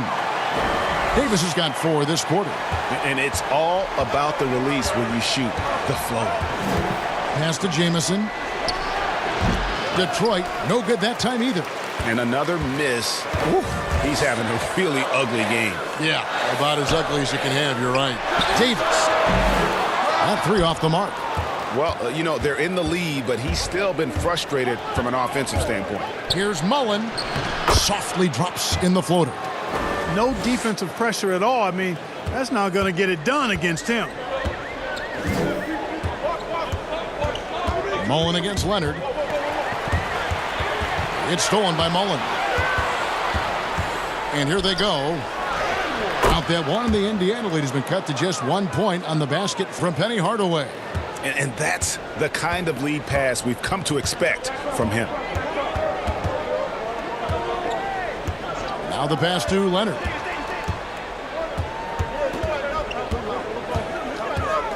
Over Mullen. Sinks the 15-footer. And it's 8 points for Leonard. His mid-range shot is very solid. I mean, for some reason, the defense let him have it. Here's Hardaway. Down through the hoop it goes. That's his 5th make on 9 shots from the floor. And that's just showing off right there, guys. I mean, he is too good with that crossover. Leonard against Mullen. Shot, high post, and there are the Pacers with another bucket. And he's caught fire this quarter yet to miss a shot. Outside Hardaway. Down low. High post shot. It's rebounded by Indiana. Stoudemire's got his 8th rebound here tonight. Leonard the pass to Davis.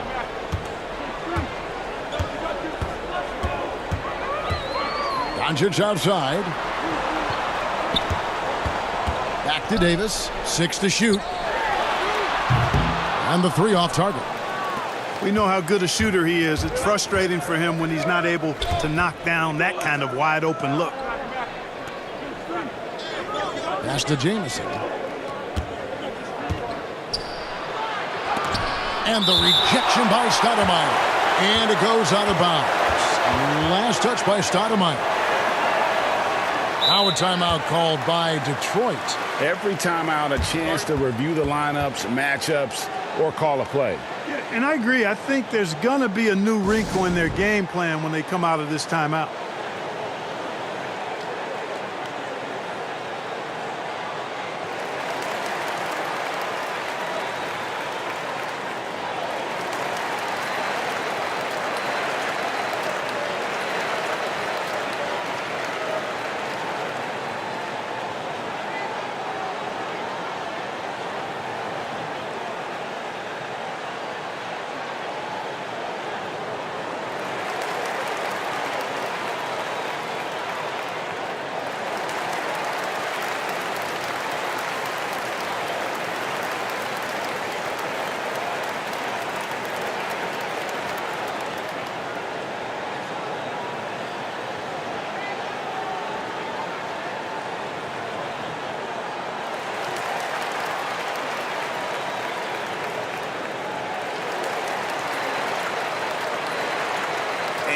Let's take a look now at Kawhi Leonard's numbers.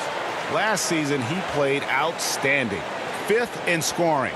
And, of course, he's got a nose for the ball. He ranked in the top 10 in steals last season. And clearly one of the dominant scorers we have in this league. His top 5 ranking last year puts him right there in the ranks of the elite. And again, it's the Pistons missing. The game has been very close in a lot of areas, but rebounding has been the one differentiator thus far. And, Greg, we've seen it time and time again in games. Effort and determination on the glass can make up for a lot of other weaknesses. Greg, you look at the young Luka Doncic. What impresses you the most right now about his game? Okay, you just don't see many players his height who can handle and make step-back threes. Also, his confidence. He came into the league never doubting that he could dominate a game. And don't forget about his brilliance as a passer. Now, here's Leonard. Lays it up off the glass. Now it's a 7-point Pacer lead. And he's got the athleticism and strength to be a powerful presence inside. Leonard never afraid to get in and mix it up down low. Here's Jamison. Out to the wing. And the drought. Happy to see that one drop, shooting a paltry 2 for 9. And not his quarter, scoring-wise. Just 1 of 7 from the field. Here's Davis. Can't hit that one. Good D by Hardaway. Pistons trail by 5. Here's Petrovic. Here's Jamison. Count the bucket, coming off a perfectly placed assist. Jamison's got his 3rd basket of the night. You know, passes like that go a long way. Terrific teamwork. And it's Davis with the ball for the Indiana Pacers. Passes it to Stoudemire. Inside, here's Sampson. Nice pass, nice catch, and a resounding dunk. Oh, inflicting some punishment with the 2-hand flush. They're going for the throat. Now's the time to do it. Keep attacking that rim. Pass to Petrovic. That drops, and it comes off the assist from Hardaway. Petrovic has got 5 points now in the quarter. And right there is the difficulty in defending Petrovic. He can burn you from deep as well as off the dribble. There's the pass to Leonard. Offensive rebound. Stoudemire. And that's good. A nice job in the glass as they pick up 2 on the second effort. Yeah, that was the 3rd straight high-percentage look the defense has allowed. The defenders have got to start putting bodies on bodies. Hardaway passes to Mullen. Outside, Jamison. Back to Mullen. And he makes it look easy, dunking it hard with one hand. And one step ahead of the defense with that solid screen. And then, Greg, the monster dunk to finish it off. Boy, picture-perfect teamwork that time, guys. One guy sacrificing for the other. That's how you succeed in this league. And the Pacers call time here.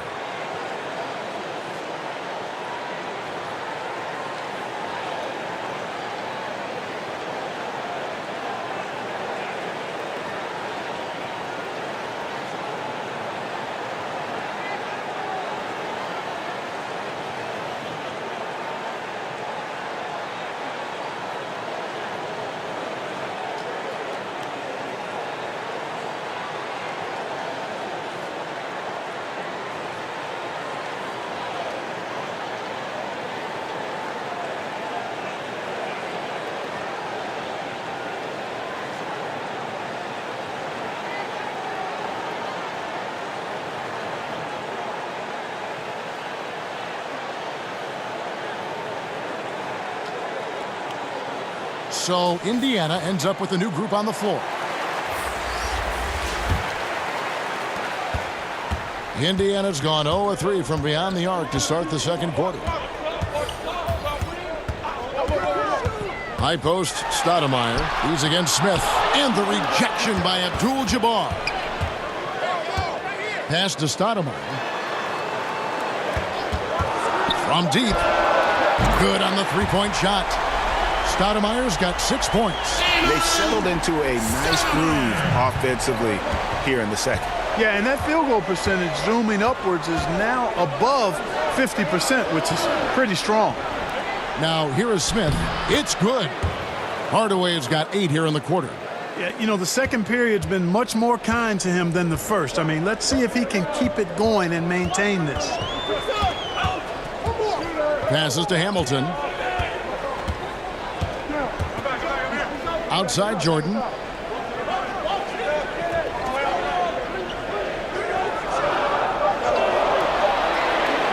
Indiana needs to get a shot off. No good from Hamilton. And he did everything he could to make that shot as difficult as possible. And you know what, guys? That will pump him up because he takes a ton of pride in what he does on defense. And what an alley-oop. Those two read each other so well. It's a play I'm sure they love to run. And as the receiver, he doesn't feel the need to go for the monster finish that time. I mean, laying it up for the 2 points worked out just fine. Here's Van Arsdale.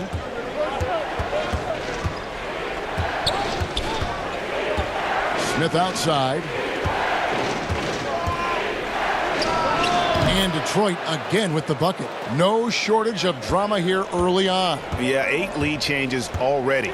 Huge number this early. Dandridge passes to Hamilton. 58 seconds left in the first half of basketball. 5 on the clock. Ring shot on the way. Jordan kicks to Johnson. Persistence pays off as they finally hit a shot. Johnson's got 10 points in the game. Now Smith.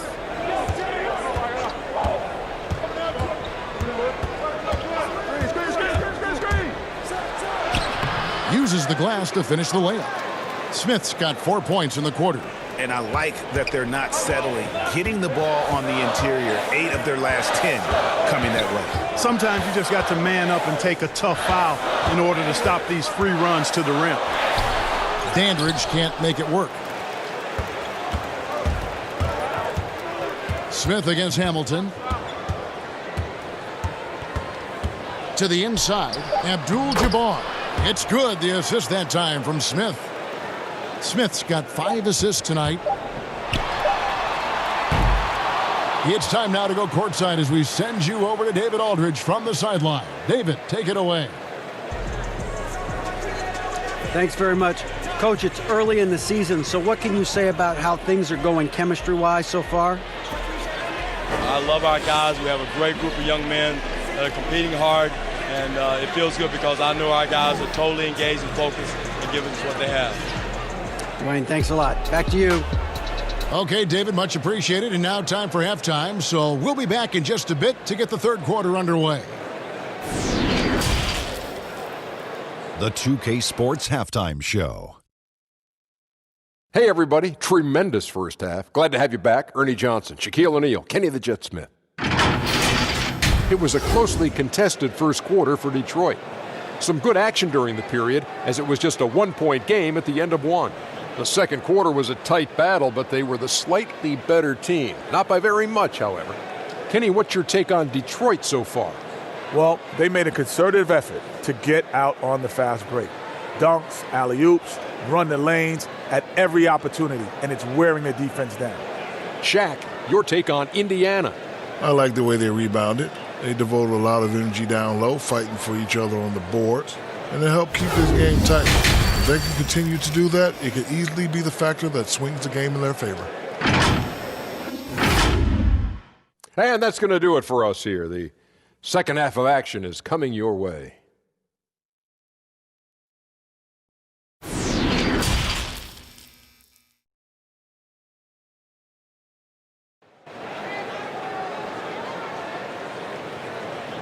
And we've got second half action for you. Thus far, a pretty evenly contested game.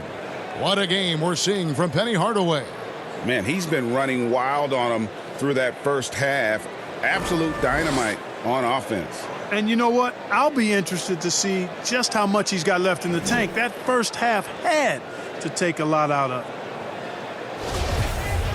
And we're halfway through this one. Plenty of basketball left in a game that's been fairly even so far. And Detroit Looking at who they've got. We've got Petrovic. Abdul-Jabbar is out there with Lucas. Then there's Hardaway. And it's Mullen in at the small forward. Pacers trail by 3. And here is Davis. The 3. Petrovic with the rebound.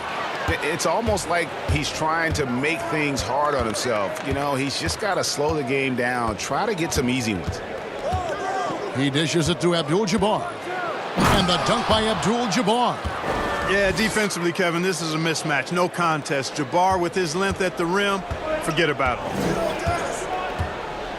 Davis, the pass to Stoudemire. Doncic feeling it out. Back to Stoudemire. There's the dish to Doncic. For 3, it's Kareem Abdul-Jabbar with the rebound. Abdul-Jabbar's got rebound number 8 now on the night. To the paint.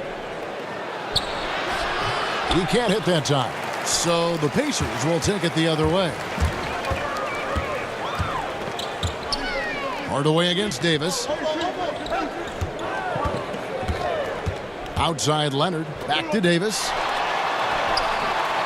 Great D that time from Hardaway. Starting slow in this half. 0 for 3 so far.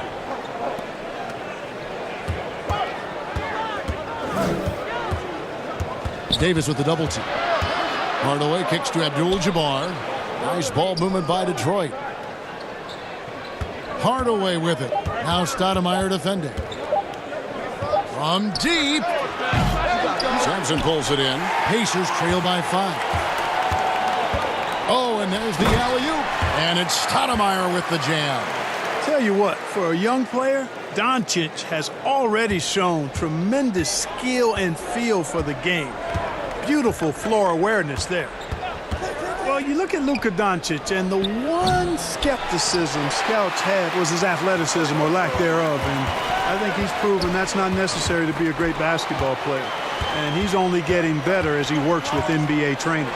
He gets a chance now to catch up with the 4th member of our crew, Hall of Famer David Aldridge. Well, Kevin, Dwayne Casey was the 2018 Coach of the Year, but as we all know, he was fired after that same season by the Raptors. Casey's found a home in Detroit. Casey said, "I have no regrets." Winston Churchill said, "Success consists of going from failure to failure without losing enthusiasm." And that's what I've done. So, Kevin, Dwayne Casey is still pounding the rock. He sure is, and I like that Churchill quote as well. Thanks, David. Textbook. Nice pass, great catch, even better finish. And you know, you heard about Doncic. Even if he's a step slow, he's always 2 steps ahead with his mental game. You know, Kevin, that's a great point. Feel, savvy, experience, know-how. You know, he grew up playing against bigger, stronger guys, and that always serves you well as you go forward. So he understands how to create space and anticipate and feel how to get defenders off balance. I mean, he's just a special young player. Detroit with the ball, following the score by Indiana. Here's Petrovic. The feed to Lucas. Out to Hardaway. Doncic comes with the double team. Back to Lucas. Yes, and it's Hardaway picking up the assist. Hardaway has got 3 assists now in this one. You know, the rest of the D can be stretched a little thin when the double team's in place like that. Time called here. Indiana decides to talk it over. Adjustments are a part of the game, and the coach sees something he doesn't like here. And you know what? We'll see what changes he makes coming out of this timeout.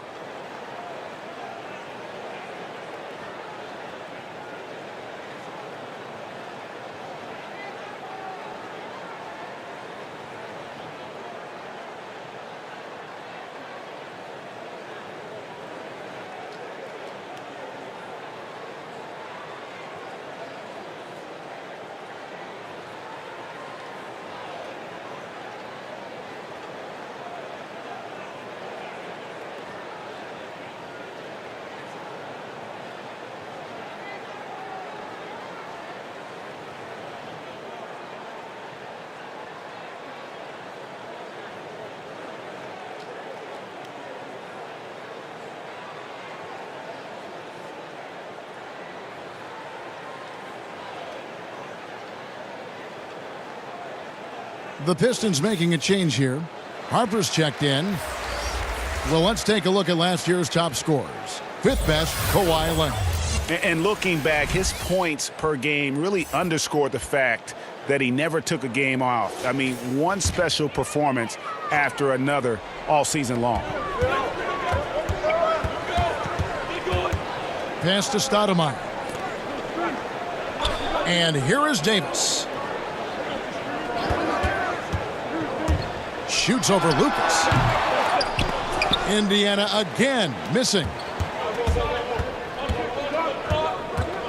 Here's Petrovic, guarded by Doncic. And that one's good by Petrovic. And, you know, Petrovic is a gifted scorer, Kevin. This guy is tenacious. And he's got great size, which makes him hard to guard. He's always looking to score the ball. Now here is Davis. Here's Doncic. Rebounded by Abdul-Jabbar. Abdul-Jabbar's got 9 rebounds in the game. Getting it done. Here's Harper. The second chance effort. 2 free throws coming up, and they call the shooting foul. It's on Luka Doncic. And you're talking about one of the most decorated superstars in the history of college basketball, but maybe the most impressive feat. He won 3 national championships, and Kareem has a way of affecting winning. Shooting 2.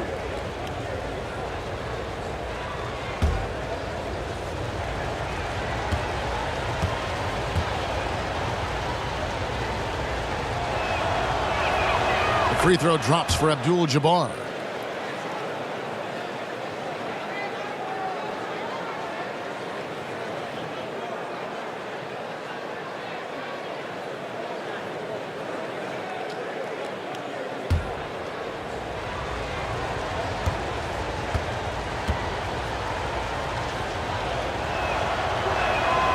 So he hits 1 of 2 from the stripe. Pacers trail by 8.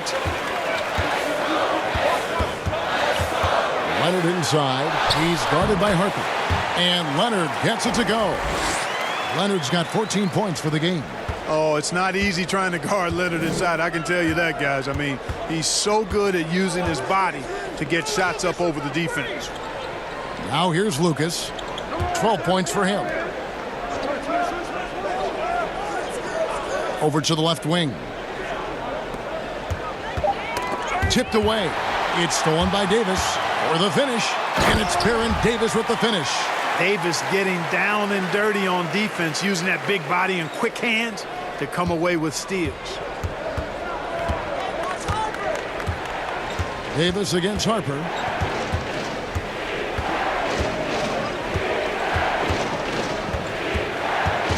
Kicks it out to Mullen. Leonard with the steal. Makes that one fall. It's his 8th bucket in 15 shot attempts. And there's a pattern starting to take shape here. They're working it inside and getting good shots from close range. Well, I agree with you. 4 of their last 5 baskets have been exactly of that variety. And this is where Mullen is most dangerous. A consistent three-point shooter with textbook form. Davis against Harper. And it's blocked. And so it looks like the Pacers will retain possession here.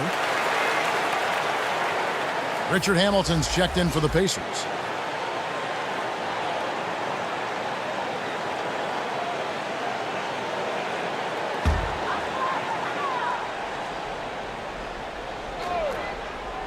Off the inbound pass, and it's Stoudemire with the jam. And that's a double-double for him now. 11 points and 11 rebounds. The pass to Abdul-Jabbar. Here's Van Arsdale. And a miss there on the triple. And he didn't punish them for the weak coverage there, but they can't count on him to continue missing. And it's good for 2. Now just a 1-point Detroit lead. I don't know what's happening defensively, but they're not putting up any resistance. I tell you what, it reminds me of one of my college coaches who used to say, that ain't going to get it done. That's 5 straight baskets in the paint now.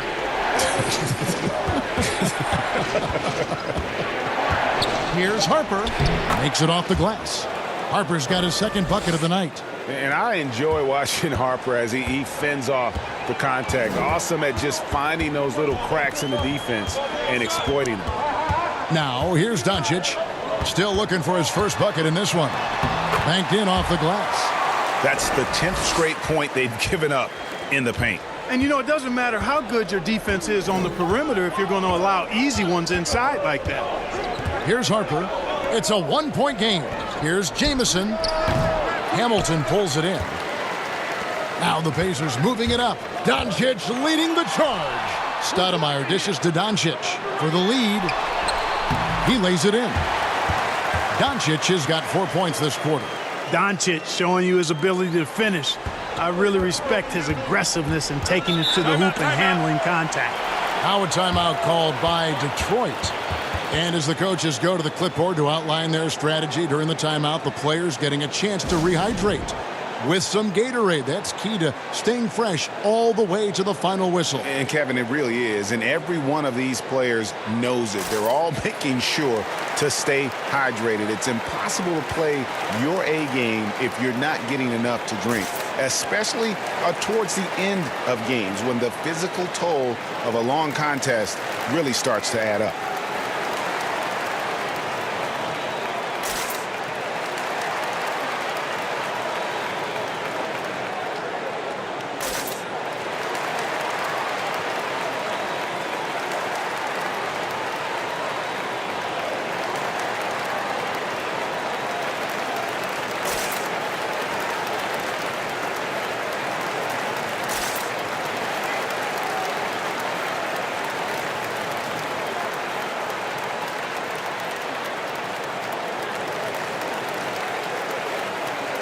Smith checked in for Mullen.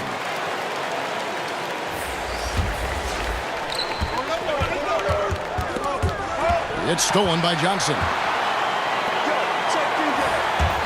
Hamilton, the pass to Leonard. And it's Leonard with the jam. And then Leonard enjoys jamming it home, Kevin. Got to keep him as far away from the hoop as possible. Pistons trail by 3. Smith outside.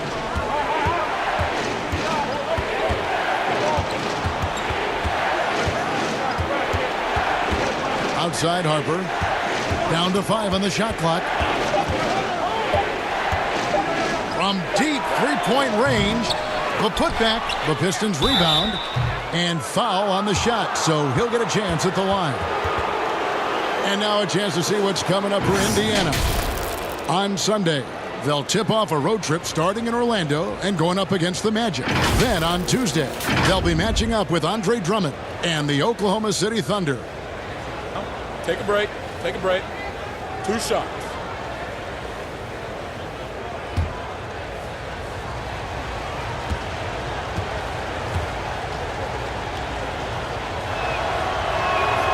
Free throw drops for Abdul-Jabbar. Dandridge, he's checked in for Leonard.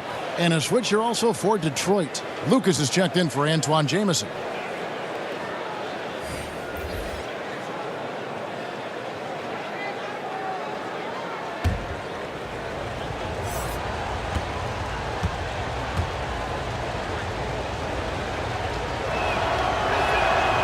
No good on the second free throw. And they are shooting themselves in the foot here. They've lost their touch at the line. The percentage continues to drop from where it was in that first half. And DeAndre Jordan throws it down. Yeah, you got to respect the athletic reach of Jordan now. Throw it up, and he will bash in the alley-oop. Smith, the pass to Abdul-Jabbar. Jordan with some nice D. Here's Indiana. They're on an 18-6 run. It's stolen by Smith. They get the rebound. That's in, and the Pacer lead is cut down to just 2 points with the bucket from Kareem Abdul-Jabbar. Well, you see the toughness and the instincts of Jabbar. I mean, always a threat for these second-chance opportunities. And he gets the bucket. Johnson's got 12. And we're seeing some great ball movement out of this group, guys. And it's Smith with the ball. He brings it up for the Detroit Pistons. And after this one, they're home against Minnesota. That game is the first and last of their homestand. And after defending on the shot, he doesn't give up on the play. Follow that straight to the glass for the rebound. Stoudemire, and he uses the glass on the layup. Stoudemire's got his third basket of the night right there. Sensational ball movement there. When you pass the ball like that, good things happen. Harper dishes to Abdul-Jabbar. Of course, he didn't have an attempt there in the first half. He's hoping to be a little bit more active and aggressive here and draw some fouls here in the second. In a moment now to quickly take a look at the offensive approach for Indiana. Guys, their play close to the hoop has been great all game. And also, their second chance points have been a story all night as well. That's just pure effort and hustle.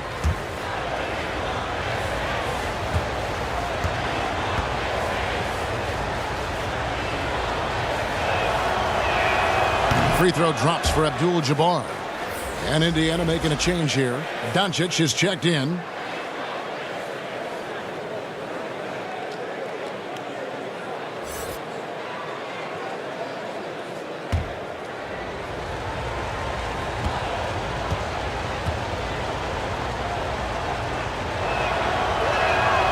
So he picks up just one from the line that time. I wonder what the score would be if they weren't controlling the backboard. And, Greg, it's clearly been their edge, and in a close game like this, you look for every edge you can find. Here's Van Arsdale. Dishes it to Smith.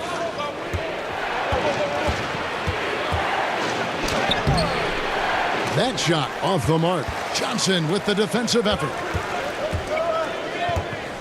Hamilton the pass to Johnson. That's his fifth miss of the game. He has made 6 of his 11 shots.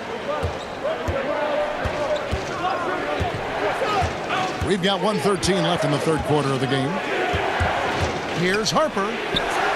It's good. The assist that time from Smith. Smith's got his 6th assist on the night. Challenging the bigger defender, cutting him down to size with that one. Well, the size mismatch is no problem for this fella, guy. I mean, how much do you like seeing that aggressiveness from him? Here's Dandridge. Down low, kick out to Hamilton. 18 feet out. Rebound, Detroit. Abdul-Jabbar's got 12 rebounds here tonight. Big time effort. Doncic against Smith. Over Doncic. And no good. Trying to use the glass. Oh, he has just struggled here offensively in the quarter. 5-second differential between the shot clock and the game clock. Hamilton the pass to Doncic. Just 5 to shoot. And once again off the mark by Indiana. Well, I cannot believe he didn't capitalize there. And neither can he. Here's Abdul-Jabbar. And the last second attempt doesn't fall. And we just finished the third quarter, and we've got a tight ball game here. Pacers lead by 3. And coming up as soon as we return from break, the fourth quarter gets underway.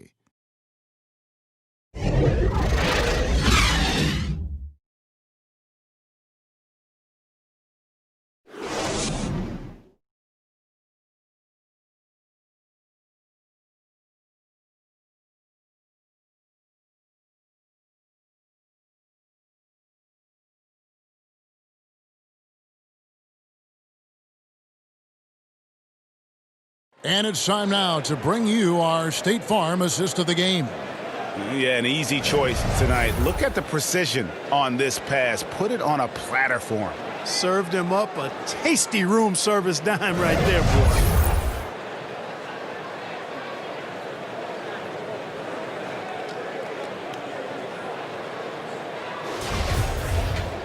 Three tenths quarters behind us. One more to go. Thanks for being with us as we begin the fourth.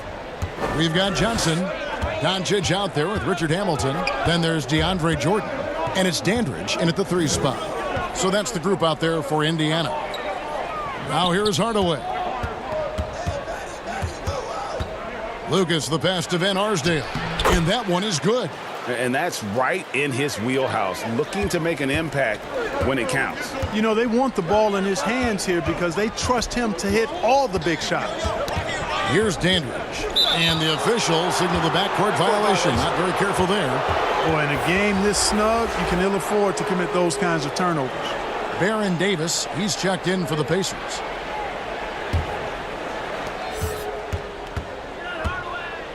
Hardaway against Davis. Pass to Lucas.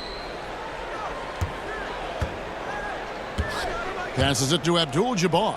Over Jordan. There's Kareem Abdul-Jabbar on the assist by Lucas. Lucas has got 3 assists tonight. Davis, the pass to Johnson. Doncic against Hardaway. Back to Johnson.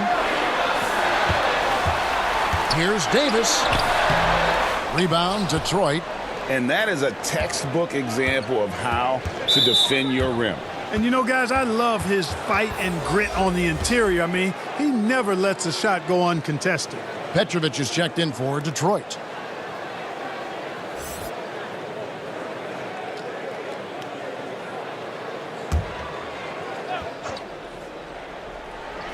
And Detroit has possession. Here in the fourth quarter, their defense has been very strong, allowing no baskets. And a chance to catch up on some numbers here, the hustle stats for the Pistons. You know, block shots, guys, a clear indicator on the stat sheet of their excellent defense. I mean, leaving them no room to get off any shots. Yeah, and another thing, they've created a lot of turnovers, but they've also been able to convert when they've gotten out in the transition.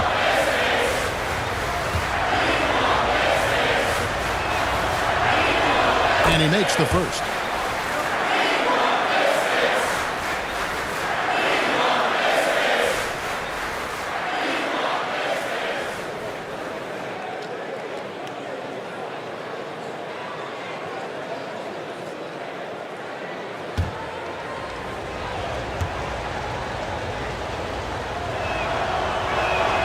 And so he makes both from the line. Pacers trail by 3. Outside, Davis. A floater, and it's good on the layup. Oh, such a field shot there, the floater. A little over a minute and a half of the fourth quarter gone now. Davis against Hardaway. Over Davis. Hardaway, no good. And it's Davis with the ball for the Pacers. Fires, high post. No good off the back of the rim. The Pistons have gone 2 of 3 from the field to get the fourth quarter started. Hardaway against Davis. Pass to Petrovic. Back to Hardaway. Harper kicks to Lucas. 4 on the clock. Yes, once again, it remains perfect. 6 attempts and 6 hits. The assist totals, Kevin, just continue to grow. They're way ahead in that category. Ball movement has been flawless. Clearly just an example of a different mindset between these teams. Oh, what terrific hustle. He's got a nose for the rebound. Craig, he's ferocious when the ball goes up. That's what they've got him out there for, fellas. Here's Harper. Left side, Hardaway. Back to Harper. Abdul-Jabbar with it. Hardaway for 3. He's off on that one. Nice D from Doncic. Here's Davis. Sweet little floater. Davis has got 4 this quarter. Time running low, guys, and somebody has got to win this one. Yeah, well, who knows? We might need overtime in this one. It's been that kind of a game. Now here's Hardaway. Here's Harper. Gets the bucket and the foul. It's on Luka Doncic. Yeah, nothing too fancy. Just getting the job done when they need to. Make every possession count. And some changes here for the Pacers. Sampson's checked in, and it's Stoudemire in for Johnson. And the Pistons making a change here as well. Mullins is checked in.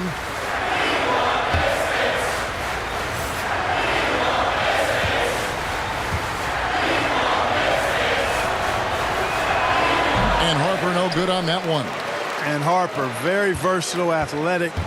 Plays with some physicality, too.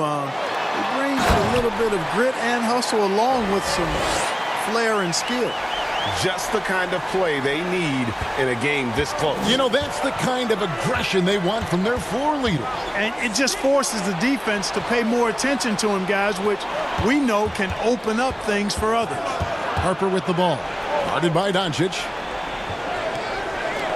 Mullen for three. Out of bounds. Indiana takes possession. You know, guys, sometimes that just happens, but you don't like to see it when the game is this close. For Indiana, they've gone 4 of 7 from the field since the beginning of the fourth. Rebound, Detroit. Lucas has got 9 rebounds in the game. Getting it done. Three-pointer. And again, it's the Pistons missing. Indiana leading. Leonard attacking. That one drops for him. Leonard's got 20. And he moves so well. When Leonard drives the lane, it's pretty much a guaranteed bucket. Terrific body control, and he plays with the ultimate force. Now, here's Doncic. Defense is right there, and it's out of bounds. Last touch by Doncic.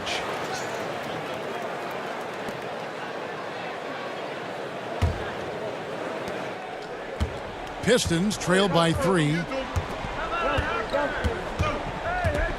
Outside Harper. Teardrop shot. Feeds it to Abdul-Jabbar. And the pass to Petrovic. 5 to shoot. Here's Harper. And the rejection by Stoudemire. Count that one. The Pacers have gone 5 for 9 from the field in the final quarter so far. And the basket is good, and he's got a chance here for one more at the line. They're consistently finding ways to get the ball inside and taking full advantage. Pretty clear. It's smash mouth basketball. Pound that thing inside.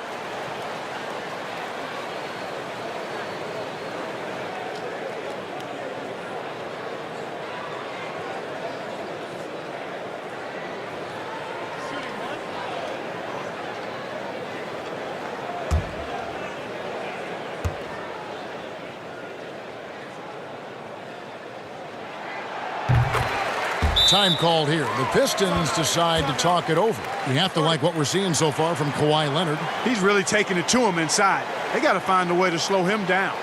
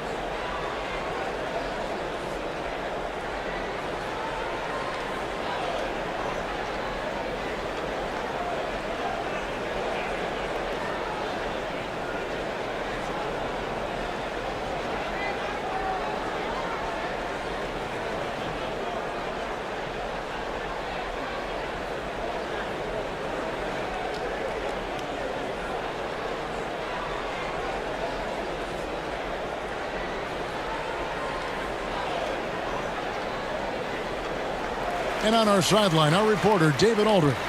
Hey, Kevin. Well, Dwayne Casey just going over the game plan with his team down the stretch. He said they've played well in certain areas, but the lack of detail to the defensive boards has allowed their opponent too many second-chance opportunities. And that, he said, is the difference in this game. They have to get busy on the glass, Kevin. Stoudemire out to Doncic. And he sinks that one, hitting the back of the rim on the way in. And the Pacers lead by 6. Harper against Davis. Here's Petrovic. Sinks the triple. And this is someone that can really hurt you from long range. He did that to a degree in the first half, and he's doing it now. Pass to Stoudemire.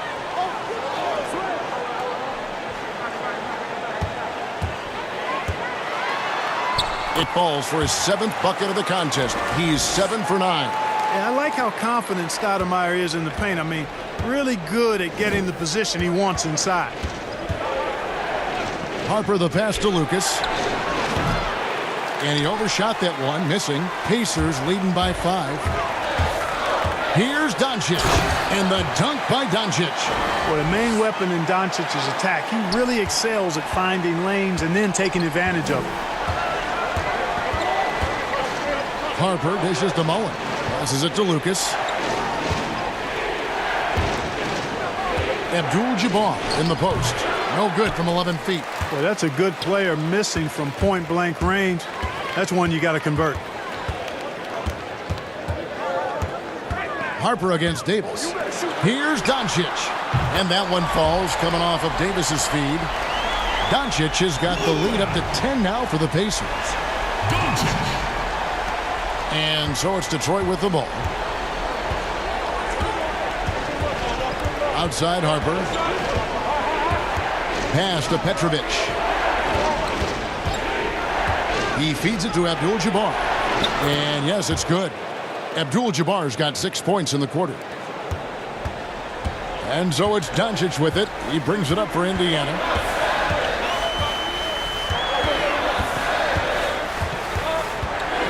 The pass to Leonard. From the line. Detroit with the rebound. Here's Petrovic to the middle. That's in, and the Pacer lead is cut down now to just 6 on the basket from Harper. And you're not going to pass up that kind of lead. Now here's Davis. Doncic outside.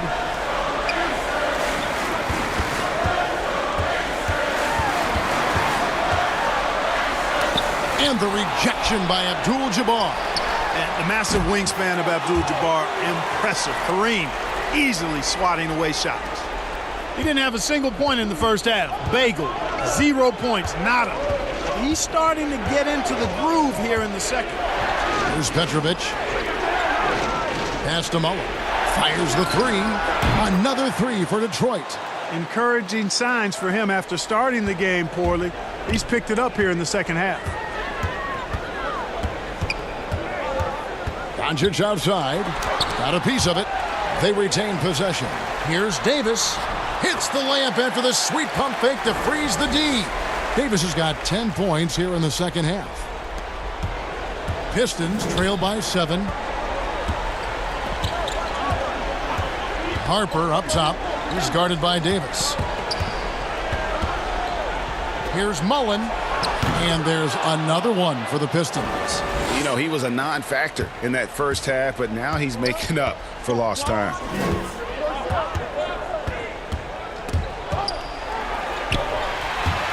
Out of bounds, Detroit takes possession.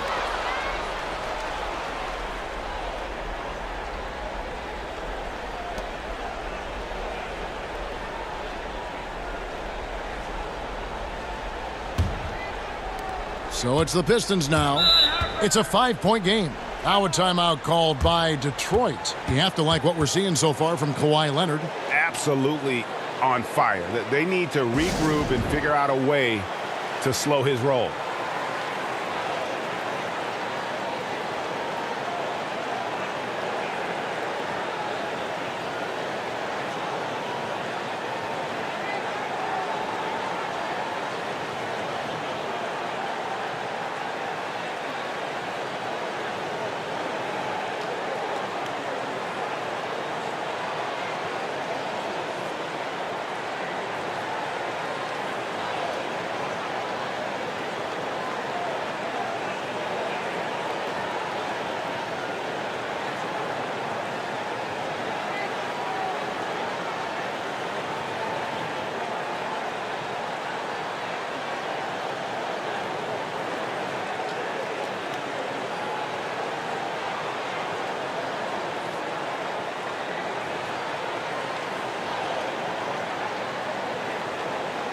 Chance now to recognize our Jordan Player of the Game, Amar'e Stoudemire.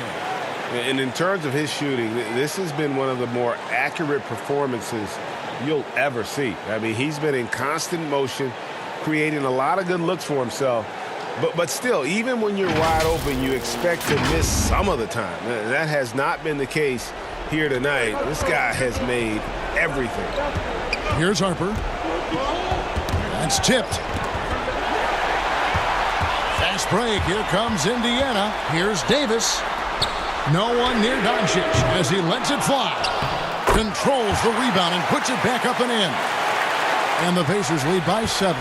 Great job of crashing the offensive glass. He stayed with it. That's hard-nosed, tough basketball.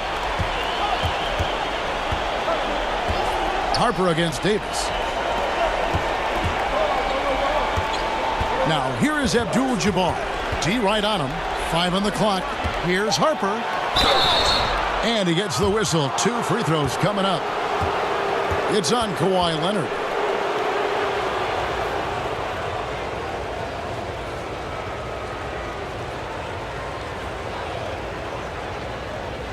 Take a break. Take a break. 2 shots.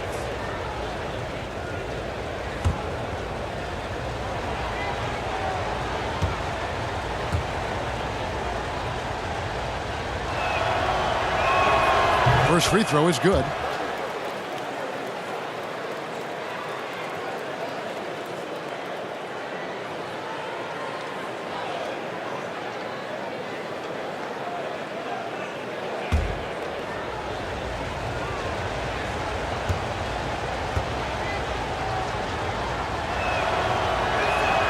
And Harper drops them both. He is absolutely the guy you want at the line in that situation. It just shows you how much he loves these moments. Now, here's Doncic. Stoudemire kicks to Doncic.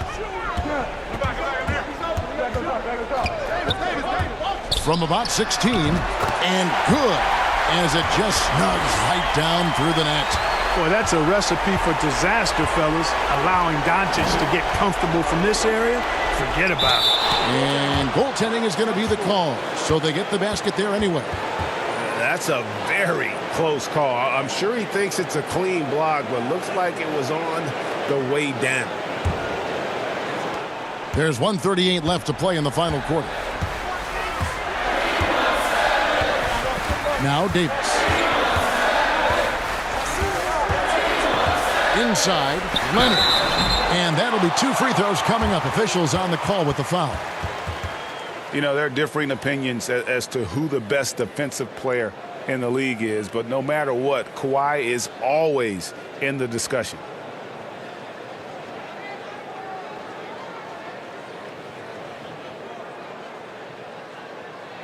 Two shots.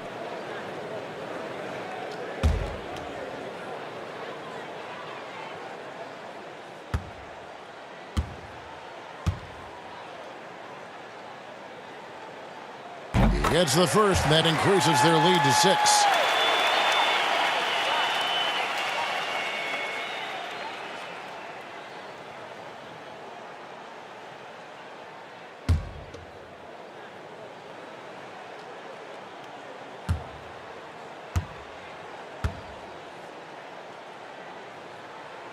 So he gets them both, and it's a 7-point game. Sensing an opportunity here to increase the lead and capitalizing on it. Pass to Petrovic, and he dunks it down. It's been like this all night for both teams. The offenses having their way. Any lull in the action so far has been short-lived because there have been nothing but buckets in this one. Here's Leonard, following the bucket by the Pistons. And the layup's good off the glass. Leonard's got 12 points in just the second half. And, you know, coaches will take possessions like that all day long. Phenomenal use of the screen there. To the inside. Slammed home, and he draws the foul. A chance for another point at the free throw line.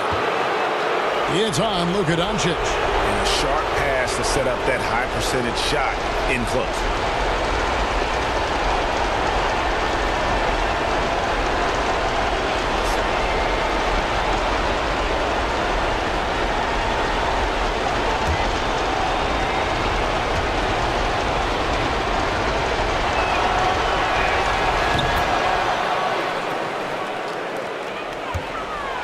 And so it's Leonard with it. He'll bring it up for Indiana. They've led by as much as 10. Outside, Davis. Back to Leonard. Here's Sampson. Shot clock at 5. And there's the feed to Leonard. Shoots from the line. Sampson tips it back in. And the Pacers lead by 6. I love the determination he showed there, getting himself into good position under the glass. With the presence of mind to know just where the rebound was going to come down. Well timed. And then the nifty touch to tip it in as well. And now they decide to foul intentionally.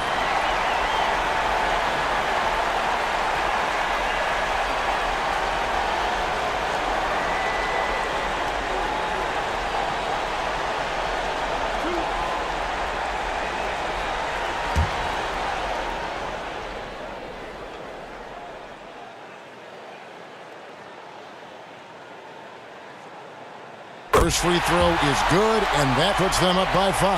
And Davis, all energy, big physical point guard with that shoot-first mentality.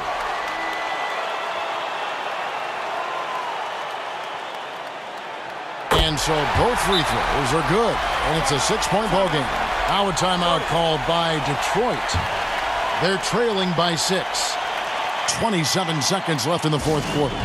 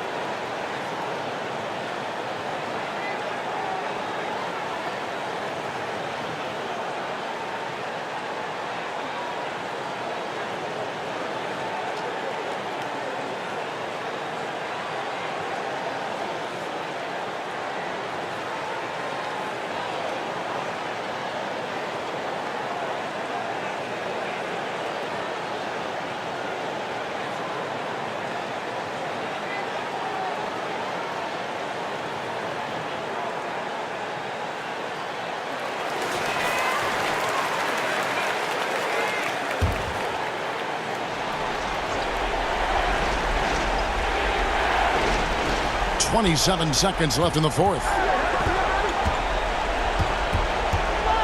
Davis against Harper. Pass to Petrovic. It's good! And now they trail by just 4. And obviously his momentum from the last game has carried over here tonight. And you know that's how it goes with him. I mean, his hot streaks, guys, don't last minutes. They last days.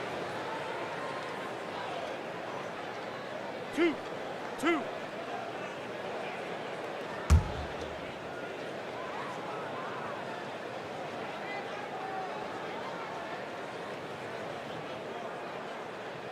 And he cannot get the first one to drop. Tough one to miss.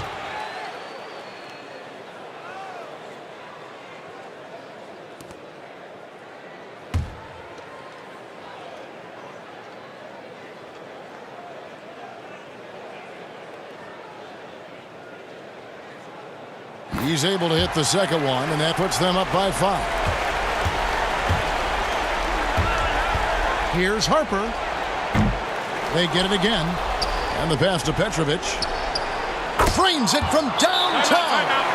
It's been this way since halftime. Tremendous production from beyond the arc. Boy, it's been a 3-point barrage. They came out gunning and have not stopped. Time called here. Indiana decides to talk it over. They're leading by 2. 5 seconds left to play here in the fourth.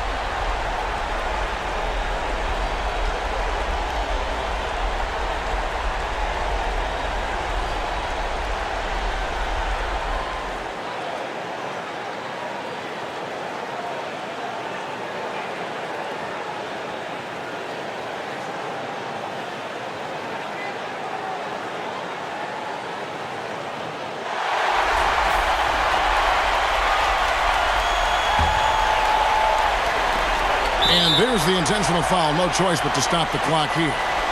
No choice but to foul there, but he's probably the last guy you want to see on the line. But there was no time really to be selective. Stopping the clock was the priority.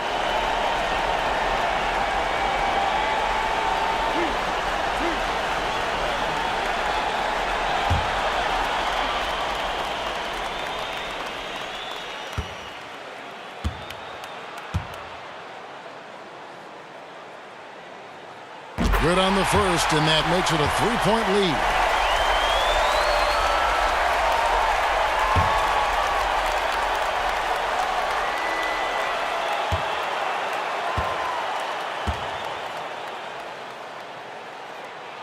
And so he drops them both. It's a 4-point ball game.